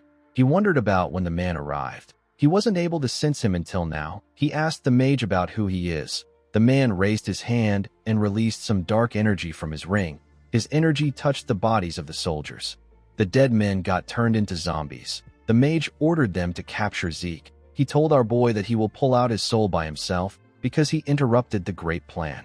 Zeke was surprised to see that the man was able to raise this much zombies in one go. He realized that the man is a high-level black mage. He knew that most black mages on this level are from the Scorpion clan. He wondered why he couldn't see the man's affiliation and magic circle. He decided to take care of the zombies. He swung his sword and beheaded some of them with a clean strike. His system informed him that he has eliminated miasma-corrupted zombie knights. He was granted 10 karma points for this. Zeke was surprised to see this. He smiled brightly when he realized that he could gain karma points. His system notified him several times that he had obtained 10 karma points. After he took out the last zombie, he got his last notification. Zeke turned to the mage. He expected him to make a move. To his surprise, the mage turned himself into his dark energy and left the place. Zeke ignored him and walked forward. He decided to turn the man into points later. As he walked through a hallway, Zeke realized that he will soon reach Mateo's office if he keeps walking. He knew that someone will be appearing soon. The moment he thought of this, someone appeared and pointed a dagger at his neck. Zeke told the man that he has been waiting for him. The man turned out to be Simon. Zeke told the man that he didn't expect him to come there. He asked him if the Don ordered him to eliminate him before things escalated. Simon moved his dagger to his other hand and moved close to Zeke. He informed him that the Don wants to destroy the Pabella cartel. He told Zeke that there is no place in the plan for a Central Continent guy like him. Zeke reminded him that the Pabella would have taken their distribution network from them if he hadn't interfered. Simon informed him that they will use K to control the syndicate. He assured him that the organization will be fine without him. The moment Simon said this, Zeke's system informed him that it has temporarily suspended his healing just as he requested. He grabbed Simon's hand and moved the blade closer to his throat. He let it cut him. He referred to Simon as the Shadowless Ghost and asked him about why he is not attacking him. Simon was shocked to hear this. He asked our boy about how he knew his previous name. Zeke informed Simon Zapatero that he knows his past and the reason he serves Don Juan. Simon was shocked to hear this. He didn't understand what was happening. Our boy told him that he is doing all of this to protect the last bloodline of the Cusco kingdom. Simon was shocked to hear this. With a terrifying look in his eyes, he asked Zeke to tell him how he knows this. Our boy knew that the man was going to attack. He quickly moved back and summoned a dagger out of his inventory. He used the dagger to push Simon's dagger down. The man raised his dagger and asked Zeke about how much he knows. He asked him for his identity. Zeke pushed his dagger back and revealed to him that he is a direct descendant of the Draker family. He shared his name with Simon. Simon was surprised to hear our boy's name. He asked him if he is the rumored youngest Blue Knight. He said that the entire southern continent will shake if the Drakers get involved. Zeke told him that this issue doesn't concern his family. He revealed to Simon that he is there on his own accord. He asked him not to worry. The hitman asked him about why he revealed his identity to him. He knew that Zeke could have hidden his identity till the end if he wanted. Our boy used his dagger to push Simon's dagger out of his hand. He asked the assassin to ally himself with him. He assured him that he will help him protect the bloodline of Cusco and even help in the reconstruction of the kingdom. Simon was shocked to hear this. Zeke understood why Simon would find this hard to believe. He asked him if he doesn't already know that staying in the McCain cartel is hopeless. He asked Simon to tell him what he will do after he kills him there according to the Don's order. He asked him about what he will do about the Pabella members heading this way. He asked Simon if the Don has ever sent reinforcements for him or his subordinates. Simon told him that they have always had to save themselves. Zeke reminded him that the cartel took over their lands after the kingdom fell. He explained to him that Don Juan wants him, who is a former knight, to disappear. Once he is gone, the princess will be alone. She will be sold to the Cusco rebels at a high price. When the Cusco kingdom fell 10 years ago, Simon took the newborn princess and sought refuge at the border. He became an outlaw in order to become stronger. He did his best in hopes that he would one day defeat the rebels and restore the princess back to her rightful place. For this same reason, he became a hitman for the Don. Unfortunately, Don Juan already knew about his past. In the end, Simon was labeled a risk by Don Juan and got disposed of. The princess got sold off to the rebel forces. Before he died, Simon begged Zeke to take care of the princess. By the time our boy found her, there was nothing left for him to save. This is why Zeke wants Simon to leave the McCain. Since they didn't have a lot of time, Simon decided not to ask Zeke about how he knew his secret. He told him that he is correct. He said that the McCain, which he thought would be stable forever, is now shaking. He told Zeke that this is happening because of him. He said that everything has been spiraling ever since he attended the Don's birthday and got involved with the Pabella. He asked Zeke about what his ultimate goal is. Our boy reminded him that he told him that there is no place for a central continent bastard like him in the plan. He explained to him that he wants the two cartels to start going after each other. With a smile on his face, he said that he will go for the McCain once the fight is over. Simon was shocked to hear this. He couldn't believe that our boy's real goal was to take out Don Juan. Zeke told the man that he is quite serious about his offer. He asked him to join him. Simon nervously asked Zeke to promise him two things. He asked our boy to take him and his subordinates. He asked him to honor his promise to protect the Cusco bloodline and rebuild the kingdom. Zeke smiled and hit his chest. He swore to do everything on his honor as a knight. Simon Zapatero went on his knees and gave his greeting to his new master as the Cusco Guard commander. Zeke asked him to get up. He told him that this much formality is enough. He told Simon that he will give him the necessary information on the way out. He asked him about where his subordinates are. Simon explained to Zeke that his subordinates are waiting for his signal. They are to activate the exploding scrolls in their hand and meet up to escape once they receive the signal. Zeke asked the man to give the signal now. He asked him to call all his subordinates to the underground waterway entrance. Simon said that he understands. He informed his new master that he has already tied up Mateo in his room. Zeke walked forward and told him that he did well. In the next scene, we see Mateo fall to the ground. He called Zeke a bastard and asked him if he thinks that the McCain will be safe. Our boy smiled and moved close to Mateo. He explained to him that nobody will be safe when a war breaks out between the two cartels. He showed Mateo a paper containing a message and told him that the war will break out thanks to him. The man began to shake when he heard this. Zeke pushed the letter into Mateo's mouth. The letter states that those who wield their swords against the McCain will rest for eternity. After giving Mateo the letter, Zeke took him out. He stepped out of his room with the secret ledgers of the Pabella. He decided to leave the place. The moment he thought of this, Simon ran to him and informed him that he has sent the signal to his subordinates. Zeke quickly summoned his sword and pushed Simon behind him. He used his sword sheath to block several arrows. The cartel members were the ones who fired at them. One of them announced that they have intruders. Zeke drew his sword and activated the flame field of the elemental sword. The scene shifts and we see Simon and Zeke join the others in the underground path. Simon ordered his subordinates to greet their new boss. The men quickly bowed their heads to Zeke. Our boy told them that they will talk more later. He said that they need to move because the cartel will soon start tracking them. While they were running in the underground path, Zeke sensed the presence of others behind them.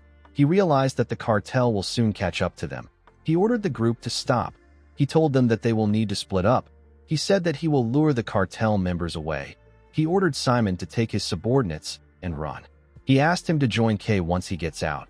He assured him that Kay will understand once he mentions his name to her. Simon informed his master that the princess is still in the McCain cartel. Zeke asked him if he believes that he didn't prepare for something so obvious.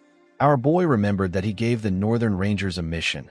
The mission was to save a girl imprisoned by the McCain in the time of chaos.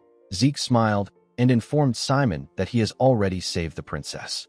The scene shifts, and we are taken to Don Juan's mansion. We see that Don slam his hand on the table. He told his subordinates that it has already been a month since they attacked the Pabella cartel. He asked his scared subordinates if they know how many times they have been attacked by the Pabella in that 1 month. He reminded them that half of the executives are dead. The Don sat on his chair and thought about what he did. He told himself that Zeke and Simon were far too dangerous. This was why he tried to get rid of them by forcing a reckless mission on them. Contrary to his expectations, Zeke and Simon managed to pull off the attack and ended up provoking the Pabella too much. One of the executives called out to the Don while he was thinking. Don Juan asked him about what he needs. The man advised the Don to try distancing himself from the McCain for a while. Don Juan asked him if he is telling him to run away like a coward. The man explained to him that the crazy pirates are blinded by revenge right now. He told the Don that they will soon be charging straight into the McCain without knowing their place. He said that they will use this opportunity to go against them. Don Juan asked him if he is saying that he wants to lure them there and try to wipe them out in one go. The man told the Don that he is correct. He explained to him that he can continue giving his orders from his villa in Tawani. The Don agreed with him. He turned to his other subordinates and told them that crisis has always made them stronger. He assured them that this time will be no different. The men stood up and told him that they understand. After the meeting was over, everyone stood up and left the place. The man who made the suggestion was the last to get up. The moment he got up, Zeke entered the mansion. He pointed his dagger at the man's neck and told him that he talks really well. The man became scared. He told our boy that he did as he was told. He reminded Zeke that he asked him to lure Don Juan to Dawani. He begged our boy to let him live. Zeke slit his throat and told him that he did well. As blood gushed out of the man's neck, Zeke told him that he will finally be able to enjoy the main dish. The scene shifts and we see Don Juan arrive at his villa in Tawani. Don Juan carefully looked around when he got off the carriage. He couldn't believe that the Pabella cartel was able to push him to this villa. He promised himself that he would wipe out the pirates. Later in the night, we see the Don sitting in his room. He noticed that someone opened the door of his room. Without turning around, Don Juan said that he did not summon any servants. He asked the person to leave. To his surprise, the person moved closer to him. Don Juan turned around and asked the person to leave. He was surprised to see a masked person behind him. Zeke took off his hood and asked Don Juan if he is enjoying his nice and relaxing vacation even though the situation has gotten ugly. The Don was surprised to see Zeke. He quickly calmed himself and picked up his bottle of wine. He asked our boy if he believes that he reached this position without ever facing threats like this. He poured himself some wine and told Zeke that this is a pathetic stunt. Our boy hit the glass cup with his dagger and broke it. He told the Don that he was worried he would beg for his life in tears. He told him that this would be boring to someone who is trying to take revenge. Don Juan was annoyed to hear this. He got up and called Zeke an arrogant brat. He called out to his guards and asked them to make Zeke kneel in front of him immediately. Zeke informed the Don that no one is coming. Don Juan was shocked to hear this. Our boy revealed to him that he has already killed everyone. He told Don Juan that he always regretted the fact that he didn't have enough time to make him suffer in his previous life. He hid his dagger on the table and told Don Juan that he has recently been having dreams of the days he crawled like a dog under him. He said that he remembers the countless people he had to kill because of his orders. Don Juan couldn't comprehend what Zeke was saying. He asked him about why he is spouting nonsense. He said that he never gave such orders. Zeke slammed his body on the glass behind him and asked him if he knows what the victims say to him in his dreams. With a terrifying look on his face, Zeke told the Don that the victims always beg him to spare them. He said that they were begging the bastard who enjoyed wealth and glory while standing on their blood. He raised his dagger and told Don Juan that they cried out desperately. The Don told Zeke that he is wrong. He said that he is a savior chosen by God. Zeke cut off his ear when he heard this. He began to torture the man. A while later, we see blood all over Zeke's clothes. He asked Don Juan to die slowly while feeling the pain of his victims. At daybreak, Zeke walked downstairs and took off the coat he wore. Kay and Simon were waiting for him downstairs. Kay asked him if he is done. Zeke said that he is. He asked Kay about how things went with the syndicate. Kay revealed to him that it went exactly as he said. She said that she reported that the executives were killed by Don Juan while trying to defect to the Pabella. She told Zeke that there is no punishment for her since she was the one who was already handling the field operations. Zeke gave Simon his coat and gave Kay a document. He told her that the syndicate will need to handle the document from now on. Kay quickly went through it. She saw that it was a contract with the Reinhardt mercenary group. Zeke took off his disguise and explained to Kay that the merchant group is starting a pharmaceutical company. He told her that they will produce high-quality soma and supply it to the company. He explained to her that soma can be used for all sorts of medicine when processed well. He told the mage that the syndicate will handle the transportation of the product. Kay noticed that Zeke was walking towards the door. She quickly asked him about where the production will take place and the person who will control it. She told him that they can't transport soma openly with the syndicate's name.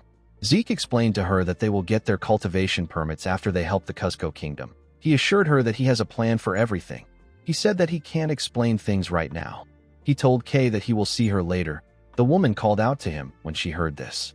Zeke moved into the woods with his uniform. He decided to take care of his urgent business. He took out a letter from his pocket. The letter was a personal invitation from Karis. Decker informed Zeke that the prince didn't return to the Empire after the banquet. He continued staying in Atlas. Our boy knew that it would take him several days to reach the central continent from the south. He knew that the prince or someone by his side would grow suspicious if he arrived to the meeting late. They will conveniently start guessing the reason for his tardiness. They might even wonder if Zeke was involved in the destruction of the McCain. Our boy believes that the prince summoned him because he already suspects him. He believed that he needed to be careful. He decided to create an alibi for himself. He opened his system and activated its portal function. A magic circle instantly appeared beneath him. The system asked him to choose the location he would like to move to. Zeke chose the Atlas Ruins area. The system informed him that he needed 600 points to get transported there. Our boy gladly paid for the portal. Immediately he did this. He disappeared into thin air. The scene shifts, and we are taken to the Sky Lounge of the Atlas Hotel. When Zeke entered the lounge, he heard someone call out to him. The person turned out to be Prince Karis. The prince waved at him. Zeke noticed that there was another person next to the prince. He already knew who it was. The person turned out to be Abel Draker. Zeke bowed his head to the prince and paid his respect to him. He asked the prince about why he summoned him. Karis smiled and told Zeke that he called him there for a serious matter. He picked up a bottle of wine and placed his hand around Zeke's neck. He told him that he called him for the wine. He explained to our boy that William and Abel are quite good at their jobs, but they can't hold their liquor. He told Zeke that he called for him because he seems like the wild type. Our boy did not think that the prince would see him as someone who drinks. Since Abel, William Zimmons and Prince Karis were in the same room together, Zeke could guess what they were talking about. He noticed that his brothers seemed to have something to say to him separately. Karis poured Zeke a drink and asked him not to just stand around. Our boy nervously accepted the drink. He clinked glasses with the prince. A while later, we see William escorting the drunk prince out. Zeke watched the man take him out. He wasn't drunk because the system detected alcohol and classified it as a poison. Thanks to Zeke's poison resistance, the effects of the alcohol were neutralized. Our boy felt bad for being the only one that was okay. After the prince left, Abel stood up and apologized to Zeke for interrupting him. He told him that he heard he was in a closed-door training. Zeke told him that it is fine. He said that he was frustrated because he wasn't making any progress. Abel smiled and said that this is a relief. He picked up a bottle of wine and asked his brother to have a drink with him too. Zeke watched Abel fill his cup. He didn't think that Abel would make this suggestion. He realized that Abel plans to tell him something quite important today. The moment he thought of this, Abel asked him about what he thinks of the Draker house. Zeke didn't understand what he meant. With a terrifying look in his eyes, Abel told Zeke that he plans to bring the Drakers to ruin one day. Zeke stood up and acted surprised. His brother told him that he carries the same scent as him. He told him that he carries the scent of blood, battles, deaths, and victories. He said that this is exactly how a pure-blood dragon slayer is supposed to be. He told our boy that he is a perfect role model and he smells like a predator. Abel explained to Zeke that he will understand what he is saying if he is a predator like him.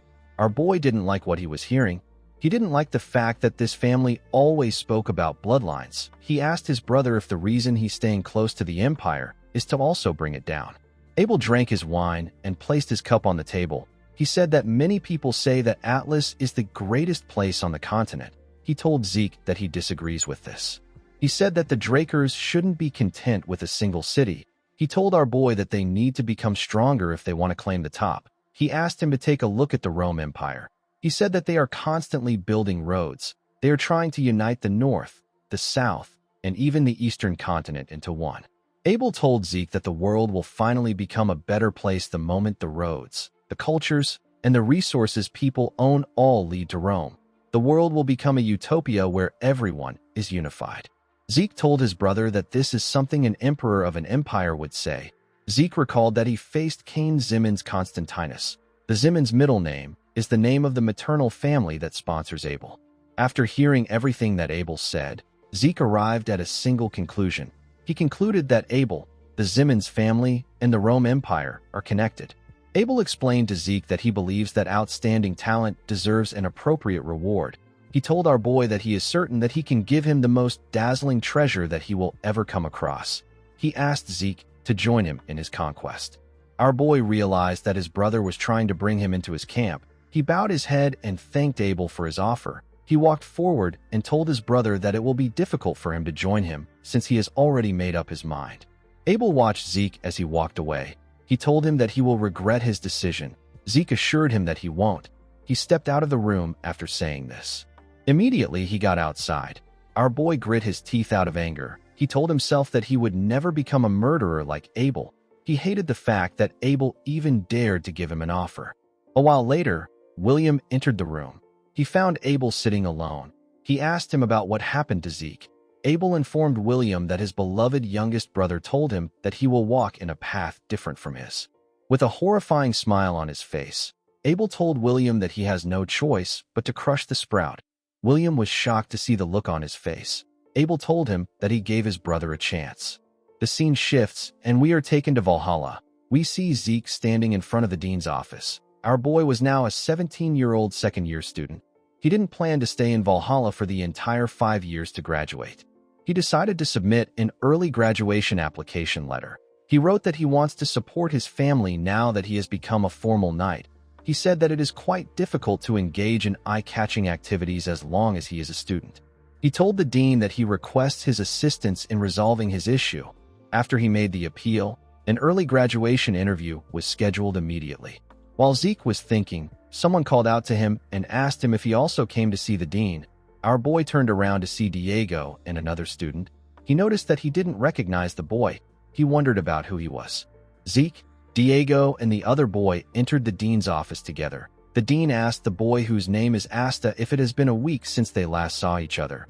Zeke was shocked to hear the boy's name. He quickly realized that he was looking at the future illusionary knight whose name is Asta Eladolf.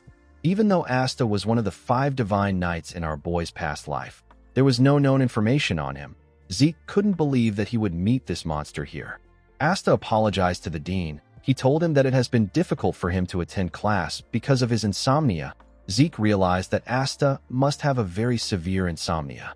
Diego moved close to him and asked him if he wants to hear a lullaby that will knock him out. Asta asked him to be quiet. He told him that his head is ringing. Zeke recalled that Asta worked for the Empire in his previous life. He decided to recruit him in this life. The dean sat down and informed the boys that he called them there for the same reason. He revealed to them that they all applied for an early graduation at the same time. He told them that the professors said that there are no issues with their graduation requirements. The dean gave the boys some documents and told them that he has decided to evaluate their abilities through the mission. Zeke saw that the document was a Delpoa cooperation document. The dean moved close to the boys and asked them if they have heard of Yiksha the Black Knight.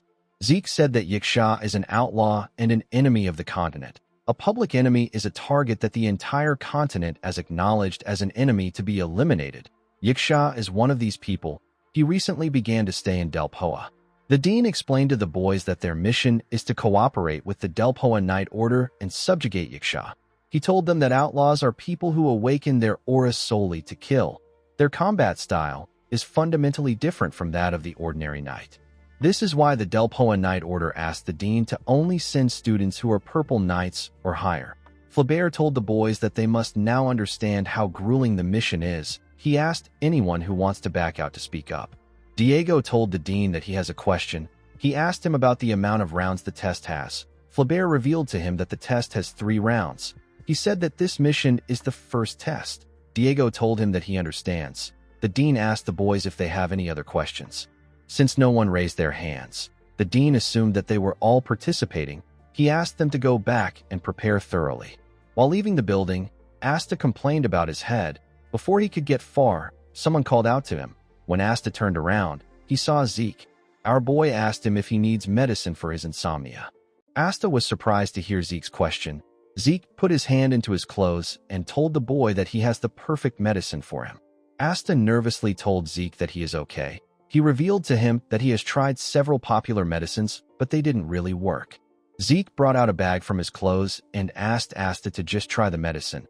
He told him that he will make a contract for him if he likes it and continue providing more supplies for him in the future. Asta declined Zeke's offer. He was certain that our boy's medicine wouldn't work. Before he could do anything else, Zeke moved the bag close to his head and made him sniff the medicine. Asta instantly lost consciousness and fell to the ground. In the next scene, we see Asta eagerly sign a contract with Zeke. He referred to our boy as Master. Zeke told the boy that the contract is pretty one-sided. He asked him if he properly read through it. Asta said that nothing matters as long as he gets to sleep properly. Zeke decided to not question the boy. He was happy that he had access to the system's store. As long as he has points, our boy can easily obtain rare relics. The medicine he gave to Asta was a strong sleeping pill known as the Sandman's Sleep Sand. Now Asta will be on Zeke's side after graduating. Zeke noticed that Asta was laughing. He felt a bit anxious that none of the 5 divine knights were sane. He wasn't completely satisfied with the situation. He wondered if he should test Asta's ability. He called out to the boy. He grabbed his huge sword and told Asta that he wants to see his ability before they go on the mission. Some minutes later, we see Asta spinning his spear with one hand. He took a stance and pointed his spear at Zeke. Zeke noticed that Asta's entire demeanor changed immediately. He wielded the spear. He asked Asta to come at him with his full force. He told him that he can even use aura. Asta decided to comply with Zeke's demand. He covered his spear with his aura and charged at Zeke. Our boy blocked his attack, but he got pushed back. He realized that Asta's threat range is quite wide because he is using a spear. He noticed that the boy was good at blocking his sword. He wondered if Asta uses his spear mostly for defense. Zeke decided to switch things up. He activated the phantom steps and disappeared in front of Asta. He reappeared behind him and got ready to swing his sword. Asta was surprised to feel Zeke's presence behind him. Zeke quickly swung his sword at the boy before he could turn around. Asta instantly split his spear apart. He used the tip of his spear to block Zeke's sword before it could reach him. Our boy got pushed back when Asta's spear hit his sword. Asta quickly swung the top at Zeke again. Our boy pushed his sword into the ground and used it to push himself up. He was able to dodge Asta's attack. Zeke never expected Asta's spear to split into 2. This type of thing is usually done by outlaws. He found the fight to be interesting. While he was in the air, he took out his dagger and threw it at Asta. The boy quickly put his spear back together and used it to block the attack. Immediately, Zeke landed on the ground. He charged at Asta. The moment Asta saw our boy coming at him, he turned his spear and got ready to split it. Zeke stopped moving when he saw that the boy was about to split his spear again. He pushed his sword into the ground. He was certain that Asta won't be able to block this attack by splitting his spear.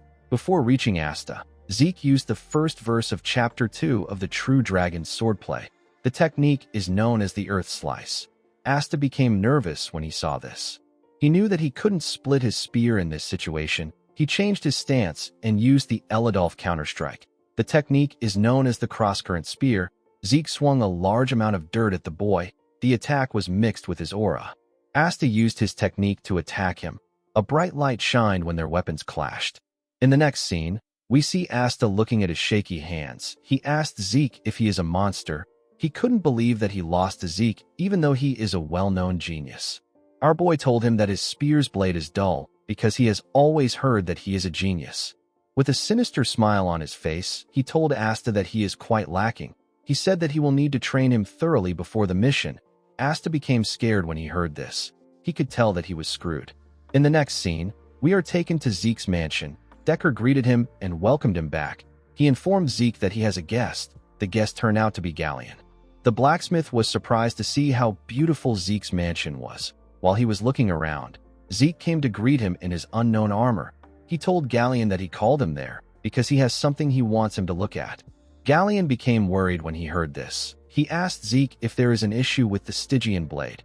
He said that it should be difficult to leave a scratch on the sword because it was made with magic braziers. Zeke recalled that the blacksmith is more famous now, since he was able to make the magic braziers earlier than he did in his past life. He has been able to make good weapons. Our boy believed that he needed to secure Galleon now before more people discover him. He told the blacksmith that there is no issue with Bahamut. Immediately he said this. He hit the gem in the middle of the breastplate. The armor got fully activated. It covered his entire body. He told Galleon that his issue is that he obtained this armor. The blacksmith was shocked to see the armor. He asked Zeke to tell him what he is looking at. Our boy told him that he doesn't know. He told Galleon that he called for him because he wanted to know what it was. He explained to him that this item is something that he can't publicly look into. He took off the armor and gave it to Galleon. He asked him if he can examine it carefully. The blacksmith nervously accepted his request. The scene shifts and we see Zeke and Galleon sitting in a room together. Galleon apologized to Zeke and told him that nothing like this exists among the artifacts that he knows of. He asked him if the armor has any features that can help him understand its materials. Zeke remembered the fight he had with Cain. He told Galleon that the armor deflected an aura blade.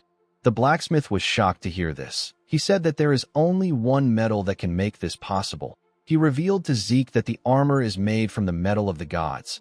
The material is also known as orichalcum.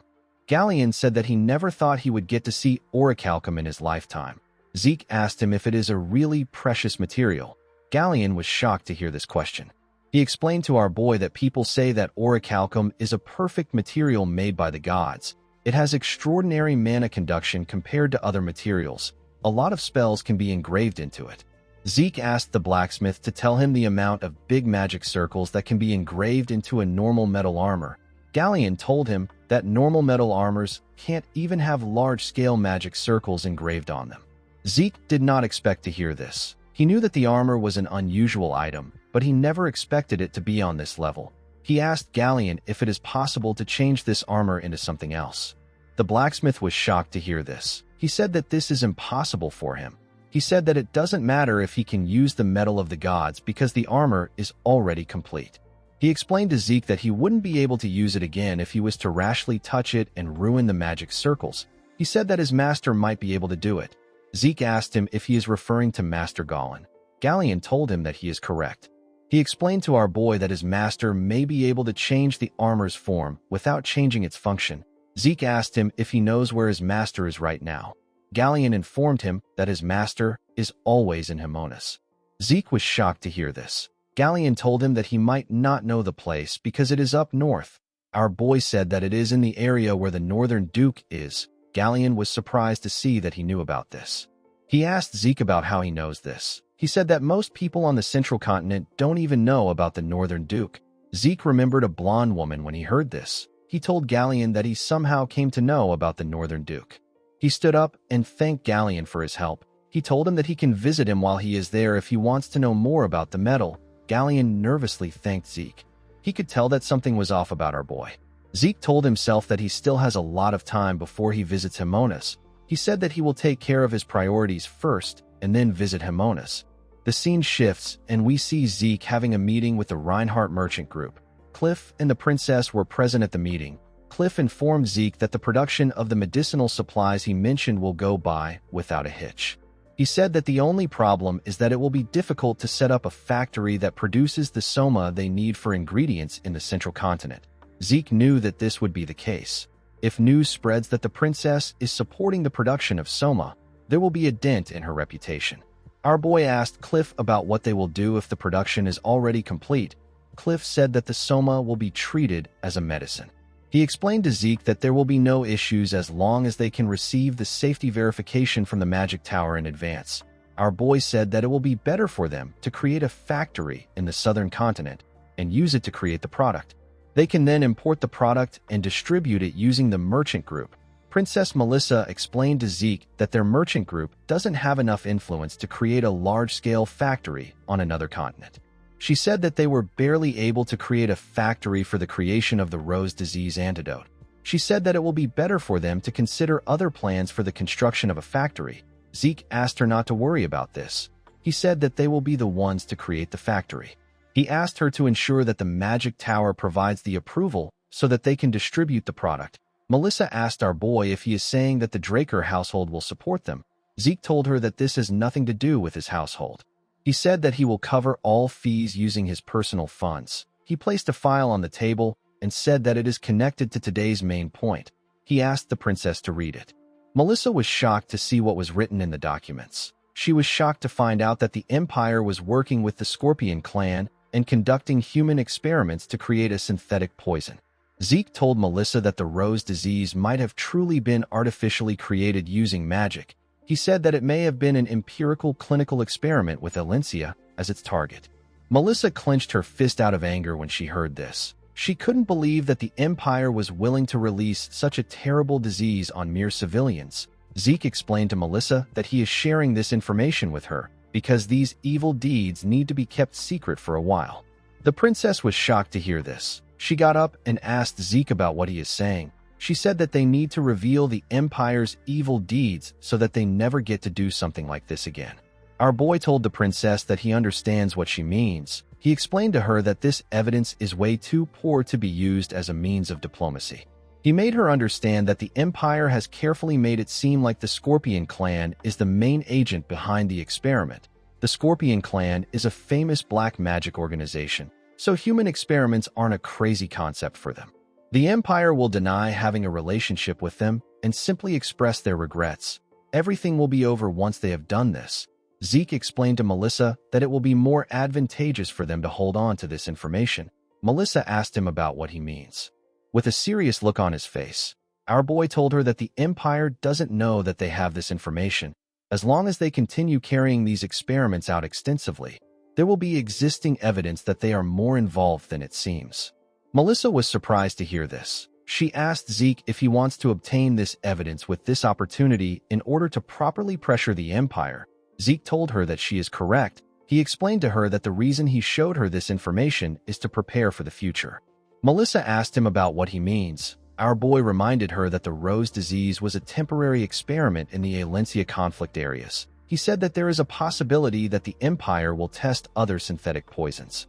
He told Melissa that they need to create antidotes to these poisons before this happens. The princess was shocked to hear this. She realized that her soldiers would have to fight while being poisoned if these poisons are used in conflict areas.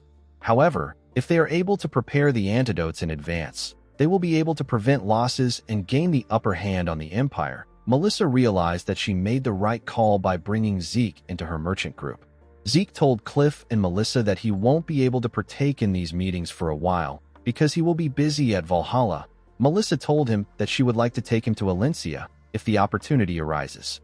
Our boy said that Alencia is a kingdom filled with beautiful mountains and lakes. Melissa was surprised to hear this. She asked him if he has been there before. Zeke turned around and smiled. He said that he has heard many stories about how good the kingdom is.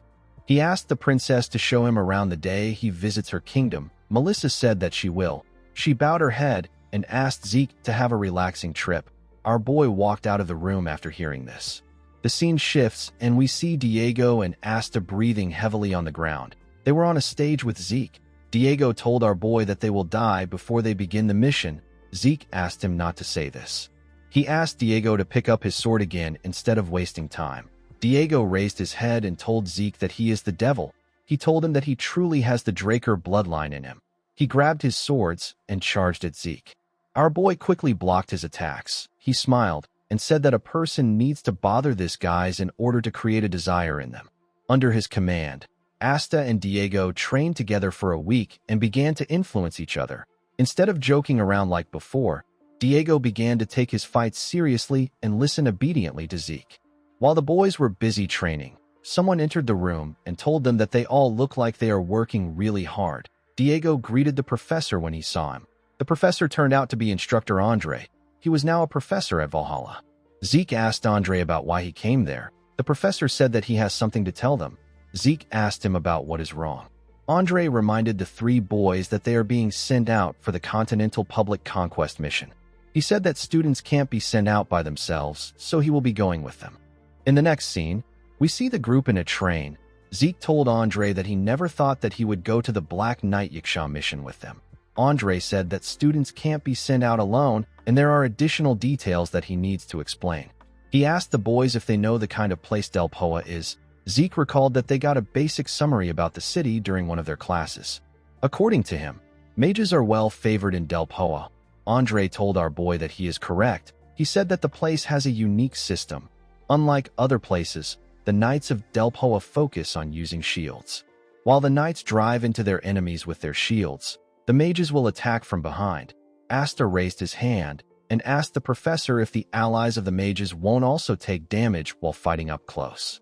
Andre told him that this is a good question. He explained to him that this is the reason Del Poa Knights train more often with their shields. It is also the reason why Valhalla graduates don't like joining the Knights of Del Poa.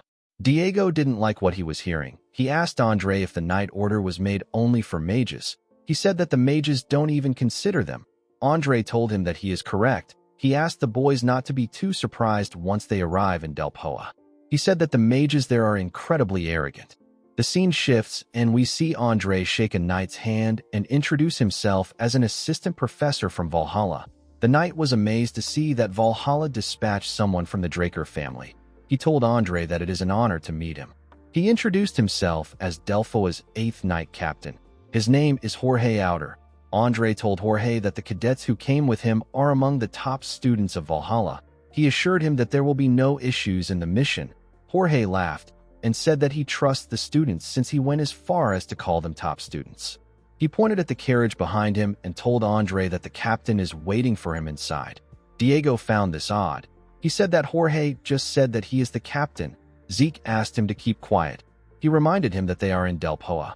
Immediately our boy said this. The knight opened the door of the carriage and showed the captain's face. The captain glared at Andre with a condescending look in his eyes. Diego said that the man really looks like a douchebag. Zeke reminded him that he asked him to keep quiet. He carefully looked at the mage captain of Del Poa. He noticed how the knight captain was sucking up to him. He didn't think that things would be this bad. After talking to the mage captain, Jorge nervously turned to the group and told them that his captain said that he will be going alone. He told them that they will need to find their own carriage. Diego was shocked to hear this. He watched the captain move forward in the carriage. He said that the man is ignoring them like dogs. He told his comrades that this isn't right. He reminded them that they came for a joint mission. Zeke kicked him in the leg when he heard this. The boy fell to the ground and called Zeke a demon. He asked his professor about why he didn't say anything. Andre explained to him that he will face this sort of situations often after he graduates. He asked him to remember what he experienced well. The scene shifts, and we are taken to the boys' room. Asta and Diego were already sleeping. Zeke was thinking about the city. He didn't think that things would be so different there. He noticed that the place they were staying was so tattered. It was as if the knights prepared it at the last minute. Our boy recalled that the mage facilities they saw on their way there were clearly well funded. He wasn't too disappointed because he wasn't expecting anything grand in the first place. He decided to go get some air. As he walked around the place, Zeke thought about how he wasn't really bothered about this treatment. He had experienced worse things in his past life. What truly worried our boy was the Black Knight Yiksha mission itself. During the strategy meeting, Captain Jorge and his knights simply listened to the mage's discussions. Zeke knew that the discrimination would be bad, but he didn't think that it would be this bad. The moment he thought of this, someone asked him about what he is doing there alone. Zeke was surprised to see the person. The person turned out to be the mage captain. The captain said that he actually has something to say. He told Zeke that there is nothing they need from Valhalla. He advised him not to get swept into their magic and make things annoying. He told Zeke that it is better for them to quietly leave. Zeke was annoyed to hear this. He wondered why the city would request for a collaboration if the man was just going to say this. He wondered if he should beat the bastard up. The mage noticed the logo on Zeke's gloves. He asked him if he is a pure-blood Draker Awakener. Zeke said that he is. He asked the mage if there is something wrong. The mage was annoyed to hear this. He grit his teeth out of anger and told our boy that he has a lot of guts for him to speak so arrogantly to him. He advised him not to take off his gloves if he wants to finish the mission and return safely. Immediately he said this, he turned around and walked away. Zeke was not too shocked that the man was quite sensitive. Pure-blooded awakeners like him have the power to disrupt mana. The moment he thought of this, someone called out to him. The person asked him if it is really him. Zeke turned around to see the person. He quickly recognized the man. The man happened to be Instructor Fanon. The mage laughed and told Zeke that he knew it was him. He moved closer to our boy and asked him about how he has been. Zeke told him that he has been good. He asked the mage about why he is there.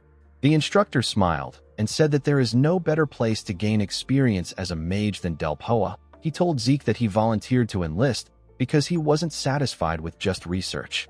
He asked Zeke about why he came there. Our boy revealed to him that he is there for the Black Knight Yiksha mission. Fanon was shocked to hear this. He asked Zeke if he can follow him for a moment. He took our boy to a different room. Our boy asked him about what he wants to say to him. Fanon clenched his fist and told Zeke that he cannot go on tomorrow's mission. Our boy asked him about what he is talking about. With a serious look on his face, Fanon told Zeke that he must not go on tomorrow's mission because it is expected to fail. Our boy was shocked to hear this. In the next scene, we are taken to Zeke's room. We see Diego raise his head up and say that he is still so tired. He felt like he didn't sleep at all. Zeke ignored him and thought about how his former instructor said that he couldn't share more information with him. He didn't understand what the instructor meant by saying that the mission was going to fail. Zeke could only come up with two reasons why Fanon would say this to him. It is either that the higher-ups of the subjugation squad are corrupt or they made some kind of deal with the people they are about to attack. Zeke knew that Delpoa was a place where mages abused their power, but he didn't think that the inner workings would be so bad to the point where there would be rampant military corruption. Zeke believed that it is more realistic that the mages had some kind of alliance with the people they are about to face. He decided to go with his second possibility. The scene shifts, and we see the mages and the knights gather at the top of a cliff. The captain of the mages ordered Group 1 to 3 to go up through the mountainsides. He said that Group 4 to 6 will fight head-on. He asked Jorge if he has any complaints. The man said that he doesn't, before the captain could give his final command. Zeke told him that he has a question. He asked him about what him and his group should do. The captain got angry and asked Zeke if he didn't tell him that he shouldn't do anything yesterday. Our boy reminded him that he is a blue knight. He told him that Diego and Asta are purple knights. With a cold gaze in his eyes, he told the man that he was simply asking if he was just going to leave dispatched cooperation forces on this level unused. The captain was shocked to hear that Zeke was a blue knight. The knights and the mages were also shocked to hear this. They couldn't believe that the other two boys were purple knights. The mage grit his teeth out of anger. He knew that he had to give the boys a mission. He ordered Jorge to give them a scouting job. The knight captain nervously accepted his order. Andre moved close to Zeke and asked him if something is wrong. He knew that our boy wouldn't provoke the captain without any reasons. Zeke told him that there is something odd about this mission. Andre asked him about what he means. Zeke revealed to him that he suspects the raid squad of having an alliance with the Black Knight Yiksha. Andre was shocked to hear this. He quickly calmed himself. He knew that Zeke was rational, and he would have his reasons for thinking like this. He announced to the mages that they will carry out a patrol mission from there to the Black Knight Yiksha's camp. He asked the members of the squad to prepare. He turned to our boy and asked him to be the commander of the squad. In the next scene, we see a group of men walking in the forest. They seem to be patrolling the area. A man carrying a torch suddenly asked the others to stop. He informed them that there are trolls nearby. He told them that they are going to quietly walk past them. He warned them not to make any noise. He said that things will become annoying if they get caught. The moment he said this, someone threw a sword at him. The sword stabbed the man in his thigh. The man fell to the ground and screamed. The trolls quickly turned to the man when they heard his voice. They attacked the group. The men turned around and began to run. They screamed and asked for someone to save them. Before the trolls could attack them again, Diego and Asta appeared behind them and attacked them. They easily cut the two trolls down. Zeke landed in front of them and turned to the wounded men. He asked them if they are the Black Knight Yakshaw's patrol team. He asked them to tell him where the Black Knight Yakshaw is. The scene shifts and we see Zeke and his group looking at the fortress of the Black Knight Yakshaw from afar. Asta informed our boy that the fortress is made out of sturdy natural stones. He said that it won't be easy to break through. Zeke turned to Jorge and asked him about where the mage core is. He told him that it will be difficult for them to raid this place by themselves. With a nervous look on his face, Jorge informed Zeke that the mages will support them from behind after they are done taking out the fortress. Zeke was shocked to hear this. He asked him about what he means. He asked him if he can see the number of enemies in the fortress. He asked the knight captain if he wants all of them to die. Immediately he asked this question, Diego saw something in the air. He was shocked to see the object. He informed the group that flying objects are coming towards them. Zeke quickly turned around. He instantly knew that the objects were shells. He turned to the men and ordered them to get as far away as possible. The moment he gave the order, the shells hit the ground and began to destroy everything. They caused a large explosion immediately they touched the ground. Jorge was shocked to see this. He couldn't comprehend what was happening. Zeke grabbed him and asked him to get himself together. He asked him if he is going to let all his subordinates die. The captain said that he won't allow this. Zeke grit his teeth out of anger. He didn't understand how the enemy was able to figure out their location. He became certain that there was a spy among them. The moment he thought of this, he heard a loud sound behind him. He quickly turned around to see what was happening. He saw their enemies charging at them. He quickly noticed something odd about the men. They were charging at them like crazy people. It was as if they had lost their minds. Zeke was shocked to see this. He instantly knew that these men were all soma addicts. The soma being produced by the Southern Cartel is distributed to the central continent, and it eventually spreads to the mainland. Mages use soma and controlled amounts for temporary mana increase. However, the mercenaries were different. Since they lived each day as if it was their last, they frequently used more soma than recommended. Zeke announced to his subordinates that these men are the mercenaries of the Black Knight Yakshaw. He asked them not to fall for their attack. The crazed mercenaries pushed Diego and Asta back with their attacks. Diego said that these guys are crazy. Asta told our boy that there are too many mercenaries. Zeke asked Asta and Diego to save their auras. He told them that they shouldn't overdo things here. He realized that it will be difficult for him to apprehend the crazy enemy with the current knights. He wondered if they should just charge at the fortress right now. Immediately he thought of this. He heard a loud explosion. He quickly turned around. He realized that the explosion was caused by magic. He knew that the mages had finally arrived. The mage captain and the other mages activated their spells and fired their attacks at the mercenaries. One of the knights informed the others that the mage corps has arrived. He asked them to fall back. The mages fired their attacks at the crazed men. Zeke carefully looked at them. He didn't like the fact that they just arrived, but he had to admit that their power was impressive. He believed that they could take over the fortress if they pushed forward with this momentum. Before he could move forward, the captain asked him to stop. He referred to our boy as a bastard and told him that the mission has been ruined thanks to him. He asked Zeke if he knows what he has done. Our boy was annoyed to hear this. He wondered why the man was spouting nonsense. The mage captain told Zeke that he simply asked him to scout the area. He said that he didn't want him to provoke the enemy. He turned to Andre and asked him to take the cadets and leave. He said that he will speak to Valhalla about what happened. Zeke asked him if he can consider their collaborative relationship with Delpoa over. The man was surprised to hear this. Zeke told him that they no longer need to follow his command now that their partnership is over. He said that they will now be independently carrying out this mission. The man was shocked to hear this. He reminded Zeke that this is Delphoa's territory. Andre reminded him that the Black Knight Yiksha is registered as a continental enemy. He said that he and Zeke, who are official knights of the Draker household, are permitted to act independently for the mission and report to their household. The captain was annoyed to hear this. He turned around and asked Andre to do whatever he wants. He told him that he will be the one to bear the responsibility for everything. The knight captain was shocked to see that the mage corps was leaving. He wondered about how they were going to complete the mission now. Zeke turned to him and told him that he has a question. The man asked him to tell him what is wrong. Zeke asked him if he even wants to defeat the Black Knight Yiksha.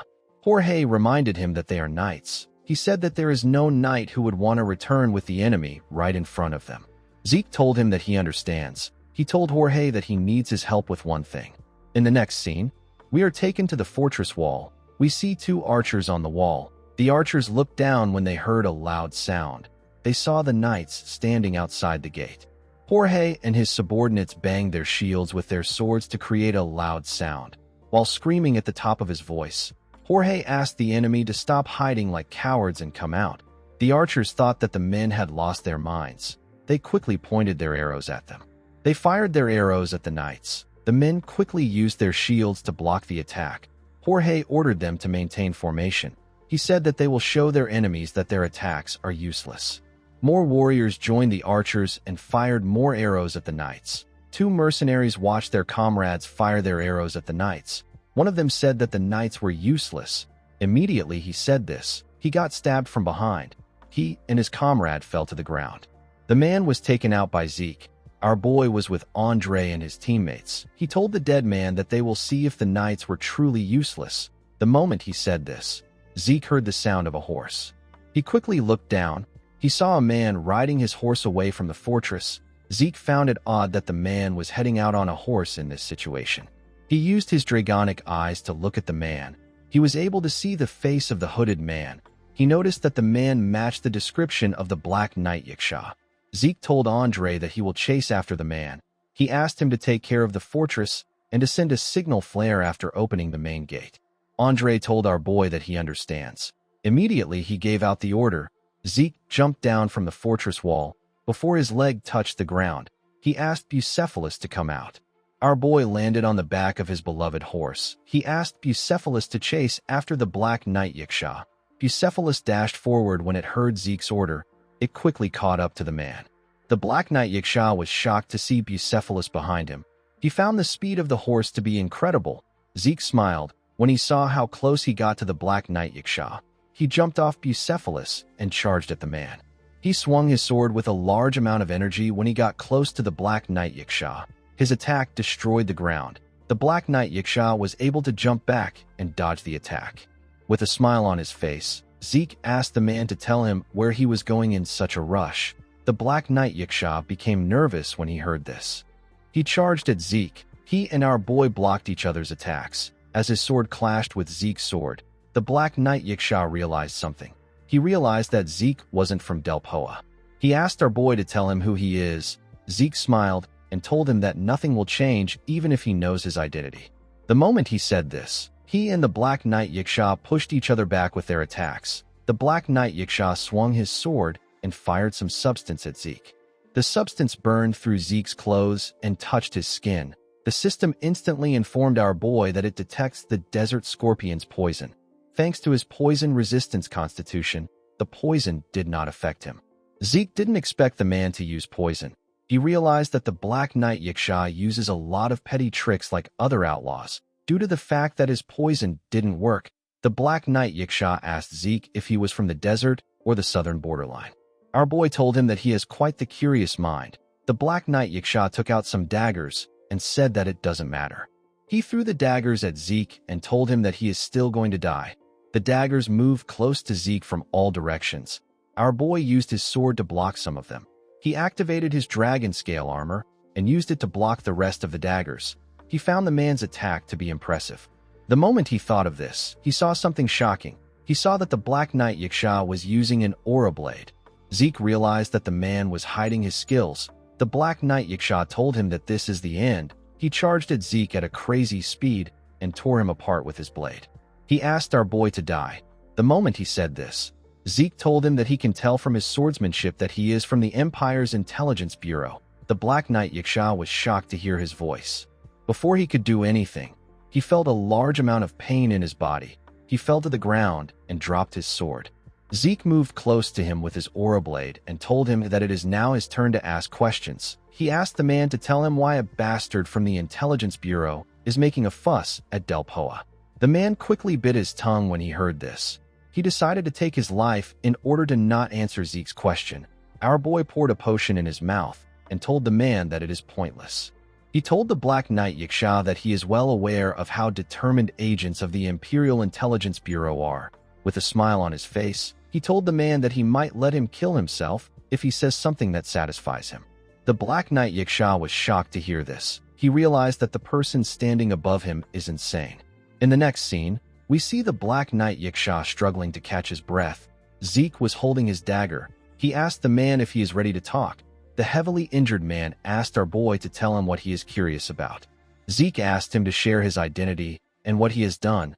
The Black Knight Yaksha revealed to him that he is an agent of the 13th unit of the Imperial Intelligence Bureau. Zeke was surprised to hear about a 13th unit. He always believed that there were only 12 units. The Black Knight Yaksha was shocked to hear this. He asked our boy about how he knows about their units. Zeke moved close to him with his dagger and reminded him that he is the one asking the questions. He asked the man to tell him what he was doing out here. The agent became scared when he saw the dagger. He revealed to Zeke that he was carrying out experiments on stimulants.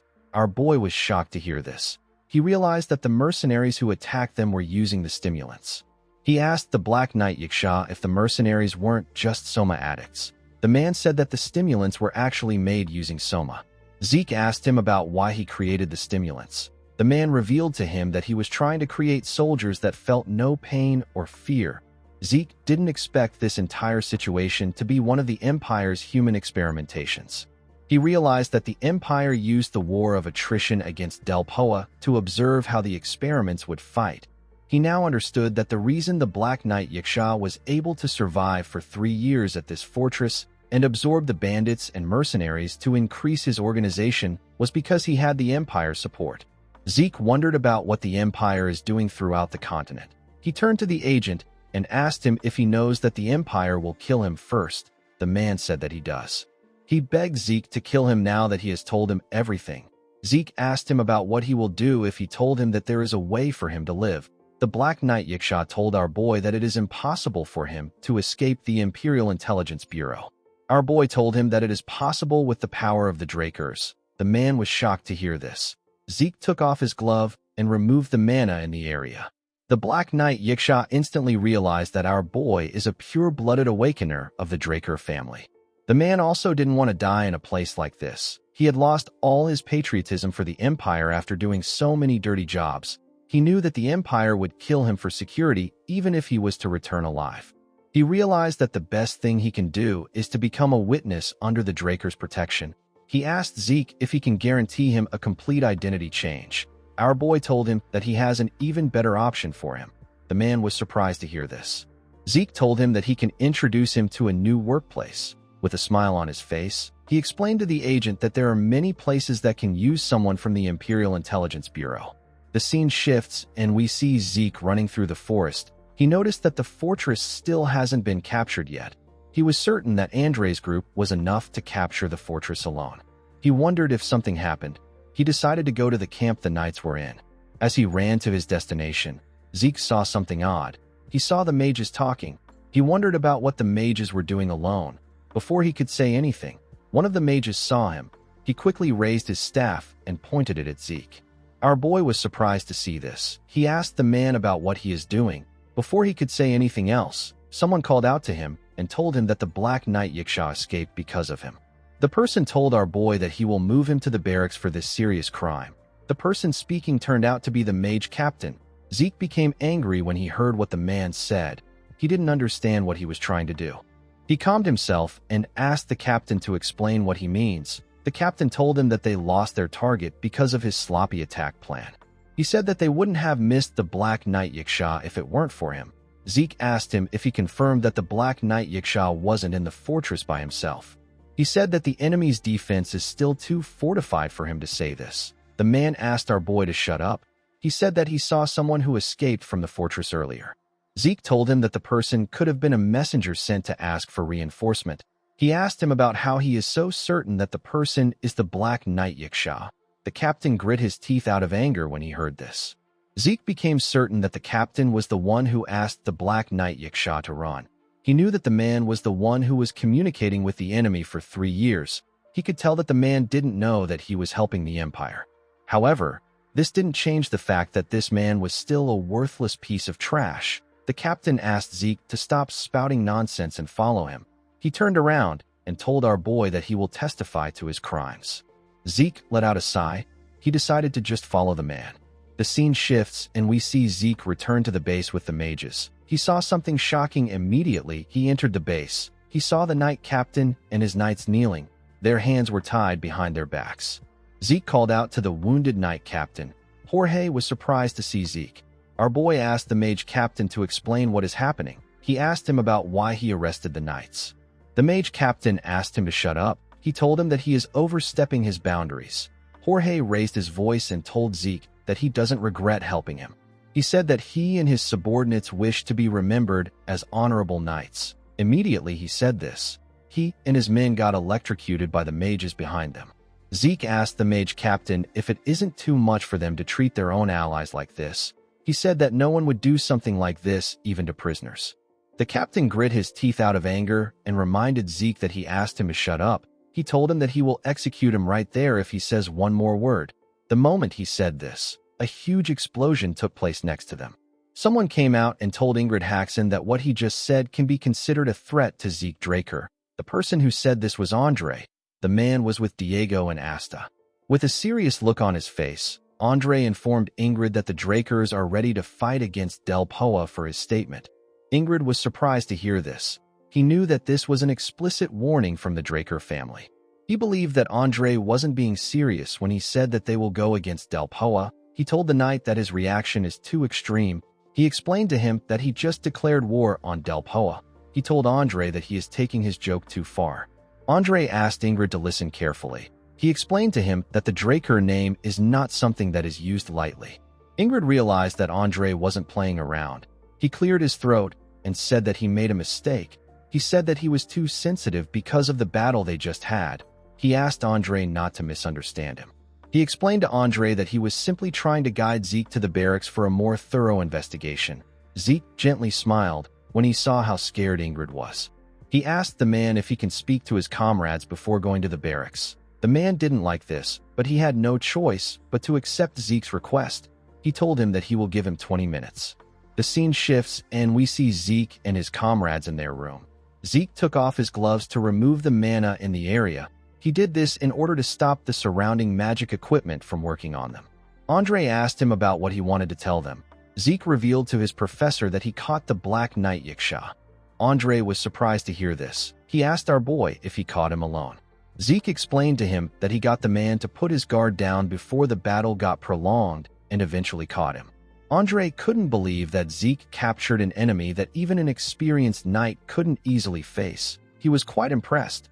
Zeke revealed to the group that he found out that the Black Knight Yiksha was deeply involved with Captain Ingrid after interrogating him. He said that the captain and the Black Knight Yiksha's relationship is so deep that it makes things complicated. The professor asked our boy about what he plans on doing now. Zeke said that it would be right for them to let Del Poa deal with their own business. He told him that he will simply play his part. The scene shifts and we are taken to Zeke's containment unit. 2 guards were standing outside his unit. Inside the cell, we see our boy raise his head. He realized that someone will be arriving soon.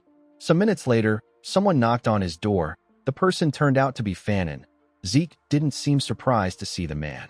The mage asked him about what is happening now. Zeke told him that this is the result of not listening to his warning. Fanon didn't expect our boy to ignore his advice. Zeke realized that Fanon already knew about Captain Ingrid's corruption. Aside from him, most high-level mage officials already had an idea of it. In order to rise to a higher rank, Del Poa mages must have core experience. Zeke planned to offer Fanon a path to sever this experience. He told the man that he has something to tell him. Fanon asked him to tell him what is wrong. Zeke asked the man if he knows about the Empire's stimulant experiment. He shared everything he learned from the Black Knight Yiksha with the mage. Now, Fanon had two things to think about. The first is to confess the internal corruption he just discovered, and the second is to neglect it for his own safety.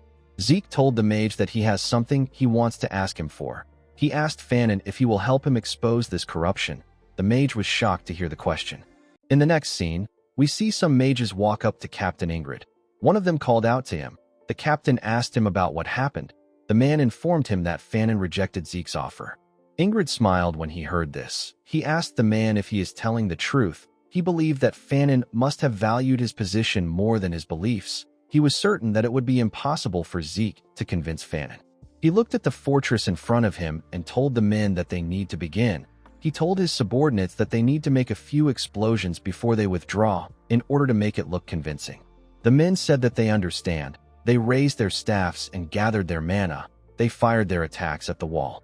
As he watched his subordinates cause some explosions, Ingrid thought about how he was going to make Jorge take the blame for the failure of the subjugation. He quickly realized that something was strange. He wondered why the bandits weren't firing back at them. They usually pretend to fight back. Ingrid didn't understand why they weren't doing anything. While he was thinking, he saw the gate of the fortress open. Ingrid was surprised to see this. He never planned to open the gate. Someone stepped out of the fortress. Ingrid was shocked to see who it was. He asked the person about why he is there. The person turned out to be Zeke. Our boy asked the captain if something is wrong. He asked him if he saw something that he shouldn't have. The scene shifts, and we are taken back to the past. We see Zeke holding a magic scroll. He explained to Fanon that he has set up a scroll that blocks others from listening. He assured him that no one can hear them. He asked Fanon if he was being serious when he said that he will work with him. Fanon told him that he can't just stand by and watch when he knows what is really happening. Zeke explained to him that he won't be able to gather the experience he wants in Delpoa if he does this. The man assured him that it is fine. He said that it is better for him to do the right thing than to build a shameful experience. Zeke smiled and thanked Fanon. He told him that they need to leave now. He said that they still need to screw over the captain. The scene shifts, and we are taken to the present. We see Captain Ingrid looking shocked after seeing Zeke with Fanon and his comrades. He called Fanon a useless bastard. He couldn't believe that the man betrayed him. He asked him if he believes that he will be safe after doing something like this. Zeke revealed to Ingrid that he brought some people to investigate his relationship and secret communications with a continental enemy and his corruption. Our boy asked Ingrid to cooperate with the arrest. 3 gentlemen stepped forward immediately Zeke said this. Ingrid was shocked to see the men. He instantly recognized them. He knew that they belonged to Delphoa's inspection squad. He quickly told the men that it is a misunderstanding. He said that he never communicated with a continental enemy. He said that Zeke is simply trying to frame him. The leader of the men informed Ingrid that they already procured the evidence. He asked him not to try to act innocent. The captain was annoyed to hear this. He asked the men if they believe that he will die alone. He said that he will take care of everyone there with his connections. He told them that Delpoa will shake if he decides to use his power. Zeke wasn't ready to listen to his nonsense. He charged at the man and gave him a punch in his face. Ingrid fell to the ground. He couldn't believe that Zeke did something like this after he warned him. Zeke asked him to try to use his connections. Ingrid was surprised to hear this. He didn't expect our boy to be so confident. Zeke said that he is a direct blood Draker and a pure-blooded awakened. He also said that he is the sole successor of Duke Draker, who was a former Black Knight. With a scary look in his eyes, he asked Ingrid if he would like to bet to see which one of them have more connections. The captain quickly went on his knees and apologized to our boy. He said that he was wrong. He begged Zeke to forgive him. Zeke told him that he shouldn't be begging him for forgiveness. He called him a piece of trash and told him that he should be begging the knights that died because of him for forgiveness. The moment he said this, someone called out to him. The person turned out to be Jorge. The knight captain and his subordinates bowed their heads to Zeke. Jorge thanked Zeke for what he did. He said that their injustice has been resolved. The knights were excluded from the investigation due to Zeke's testimony that they were unrelated to the incident. However, once the 8th Mage Corps disappears, the Knight Corps will also cease to exist. This means that if no other unit claims them, the 8th Knight Corps will be dissolved. Zeke asked Jorge if he doesn't regret things. The captain said that he doesn't. He said that he simply feels sorry for the men who died in vain because of how poor he is Zeke told Jorge that he would like to offer them a job if it is all right with him. The captain was surprised to hear this. He asked Zeke about which job he wants to give them. Our boy took out a document and gave it to the man. He asked him to check the details in the document. Jorge and his subordinates were shocked to see what was written in the document. Jorge told our boy that the conditions in the document are too good. He asked him if he is certain that the numbers are correct. Zeke told him that he needs to expect this much if he is going to work for him. He revealed to the captain and his subordinates that he recently created a merchant group. He told them that he wants them to guard the group. Jorge and his subordinates were surprised to hear this. Zeke asked them if they don't want the job. With a bright smile on his face, the captain told him that they will take the job. He said that they will pledge their allegiance to him. He ordered his subordinates to greet their new master. Zeke turned to Fannin and called out to him. He asked him to come to Atlas as soon as his work there is done. He told him that they have a lot of work to do. Fannin placed his hand on his chest and referred to Zeke as master. He told him that he understands. Our boy smiled when he heard this. He never thought that an instructor and a student would come to have a master-servant relationship. As our boy watched the sun slowly rise, he thought about the mission. Due to the fact that the mission had some unexpected results, Zeke didn't know how he would be evaluated. He didn't really care, since everything ended up getting resolved. He was certain that things will work out for him somehow. The scene shifts, and we are taken to the middle end. We see three men having a meeting in an office. A bald man thanked the other two men for coming there despite their busy schedules. He said that he believes that this incident has to be discussed urgently by the main members of the Order of Black Knights. The man, whose name is Varon Draker, said that he will go straight to the point. He revealed to the other two men that the southern continent has been acting strange lately. The men did not expect to hear this. A man with beards reminded Varon that the South is a criminal playground. He told him that it is just filled with drug dealers. The other man said that Don Juan has taken hold of the South through his Soma business and has accumulated immense wealth from it. He said that if someone like the Don causes trouble, it won't be a small matter. Varon referred to the man as Squad Commander Wick and asked him if he is still unaware despite being in charge of intelligence. He revealed to him that Don Juan is dead. The man was shocked to hear this. He said that this is impossible. He asked Varon if the Don isn't just hiding himself because of the Pabello attacks. Varon revealed to him that the McCain cartel has split into many factions after the Don went in hiding. He told him that most of the major figures in the Pabello were killed, so they are in the same state as the McCain. He asked the squad commander if it isn't strange that Don Juan hasn't revealed himself in a situation like this. A transparent screen appeared in the air. Varon told the men that a video was recorded by the two cartels a month ago. The video was of Zeke, Simon, and the other assassins. Varon said that this masked people appeared in both recordings. He told them that they believe that Zeke moved between the two organizations to defeat them. He said that neither side has been able to identify him. He told the men that they are going to find Zeke's identity and the reason why he went for the cartels in the South. Varon told them that they need to uncover everything. The scene shifts and we see Zeke standing in the dean's office. He seemed to be surprised. He asked the dean if he can repeat what he just said. The dean showed our boy a file and told him that he did a great job with the Black Knight Yiksha mission.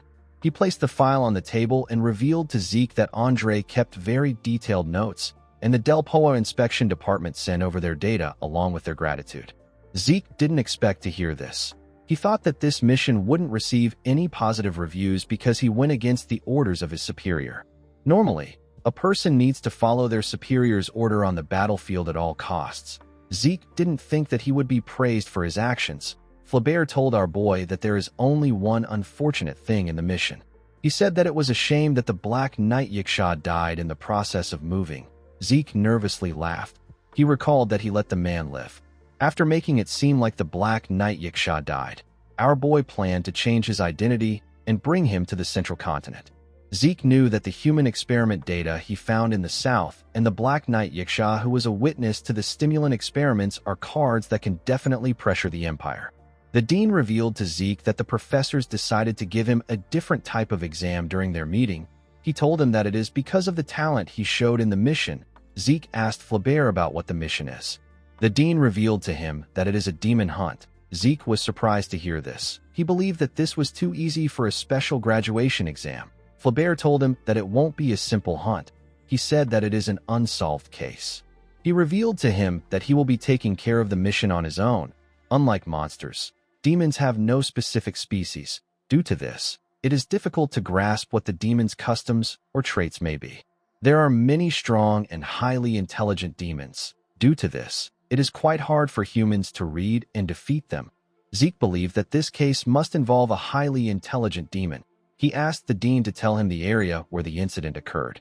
Flaubert revealed to him that it took place in the Duchy of Troy. He reminded Zeke that the Duchy of Troy is where the Draker family is based. He said that the demon is no ordinary demon if it still hasn't been found in a place like that. He told Zeke that he will be exempted from taking the other exams if he passes this one. He explained to him that this exam is enough for him to graduate. Zeke placed his hand on his chest and told Flaubert that he will solve this case as quickly as possible on his honor as a knight. He assured him that he will not disappoint him.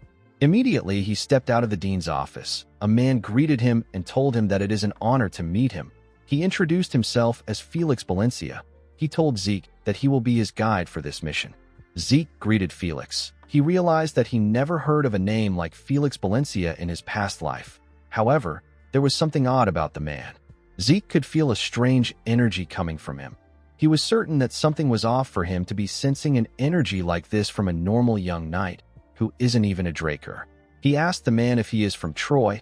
Felix said that he is a native of Troy. He revealed to Zeke that he trained in a swordsmanship guild when he was younger, and now he works at Atlas. Although Felix seemed normal, Zeke believed that he still needs to have his guard up. He thanked Felix for sharing his information with him. He turned around and walked forward. He told Felix that they need to go to Troy now. The scene shifts, and we are taken to the Duchy of Troy.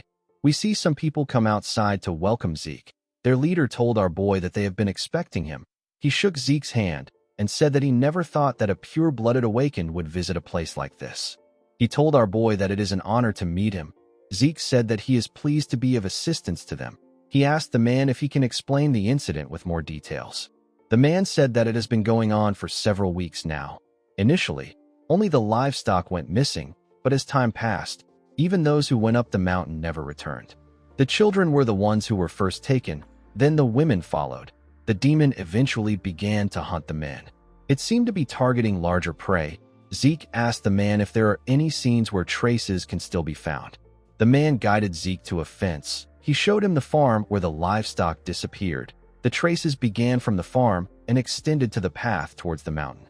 Zeke noticed that the fence was still intact, even though there was some blood splattered on it. He decided to examine the area. He activated his dragonic eyes and used it to look around. He quickly found some big footsteps. He realized that this demon was heavy enough to leave deep footprints, and it could easily jump over a fence like this. He knew that this wasn't the pattern of a normal demon. With a serious look on his face, he said that this mission won't be easy. Later in the night, we see Zeke and Felix in a forest. Felix was sleeping. Our boy watched him as he slept. He realized that the man must be really tired. He recalled that they worked hard on the investigation until it was very late. They climbed the mountain to follow the demon's traces and eventually reached a deep forest far from civilization. When they arrived there, they found a clue. They found a corpse that was shriveled up like a mummy. However, there were no wounds on it. While looking at the fire, Zeke thought about how this demon could absorb bodily fluids without leaving a trace. He had an idea on the kind of demon he was facing. He believed that the footprints he found in the village didn't belong to the demon he was thinking about. The moment he thought of this, he heard a loud sound. Felix quickly got up. He asked Zeke if he heard the sound. Our boy said that the sound came from 2 kilometers to the west. He asked Felix to wait there. He told him that he will return before sunrise. He quickly ran towards the sound. As he ran towards his destination, Zeke thought about how only a demon could cause an explosion in a place like this. When he arrived at his destination, Zeke saw a huge, shirtless man with big arms and tattoos. The man screamed and pulled a tree out of the ground. He swung the tree at something. Zeke was surprised to see that the man was wielding the tree like a sword. He found his strength to be crazy. He wondered if the man was a barbarian. He noticed that the man's opponent was a demon. Zeke was surprised to see the demon's body. He realized that his suspicion was correct. The huge monkey demon with a long tail turned out to be an ancient species known as Juan. In Zeke's past life, He once found a mummified corpse. His master told him that it was done by an ancient species demon and advised him to be careful. Just like a monkey, the Juyuan moves quickly and it is very cautious. However, the most important thing one needs to take note of is how it uses its tail like a tentacle. It uses its tail to attack by sucking in a person's vitality as quickly as possible.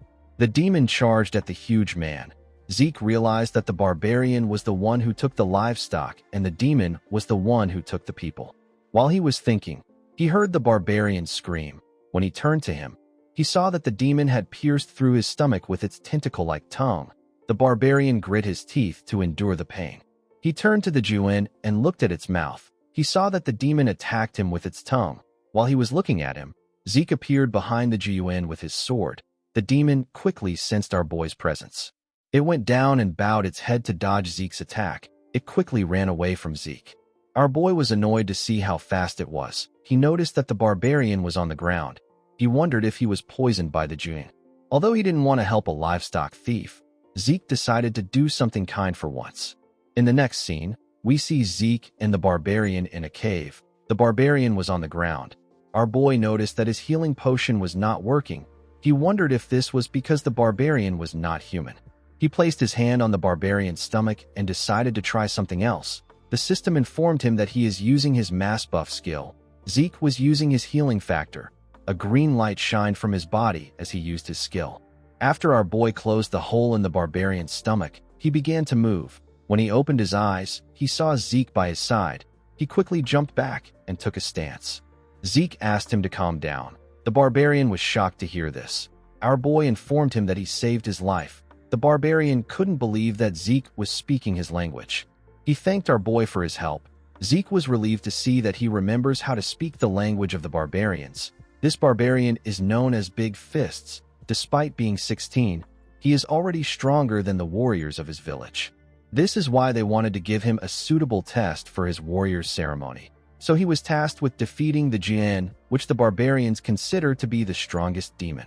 Unfortunately for him, the Jin was too strong. He eventually chased it to the Duchy of Troy. Big Fists told Zeke that the hunt is too hard. He said that he is going to fail his test. Zeke asked him if he wants him to help him with his hunt. Big Fists was surprised to hear this. He asked Zeke if he is serious. Our boy smiled and asked him to just trust him.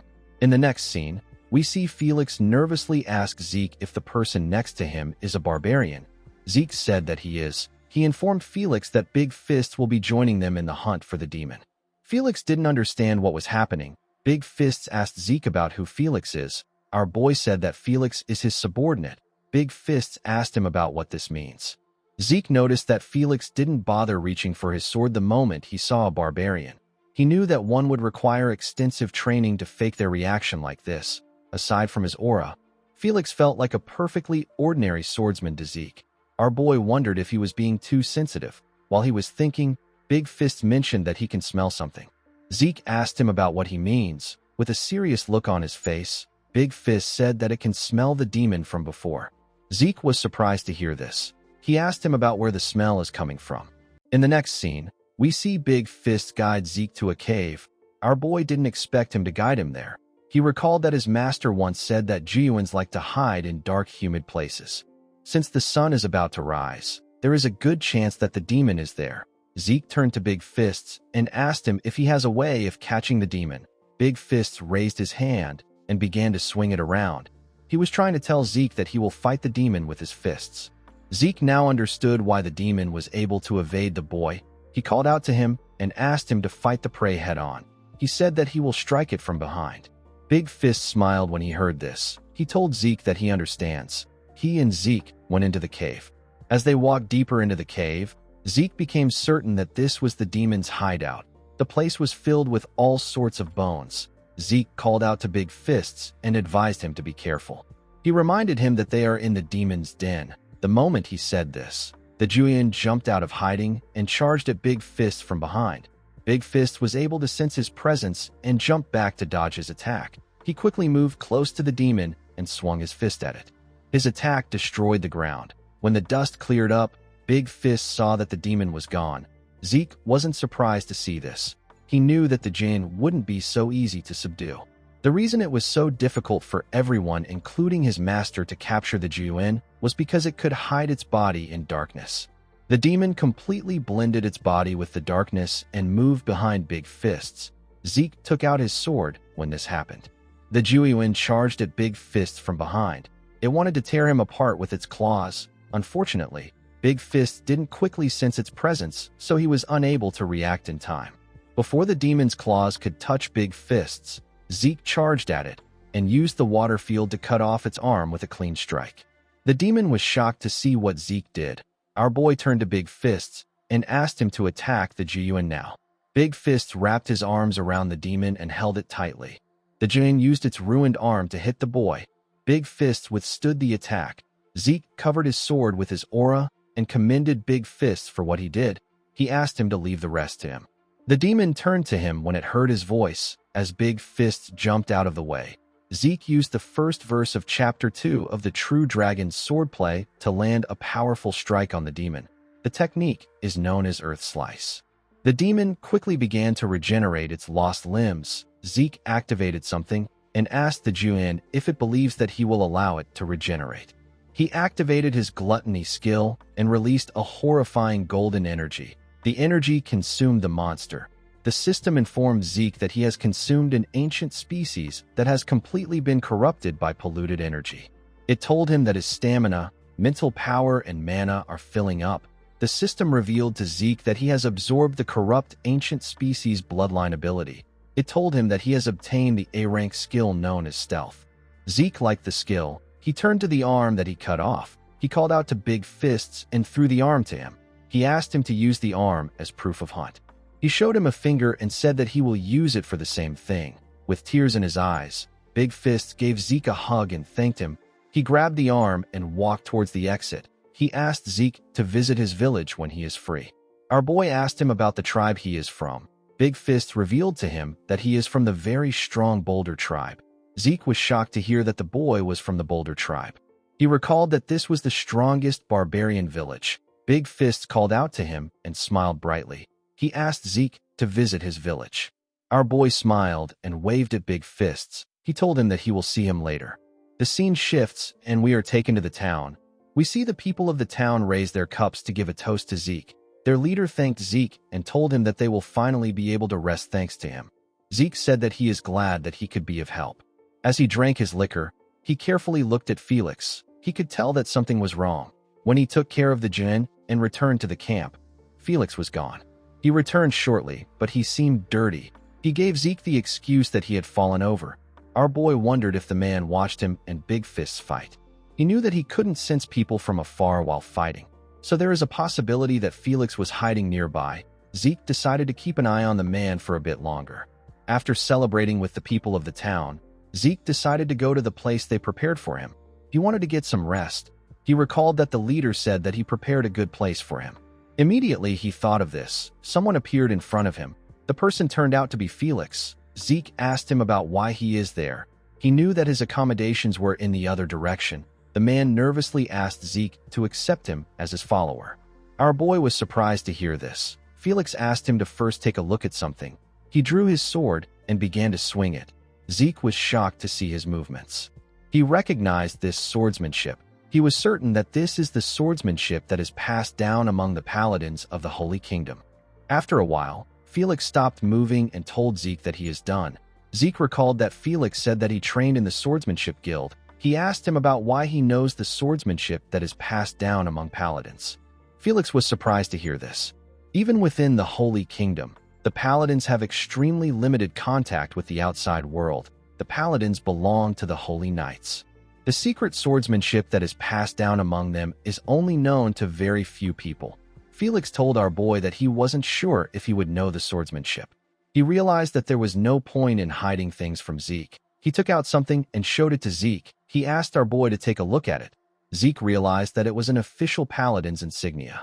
Felix revealed to him that it belonged to his grandfather. He said that his grandfather was a paladin. However, after getting swept up into some secret strife within the Holy Kingdom, he was framed and forced to leave the kingdom. Zeke was surprised to hear this. He didn't expect things to slowly get complicated. Felix explained to him that his grandfather put his life on the line and fought many internal enemies in order to reveal the corruption within the Holy Kingdom. However, he couldn't avoid the accusations turned against him. The man wasn't just told to leave. He was at a huge risk of being dishonorably executed. So with the help of his family and friends, the man barely managed to escape the kingdom. Afterwards, he lived in the Duchy of Troy while hiding his identity. Before he passed away, the man told his grandson about everything and taught him the swordsmanship.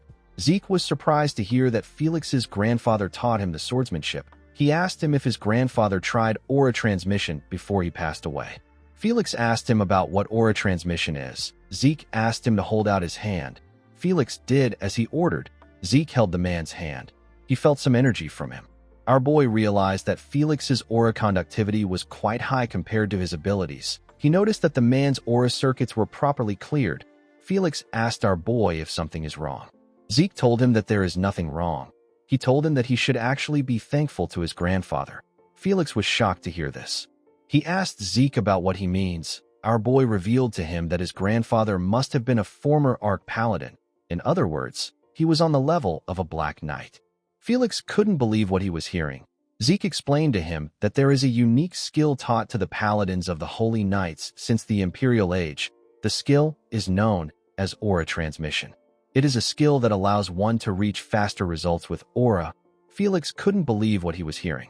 Zeke explained to him that his grandfather didn't just improve his aura. He told him that his grandfather also increased his aura conductivity and cleared his circuits. Felix said that he had no idea. With a serious look on his face, Zeke asked the man if he wants to become his follower to avenge his wronged grandfather. Felix said that this is only part of the reason. He revealed to Zeke that after he watched him fight the demon, he thought about how he wanted to truly serve him. He assured Zeke that he won't regret it if he allows him to serve him. Zeke realized that he wasn't really losing. If the man is a normal spy, he can keep him near him and find out who his enemy is. And if Felix is not a spy, our boy will take in a follower with a lot of potential. He turned around and told Felix that it won't be easy for him to follow him. He said that they will return to Atlas tomorrow. He asked him to get ready. Felix was very happy to hear this. He thanked Zeke for the opportunity. He assured him that he will do his best. The scene shifts, and we are taken to Valhalla. We see the dean welcome Zeke to his office. He told him that the contents of his reports are incredible. Flaubert didn't think that Zeke would heal a barbarian and work with him to defeat the demon. He told him that keeping a talent like him in Valhalla would be a loss to the continent. Our boy said that he was just lucky. Flaubert laughed and told him that he is modest. He threw a paper to the table and asked Zeke to take it. He said that it is a temporary graduation certificate. He explained to our boy that the semester isn't over, so it will be difficult to graduate right now. However, with the temporary certificate, Zeke will have no trouble doing what he wants to do. Our boy smiled and thanked the dean for his help. The dean asked him if he has decided on the path he wants to take after graduation. He asked him if he is going to his family. Zeke told him that he is correct. He said that he would like to accumulate experience as a knight of the family first. Flaubert smiled and told him that this is good.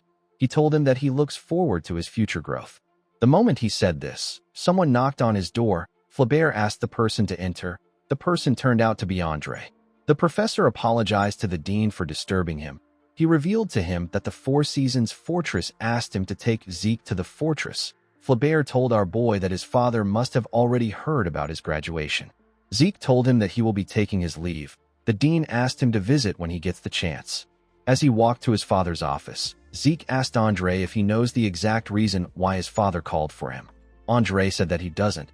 He told our boy that he believes that the patriarch called him to congratulate him on graduating. Zeke smiled when he heard this. He said that the patriarch that he knows wouldn't do something like this. Andre told him that it is possible. He reminded Zeke that he achieved something splendid by graduating from Valhalla in 2 years. He revealed to him that he saw his friends on his way to the dean's office. Zeke was surprised to hear about friends. He quickly realized that Andre was referring to Diego and Asta. Andre said that the two boys looked depressed. He asked Zeke if something happened. Our boy revealed to him that they were on guard at the northern borders. They were simply doing snow removal work throughout their stay there. Andre said that people often say that snow is scarier than monsters. When he arrived at the entrance of the patriarch's office, Andre asked Zeke to go in. Our boy thanked him for taking him there. When he stepped into his father's office, his father welcomed him. He congratulated him on his graduation. Zeke thanked the patriarch for this. Arthur asked him to sit comfortably.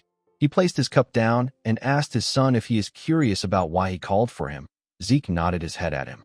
The patriarch revealed to him that he wants to send him out for the upcoming Draker martial arts competition. He told Zeke that he wants him to snag a victory there. The Draker martial arts competition is a competition that the Draker family hosts for young knights who have reached the level of Purple Knight in the last 5 years. To put it simply, it is a competition to find out which new rookies will lead the continent. Zeke told his father that he understands. The patriarch asked him if he is saying that he will win. Our boy told him that he is correct. He said that he will win the Draker martial arts competition. Arthur smiled and told his son that he hopes he can award him the medal on the last day of the competition. He placed a box on the table and revealed to Zeke that he prepared a graduation gift for him. He asked his son to open the box. When Zeke opened the box, he saw something shocking inside. There was a golden plaque and a document inside the box. Zeke realized that this was a title certificate for a territory. He asked his father if he is giving him a territory. Arthur told him that he is correct. He said that the territory is at the north of the Duchy of Troy, the place where Zeke caught the demon. Zeke couldn't believe that he was receiving a territory as his graduation present. He assured his father that he will work hard to meet his expectations. Arthur stood up and told his son that he expects a lot. He revealed to him that he will assign him a caretaker to manage the territory. He asked Zeke to hear the rest of the details from the caretaker. He told his son that he can leave now. Zeke thanked the patriarch for his consideration. As he walked out of the office, Zeke thought about how one needs to be a high-level knight in the family to receive a territory. He was quite shocked to see that he got something like this when he just became an official knight. While he was thinking, someone tapped him on his shoulder. When Zeke turned around, he saw his master. Duke smiled at him and referred to him as his busy disciple Bastard. He told him that it has been a while since he last saw him. Zeke asked him about why he is there. Duke revealed to him that he came there to rest comfortably at his side, but he got caught by the patriarch and got dragged into work. Zeke reminded him that he has rested for 10 years. He asked him if it isn't okay to do this much work. Duke told him that he is truly his father's son. He said that they talk the same way. He turned to a window and opened it. Zeke asked him about what he is doing. Duke jumped out of the window and told Zeke that they need to go home quickly before they get caught by some leeches. When they arrived at Zeke's mansion, Duke said that he feels as if he can now rest. He told his disciple that being at home is the best. Zeke reminded him that this is his house. Duke told him that he is cheap. He told Zeke that what belongs to him is also his own because he is his master. Zeke didn't know what to say. Duke asked him about why his father called him. He knew that Arthur wouldn't call him just to congratulate him on graduating. Zeke revealed to him that he received his graduation gift. Duke asked him if it is a sword or an armor. Our boy told him that he got a territory. Duke said that a territory is a good gift. He quickly came to his senses. He got up and asked Zeke to repeat himself. Our boy told him that he got a territory at the north of the Duchy of Troy. Duke couldn't believe what he was hearing. He couldn't believe that Zeke actually received a territory at his age. He assumed that his friend must have been really happy. He told Zeke that his tax revenue should be decent even if it is in the northern area of the Duchy of Troy. Zeke revealed to his master that he actually just completed his mission there, and the people in the area were good to him. Duke told him that this is good for him. He explained to him that being a lord is better than just having a knight title. Zeke told him that there is still one more thing. Duke was surprised to hear this. He asked Zeke if he got another gift. Zeke said that he didn't. He revealed to his master that the patriarch asked him to win the Draker martial arts competition. Duke didn't expect to hear this. He asked Zeke if he is serious. Our boy asked him if something is wrong. He asked him if the competition is very hard. Duke told him that it isn't. He told Zeke that things shouldn't be difficult for someone with his talent. However, this is if the competition was based on talent alone. Zeke asked his master about what he means. Duke asked him if he has ever watched the Draker martial arts competition before. Our boy told him that he only knows that it happens once every 5 years. Duke explained to him that the competition isn't a simple thing. It is a battle of families disguised under the title of a competition. Zeke asked his master if he is saying that there is corruption taking place underneath the competition. Duke said that it is actually the opposite. He explained to Zeke that it is a place with no concept of corruption. The intervention of all sorts of power that can be mobilized is allowed. The winner is decided with all of this included. Zeke didn't expect to hear this. He thought that he simply had to fight to win the competition. However, now that Duke had such a grim expression on his face, he could tell that the competition was more serious than he thought. Duke decided to be frank with his disciple. He explained to him that he can never win the Draker martial arts competition if he doesn't have a sponsor family. After Duke left the room, Zeke thought about what he said. Duke told him that he is quite distant from politics. He said that there is still time for them to look for some families. Zeke realized that he was also not well versed in politics. He wondered if there was another way for him to take care of his problem.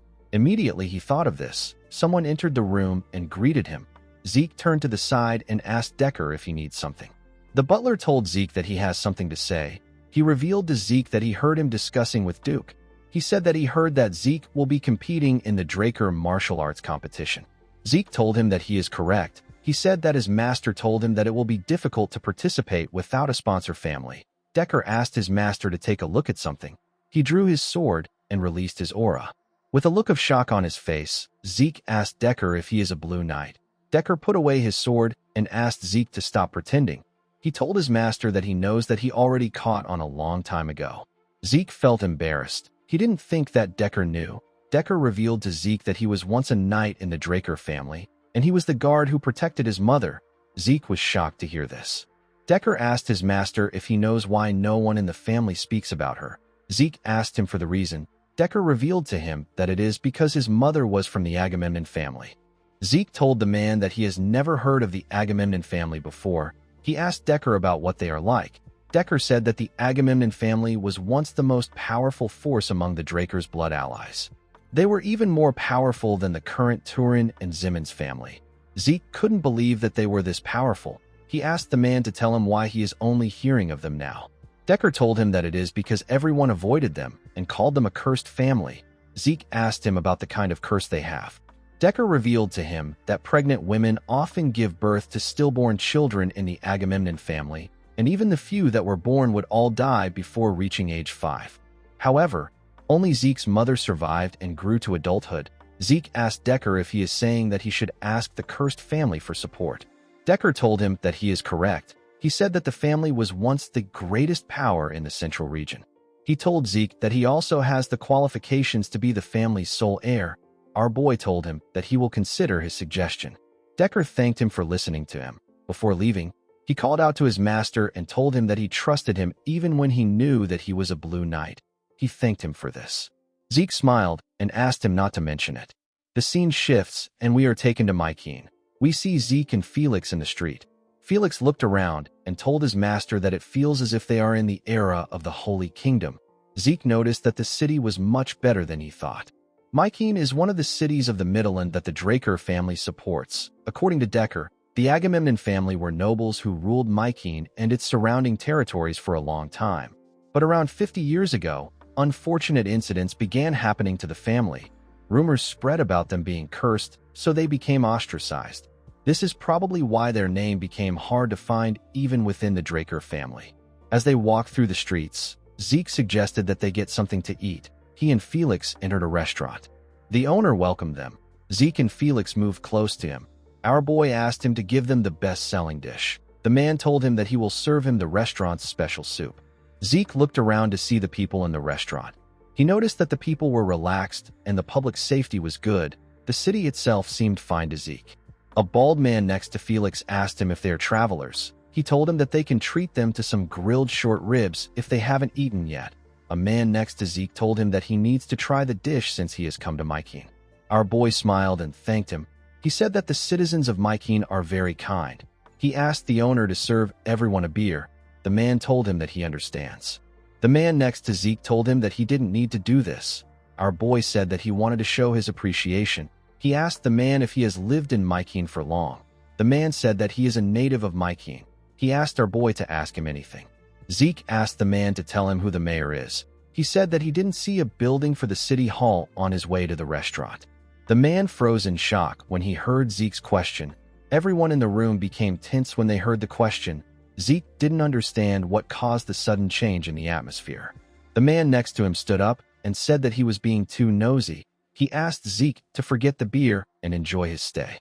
Zeke didn't expect their reactions to turn cold as soon as he mentioned the Agamemnon family. He wondered if they hate mentioning the name of the cursed family.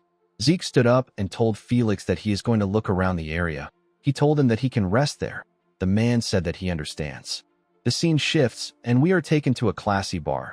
We see the bartender cleaning a cup. While he was cleaning the cup, he noticed that Zeke entered the bar. He asked our boy for his identity. He told him that this isn't a place for a kid to be in. Zeke put his hand into his clothes and took out a VIP card. He asked the man if he can repeat what he said after seeing the card. The man was shocked to see the card. He quickly apologized to Zeke. He told him that he is sorry for not recognizing someone of his status. Zeke told him that he would like to meet the branch manager. The man told him that he understands. Zeke knew that the item would have some kind of importance within the syndicate since Kay was the one who gave it to him. He was certain that he will be able to make good use of the card in the future too. In the next scene, we see our boy walking in a hallway. The branch manager quickly ran out and went on his knees to apologize to him. He begged Zeke to forgive his impertinence for not knowing that someone of his status had arrived there. The man bowed his head to our boy. Zeke asked the man if he knows who he is. The man said that he doesn't really know anything. He said that he was just asked to never offend our boy. Zeke asked him about how long he has been in Mykeene. The manager said that he has been there for 20 years now. Zeke didn't expect it to be so long. He asked the manager if he knows Mykeene's situation well. The man said that he does. He told Zeke that Mykeene is more active than it seems. He raised his head and asked Zeke if he is interested in the underworld. Our boy said that he is not interested in acquiring stolen goods. He asked the manager if he knows anything about the Lord of Mykeene. The man was shocked to hear the question. The man asked him if he knows what he is talking about. Zeke asked him if he doesn't already know that he is talking about the Agamemnon family. The man began to sweat heavily. Zeke became worried. He wondered about the kind of rumors that have spread to make people this afraid. He told the manager that mentioning the family's name in Mykeene seems to be a taboo. He asked the man if there is a reason for this. While shaking, the manager said that the family is cursed. Zeke told him that he already knows this. He said that he knows about the curse where newborn babies die right after birth. The man said that this is not all. Zeke asked him about the other curses of the family. With a shaky tone in his voice, the manager said that anyone who goes to the family's castle will die. Zeke was shocked to hear this. He asked the man if he is serious. The manager assured him that he is. He said that people who mention the Agamemnon name often find themselves in danger. Zeke realized that there was an element of truth in the man's words. He believed that this curse was getting stronger the more people believed in it. He deduced that the curse actually exists. He asked the manager if someone really died after going to the castle. The man told him that it is true. He revealed to Zeke that countless years ago, there was a famous story about how people who visited the castle eventually died. This is why Mykeene civilians don't even go near it. Zeke understood the situation when he heard this. He realized that the Agamemnon family made up this curse on purpose. Later in the night, we see Zeke and Felix standing at the gate of the Agamemnon castle. Felix asked our boy if he will really investigate this place. He said that it is so gloomy that it is almost ominous. He suggested that they head back. Zeke opened his mouth and raised his voice. He announced that a pure-blooded awakened and the youngest blue knight on the continent has come to find the Agamemnon family. Immediately he said this. The gate slowly opened. An old woman wearing a maid's uniform asked him if he just said that he is Sir Zeke Draker. Our boy told her that she is correct. He told her that he wishes to meet the patriarch of the Agamemnon family. The woman told him that he has come to the right place. With a creepy smile on her face, she asked Zeke to come inside. As our boy walked through the hallway, he noticed that the castle looked very old. He guessed that it must be around 1,000 years old. While Zeke was looking around, Felix noticed something.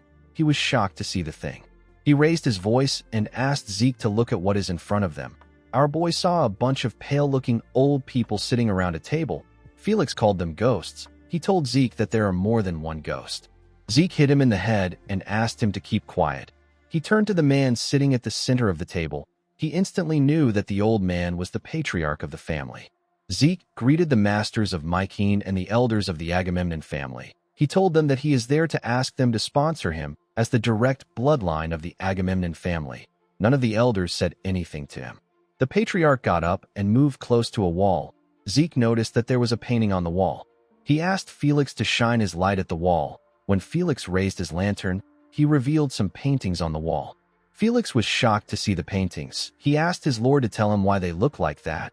Zeke noticed that the patriarch was staring at two paintings. One shows countless people coughing up blood while dying.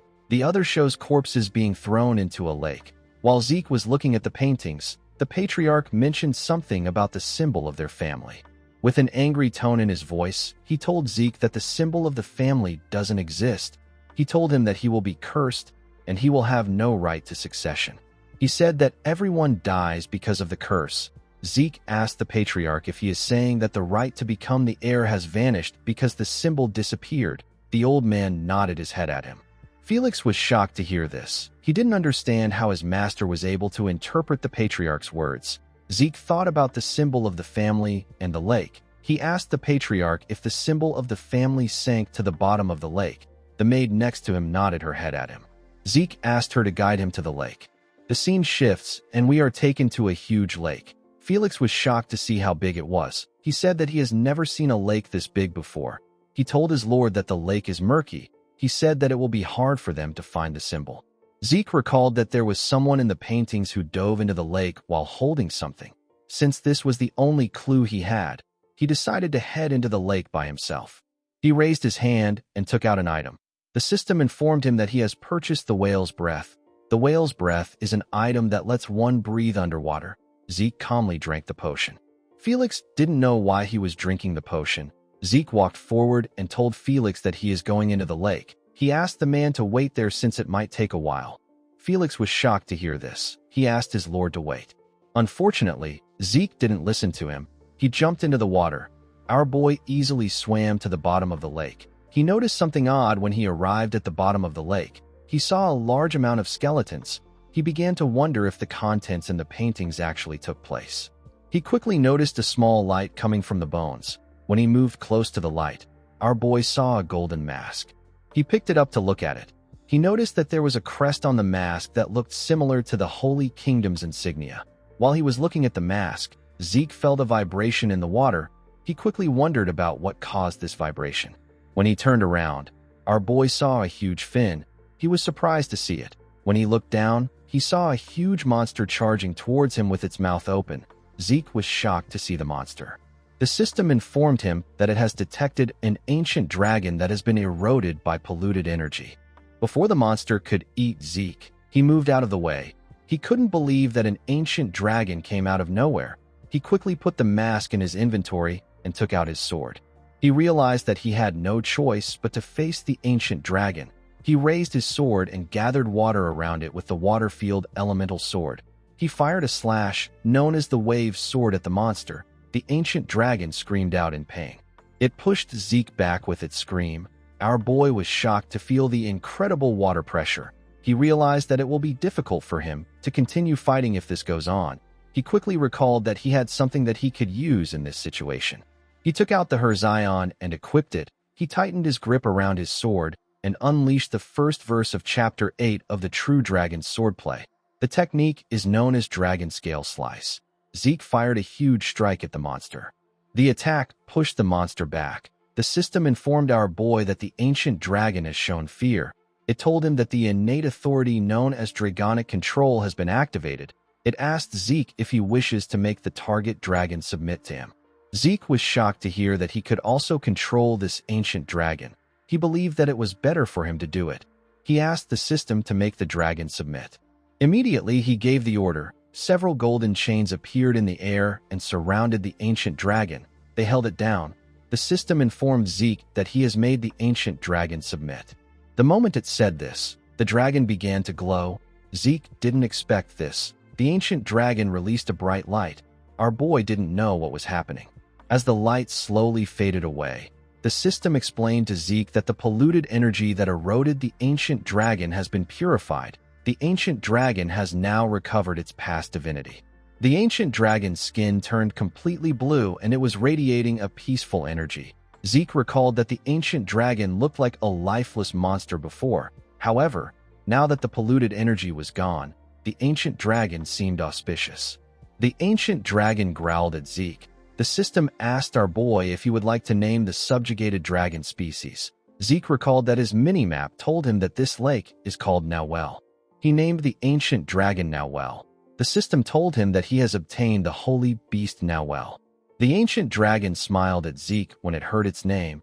The system explained to Zeke that Nawel can only be summoned in places that contain water. Zeke opened his system to see Nawel's stats. He noticed something odd in the status window. He saw that Nawel could control water and that it was eroded with polluted water before it could develop into a divine beast. The system told Zeke that Nawel could become a divine beast if certain conditions are met. Although he didn't know what the conditions were, Zeke believed that he would figure it out with time. Nawel growled and smiled brightly at him. Zeke asked the ancient dragon to get along with him well. Outside the lake, we see Felix looking at the water. He thought about how Zeke has been gone for some time now. He wondered if he is okay. While he was thinking, he noticed something slowly coming out of the water. Before he could do anything, something pushed its head out of the water. Felix jumped back and fell to the ground. Zeke asked him if he made him wait. Felix was surprised to hear his master's voice. He was more surprised to see the monster his master came with. He asked Zeke about what he is looking at. Our boy jumped off Nawel's head. The ancient dragon slowly descended into the water and disappeared. Zeke revealed to Felix that a monster was inside the lake. He told him that the monster looks like this now because its curse has been released. Felix didn't know what to say. Our boy took out the golden mask and asked himself about what it is. Felix was surprised to see the mask. Zeke believed that the sun crest on the mask was way too similar to the Holy Kingdom's insignia. He decided to put some ether into the mask the same way he did with Tarakin's relic. The moment he put some ether into the mask, the system informed him that he has obtained an unknown mask. Zeke recalled that the Herzion also had a hidden name when he first found it. After Galleon examined the Herzion, he told Zeke that the armor must have been made during the Golden Age at the very least. This means that this mask, which has similar properties, may also be a relic from that time. While he was thinking, the system asked him if he would like to be registered as the mask's user. Zeke asked it to register him. The system registered him and asked him if he would like to activate the mask's function. Our boy didn't expect to hear this question. He asked the system to activate the function. The moment he gave the order, the mask released a bright light. The system told Zeke that the function has been connected with an intermediate-level administrator system. It confirmed that our boy's class is immortal. It told him that the skill known as Purify has been activated. It informed Zeke that the skill has fused with the immortal class and has transformed into a unique class-exclusive skill known as the Great Purification. Zeke was shocked to hear about a unique class-exclusive skill. The system informed him that it is increasing the scope of the Great Purification. A small amount of light gathered around the mask. The mask fired a ridiculously bright light to the sky. The system told Zeke that it has began the purification of the polluted mana throughout the land. The moment the light touched the sky, the system said that it is connecting with an unknown admin system. The light began to brighten the sky. The dark clouds slowly vanished. The system told Zeke that it is converting unknown mode. It said that it is lifting emergency defense mode. Immediately it said this. The dark clouds completely vanished and the sky cleared up. Our boy was shocked to see how the environment completely changed. Before Felix could ask him about what just happened, someone screamed that the prophecy has come true. Zeke and Felix turned around when they heard the man's voice. They saw a bunch of people on some horses. Felix quickly grabbed his sword. He wondered about who these people are. Zeke stepped forward and asked him to calm down. He told him that these people are not their enemies. Felix didn't expect to hear this. He asked his lord about who they are. Zeke reminded him that they greeted these people earlier. Felix was shocked to hear this. He realized that these people were the ghosts from earlier. The patriarch got off his horse and said that the prophecy has really come true. He said that a child with black eyes has returned their family to their original state. Zeke was surprised to hear what the patriarch said. The elders of the family raised their hands and began to cheer for the child with black eyes. They called him the savior of their family. Felix was shocked to see them talking. He was certain that they were ghosts. Zeke explained to him that they weren't ghosts. The conditions of their bodies simply worsened due to the curse. Now that the curse has been released, they have returned to their original forms. The patriarch stepped forward and referred to Zeke as his grandchild with black eyes. He told him that he has released them from the family curse and saved them. Zeke smiled and told his grandfather that he is right. He placed his hand on his chest and told the patriarch that he is happy that he is able to greet him like this. The scene shifts, and we are taken to the family's castle. We see Felix looking around. He couldn't believe that a castle could change so much in one night. Zeke recalled that the system said that it lifted the emergency defense mode the moment the surroundings changed. Since the mask is connected to the system just like the home of the Dragon Slayer and the home of the hero King Kaiser, this means that the system's ability must be related to the Elder Dragon's artifact. While our boy was thinking, an old maid referred to him as young master and asked him if he enjoyed his meal. She said that this was her first time using her skills in 50 years. She told Zeke that she was happy to see him eating heartily. Felix wondered about who the woman was. He quickly recalled that this was the maid who guided them yesterday. The woman told him that he is correct. The patriarch explained to Zeke that they couldn't see sunlight because of their curse, so they couldn't even eat the food they needed to live properly. Due to this, they got sicker and sicker. In the end, they couldn't even talk properly. Upon hearing this, Zeke placed the mask on the table and told his grandfather that he has something to show him. He pushed the mask forward and told the patriarch that he found it at the bottom of the lake. The patriarch instantly recognized the mask. He revealed to Zeke that it is the Agamemnon's golden mask. The man couldn't believe that their family's symbol has finally returned. Zeke asked his grandfather if he can tell him what happened. The patriarch told him that he is qualified to know all their family's hidden history. He said that everything started around 50 years ago when a great plague spread across Mycenae. At that time, the Agamemnon family did their best to contain the illness within the city. The elders of the family quarantined those with the disease and took the rest of the citizens into the castle with thorough preparations. Unfortunately, the disease still spread with an incredible contagion speed. No one was able to prevent it. After experiencing a high fever, red spots would start to appear. The victims will then begin to vomit blood and die within 3 days. Zeke wondered if this was the Rose disease. Although the timing of deaths are different, the symptoms are quite similar. The real problem of the disease began after sunset. Those who died from the disease rose again and started attacking people. Zeke asked his grandfather if they became zombies. The patriarch said that they were different from the zombies that black mages control. These zombies could turn the living into zombies by biting them. It was as if they became infected.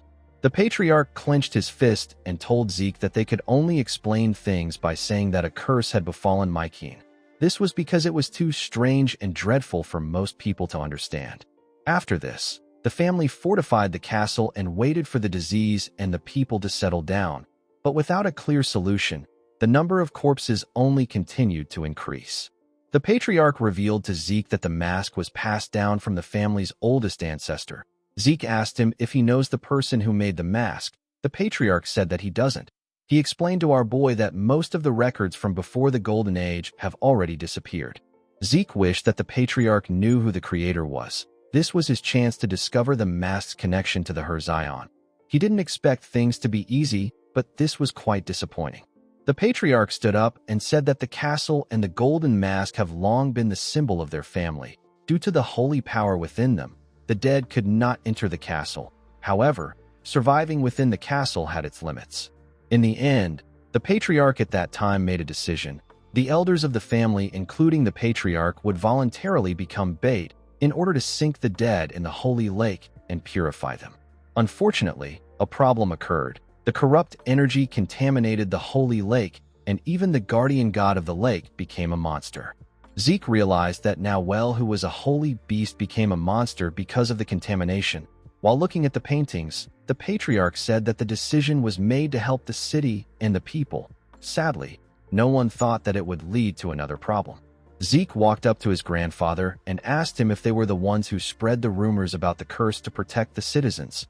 The man told him that he is correct. He said that the remaining corrupt energy could spread the plague again.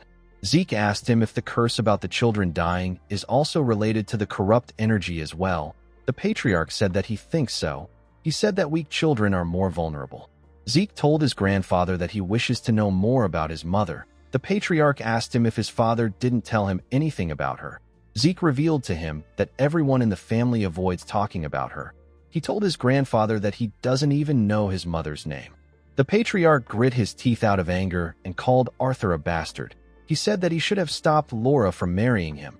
Zeke realized that his mother's name was Laura Agamemnon. He told his grandfather that he heard that the Agamemnon family once had more power than anyone in the Blood Alliance. The patriarch revealed to him that the Draker household was originally an allied family of their family. Zeke was shocked to hear this. With a look of anger on his face, the patriarch said that the Draker household was merely a knight family from the countryside during the time of the Holy Empire. He said that the Drakers wouldn't have even dreamed of entering the central continent without their help. However, when Myking collapsed due to the disease, the Draker household used the chance to swallow the other families and increase their size. This was how they were able to reach their current level. Zeke wasn't too surprised to hear this. He knew that his family could do something like this. He told his grandfather that his mother must have known about the Drakers. He asked him about why she married Arthur. The patriarch said that he doesn't know the reason. He explained to Zeke that his mother has always been a mystery because she managed to overcome the corrupt energy to be born. Zeke asked his grandfather to tell him why his mother was the only one who managed to be born. The patriarch told our boy that there is a reason for this. He revealed to Zeke that his mother belonged to the healer class.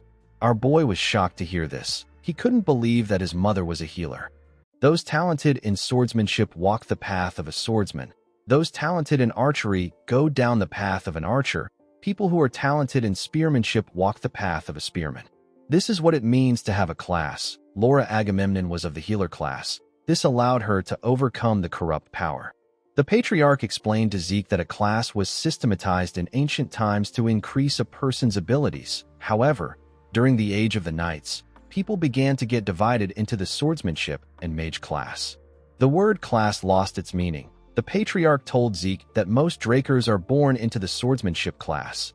Our boy now understood the reason why his past self suffered so much in his family. He thought about how his mother belonged to the healer class. He asked his grandfather if his father knew about his mother's class. The patriarch told him that Arthur knew about Laura's abilities. Zeke realized that his father probably knows that he has other abilities. He wondered why his father expelled him from the family in his past life if he already knew about his abilities. He asked his grandfather if there are a lot of healers in the Agamemnon family. The patriarch told him that healers are rare. Due to this, the patriarch position usually went to those with healing abilities. Our boy's grandfather explained to him that Laura left the family before she was of age and went to the Holy Kingdom. She said that she was going to find a way to save the family. Zeke wondered if his mother tried to find out about the healer class from the Holy Kingdom in order to find a way to purify the miasma consuming her family.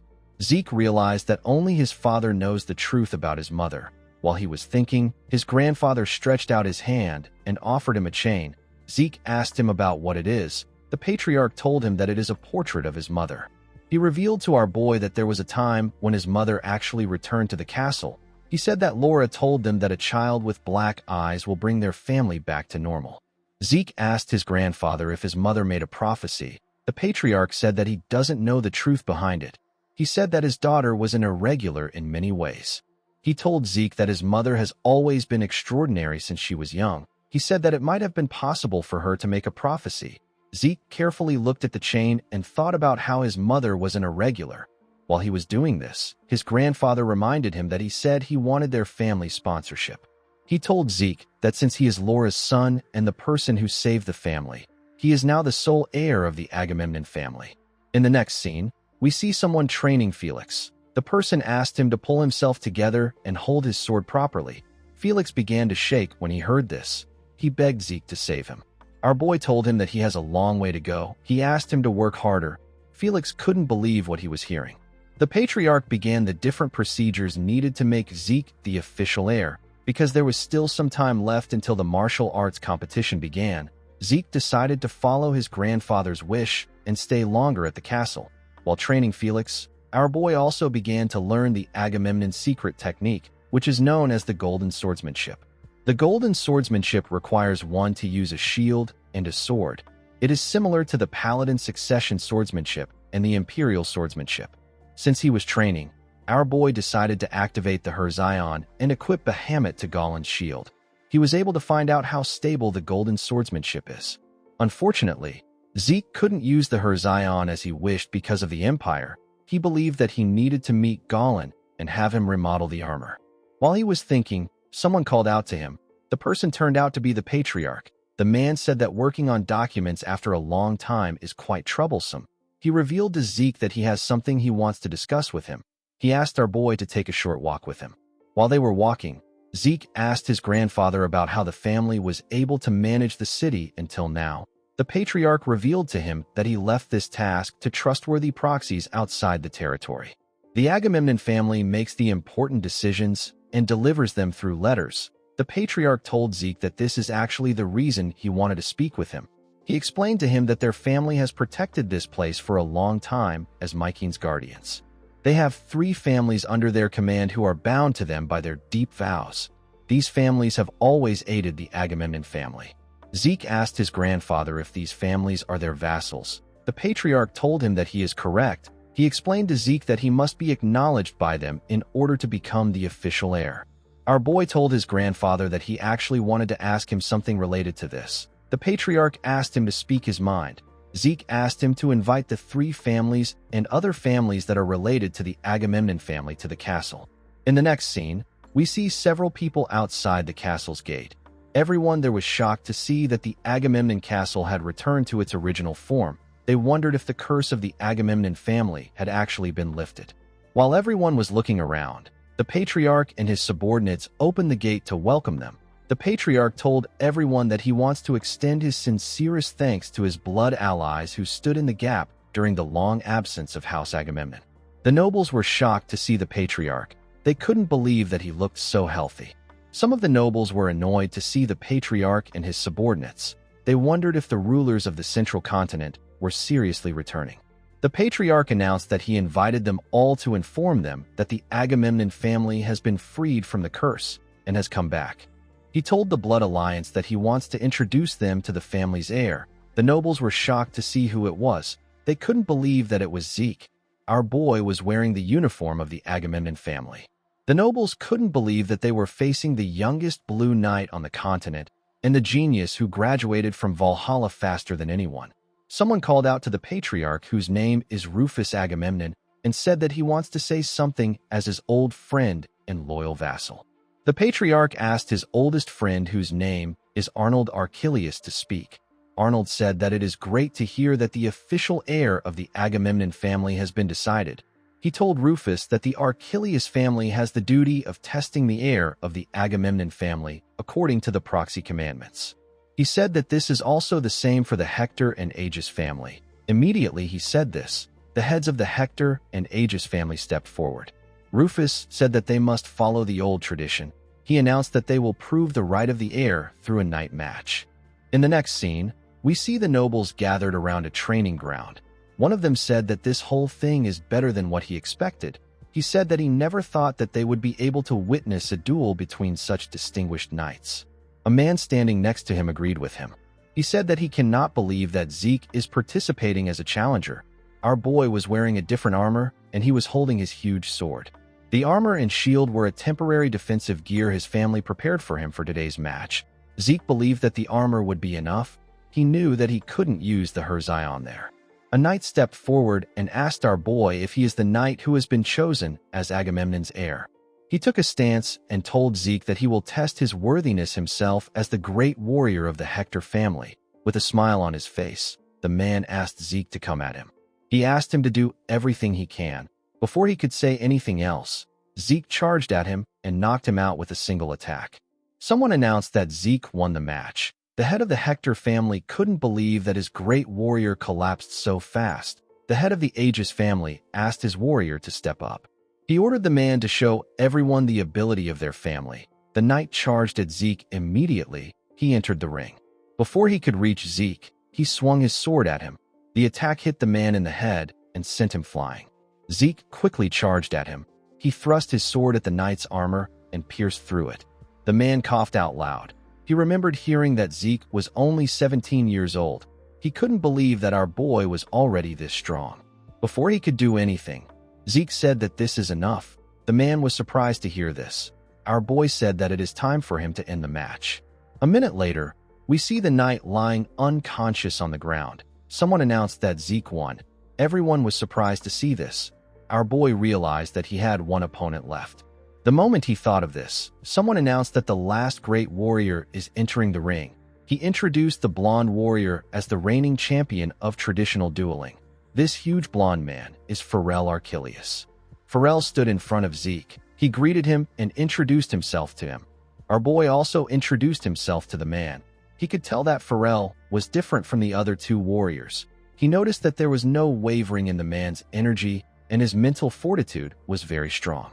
Our boy carefully took a stance. He decided to test the man's ability. He charged at Pharrell and swung his sword at him when he got close to him.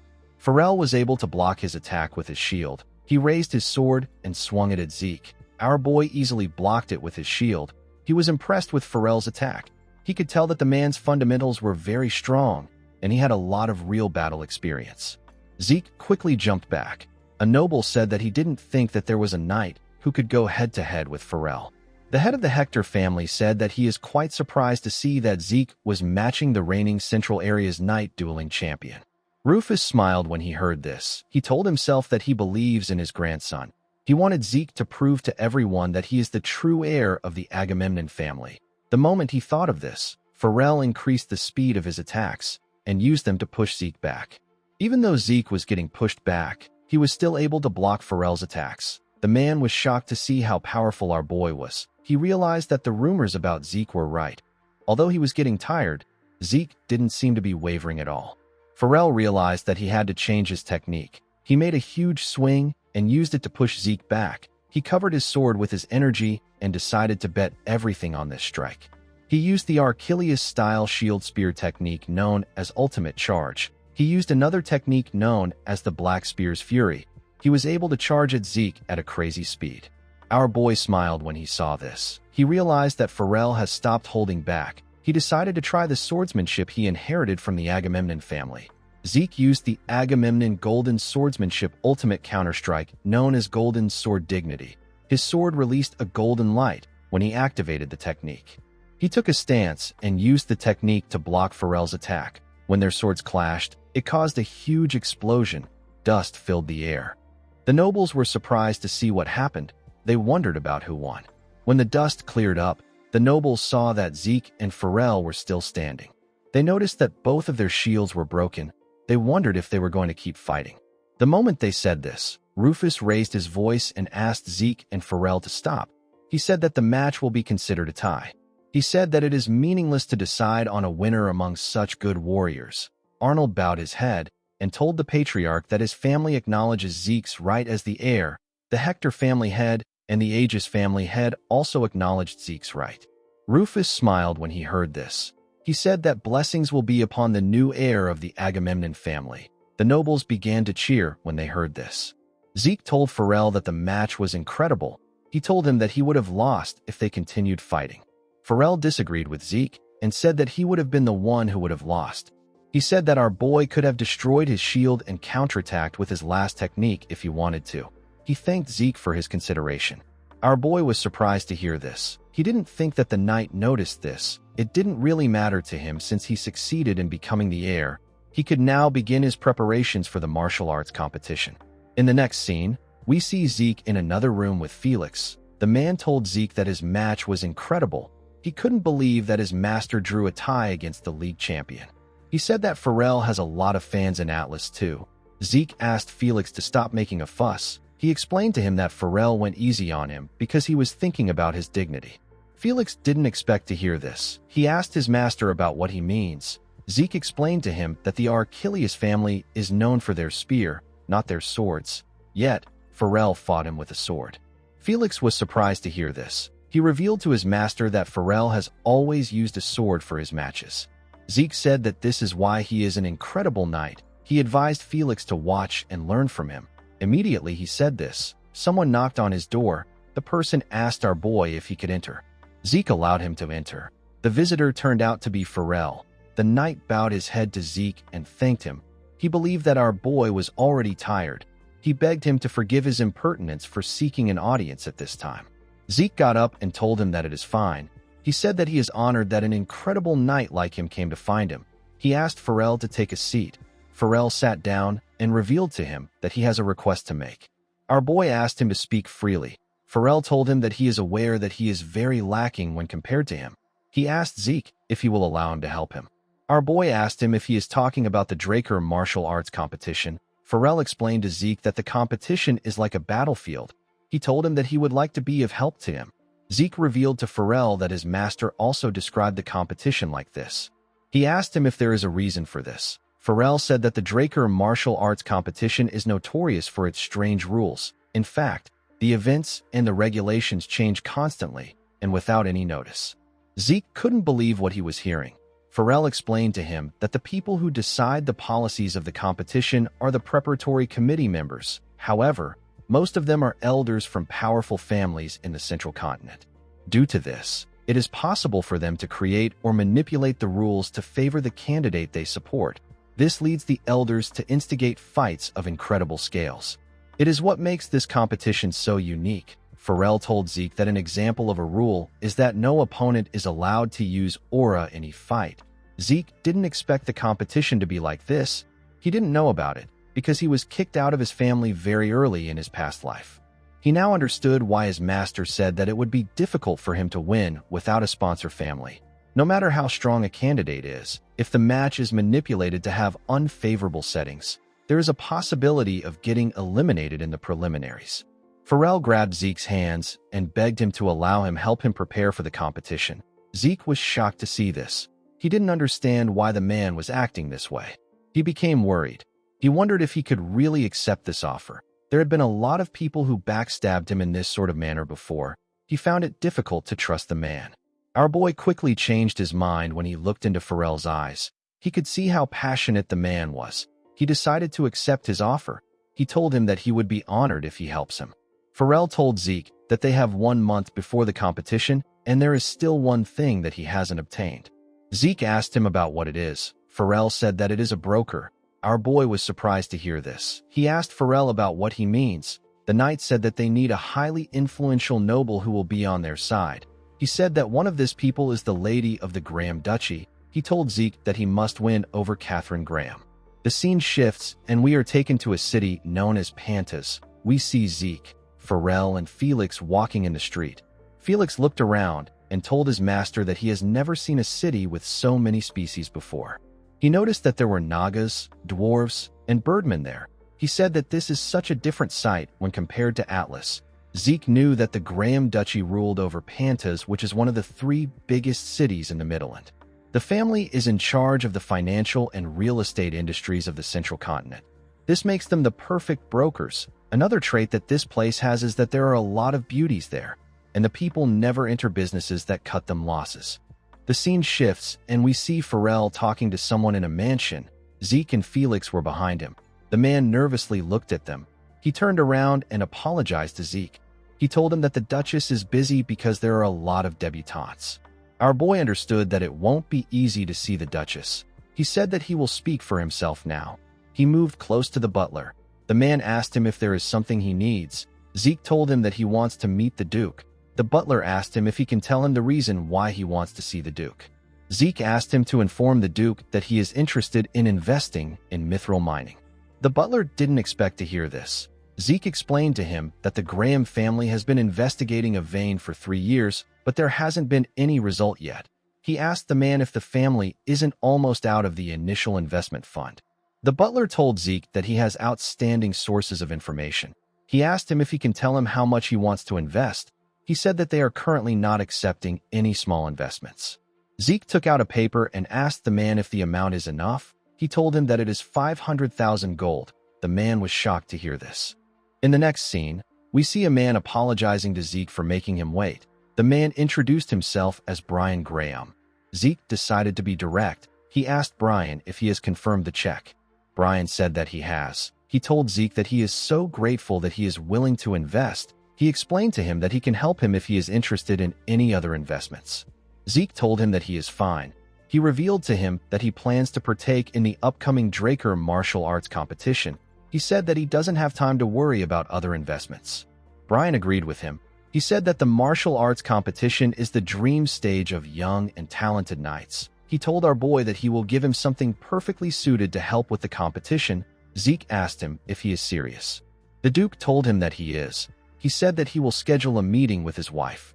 The scene shifts and we see Zeke sitting in the same room as Catherine Graham. The woman told our boy that she has heard a lot about him. She said that she knows that he is the knight everyone in the continent is currently focused on. Zeke told her that she is being too generous. He said that he still has much to learn. He told her that this is why he wants to partake in the upcoming competition to gain experience. Catherine asked Zeke if he knows the subject the first match of the competition will be based on. Zeke said that he doesn't. He told her that he doesn't listen to rumors. The Duchess decided to tell Zeke what she heard. Our boy cut her off and told her that this is not the information he came to hear. He told Catherine that he wants her to help him by herself. The Duchess placed her cup on the table and told Zeke that it is already late. She said that she enjoyed her time. Our boy told her that he wants to make a deal. The Duchess didn't expect to hear this. Zeke asked her if she will accept his offer if he can cure her daughter's illness. Catherine clenched her fist out of anger when she heard this. Zeke noticed this. He remembered hearing that Angelina Graham was deemed to be the future greatest beauty on the continent in her youth. However, even after passing age 16, which is the age where she was supposed to have her debutante, Angelina never revealed herself to the high society. People began to say that the girl was not really beautiful. Some even said that her face may have become extremely ugly. Catherine told Zeke that he is very rude. She said that she doesn't know where he heard such rumors. She told him that she cannot listen to him anymore. She asked him to leave her castle. Zeke told the Duchess that her daughter's illness will pass the point of no return if she continues to neglect it. Catherine was shocked to hear this. She told Zeke that he speaks as if he knows of the illness Angelina has. Our boy said that he does. He revealed to the Duchess that her daughter is not suffering from an illness. It is actually a curse. Catherine was shocked to hear this. Zeke asked her if Angelina gets more blisters all over her body and her skin begins to rot as time passes. Catherine nervously asked Zeke about how he knows this. Zeke explained to her that it may look as if her daughter has an illness, but it cannot be treated with ordinary medicine.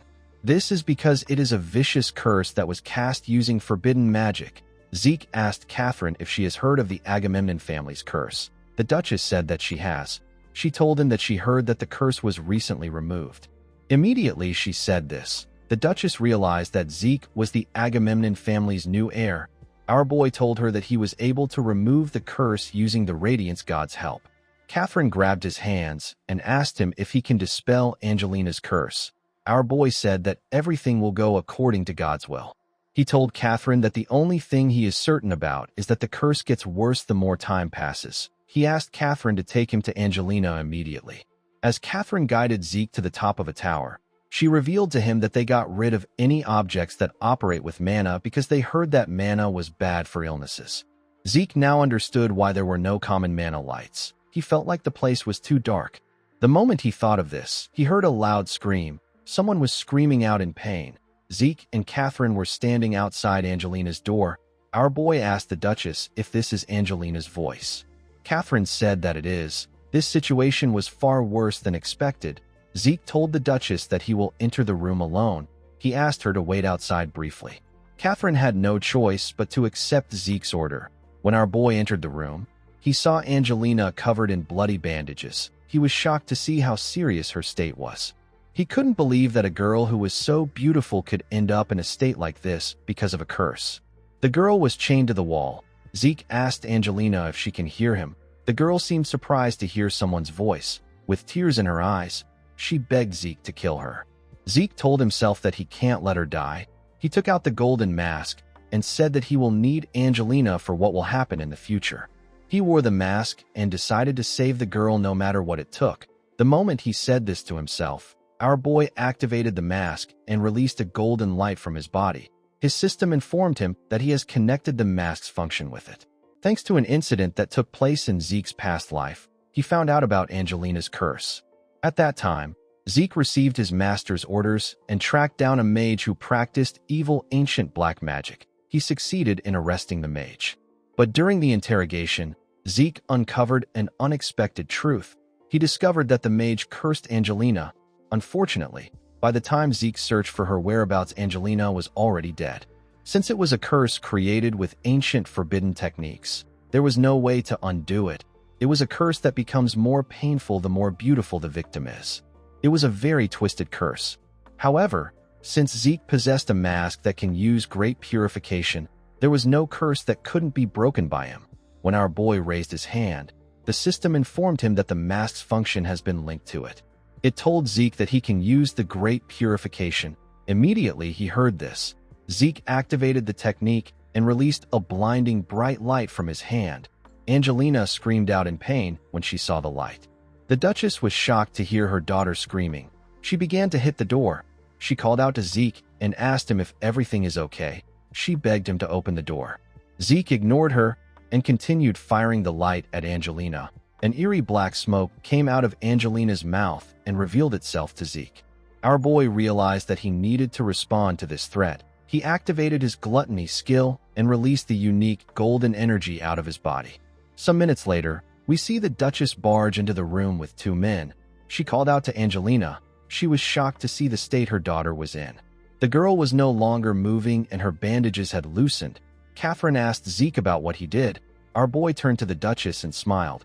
He told her that she has waited a long time. The scene shifts and we see Pharrell and Felix run to Zeke. Pharrell asked our boy if Angelina's curse is really gone.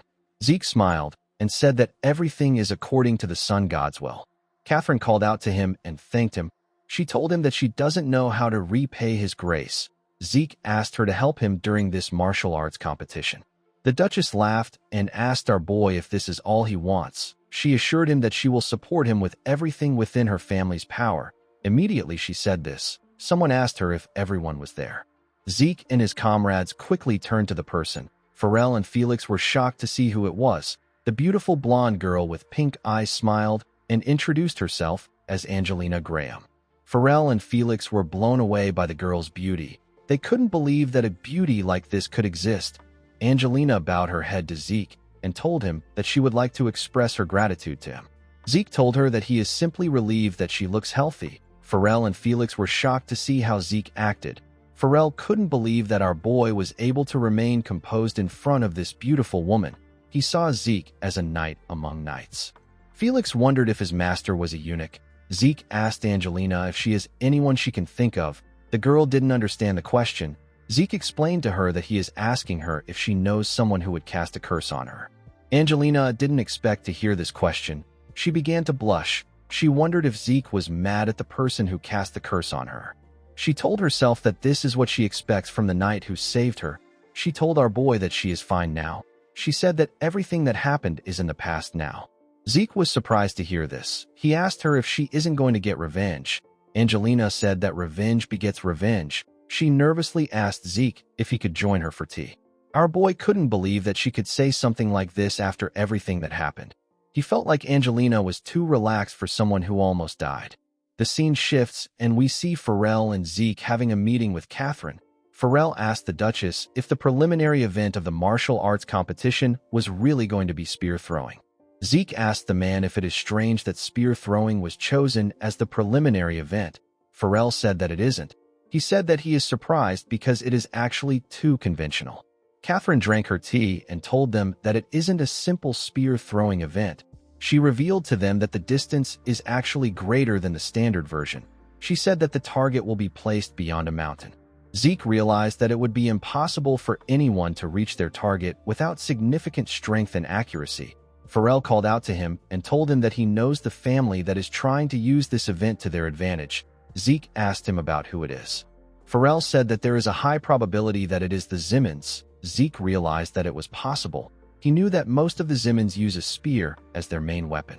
He smiled when he thought about how a certain roughneck bastard was entering the martial arts competition. He stood up and asked Pharrell if the participants who already knew about the event have already began to practice. The man told him that some participants might have even finished practicing already. Zeke said that he needs to hurry. Pharrell asked him about what he means. Our boy touched his arm and said that he needs to start practicing now that he knows the event. In the next scene, we see Zeke holding a spear outside. There was a mountain in front of him. Our boy gathered his strength into his right hand and threw the spear with a crazy amount of force. The spear reached the mountain but failed to hit the target. It landed in front of it. Felix told his master that he was very close. He told him that it would have hit the target if it went a bit further. Pharrell assured Zeke that he will be able to get the target before the preliminaries begin. Zeke asked Pharrell about what he would do. The man didn't understand what he was saying. Our boy explained to him that they will be able to fight under more suitable conditions if they modify the spear beforehand. Pharrell said that it is a good idea, but the other families will ultimately come to this same conclusion. He told Zeke that everything comes down to who prepares the most suitable weapon. Zeke turned to Catherine and told her that he has a request to make. The Duchess asked him to go ahead. Our boy calmly shared some ideas with her. Pharrell and Felix wondered about what they were talking about. Catherine asked Zeke if he is really going through with this modification. She said that she is not well versed in weapons, but she believes that our boy understands what he is doing. She agreed to do what he asked. Zeke was relieved to hear this. He had now completed his preparations for the preliminary rounds. He planned to show Owen that he will always be in the palm of his hands no matter how hard he struggles. In the next scene, we are taken to another place. We see Zeke in his house with his comrades. Pharrell said that he hasn't been there since he graduated from Valhalla. Our boy asked him if he also attended Valhalla. The man said that he did. He explained to Zeke that he always wanted to join Valhalla because he looked up to Dean Flaubert. Zeke wasn't surprised to hear this. He knew that Flaubert was a knight that was respected by the central nobles. While he was thinking, someone stepped into the room and called out to him. The person turned out to be Liam. Zeke told the boy that it has been a while. Liam said that it has. The huge boy told his lord that he was able to successfully finish his graduation exam thanks to him. Zeke got up and told Liam that he heard that he reached the Purple Knight level. He told him that this is very commendable. He revealed to Liam that he also heard that he turned down the recommendation to join Valhalla together with Reyna. He asked Liam about why he did this. The boy revealed to his lord that he wanted to be of help to him as soon as he could. Zeke tapped his shoulder and told him that this is fine. He asked Liam if he has heard anything about his other cousins. Liam revealed to his lord that Leon Conrad is currently on an indefinite leave from the academy. Owen Zimmons managed to skip a grade, but he wasn't able to pass the graduation exam. Reyna Draker is set to graduate and join Valhalla. Lastly, Jarkin Vardek failed to skip a grade and is effectively the king of his current crop of recruits. Zeke smiled and said that Leon must have finally snapped. Liam told his lord that the boy brought it upon himself. The moment he said this, Decker stepped into the room with a box and informed his lord that he brought the items that he mentioned. Zeke asked Decker to bring them in. He told Liam that the box contains his advancement present. Liam was surprised to hear this. He told his lord that he has already done so much for him. Zeke asked him to take it. Decker opened the box and presented the gift to Liam. The boy was shocked to see what was inside the box. After Liam was done putting on his present, Zeke asked him if he likes it. Liam smiled brightly and told his lord that he does. He said that the armor fits him like a glove. He thanked his lord for the gift. Zeke specifically asked Galleon to make the armor based on the kind of armor Liam wore as the mercenary king in his previous life. He wasn't surprised to see that Liam liked it. He asked the boy to continue improving himself. He turned to Felix and called out to him. He explained to the man that Liam is the first person to have sworn loyalty to him. He told Felix that he needs to treat Liam as his senior since he is his squire. Felix didn't expect to hear this. He glared at Liam and asked his master about why he is below him. Zeke asked him if he has a problem with this. Felix became scared. He nervously told his master that he was just asking a question. Our boy understood Felix's behavior. He told the man that he will give him a chance. He explained to him that he will switch their hierarchies around if he can beat Liam. Felix was surprised to hear this. He smiled and asked his master if he is certain. He told Zeke that he can't take his word back. Some minutes later, we see Felix facing Liam with a wooden sword. Felix was already breathing heavily. He lost his strength and fell to the ground. Zeke realized that the winner was already decided. He announced that Liam won the match. The moment he did this, Pharrell rushed outside with a document in his hand and called out to him. Zeke asked him if something is wrong. Pharrell gave our boy the document and told him that he needs to read it by himself. Zeke asked him about what it is. Pharrell revealed to him that Reyna is participating in the competition. Zeke didn't expect this. Pharrell explained to him that the Turin family hurriedly registered the girl because anyone from Purple Knight and above can participate in the competition. Zeke asked Liam if he heard this. He revealed to the boy that he will be participating in the competition and his goal will be to beat Reyna. Liam was shocked to hear what his master said. Pharrell reminded Zeke that Reyna is a pure-blooded awakened. Although she might be young, She is still one of the strongest contenders in the competition. Zeke told Pharrell that this is why he is counting on Liam to win. He said that someone who has sworn loyalty to him should easily be able to beat someone on Reina's level. Liam didn't expect his lord to trust him this much. Pharrell realized that only Zeke would think like this. He believed that our boy's mind was completely different from that of common men like them. Zeke turned to Liam and told him that he needs to take down Reina. He asked him to keep working hard. The boy assured his lord that he will do his best. While Zeke was talking to Liam, Felix cried and wondered why he became his squire. In the next scene, we are taken to a large field. We see several tents in the field. Different people were standing around. While the participants were looking around, they saw someone shocking. They saw the Turin family. Reina was the one leading them. They also saw the Zimmons family. Owen was the one leading them. Owen walked up to Reina and told her that it has been a long time. He smiled and said that it is unfortunate, but the Zimmons will be the winners of the upcoming martial arts competition. Reina advised him not to get too cocky. She revealed to him that a certain person will be partaking in the martial arts competition as well. Owen was shocked to hear this. He immediately knew who Reina was referring to. Before he could say anything, someone stepped forward and told Reina that it has been a while. The person turned out to be Zeke. Our boy asked the girl if she has been well. Owen was annoyed to see Zeke. He smiled and told himself that Zeke wouldn't be able to do anything without a sponsor family. He was certain that he will win this competition. Immediately he thought of this. A bunch of people entered the field with their horses and flags. Owen was shocked to see them.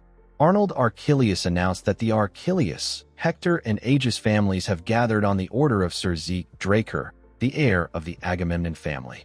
The family head said that Lady Angelina of the Graham family has also sent some escort guards to them. Owen was annoyed to see this.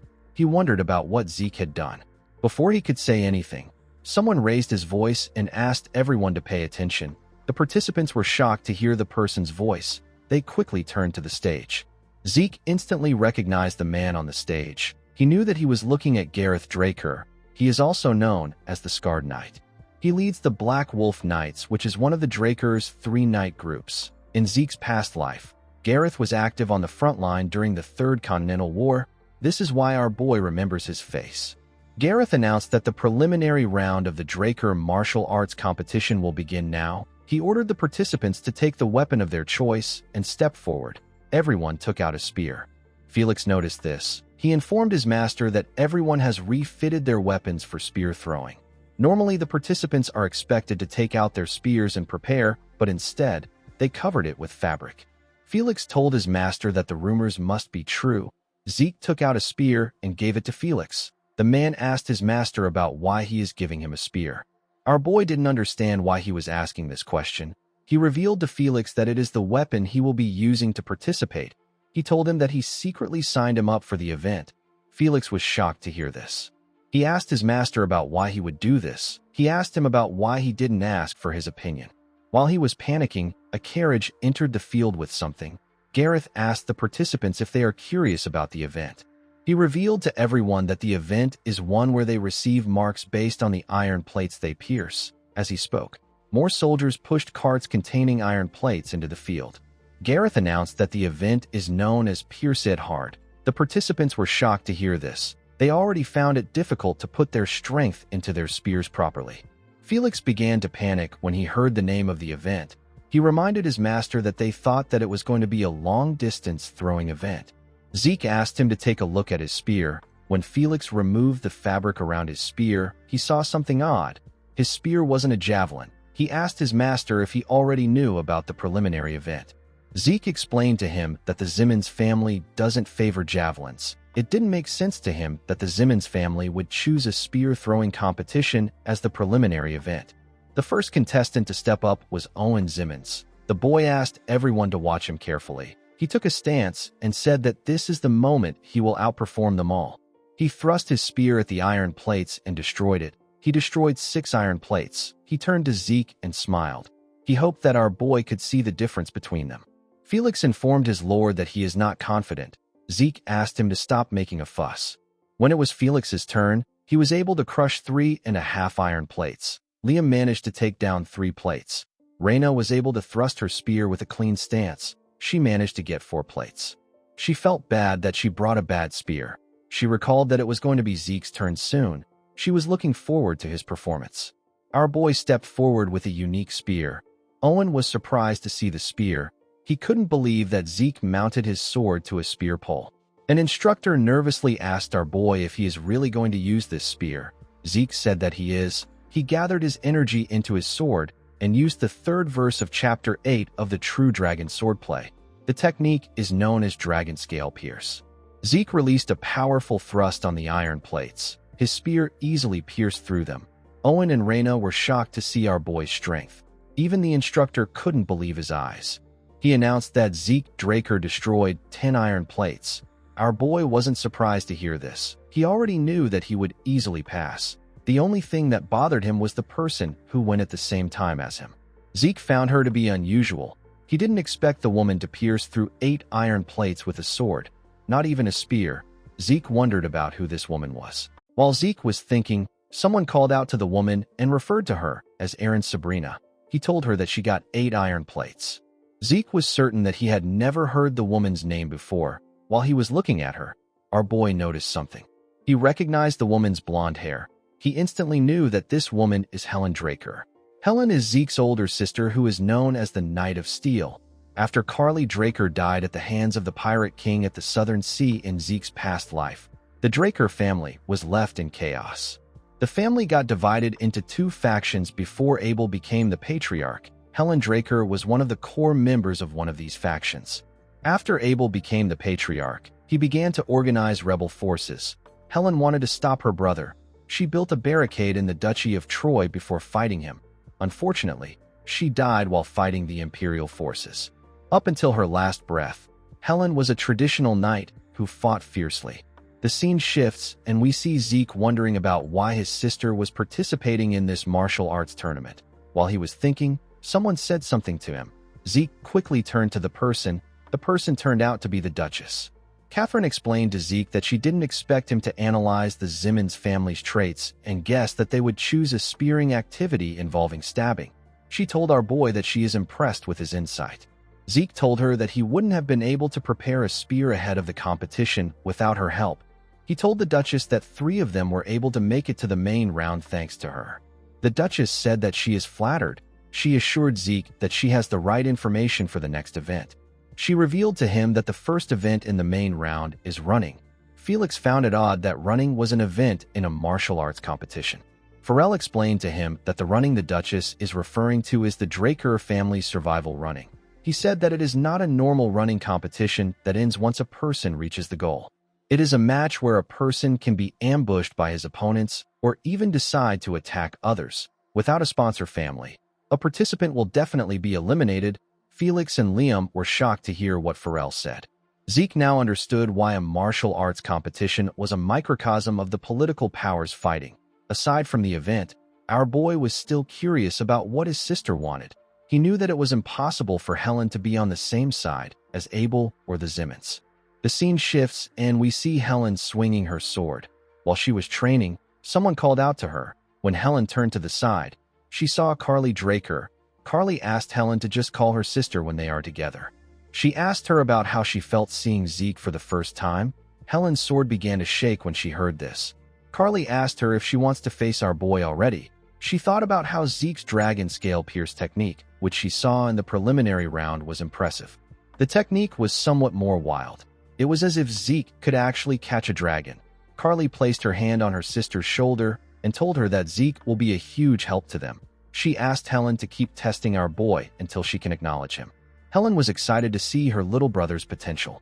The scene shifts, and we are taken to an area filled with snow. Everyone was wearing a coat.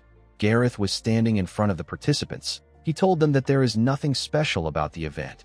He said that everyone simply needs to come to Atlas's summit within 48 hours. After saying this, he asked the participants to begin. Owen turned to Zeke and smiled. He believed that our boy didn't know what survival running was about. Zeke guided his subordinates to another place. He ordered Felix to enter a cave. Felix was surprised to hear this. He asked his master if he is serious. Zeke glared at him and asked him if he doesn't want to enter the cave. Felix became nervous. He forcefully smiled at his master and told him that he will be back. He put himself together and entered the cave. Felix quickly screamed when he got inside. Liam was shocked to hear his voice. He saw Felix running out of the cave. The man was running from huge polar bear monsters. He begged Zeke to save him. Zeke smiled and ordered Liam to take out his sword. The boy didn't expect his lord to say this. Our boy told him that the pelts of the monsters is going to be very useful. In another part of the snowy mountain, we see Reyna and her subordinates walking somewhere. As she walked forward, Reyna noticed that her comrades were shivering. She knew that the cold was piercing through their Arctic clothes. While she was thinking, she heard something growling at her. When Reyna turned around, she saw some huge monsters standing in front of them. These monsters were ridiculously huge. They had white fur and a horn.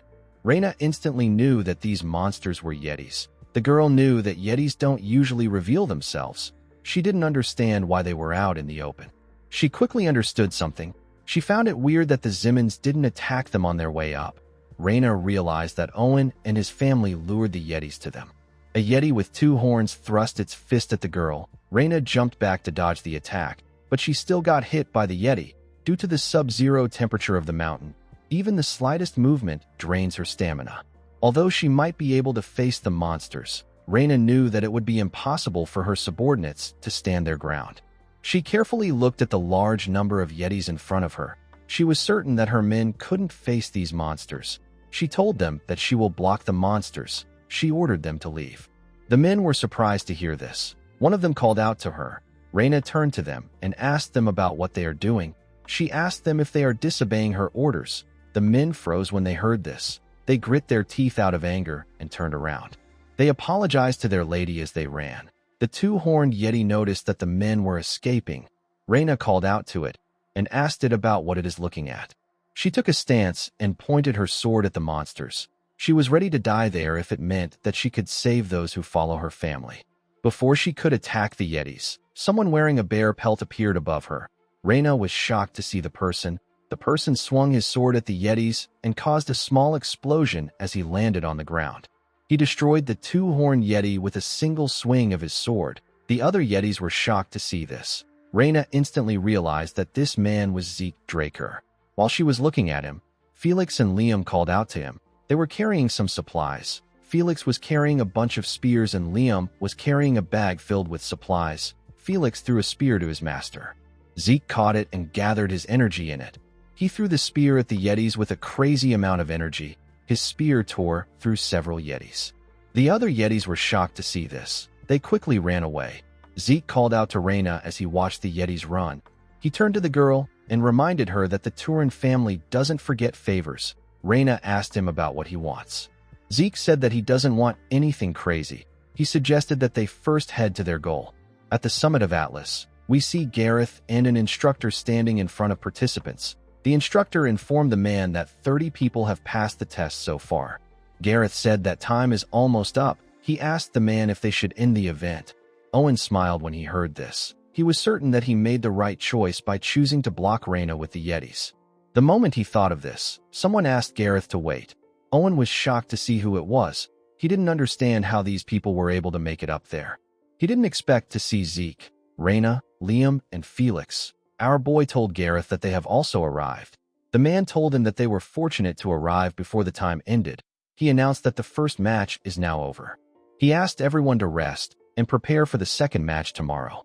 Immediately he said this, someone called out to Zeke. When our boy turned around, he saw Helen.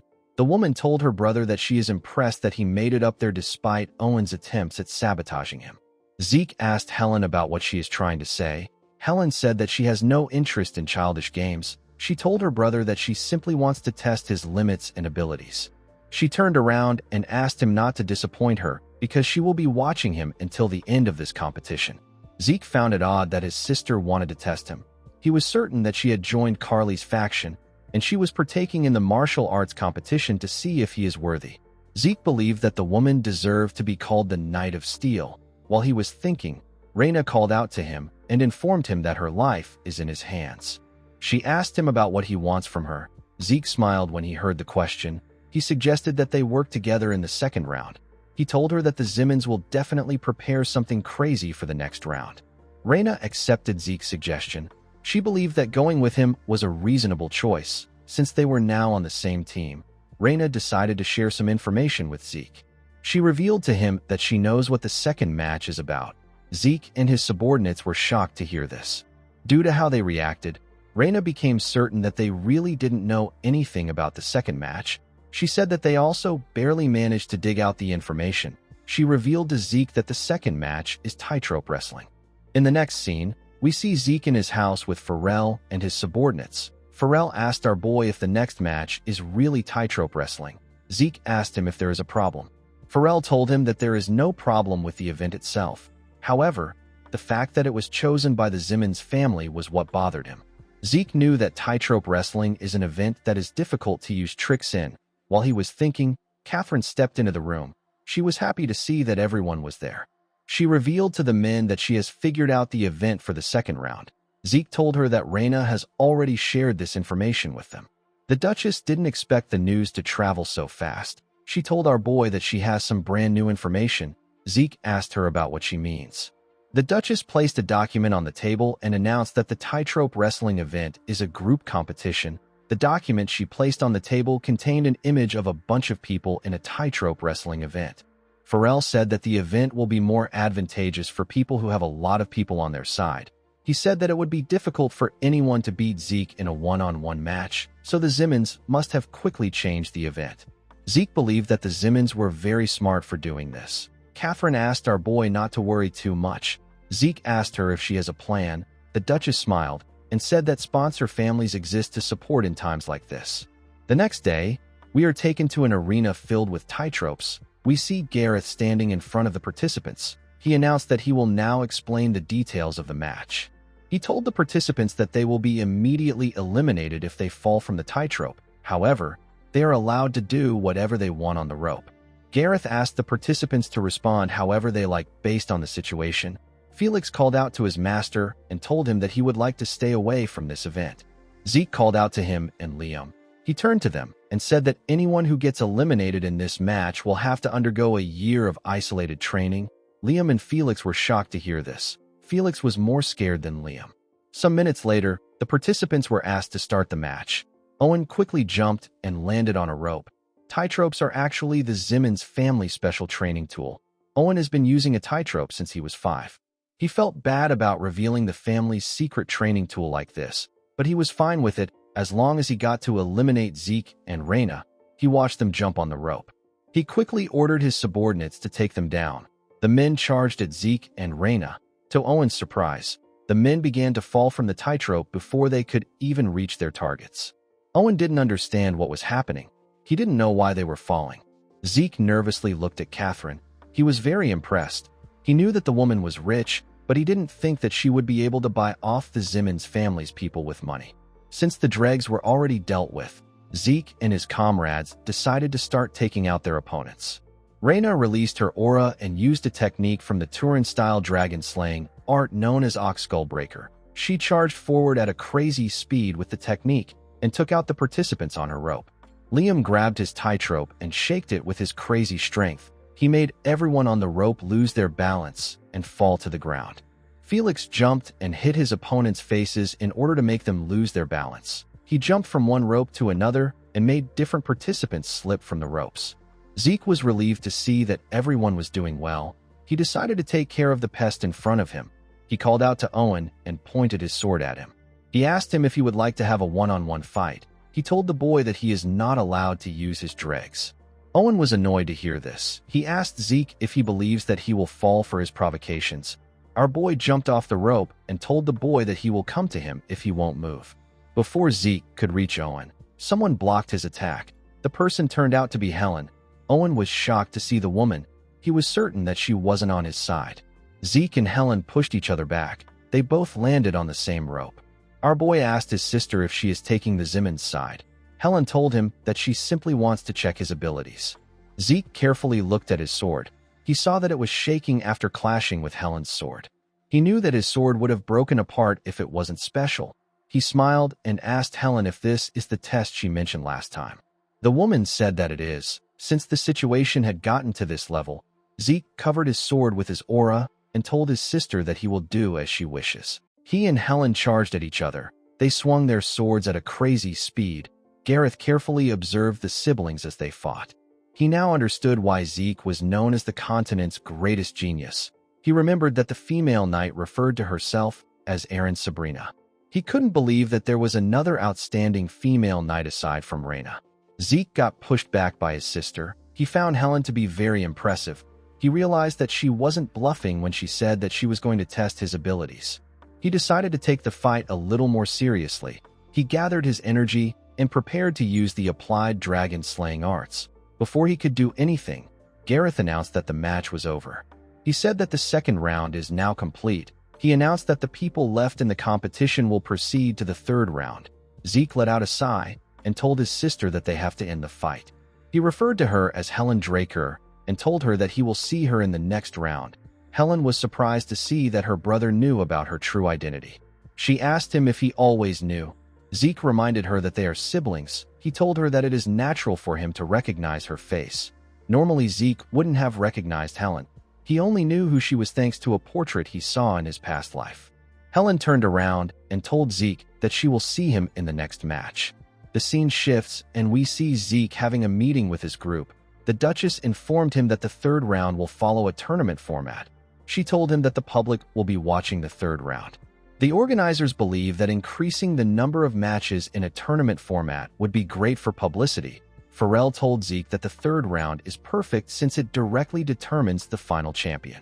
Since no one will be able to defeat Zeke in a one-on-one match, Pharrell believed that our boy will definitely become the winner. Catherine disagreed with him. She advised Zeke not to let his guard down. She told him that there is a very important rule attached to this match. She revealed to him that no one is allowed to use aura in their matches. This means that each contestant has to fight with their pure physical strength alone. Pharrell jumped out of his chair and asked the Duchess if she is being serious. He didn't expect the organizers to make such an extreme rule. Zeke asked Pharrell to calm down. He told him that it is fine. With a smile on his face, he told the man that the swordsmanship that he has been honing all this time is still within him even if he can't use aura. He assured Pharrell that he can win the tournament. Pharrell didn't expect Zeke to say this. He grabbed our boy's hand and promised him that he will help him with his training until the tournament is over. He asked Zeke to leave his training to him. Zeke nervously accepted his offer. He still wasn't used to how Pharrell gets so extra occasionally. Later in the night, we see Zeke at a different location. When he entered the building, Professor Fannin welcomed him with a smile and referred to him as Master. Zeke asked Fannin if he has gotten used to his new environment. The mage told him that he was a bit surprised that he suddenly had to take on such a big role. He said that he has been learning and working hard in order to avoid being a burden. Zeke made Fannin the president of the pharmaceutical company he created. However, Fannin's role is strictly focused on external affairs. Someone else handles the actual work in the shadows. That person is Kay. The woman is now the new boss of the syndicate. Kay stretched her arms and asked Zeke if he just arrived. She knew that our boy was busy with the martial arts competition. She didn't expect him to find time to visit them. Zeke reminded her that she said that she had something urgent to discuss. He asked her about why she sent the emergency message. He knew that the woman wouldn't call him there just because there was a lot of paperwork to handle. Kay told him that the paperwork is an issue, but it is not the reason she called for him. She said that she called him for something else. Zeke asked her if there is trouble on the side of the cartel. Kay told him that this is not the issue. She pointed at Zeke and told him that he is the problem. Our boy didn't expect to hear this. Kay explained to him that the Imperial Intelligence Bureau and the Draker Order of Black Knights are investigating the South. She revealed to him that the Imperial Intelligence Bureau is looking into the side that wrecked the Pabella cartel's camp, and the Draker Order of Black Knights is looking for the person who messed up Don Juan. Zeke already knew why the Imperial Intelligence Bureau was looking for him. It had to do with Cain Zimmons Constantinus. Since Zeke killed the man and took his armor, the Imperial family had enough reasons to track him down. However, our boy didn't know why the Draker Order of Black Knights were searching for him. Kay could tell that Zeke didn't know why the Draker Order of Black Knights were looking for him. She asked him not to think about it. She told him that this is just how they are. She explained to him that she can ask Simon to kill every corner that is leaking information if he is really concerned. Fannin was shocked to hear what the woman said. Zeke reminded Kay that they are not a cartel. He told her that they cannot kill everyone that is investigating them. He asked her if the Black Yiksha is adjusting well to the south. Kay revealed to him that it was actually the Black Yiksha that gave them the information. She said that the man is quite sensitive to the movements of the Imperial Intelligence Bureau because he used to be part of them. Simon liked him for being good at his job. Zeke was happy to hear this. He was thankful that he didn't kill the Black Yiksha. Kay informed Zeke that they have one more problem. Our boy asked her about what it is. Fanon revealed to him that they have been having some problems with their newly hired alchemists. Zeke didn't expect to hear this. Fanon said that they asked the alchemists to create a new drug using soma. However, a while ago, the alchemists suddenly went on strike and stopped doing research. Zeke asked Fanon if there is no way to convince the alchemists to work again. Fanon told him that they have tried their best, but the two alchemists are far too eccentric to handle. Zeke was surprised to hear about two alchemists that are eccentric. He quickly asked Fanon if the alchemists are twins. Fanon was shocked to hear this. He asked Zeke about how he knew this. Our boy smiled when he heard this. He realized that the twins were people he knew. These twins are the genius brothers known as Al and Jeff. In the past, when the rose disease began to spread, it killed many people. The continent got thrown into chaos. When no one could create a cure for the disease, the genius alchemist brothers suddenly appeared. Thanks to them creating a cure, the rose disease was no longer a threat. What was even more surprising was the fact that the twins released the formula for the cure for free. This was the reason that Zeke was able to teach Melissa how to make the cure. Zeke asked Fanon about what the twins are asking for in their strike. Fanon revealed to him that the brothers sent them a request list for alchemy ingredients, but it is largely unrelated to the new drug research, and it is excessively expensive. The mage told Zeke that the brothers went on a strike after he cut their purchasing budget. Our boy asked the mage to provide the brothers with everything they requested. Fanon was shocked to hear this.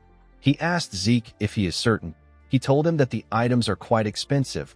Zeke turned around and asked the man to provide them with everything they want. He asked him to tell the brothers that they must complete the new drug that uses soma.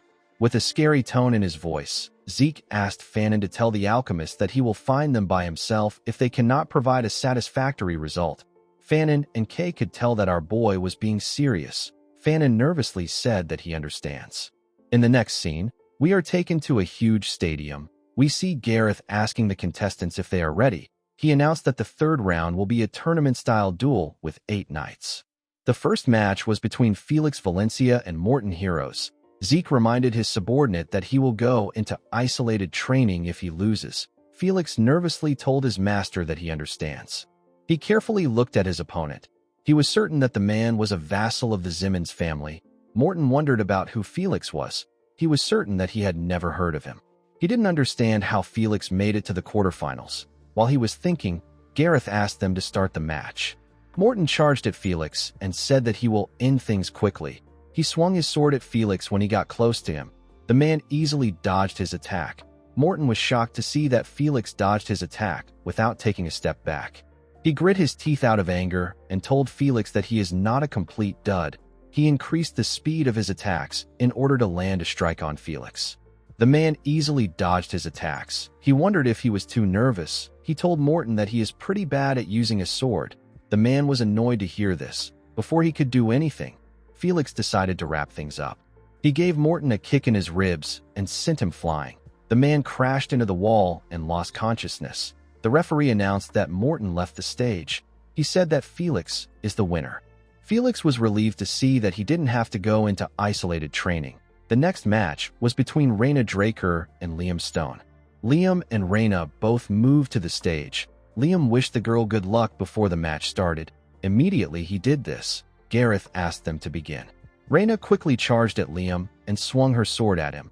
Liam blocked the attack with his sword, but he got pushed back a bit. Raina didn't give him the chance to regain his balance. She increased the speed of her attacks and continued pushing Liam back. Liam quickly put himself together and moved his heavy sword. He used it to block Raina's attack. Felix was surprised to see this. Liam had to wield his sword with his strength alone. Zeke could tell that Liam had a long reach, and he was flexible. This allowed him to have unconventional attacks. Raina was able to attack with the elasticity of her body. From the outside, this match may seem even, but Zeke could tell that this wasn't true. He could see that Raina's applied arts was slowly being set in place. Raina was able to push Liam back and increase her speed. She moved at a crazy speed and swung her sword at Liam when she got close to him. Liam didn't expect her to get so close. The attack caught him off guard. He was able to block the attack, but he got pushed down. He tried to use his sword to support himself to get up, but Reina was already pointing her blade at him. The referee announced that the girl won the match. Zeke wasn't surprised to see what happened.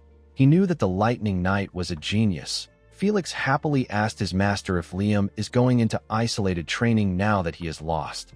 The scene shifts, and we see Liam staring at Felix after he received a punch from their master. Zeke and Owen were asked to move to the stage for the third match. Owen smiled and told our boy that he has been waiting for this. He told him that he will show him that brutish strength means nothing in front of strategy. Zeke asked him if he is saying this because he didn't allow the others to use aura, even though he secretly brought a magic spear. Owen was shocked to hear this. He asked Zeke about how he knew. Our boy hid his sword on the ground and told Owen that it doesn't matter because he will still win. He took a stance and asked the boy to come at him so that he can ruin him. Owen was annoyed to hear this. He couldn't believe that Zeke was actually provoking him. He wondered about how our boy knew that the spear was altered. He was certain that he improved the spear to the point that even the administrator of the competition wouldn't be able to notice that anything was wrong. He wondered if Zeke used some kind of trick. While he was thinking, our boy asked him about why he is just standing. He asked the boy to come at him. He asked Owen if he finally became so stupid that he can't understand what he is saying. The boy became angry when he heard this. He called Zeke a bastard and told him that he wants to see how long he will keep this act up. He charged at him after saying this. He thrust his spear at our boy. Zeke easily blocked the attack. Owen was shocked to see this. Our boy smiled and asked Owen if he feels as if he is using aura. He swung his sword and pushed the boy back. Owen regained his balance and asked Zeke about how he is so strong. Our boy gave him a punch before he could say anything else. Owen slammed his body on the ground. Zeke moved close to him and told him that this is a perfect day to show the audience how pathetic he is. With an evil smile on his face, he asked Owen if this isn't a fair price to pay for trying to play tricks on him. Owen became scared when he saw the smile on Zeke's face. Some minutes later, we see a medical team carrying an unconscious Owen out of the stage. The crowd was cheering for our boy as he walked down from the stage. Zeke couldn't understand why Owen was using so many pathetic tricks if he couldn't even stand his ground. While he was thinking, he noticed something odd. He saw that his two subordinates were looking sad. He understood why Liam was sad, but he didn't know what was wrong with Felix. He asked the man if something is wrong. Felix informed his master that his next opponent is Aaron Sabrina. He said that he can't fight someone who almost faced his master to a draw.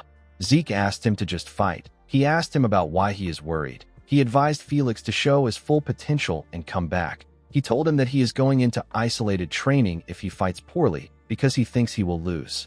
Felix was annoyed to hear this. He told his master that he didn't put Liam in isolated training even though he lost.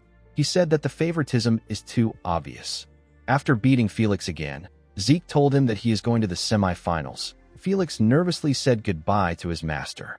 Zeke went to the stage to meet his opponent. His opponent turned out to be Reina. Some people cheered for Reina, while others cheered for Zeke. They asked him to destroy the girl. Zeke asked the girl if this is the first time they faced each other since the cradle evaluation. Reina told our boy that things will be different this time. She took a stance and said that she has been preparing to face him since their last match. Zeke took his stance and told the girl that he will also do his best. He and Reina carefully stared at each other. Immediately they were asked to begin. The two of them charged at each other and swung their swords. Their blades clashed together. Zeke was surprised to see the look on Reina's face. Her gaze was different from when she fought Liam. She looked completely focused. She told Zeke that she has waited for the day she would get the chance to fight him again. She swung her sword and pushed him back. She assured him that she will beat him this time. Zeke smiled when he heard this. He believed that a person needed to be this strong to make fighting fun for him. Gareth carefully observed the match. He remembered hearing that Reina's competitive spirit has always been incredible. Now that he was seeing her fight in person, Gareth understood why the girl was known as the incarnation of competitiveness. He watched the girl swing her sword with a crazy amount of force. Gareth knew that losing must have been the greatest embarrassment to someone like Reina, who is known as a top talent of the next generation of Drakers. Unfortunately for the girl, her opponent was a higher-level genius. Zeke blocked Reina's attack and told her that he is surprised. He slowly pushed her back. Even though their swords were just touching, Zeke could tell how hard the girl worked to reach this stage. He told Reina that he hasn't been playing around either. He pushed her back and used a technique of the applied dragon-slaying arts Gale, arts known as atmospherical split, to destroy her sword. Reina was shocked to see pieces of her blade falling to the ground. Zeke told her that she did a good job. He said that it was a great fight. Reina fell to her knees when she heard this. She put herself together and said that she won't lose next time. Zeke smiled and told her that they will see. Immediately he said this. He heard people cheering in the second stadium. He knew that a match must have ended. Based on how the people were cheering, our boy was able to guess how the match ended. Felix was lying on the ground. He lost to Helen. In the next scene, we see Zeke and Liam in Felix's room. Zeke asked his injured subordinate about how he is feeling. Felix told his master that he has nothing to say. He said that he completely lost. Zeke smiled when he heard this. He found it funny that Felix was being humble. He heard about what happened from Liam. Liam told him that Felix did so well in the semifinals to the point where Helen's sword hand was trembling even after the match ended. Helen decided to make an announcement. She said that her name is not Erin Sabrina. She announced that her name is Helen Draker. She introduced herself as a pure-blood awakener and a direct bloodline of the Draker family. The audience were shocked to hear that they were looking at the Knight of Steel who swept up all the outlaws in the Central region. They didn't expect the woman who never revealed her face to the public to come to the Draker martial arts competition.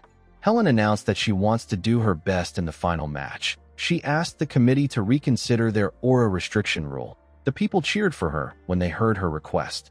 The committee was forced to remove the rule.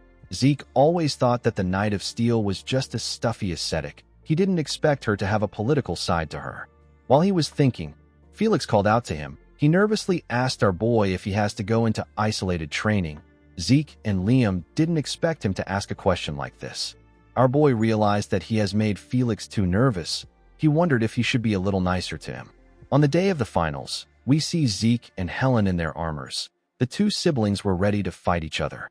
Before the match could begin, Gareth announced that he would like to introduce a very special person who came to see the last match. He turned to the side and announced that the patriarch of the Drakers has arrived. Zeke's grandfather was annoyed to see Arthur. He wanted to call out to him. The maid begged him to hold his anger in. With a smile on his face, Arthur said that he will introduce the finalists. He introduced Zeke as the youngest person to reach the level of a blue knight on the continent. He introduced his daughter as the Knight of Steel. A man among the audience recognized Helen's sword. He said that it is the famous Knight of Steel's Dragon Buster. It is a sword that was given to her by Arthur after she became a Blue Knight. Helen called out to her brother and told him that she heard that the man she fought in the semifinals was his subordinate. She told Zeke that Felix had impressive abilities. She said that this made her more curious about what his own abilities are. Zeke thanked Helen for the compliment. The woman grabbed her sword and released her aura. She told her brother that she will be the one to win today's match. When Helen drew her sword, Zeke told her that things won't go as she planned. The moment he said this, Arthur asked them to begin. The two siblings charged at each other at a crazy speed. Their swords clashed when they swung it. It released a crazy amount of energy on the stage. Zeke's subordinates were shocked to see the impact of the attacks. Even Reina was surprised to see how powerful the siblings were.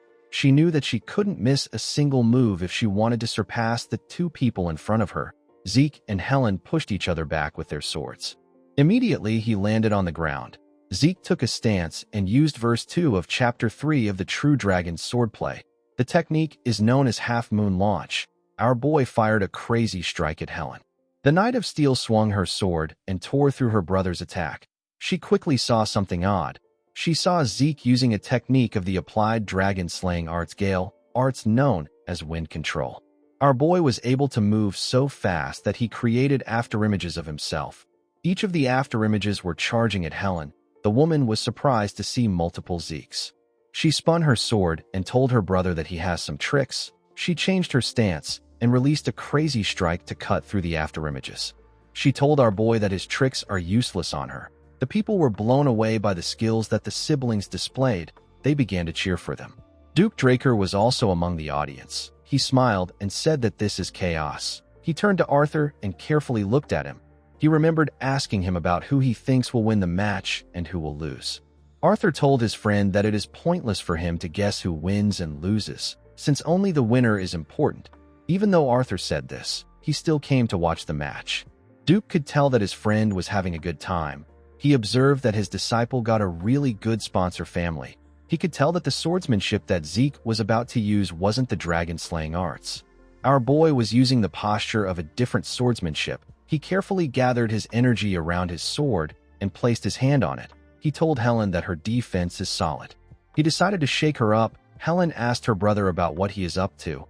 She was certain that she had never seen this swordsmanship before. She asked Zeke if he learned something else outside of the dragon-slaying arts. Our boy smiled and said that he did. He told Helen that he learned from his strong sponsor family. He assured her that the fight will become very interesting. Helen smiled when she heard this.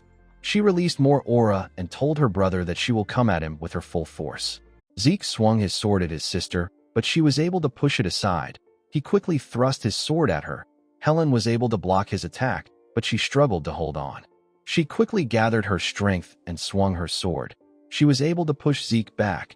The siblings glared at each other. Helen knew that it would be too much for her to receive a single blow from her brother. She couldn't believe that Zeke reached this level before her. She had to admit that her little brother was quite strong. Zeke regained his balance and took a stance. Helen realized that she will lose when it comes to stamina. She focused her energy on her blade and decided to use a winning move that will end the fight. Zeke was surprised to see what Helen did. He smiled and said that he understands. He knew that his sister wanted to end things now. Helen's aura was incredibly domineering.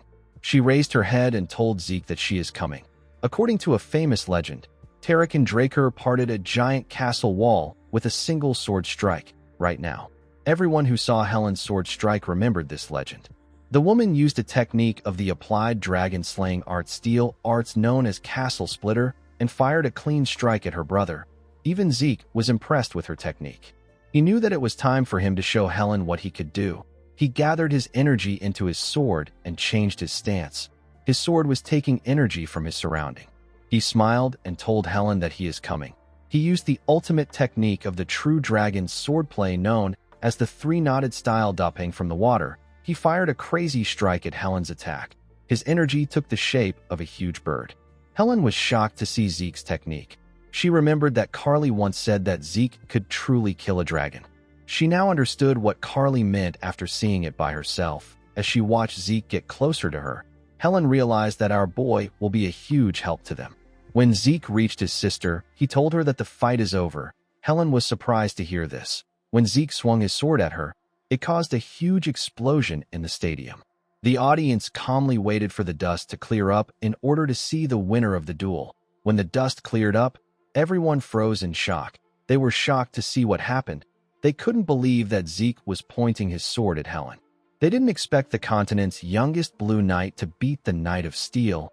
Helen told her brother that she lost. She told him that he is incredible. She said that she really can't beat him. Zeke smiled and said that he was just lucky. Helen asked him if he wishes to be humble until the end. She got up and informed Zeke that Carly has something to say to him. She told him that their sister will soon come to see him. She asked him to wait. Zeke smiled and said that he understands. Helen turned around and congratulated our boy on his victory. Arthur stepped forward and announced that the victor of this year's martial arts competition has been decided. He said that Zeke will receive a medal from him. Some minutes later, we see Arthur presenting the medal to his son. He wore the medal for our boy. The moment he did this, everyone began to cheer for Zeke. The patriarch told his son that he carried out the mission incredibly well. Zeke told him that he simply followed his order. Arthur informed him that the winner of the competition receives several benefits. He told him that he will let him know about the benefits when the time comes. He said that he wants to give him a gift first as a proud father. He asked his son if there is anything he wants. Zeke carefully thought about what he wanted. He asked his father to tell him about his mother. Arthur was shocked to hear his son's request. He turned around and looked at the patriarch of the Agamemnon family. He asked Zeke if he heard something from the Agamemnon family. Zeke told him that there are plenty things he hasn't heard. He said that this is why he wants to hear about them from him. Arthur asked his son to tell him why he wants information the most out of everything. Zeke said that he wants to know about irregulars. Arthur was shocked to hear this. Our boy explained to him that he wants to know about the prophecy that his mother, who was an irregular maid. The patriarch couldn't believe his ears. The scene shifts, and we are taken to a different location. We see Abel and William in a room. Abel was having some tea, while William was looking outside the window. Abel told William that Zeke won in the end. William called Owen a loser and said that he should have known that the boy would lose when he started acting out. He said that he can't believe that Owen lost badly to Zeke. He called Owen a disgrace. Abel told him that Owen will be stronger once he is baptized. He asked him if there is any problem. William said that baptism is only meaningful for those who are worthy. He asked him to tell him if there is any point in an average Joe becoming a little stronger.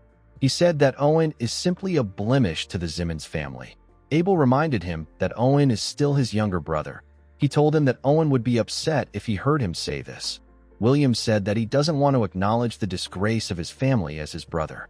Abel decided to change the topic. He asked William to tell him how the Guardian Knight case is going.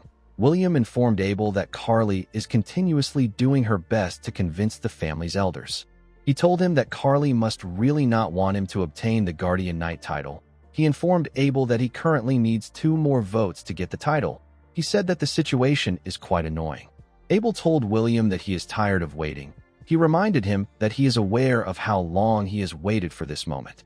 William told him that things will proceed as he wishes once the Guardian Knight and callous incidents have been resolved well. He asked Abel to be a little more patient. Abel told him that he will be patient. He placed his hand on the table and asked William to remember that he will also need to prepare himself if the waiting is prolonged again. In the next scene, we see Zeke receiving a warm welcome at the Four Seasons Fortress for winning the Draker martial arts competition. Our boy thanked the people who welcomed him. He said that he is really grateful. He looked at the knights lined up in front of him and asked them if all this is really necessary. One of the knights told Zeke that it is natural to show respect to the winner. He asked him to walk through the path that they made. Zeke couldn't believe that the rough Draker knights were showing this much favor to him. He decided to accept their offer. He opened the door in front of him and entered his father's office. The patriarch welcomed our boy. He told his son that he expected him to enjoy the victory banquet and come to see him after a few months. He asked Zeke to tell him why he isn't basking in the privilege that only he can enjoy. When a person wins the Draker martial arts competition, it is standard practice for them to hold a great banquet along with their sponsor family and other parties. However, Zeke was not interested in spending his time on this. He told his father that he doesn't particularly enjoy parties. Arthur laughed and told his son that he was exactly like him when he was his age. He said that he always wanted to achieve more things, so he considered entertainment to be pointless.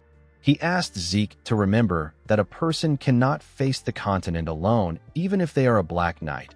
He told him that he will need to accept the fact that he wouldn't be able to avoid death if he makes the other 2 Black Knights his enemies. Zeke didn't expect one of the strongest people on the continent to say this. However, he believed that it would be difficult to defeat Kaiser. Several Black Knights wouldn't be able to take him out. Our boy knew that Hero King Kaiser was at the Grandmaster stage. He believed that he could become an absolute ruler who looks down on everything if he also became a Grandmaster. Arthur placed a small box on the table and asked his son to take a look at it. When Zeke looked into the box, he saw a pocket watch inside. Arthur revealed to his son that his mother left the watch for him. Our boy asked him if this is his mother's relic. Arthur said that it is. He told his son that Laura always had it on her. He told him that he can take it. He explained to Zeke that he might not learn much about his mother through the watch. Zeke asked his father about what he means. Arthur explained to Zeke that Laura used the watch to catch glimpses of realms that were beyond human sight. Because it is an item of an irregular, there isn't much that they can do with it. Arthur told our boy that the item was found in the northern continent. He said that this is all the information he has on it. He told Zeke that his mother was a very secretive person. Zeke didn't expect Laura's husband to not know much about her. He told his father that he has a question. Arthur asked him to tell him. Zeke asked Arthur if he has ever thought that he might have the abilities of a healer. Arthur said that there was a possibility of this happening. He asked Zeke not to worry since he is a proud, pure-blooded Draker Awakener. Our boy clenched his fist when he heard this. He realized that his father would have abandoned him if he wasn't a pure-blooded Awakener. Arthur called out to him and advised him not to dig too much into his mother. He said that irregulars are seen as cursed beings in the central continent. He told Zeke that it won't be good for him, who has Laura's blood, to be looking into her. Zeke told the patriarch that he will heed his order. The scene shifts, and we see Zeke in his room. Our boy was staring at the pocket watch. He wondered why his mother would leave this watch as her last relic. He noticed that the watch looked very familiar. He wondered about where he had seen it before. While he was thinking, Zeke remembered Shelton Draker. The watch looked exactly like the one Shelton took when he went to see Bahamut. Zeke picked up the pocket watch. He recalled that the item had Kronos' power in it. He decided to put ether into the watch the same way he did when he activated the magic armor and the golden mask. The system informed him that it is sensing the soul of an elder dragon within his mana.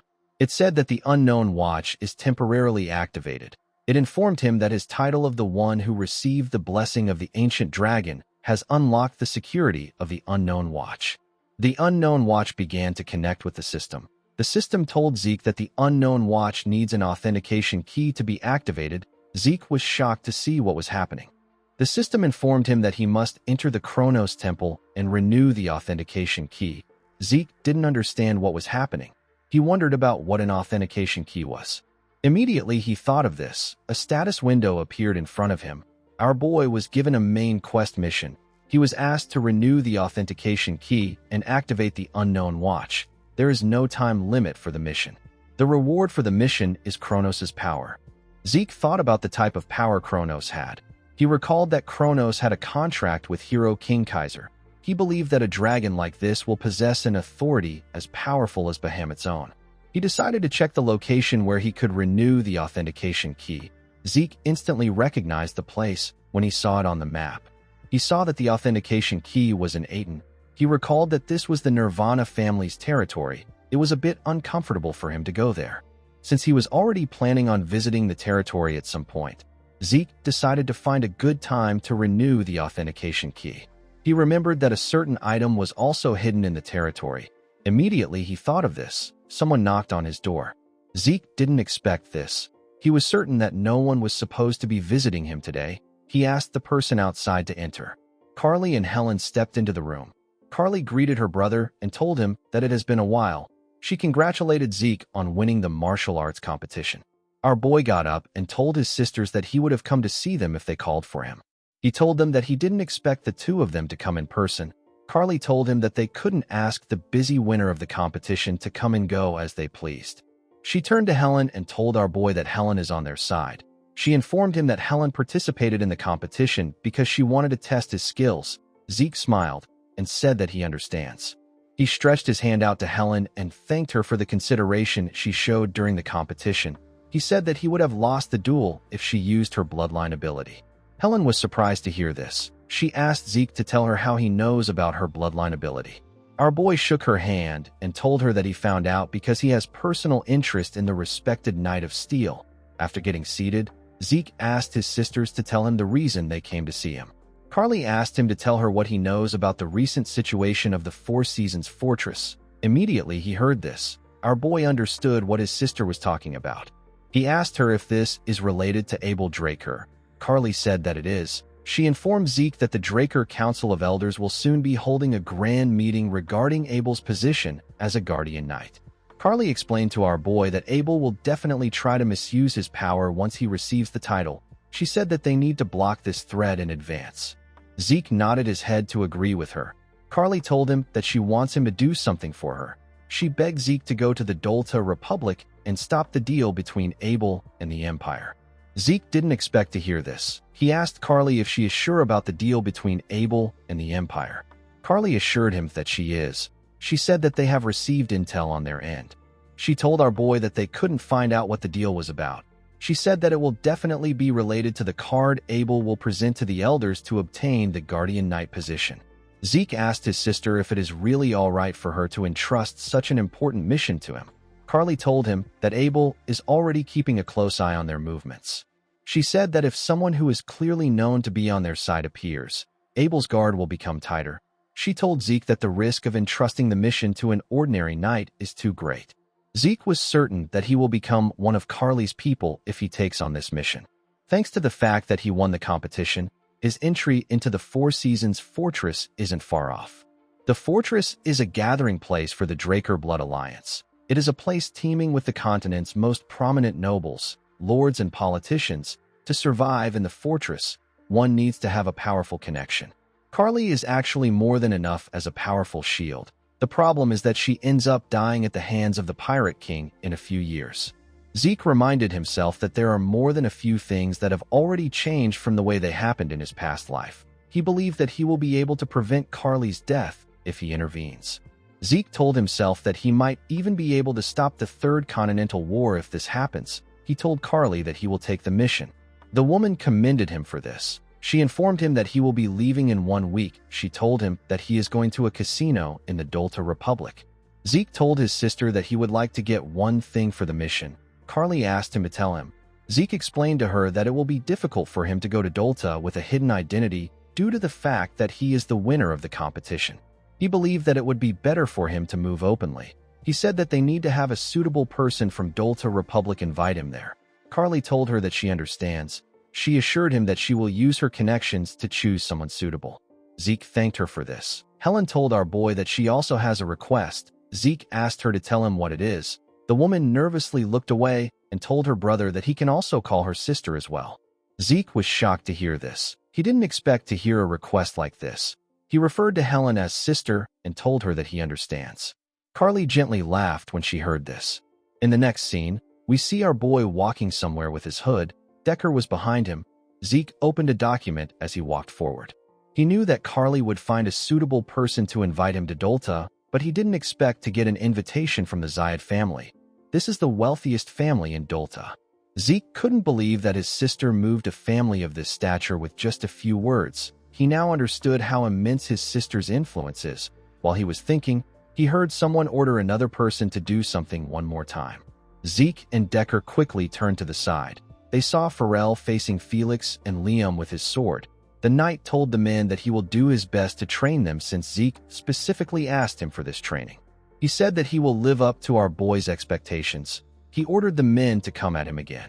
Felix told the man that he will die if they continue fighting like this. Pharrell told him that he will come at him if he doesn't want to move. Upon seeing what was happening, Zeke ordered Decker to tell Pharrell to work Felix a bit harder. The man said that he understands. Zeke turned to him and asked him about how he feels about becoming a knight again. He told his butler that he needs more talented people that he can trust. Decker told his lord that he appreciates his offer. He said that he is far too rusty to be called a knight. Zeke knew that the man was lying. He could sense the energy that his butler was hiding. Decker was still as sharp as ever. Our boy wondered if there was some kind of situation that he wasn't aware of. He turned to his carriage and told Decker that he might have to step up when things are serious. He smiled and told the man that he is leaving.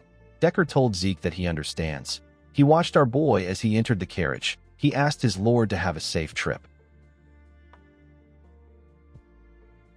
Guys, we have come to the end of our video. If you guys want more of this recap, let me know in the comments section. Don't forget to like and smash that subscribe button for more recaps. See you guys later.